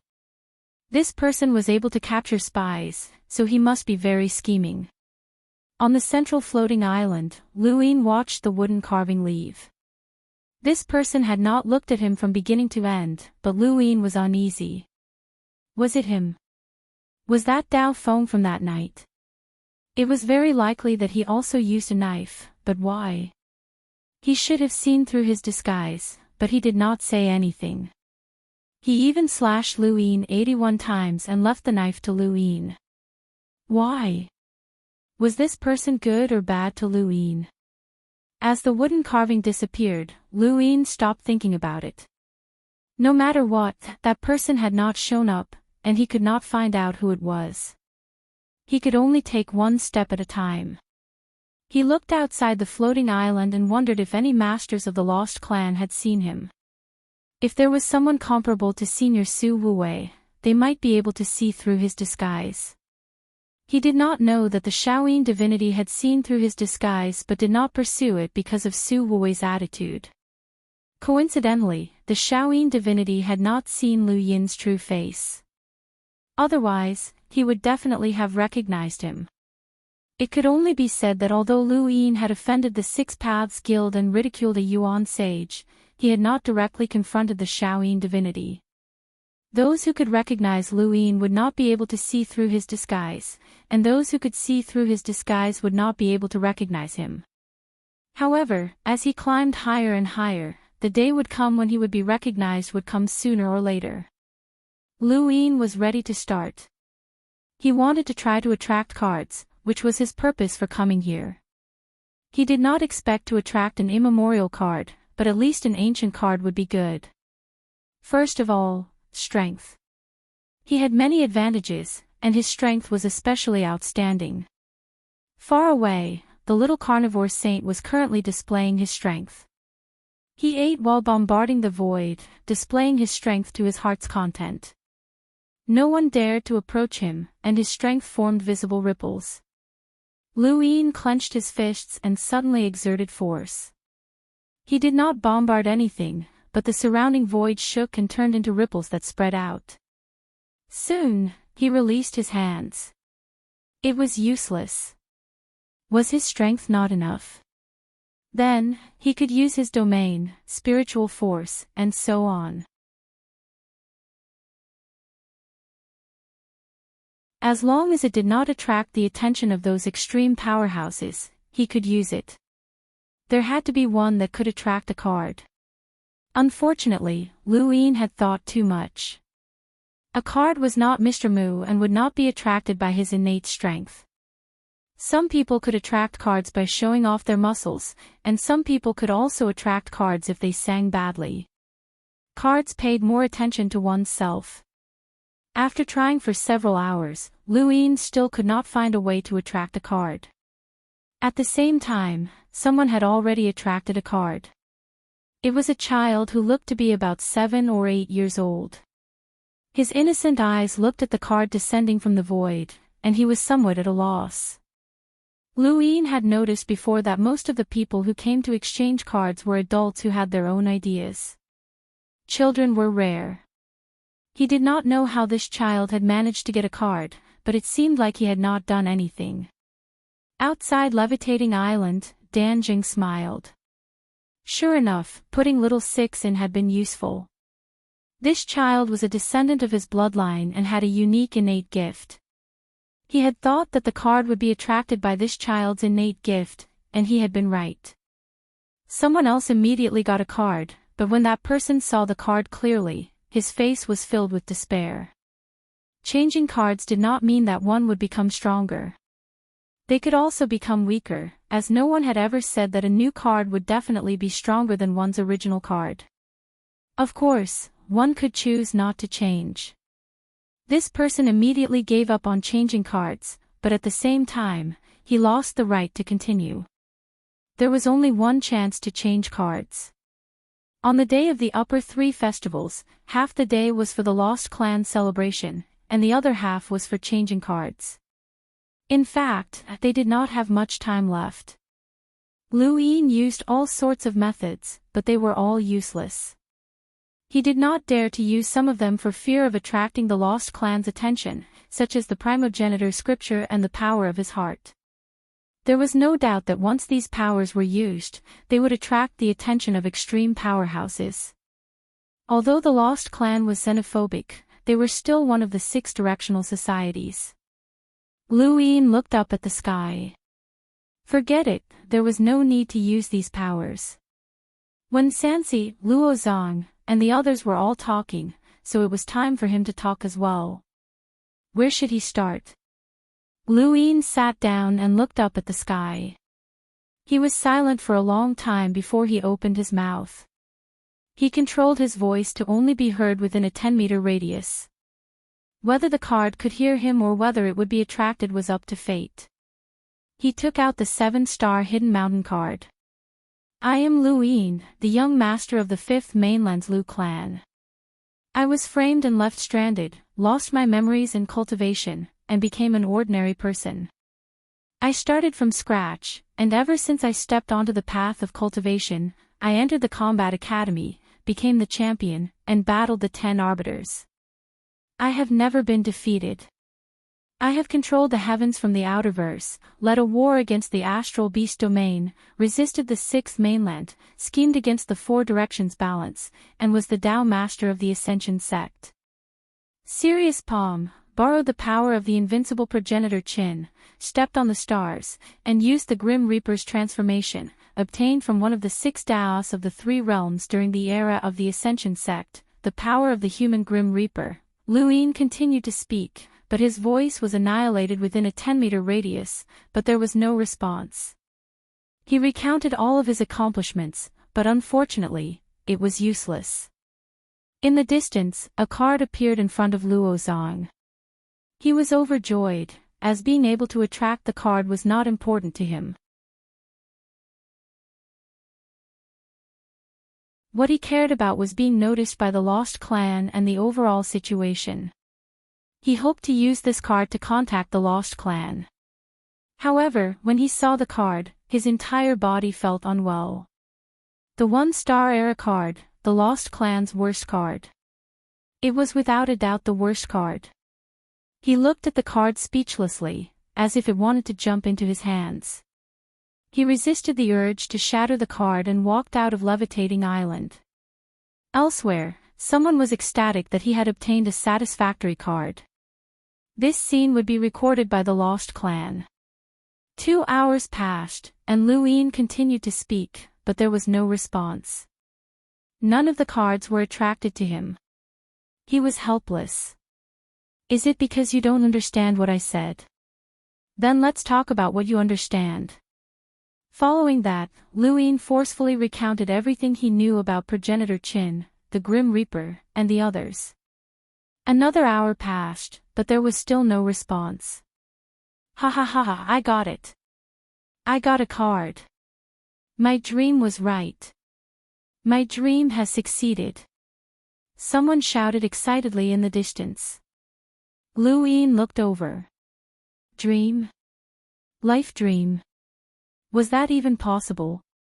It seems like you like listening to people talk about their dreams. Then tell me about your dreams. Lu Yin thought about it. My dream is to lead the above heaven sect to stand tall in the universe, where no one dares to offend us. My dream is to lead humanity to defeat the everlasting tribe, where we will never be threatened. My dream is to save Ming Yen, where we will live a happy life. My dream is to avenge the Lu family and kill the Shaoyin divinity. As soon as he said this, Lu Yin inexplicably saw the lines in space distort, and a card suddenly appeared before disappearing in an instant.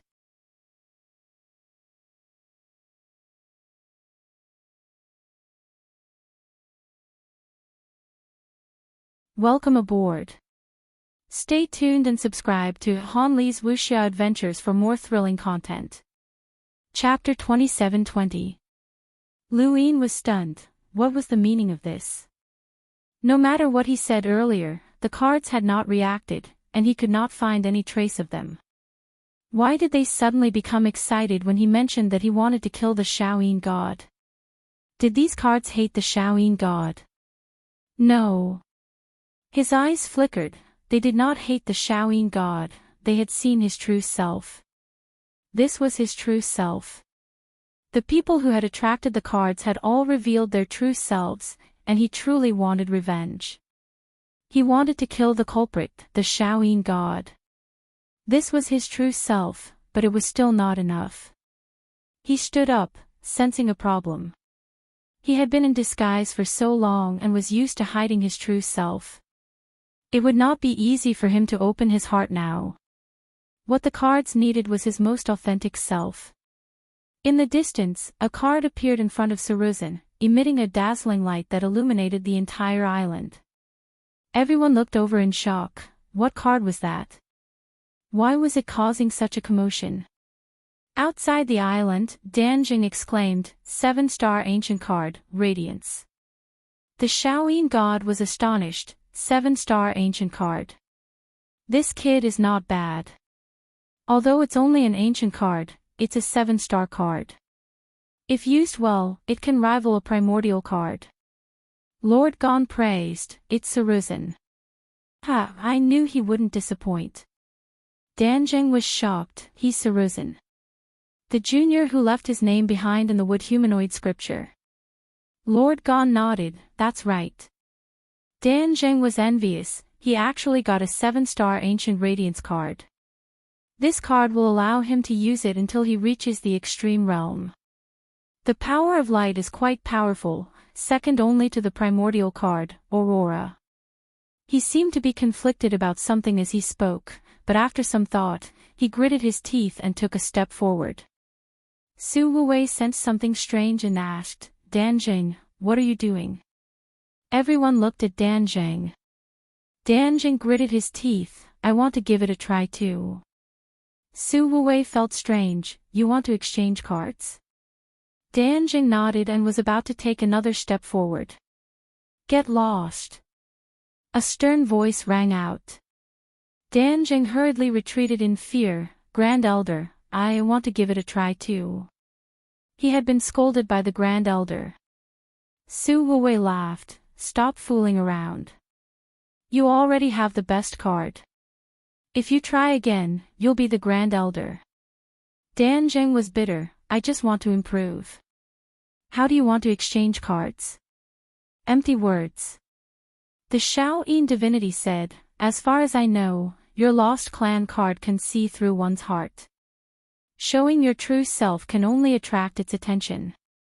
To truly attract it, it still depends on the compatibility.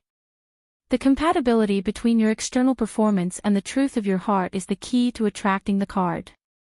Danjing looked deeply at Reverend God Shaoyin. I didn't expect Reverend God to know so much about my lost clan. The Shaoyin divinity shook his head. I don't understand. I really don't know how the card sees through one's heart and how it achieves the degree of compatibility it knows. Some people like to speak empty words, which can't attract the card, but some people can. Danjing said, being the same on the outside and inside is the greatest charm for a card. Well then. Reverend God Shaoyin looked at Danjing. What are you going to do? Danjing was distressed. I don't know. Back on Levitating Island, Luyin was unaffected by Saruzan's influence. Light shone on his face, and his shadow covered the tree trunk. One day, I will wipe out the enemies of the Lu family, be it the Shaoyin divinity or the Grand Empyrean. At the peak of starry sky, looking down on everyone.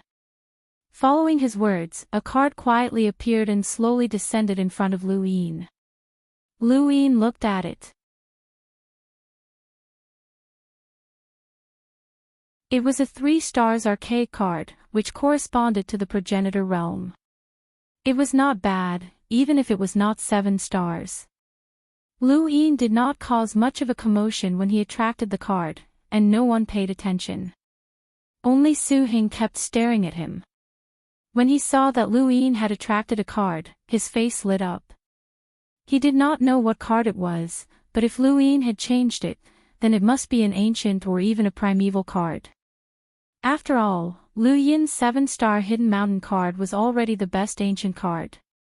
He was about to speak when his eyes suddenly widened as he saw an unbelievable scene.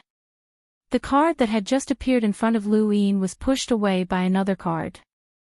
That's right, it was pushed away. He stared blankly. How could this happen? Luyin was also stunned as he stared at the second card that had suddenly appeared.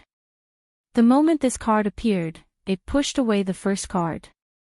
Not only that, but a gloomy aura of destruction descended, dispersing the light that had been born from Saruzan's card. In the blink of an eye, dark clouds covered Levitating Island. Everyone was drawn to it and looked over. Danjing was shocked and cried out in shock, "Eternal darkness." At this moment, countless people from the Lost Clan who saw Luyin's card were shocked, as if they had seen an unbelievable scene. Beside Danjing, the Shaoyin Divine Sovereign's gaze turned cold. 7-star archaic card, Eternal Darkness. Everyone else was shocked. It was actually a 7-star archaic card. So far, the only known 7-star archaic card existed in the hands of the Lost Clan's Grand Elder. That card was called Heavenly King. With this card, the Lost Clan's Grand Elder Shan Gu had dominated the boundless battlefield. Countless people had confirmed that he could rival the Wood Spacetime Ruler and the Chrono Spacetime Ruler. On the surface, the reason why the Lost Clan could join the Six Direction Association was because they had fought with the Reincarnation Spacetime and buried the Reincarnation Spacetime's powerhouses. In reality, only a few people knew that Grand Elder Shan Gu had personally gone to the Reincarnation Spacetime and met the Grand Empyrean. After he returned to the Lost Clan, the Grand Empyrean had recognized the Lost Clan as one of the Six Direction Association. Without the Grand Elder, Shan Gu would not have the Lost Clan today, and his power came from the Heavenly King card. This was the only 7-star archaic card. No one had expected another 7-star archaic card to appear in the upper 3 sections. This was a major event that would be recorded in the annals of the Lost Clan. Even the Shaoyin divinity was shocked. An extreme powerhouse with a 7-star archaic card brought about an incomparable shock. Once Luyin stepped into the realm of extreme powerhouses in the future, he would definitely surpass ordinary extreme powerhouses. Danjing wanted to go in and try exchanging cards. He wanted to see if he could exchange for a 7-star archaic card. His card was only 6-star.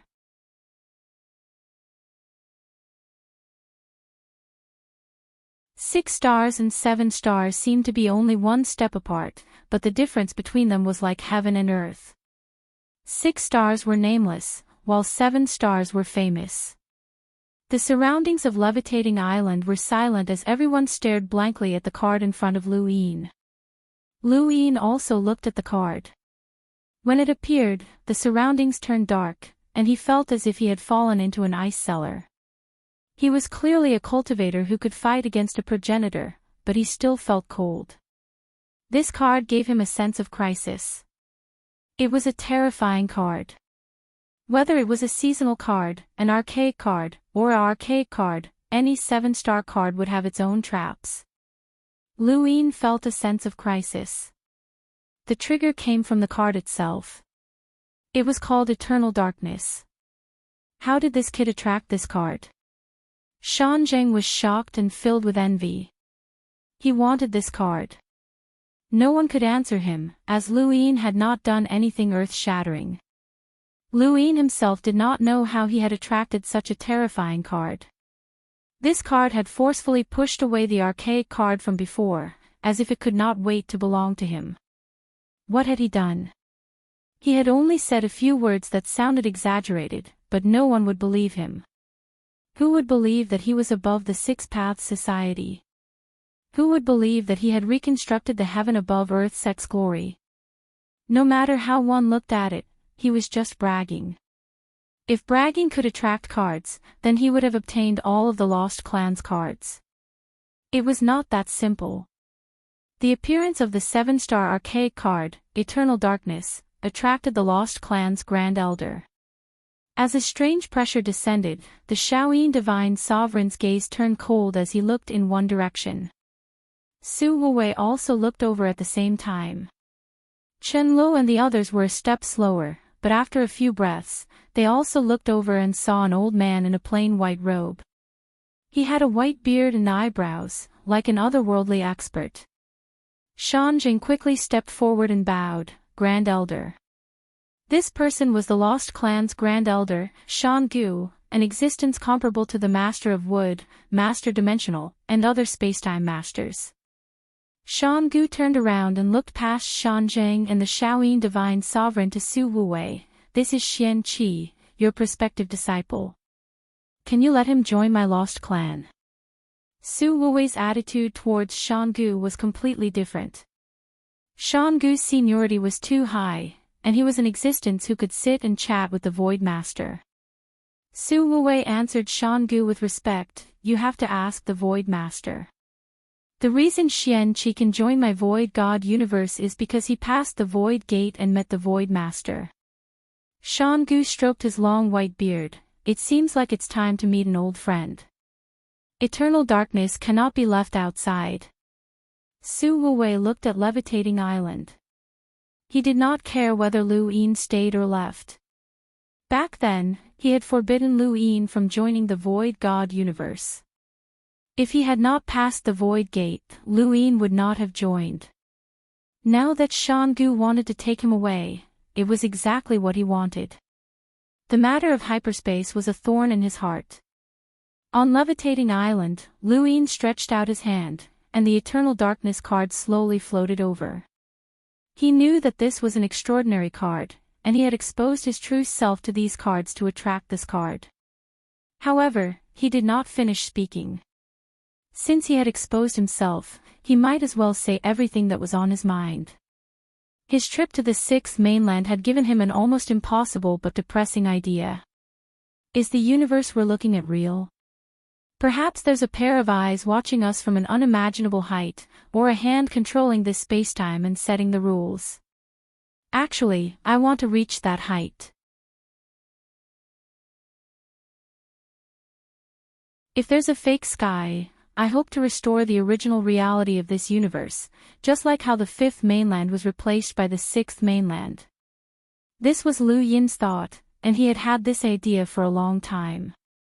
Back then, the Frostwave Weave was an untouchable existence. The Great Yu Empire could do anything to make Earth believe that it was a miracle and broaden Earth's horizons. Who can guarantee that what we're looking at now is the real universe? For ordinary people on Earth, firearms can destroy a mountain or even a planet. This is the limit of their imagination. For cultivators, the progenitor realm can change the world and even change the rules. This is also the limit of their imagination. But is this really the limit?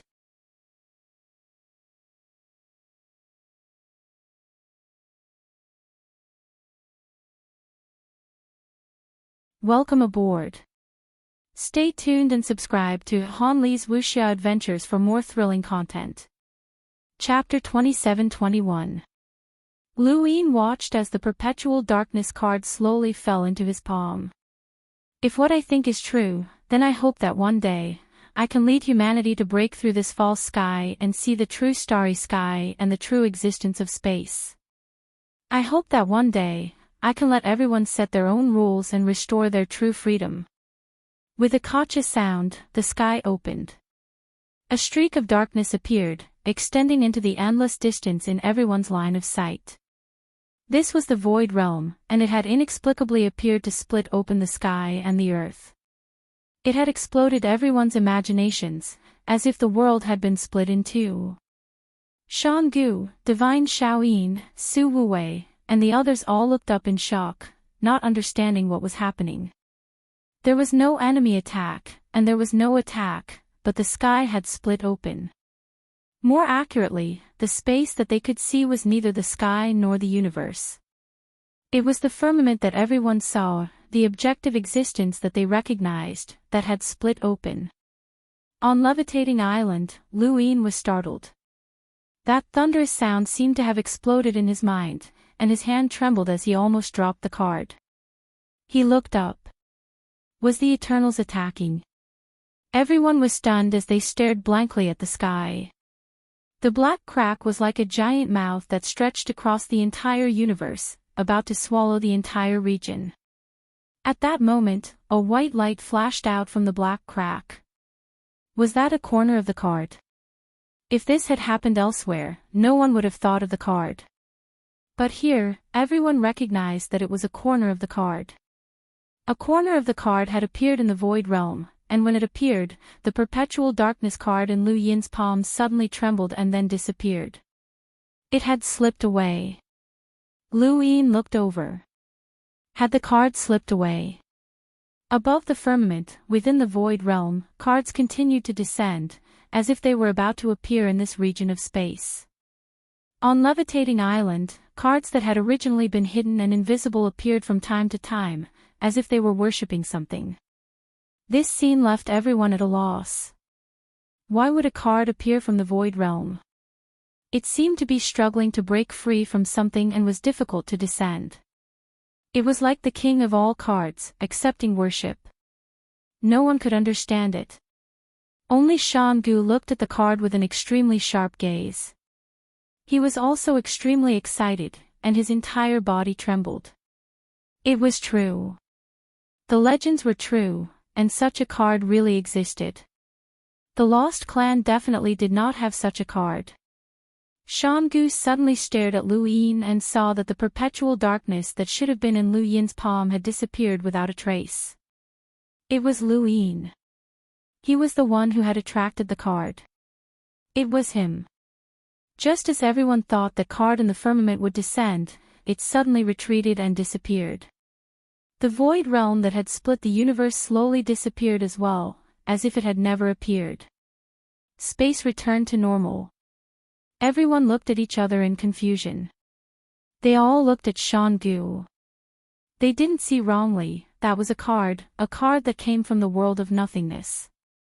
This was the Lost Clan. What exactly was that card? They hoped that the Lost Clan could give them an explanation. More importantly, who had drawn out that card? Shan Gu suddenly acted and sealed off Levitating Island. Everyone, the first 3 sections end here. Please return to your own space-time. Please forgive us if the Lost Clan has not treated you well.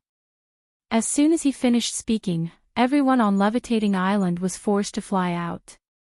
They were all outsiders who had participated in the first 3 sections. Divine Lord Shaoyin's gaze was stern. Senior Shan Gu, the first 3 sections never ended in advance. Is what happened now related to that card? Can I ask about that card? Shan Gu's voice rang out before he could finish his sentence. Senior Shaoyin, this is a matter of the Lost Clan. It has nothing to do with you. Please return. Shaoyin's expression changed. Shan Gu's attitude towards him was not friendly. Su Wuwei smiled. It seems that the Lost Clan really does have a card that surpasses the archaic card. The void realm actually has a card. Interesting. He then left without asking any more questions. Chenlu glanced at Levitating Island and left as well. Then, Jiang Sheng and Lord Gan also left. Mu Feng also stepped out of Levitating Island. Xiaoyin was not satisfied and wanted to ask something, but Shanjing came in front of him and gestured for him to leave. He could only leave with a sullen expression. In the end, only Su Hing remained. He frowned. Where is my brother, Xian Qi? All outsiders who had participated in the first 3 sections of Levitating Island flew out in an instant. Only Lu Yin was not present. Su Wuwei noticed but did not care. Chenlo also noticed but did not care. Only Su Hing stayed behind to ask. Shanjing said, the Grand Elder has his own arrangements. Brother Heng, go back. Don't worry, Xian Qi will be fine. Su Hing took a deep breath. This was his first time participating in the first 3 sections. He did not expect to encounter such a thing. He did not know who had drawn out the card that could exist in the void realm. What would happen to Xian Qi? My brother drew out the 7-star archaic card. It might make things difficult for the Lost Clan, but please do not make things difficult for him. After all, he was personally seen and confirmed by the Void Master. Su Hing reminded them and then left. He wanted to find Su Wuwei and ask him to contact the Void Master. The importance of the 7-star archaic card to the Lost Clan was self-evident. If Lu Yin was left behind, there would be trouble. They had not seen the Eternal Darkness card disappear. Only Shan Gu had seen it. This was also why Shan Gu had suddenly sealed off Levitating Island. He did not want others to know that the Void Realm card had scared away the Eternal Darkness card and that it had been Lu Yin who had drawn it out. At this moment, only the Lost Clan members and Lu Yin were left on Levitating Island. Lu Yin looked around blankly. Where was the archaic card? It was gone. It had completely disappeared, and the Void Realm card had not appeared. What did this mean? Did he not get anything? He wanted to leave, but he was suppressed by a force. Xian Qi, right? Shan Gu walked out and smiled at Lu Yin. Lu Yin was startled by Shan Gu's sudden appearance, but he did not hesitate and quickly bowed. Junior is Xian Qi. May I know who Senior is? He was apprehensive. This old man looked like an otherworldly expert, and it was likely that he had seen through his disguise. This was troublesome. Shan Gu sized Lu Yin up. Do you know what the card that appeared in front of you was? I do not know. That is the 7-star archaic card, Eternal Darkness, Shan Gu said. Lu Yin was shocked. 7-star. Shan Gu stroked his beard and said, in my Lost Clan, there have only been 3 7-star Archean cards, and Eternal Darkness is one of them. It represents darkness and extinction. As long as the owner can drag the enemy into the card, even if the enemy is extremely strong, they may be buried. This has nothing to do with the owner's strength. Lu Yin said bitterly, that card is gone. Shan Gu nodded and looked at Lu Yin with deep eyes. Yes, it is gone. That's because a 7-star archaic card is gone. It must have been scared away. Lu Yin narrowed his eyes and looked at Shan Gu. Scared away. Shan Gu and Lu Yin looked at each other. What do you think? Lu Yin probed. Is it the legendary ancient card that surpasses the archaic cards? Shan Gu looked solemn. The corner of the card that appeared in the world of nothingness represents the ancient card. Lu Yin was at a loss. As far as I know, the peak that humans have reached is the realm of the strongest. Every parallel universe has a different position for the realm of the strongest. The one who is really recognized as the peak is the great celestial master of reincarnation, time and space. Even so, the great celestial master is called the strongest. Is this ancient card beyond the great celestial master's level? I don't understand. If I have offended you, please forgive me. Shangu smiled. Human beings are too insignificant. What are they in the universe? The strongest can change time and space to cultivate, but they can only do that. Can they bring people back to life? Can they change people into another species? Can they transform plants into humans? Can they turn people into plants? What I'm talking about, can an extreme expert do it? Of course not. Progenitors were said to be able to change the heavens and the earth, and they possessed unfathomable power. However, this so-called power only represented strength, and changing the heavens and the earth was also a form of power. It was a method for others to cultivate, but it was impossible to fundamentally change the form of a living being. Living creatures could change their forms by themselves, but they could not be forcibly changed by the strongest. How could the progenitor realm bring people back to life? How many progenitors could heal Ming Yan's injuries? Shangu sighed. The strongest are not omnipotent, but living creatures do exist and evolve. They are full of diversity and infinite possibilities. Have you ever thought about why? Lu Yin saluted. It's not up to me to think about these things. Shangu said, with your talent, one day you will become an extremely strong person. In the virtual God universe, you will reach the virtual Tai realm. When that day comes, try to think about how humans, creatures, plants, and everything in the universe exist and how they operate. These are the questions that all extremely strong people think about. Lu Yin's eyes narrowed. These were the sequence particles. Transdimensional had been studying the sequence particles, but their research could only prove the existence and modification of the sequence particles, but they could not find the reason for their existence. The propositions raised by the old man in front of him were beyond transdimensional's research and the limits of human imagination. Lu Yin saluted the old man deeply. Thank you for your advice, Senior. If I can really become a strongest in the future, I will think about Senior's words. When can I leave? Shangu laughed. Don't you want the Eternal Darkness card? Of course, Lu Yin didn't want it. He just wanted to leave and get far away. The old man in front of him must have seen through his disguise and said so much. He couldn't figure it out.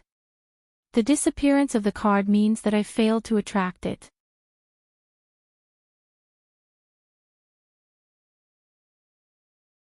How can I still want it? Shangu said, you attracted it, but it was scared away by the ancient card. Are you willing? That is the Eternal Darkness card, a 7-star archaic card.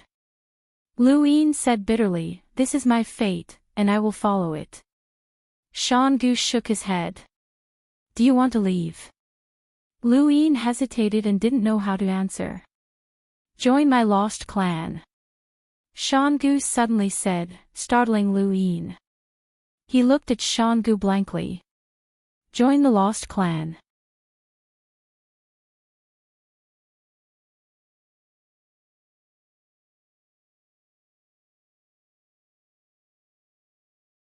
Welcome aboard. Stay tuned and subscribe to Han Li's Wuxia Adventures for more thrilling content. Chapter 27-22. Shangu solemnly said, this old man is the Lost Clan's great elder, Shangu. I formally invite you, Xian Qi, to join the Lost Clan and become a member of our Lost Clan. Lu Yin had merged with the bodies of many members of the Six Direction Association, and he had also done a lot of research. Although he didn't know much about the Lost Clan, he still knew a few things. It was acknowledged that the Lost Clan was xenophobic, but how xenophobic was it? The Lost Clan could give out cards to outsiders, but they had never given out the identity of their clansmen. This meant that almost no outsider could join the Lost Clan. At least, this was what the information that Lu Yin had gathered so far had recorded. Perhaps some of the information was incomplete and did not record any confidential information, but this also showed how rare it was for outsiders to obtain the identity of a member of the lost clan. He had also heard of the name Shangu before. This was an existence that was on par with Dimensional Master, Void Master, Ruler of Wood, and other masters of time and space. He was the leader of the lost clan and an expert who had lived for a very long time. He had not expected this old man to be Shangu. It was as if he had met the Void Master in the Void God space.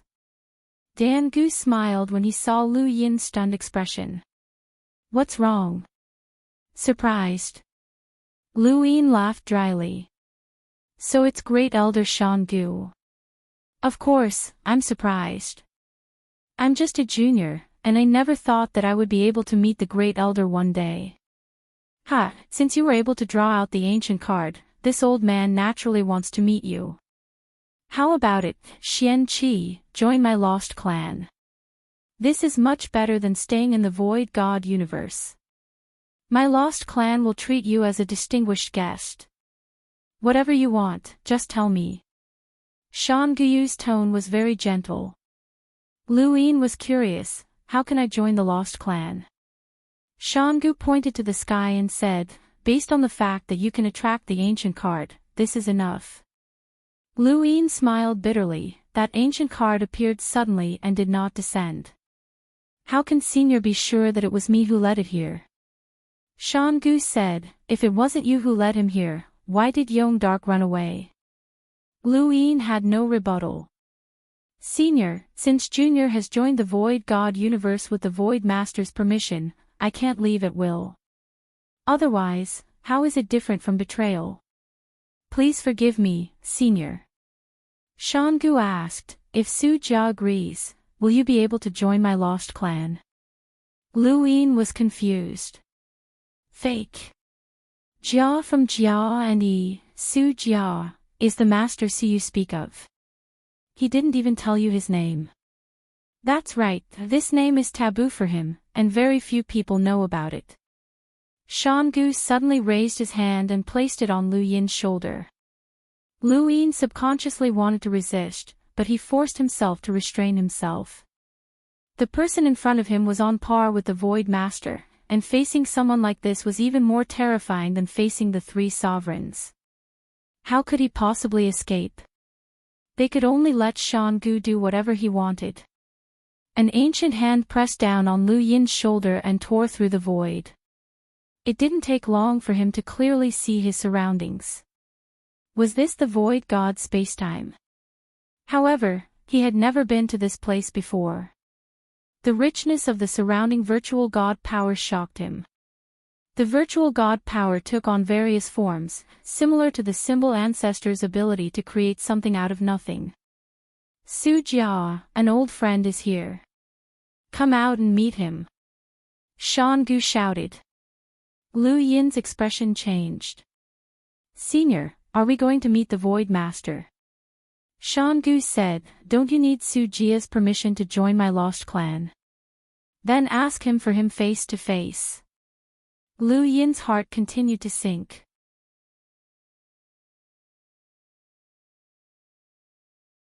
He had only been making an excuse, but he had never expected that Shangu would directly bring him to see the Void Master. This was going to be troublesome.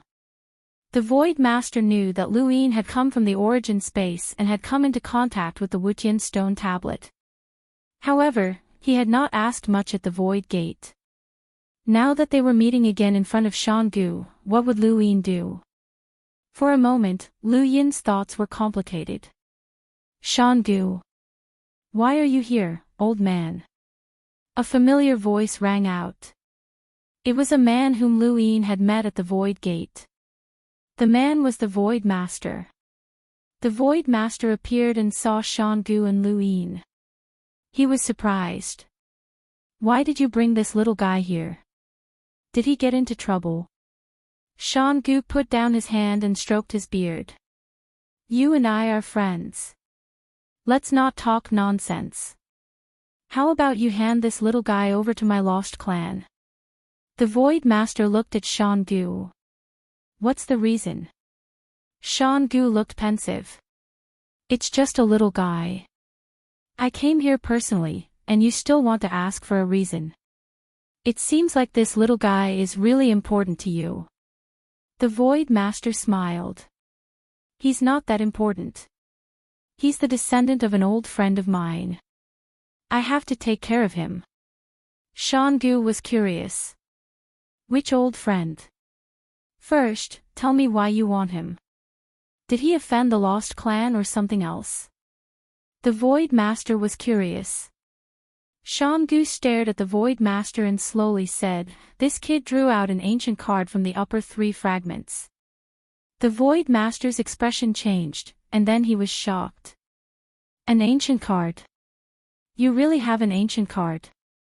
Gu's expression turned ugly. Did you think that my Lost Clan was bragging all along? Nonsense. An ancient card corresponds to our realms. Old man, your strength is terrifying, and you're not any weaker than mine. Although Grand Empyreans surpass us, they're still on the same level. After all, we can see the difference between us. But now, you're telling me that an ancient card really exists. I'm curious. What realm is above us? Who was the one who left this ancient card behind? Tell me clearly. The Void Master was anxious. Gu smiled. I'm not lying to you. Reverend Shaoyin and Su Wuwei saw this scene. I believe that this news will soon spread throughout the Six Direction Society. As for your question, I can't answer it. You can only rely on him. The Void Master looked at Lu Yin. Gu was referring to him. Kid, can you answer my question? The Void Master asked in a daze. Lu Yin was at a loss. This junior doesn't understand. The Void Master looked at Gu. Gu's expression was serious. This kid drew out an ancient card. If you want to answer these questions, the ancient card must descend. Perhaps this is the opportunity for the humans to defeat the everlasting tribe.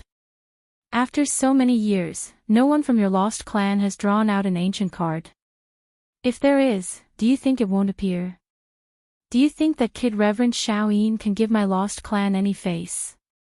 I've already destroyed the Grand Empyrean's tea party. The Void Master thought about it and agreed.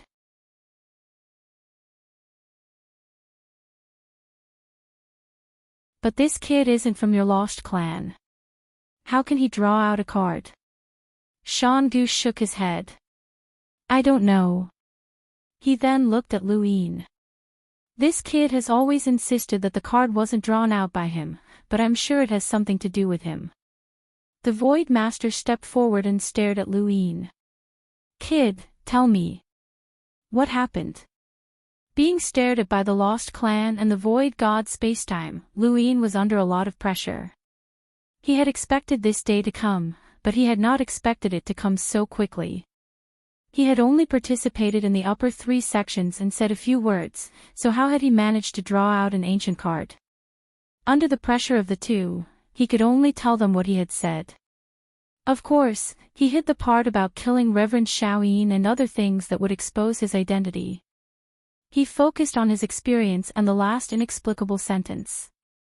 He had said those words out of his own heart and had not thought much about it. His experience in the 6th mainland had made him think too much, so it was a good time to say it.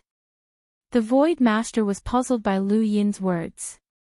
Could he have drawn out an ancient card just by talking? Impossible. He looked at Gu. Gu's gaze was strange as he looked at Lu Yin deeply, as if he was looking at an inconceivable person. This gaze made the Void Master feel that Gu knew something. That's all. I don't know how I drew out an ancient card either. Lu Yin smiled bitterly. Gu retracted his gaze and thought about it. It seems like that ancient card likes you very much. It has nothing to do with what you do. You only need to appear to attract it. Was that so? Lu Yin was doubtful. The Void Master casually pushed Lu Yin a kilometer away and spoke to Gu with his back facing Lu Yin. Lu Yin could not hear anything at all. He did not know what the two were talking about, but it seemed like they were arguing. After a while, the Void Master waved his hand, and Lu Yin walked over again like a marionette. This feeling was very uncomfortable, but there was nothing he could do. Whether it was the Void Master or Shangu, they could kill him with a single thought. No matter what methods he had, he could not escape. The two looked at Lu Yin. "Kid, you must have attracted the ancient card." "There's no need to deny it," the Void Master said bluntly. Lu Yin was helpless.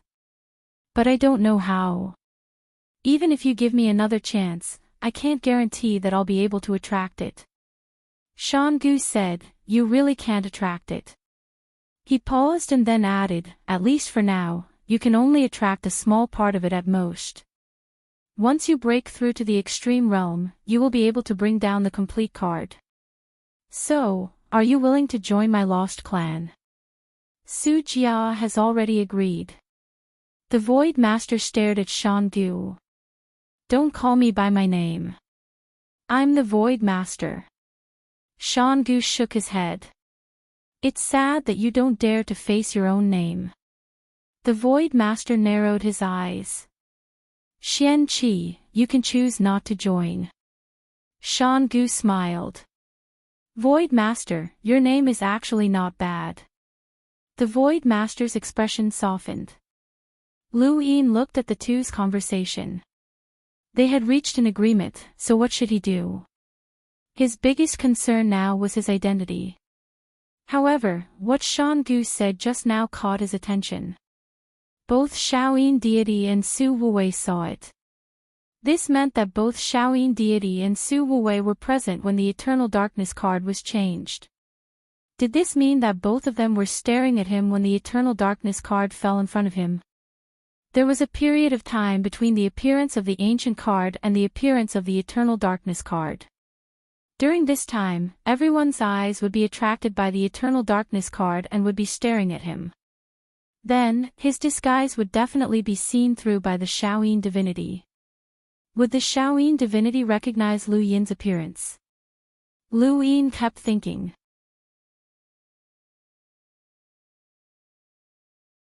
If the Shaoyin divinity recognized him, Xian Qi's identity would be useless. If not, what would his disguise mean to the Shaoyin divinity? Lu Yin curled his fingers. If he had known this would happen, he would not have gone to the Lost Clan. He now felt that he had been completely exposed. Shangu and the Void Master looked at Lu Yin. "Xian Qi, it's up to you to choose." Lu Yin hesitated. On one hand, he was worried about whether the Shaoyin divinity could see through his disguise.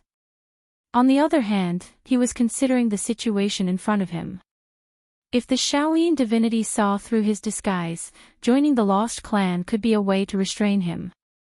The more valuable he was to the Lost Clan, the more the Shaoyin divinity could not touch him. Is your hesitation related to your identity in the origin space? Shangu suddenly asked. "Thank you, brothers, for your support. I'll add more chapters, thank you."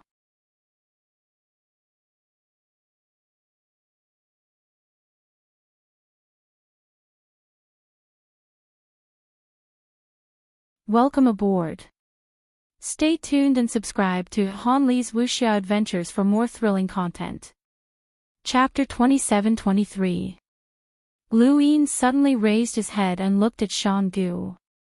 He subconsciously looked at Void Master, feeling a little nervous. Void Master said, "The Six Direction Society's attitude towards the origin space originates from the reincarnation spacetime. The reincarnation spacetime has influenced most of the Six Direction Society, but only most of them. The Lost Tribe cannot be influenced because they have never come into contact with the origin space." Lu Yin was shocked, never come into contact with it. Shangu stroked his beard. "It seems like you are really hesitating because of the origin space's avatar. My Lost Tribe has never come into contact with the origin space's sect above. The arrogance and dominance of the sect above have nothing to do with us. When we came into contact with the reincarnation spacetime and the wood spacetime, your sect above the origin space had already been destroyed. Thus, my lost tribe does not care about your identity. Void Master also said, the one who cares is actually the Grand Empyrean. Luin was puzzled. Void Master and Luin looked at each other. For some reason, the Grand Empyrean has a lot of opinions about your primogenitor. This attitude affected the reincarnation spacetime. Thus, when the origin space was destroyed, those who followed the Grand Empyrean tried to smear the origin space. Among them, the Grand Empyrean was the one who did the most. Some people thought that the more they were dissatisfied with the origin space, the more they smeared the origin space, the more they would be appreciated by the Grand Empyrean. This was their initial thought, but as time passed, no matter what kind of thought it was, it would be deeply rooted. Now, most of the Six Direction Society is dissatisfied with the origin space and even hostile. Time is a terrifying weapon, it can change a group of people's thoughts. To be honest, I look down on people like the Grand Empyrean. They can't defeat the everlasting race, so they blame the sect above the origin space for not helping them. It's just like blaming others for not helping you when you can't defeat them. Childish. Luin understood, no wonder Senior didn't care about my identity at the Void Gate. Void Master said, Wu Tian and I are good friends, why would we be hostile to the origin space? However, I am curious, what is your identity in the origin space? With your age, cultivation, and skills, you are very unusual. I wanted to check before, but I forgot. Shangu also looked at Luin curiously. Luin took a deep breath. He couldn't hide in front of these two. Junior Luin greets the two seniors. Shangu was not surprised, but the Void Master was surprised. You are the current Tao Master of the Above Heaven sect, Luin. Luin said, it is my honor to be remembered by the Empyrean. Shangu was puzzled. There are still heavenly sects in the origin space. The ethereal master exclaimed, you don't care about the outside world, so the origin space doesn't bother you. Of course, you don't know. This little guy in front of you is not simple. His name has already reached my ears. The Void Master knew a little about Luin. With the Void Master's status, it was only natural that he knew about Luin's legendary past. Shangu was also surprised by these experiences. After hearing the Void Master's words, Shangu looked at Luin in surprise. Xian Qi, no, Luin, your experience is even more wonderful than mine. Luin bitterly replied, if I had a choice, I wouldn't have gone through all of this. It's all due to luck that I was able to survive until now. He heaved a sigh of relief. Judging from the attitudes of these two, they shouldn't be hostile towards him. One had never come into contact with the Above Heaven sect, while the other was good friends with Wu Tian.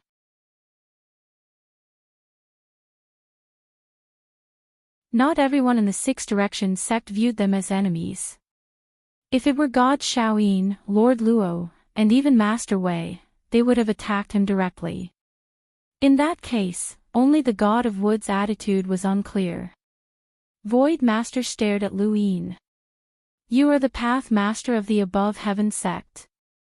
Why did you hide your identity and join the Void God universe? To avenge your Lu family, you should go to God Shaoyin. Luin had already thought of an answer to this question. He knew that once his identity was exposed, he would definitely face this problem. The Path Master of the Above Heaven sect was one identity, and the son of the Lu family was another. Shangu didn't understand the enmity between Luin and God Shaoyin. The Void Master didn't mention that Luin was from the Lu family, and Shangu didn't know much about the origin space. Luin looked solemn. Among the Six Directions sect, I can only join the Wood dimension and the Void God universe. The reincarnation dimension has a grudge against me, the lost family is xenophobic, and the three monarchs dimensions are plotting to invade the origin space. The Ultra dimension is not good at cultivation, so I chose to join the Void God universe. Then, what about the wood dimension? Why didn't you go? You passed the void gate and joined the void God universe. You are very enthusiastic. Void Master said. Although he didn't care about Lu Yin's identity, he didn't want Lu Yin to use the void God universe. Lu Yin had no choice but to tell Void Master that Su Wuwei recognized his disguise. If I go to the wood dimension and face senior wood carving, I may not be able to explain it. I have already explained it to senior Su Wuwei, so I am more willing to join the void God universe. Void Master understood. No wonder you didn't ask me to be your master, nor did you let Su Wuwei be your master. You were afraid that I would ask, and Su Wuwei would be wary of you. Then, in the matter of revenge, what is the position of the void God universe in your heart? Lu Yin didn't hesitate. Not an enemy, not a use. Void Master smiled faintly.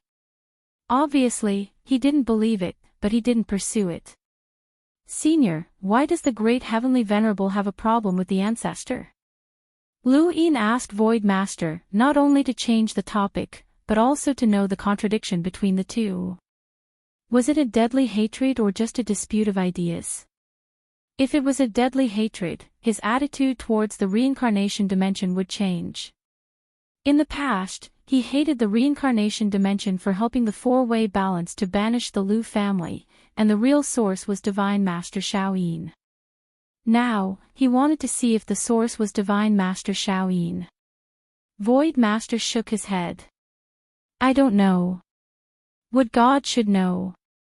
He is old Gu of the Six Directions Union, second only to the Great Heavenly Venerable. He has participated in many wars in the origin space.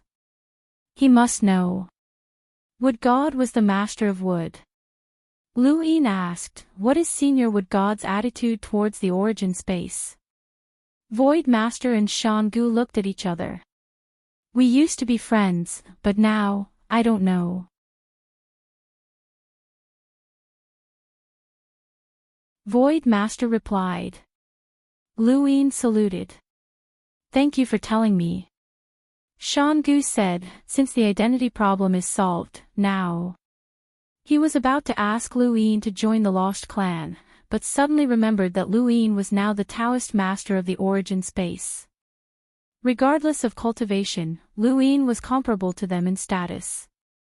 He felt it was wrong to ask a Taoist master to join the Lost Clan. Void Master looked at Shan Gu with amusement. Lu Yin was helpless. Thank you for your kindness, but I have to be responsible for the origin space. Shan Gu sighed. I don't know what to say. Void Master said, rejoice. This boy represents the Lu family to take revenge. If he joins the Lost Clan, what will you do when you face the Great Heavenly Venerable in the future? Shan Gu said calmly, so be it. What else can we do?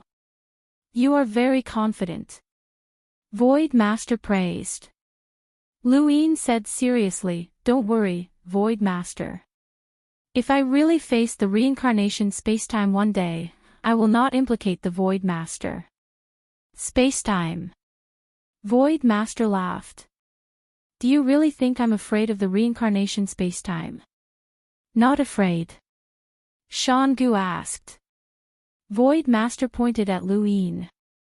As long as he is in the Void God spacetime, I can guarantee that this boy will be fine. Lu Yin's eyes lit up. You are so domineering. Shan Gu shook his head. I'm just coaxing a child. With this boy's strength, he will at most offend people like Divine Master Shaoyin. Why would you care about Divine Master Shaoyin? If he angers the Great Heavenly Venerable one day and runs to the Void God spacetime, I'll see what you can do. I'll try. Void Master did not care. Lu Yin felt that he had one more way out. The biggest gain today was to confirm the attitude of the Void God spacetime and the Lost Clan. His enemy was not the entire Six Direction sect, but only a small group of people. Shan Gu opened his hand, and there was a word made of strange metal in his palm, Shan. Take this single-word command order. Lu Yin took it, puzzled. Shan Gu said, "It's impossible for you to join the Lost Clan. Since that's the case, you can just be an extraterritorial clansman. This single-word token can prove your identity. If something happens to you one day, my Lost Clan will try to protect you." He knew very well what it meant to be an enemy of the reincarnation spacetime. He was worried about Lu Yin, but also admired him. As an extreme master, it was rare to admire a young man like Lu Yin. Lu Yin bowed deeply. "Thank you, Senior. If I break through the extreme master one day, I will go to the Lost Clan to get the ancient card." Shan Gu nodded.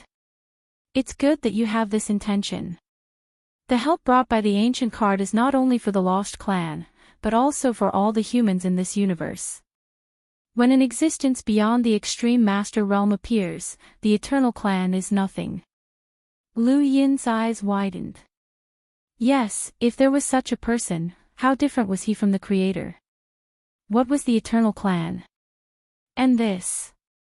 Shan Gu hesitated for a moment and took out a card. "Eternal darkness." Lu Yin blurted out. Void Master was shocked. 7-star Archean card. The two looked at Shan Gu, not understanding what he was going to do. Shan Gu said helplessly, "I can't let anyone know that you have something to do with the arrival of the ancient card. So, this eternal darkness is still yours." This card came from the Lost Clan. It was an ownerless card, and Shan Gu could get it. It was reasonable to say that these ownerless cards could be given to others, but the Lost Clan's rule was that they could get the card themselves. If they couldn't get it, they could exchange it for another card when their cultivation increased. Not everyone could exchange for a good card.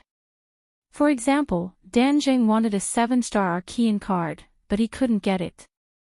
Lu Yin had obtained Eternal Darkness, but it was pushed away by the ancient card.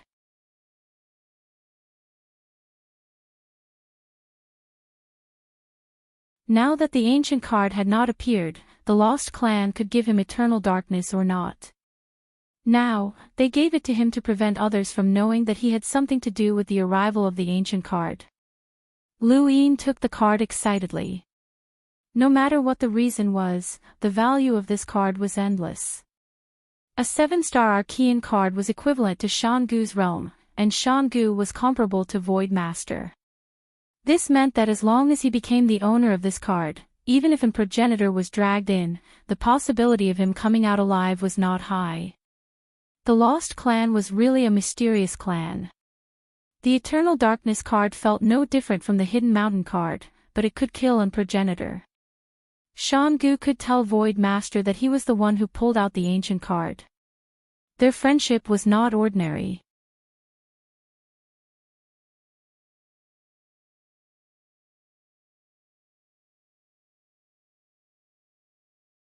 Welcome aboard. Stay tuned and subscribe to Han Li's Wuxia Adventures for more thrilling content. Chapter 27-24. After obtaining the Perpetual Darkness card, Lu Yin returned the Zhongshan card to Shan Gu. Whether it's Perpetual Darkness or the Zhongshan card, they are all life to the Lost Clansmen.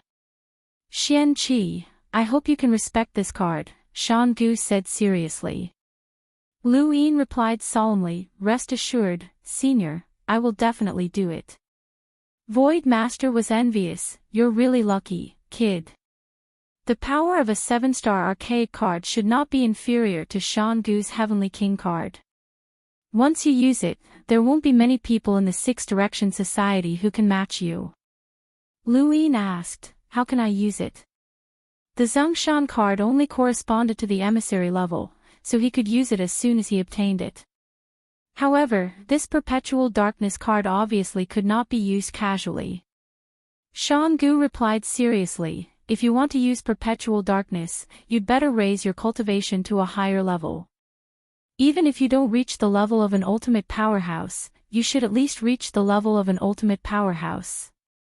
Otherwise, even if an enemy is dragged into Perpetual Darkness, without your cooperation, it will be easy to escape." A card is equivalent to life, but it is only a support. The person is always the master.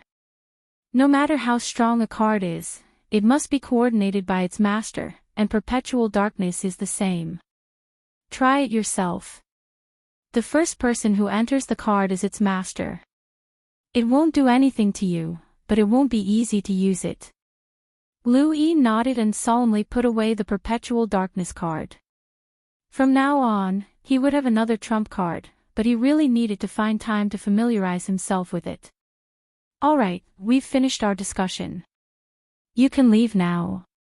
Void Master urged and then looked at Lu Yin. Kid, I'd like to see how you will avenge the Lu family.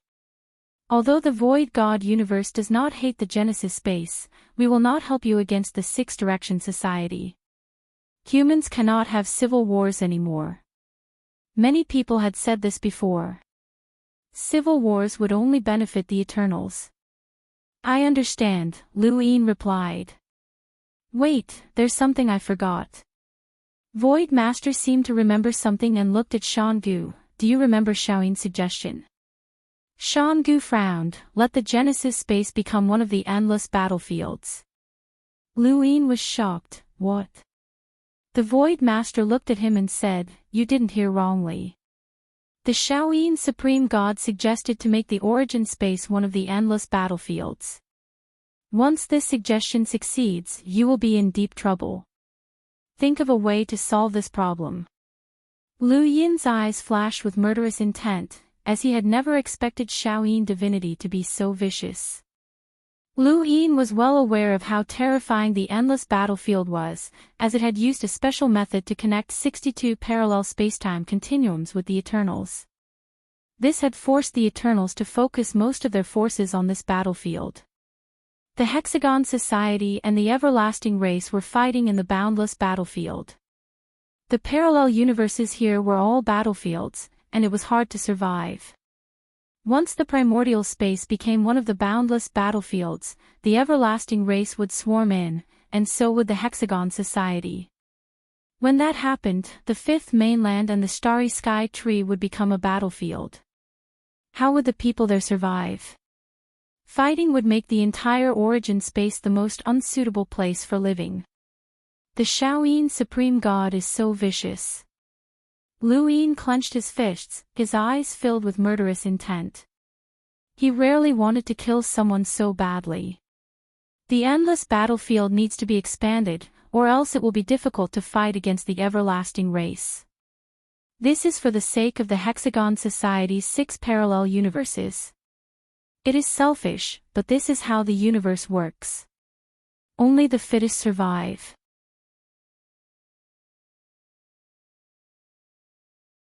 Right now, there are people in the 62 parallel universes who can stop the Everlasting Race on their own.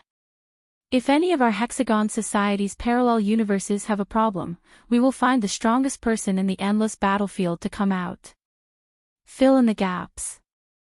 You are from the primordial space, so you think that he is vicious. In fact, most of the Hexagon Society will agree. Lu Yin understood. Senior, how will Xiaoyin Supreme God's suggestion be realized? Shan Gu said, more than half of the Hexagon Society's leaders agree. How many of them agree? Lu Yin asked. The Void Master looked at Shan Gu, who shook his head. My lost clan is against the Xiaoyin Supreme God's suggestion. I haven't agreed either, the Void Master said. Lu Yin heaved a sigh of relief. Then, the Void Master shook his head. Don't think too much. It is hard for you to reject. First of all, the Grand Empyrean will agree. In fact, there is no need for the Grand Empyrean to agree. To a certain extent, the 3 sovereigns can make decisions on behalf of the Grand Empyrean. The reincarnation spacetime has agreed to Xiaoyin Supreme God's suggestion. The hyperspace's dimensional lord and the 3 sovereigns universes Luo Jun have agreed. Only the Wood universe's Wood deity is left. I don't know if the Wood deity will agree or not. You can't know unless you have a way to find him. Don't count on us, we can't find him. You can only wait for the result. Lu Yin frowned. The three sovereigns universes Luo Shan also agreed. What's so strange about that? The three sovereigns universe is too weak. The reincarnation spacetime will agree to anything, the Void Master said matter-of-factly. Lu Yin pondered. Luo Shan must be unwilling. Otherwise, why would he try so hard to open up that channel? Wouldn't that be the same as pulling the three sovereigns universe into the endless battlefield? He had always wanted to make the primordial space the next three sovereigns universe. He should not have agreed. It seemed that something had changed. When did Luo Shan agree? Lu Yin asked. The Void Master said, not long ago. Now, everyone's agreement is just wishful thinking. The Shaoyin divinity is canvassing for votes. As long as he can ensure that more than half of them agree, he will formally ask the Grand Empyrean. Only then will there be a result. Lu Yin heaved a sigh of relief. If it was not considered a formal result, there was still a chance. What you can do now is to determine the wood deity's attitude, but it will be difficult for you to find him. You can only wait for the result, the Void Master said. Lu Yin looked at Shan Gu. All this time, the Grand Empyrean has forbidden anyone from entering the primordial space without permission. Why would he agree to the Shaoyin divinity's proposal? We don't know. We're just telling you so that you can be prepared. You can't stop the Shaoyin divinity's proposal now. Alright, go back. The Void Master said. Lu Yin hoped that Shan Gu and the Void Master could help him, but this was not a battle.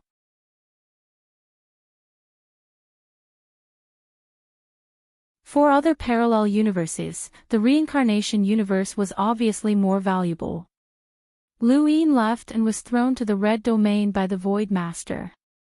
What happened to the Lost Tribe shocked the Six Paths Society. Lu Yin obtaining the 7-star Eternal Darkness card should have been the most sensational news, but it was overshadowed by the Ancient card. The Lost Tribe had always claimed that they had an Ancient card, but their Grand Elder Shan Gu did not even have one. Shan Gu was the ruler of spacetime, and if he really had an Ancient card, it meant that there was a realm beyond the extreme realm. This was something that not even the Grand Empyrean had come into contact with, so no one believed it. Now, however, the appearance of the Ancient card shook the world. The Shaoyin divinity had seen it with his own eyes, and it brought about an unparalleled shock. Everyone was guessing what was above the extreme realm. Was there really a god? A god to cultivators? Over the next period, many extreme realm powerhouses visited the Lost Tribe to find out more about the Ancient card. They wanted to know who had lured the Ancient card down, but they had failed. The Lost Tribe was xenophobic, and they had become even more so. They had sealed off the entire tribe and did not say a word to outsiders. The more they did not say anything, the more certain people were that the Ancient card had descended. Many people said that the Lost Tribe might surpass the reincarnation universe, and that Shan Gu would replace the Grand Empyrean as the leader of the Six Paths Society. The Lost Tribe was bustling with activity, and the Red Domain was similarly lively. Su Wuji stared blankly at the Eternal Darkness card in Lu Yin's hand, almost drooling. This is the 7-star Ancient card. Lu Yin was pleased. Yes, this is Eternal Darkness. He wanted to proclaim that with Eternal Darkness in his hand, the Ancient card had nothing to do with him. Otherwise, he would not have been able to obtain Eternal Darkness when the Ancient card appeared. As for Eternal Darkness and the Ancient card appearing at about the same time, it would arouse some suspicions. However, Lu Yin had already taken out Eternal Darkness, so even if there were suspicions, no one would think that he had another Ancient card. That was impossible, as even Shan Gu did not have 2 cards. Various sources speculated that the person who had lured the Ancient card was a member of the Lost Tribe. Can I touch it? Su Wuwei was envious. Lu Yin pursed his lips and took out a box from his cosmic ring. This is small. Senior Fangyi asked me to bring it to you. Su Wuji took the box and placed it in his cosmic ring without even looking at it. Let me touch the Eternal Darkness card. Don't worry, I won't steal it. Lu Yin rolled his eyes. The texture is the same. What's there to touch? Su Wuji longed for it. That's a 7-star archaic card. If the ancient card did not appear, then yours would be the strongest card. As long as you use it well, even I would die if I went in. Xian Qi, you're too lucky. How did the lost tribe allow you to bring it out? Speaking of this, Lu Yin felt a lingering fear. Everyone came out except for me. Fortunately, the lost tribe kept their word and did not force me to hand over eternal darkness. Not only that, but they also recognized me as a member of the lost tribe. He then took out a one-word token. Su Wuji's eyes widened. A one-word token. You know it. You're too lucky, kid. This is a one-word token. You're not just a member of the lost tribe. To a certain extent, you're even more of a member of the lost tribe. If anything happens to you, the lost tribe will help you. Is that so? The Grand Elder did not tell me. Su Wuji was about to go crazy with jealousy. Su Heng and Su Ling came to ask about Lu Yin's situation. Su Heng had personally witnessed Lu Yin being sealed on Levitating Island and could not be taken away. Not long after, Lord Gon arrived.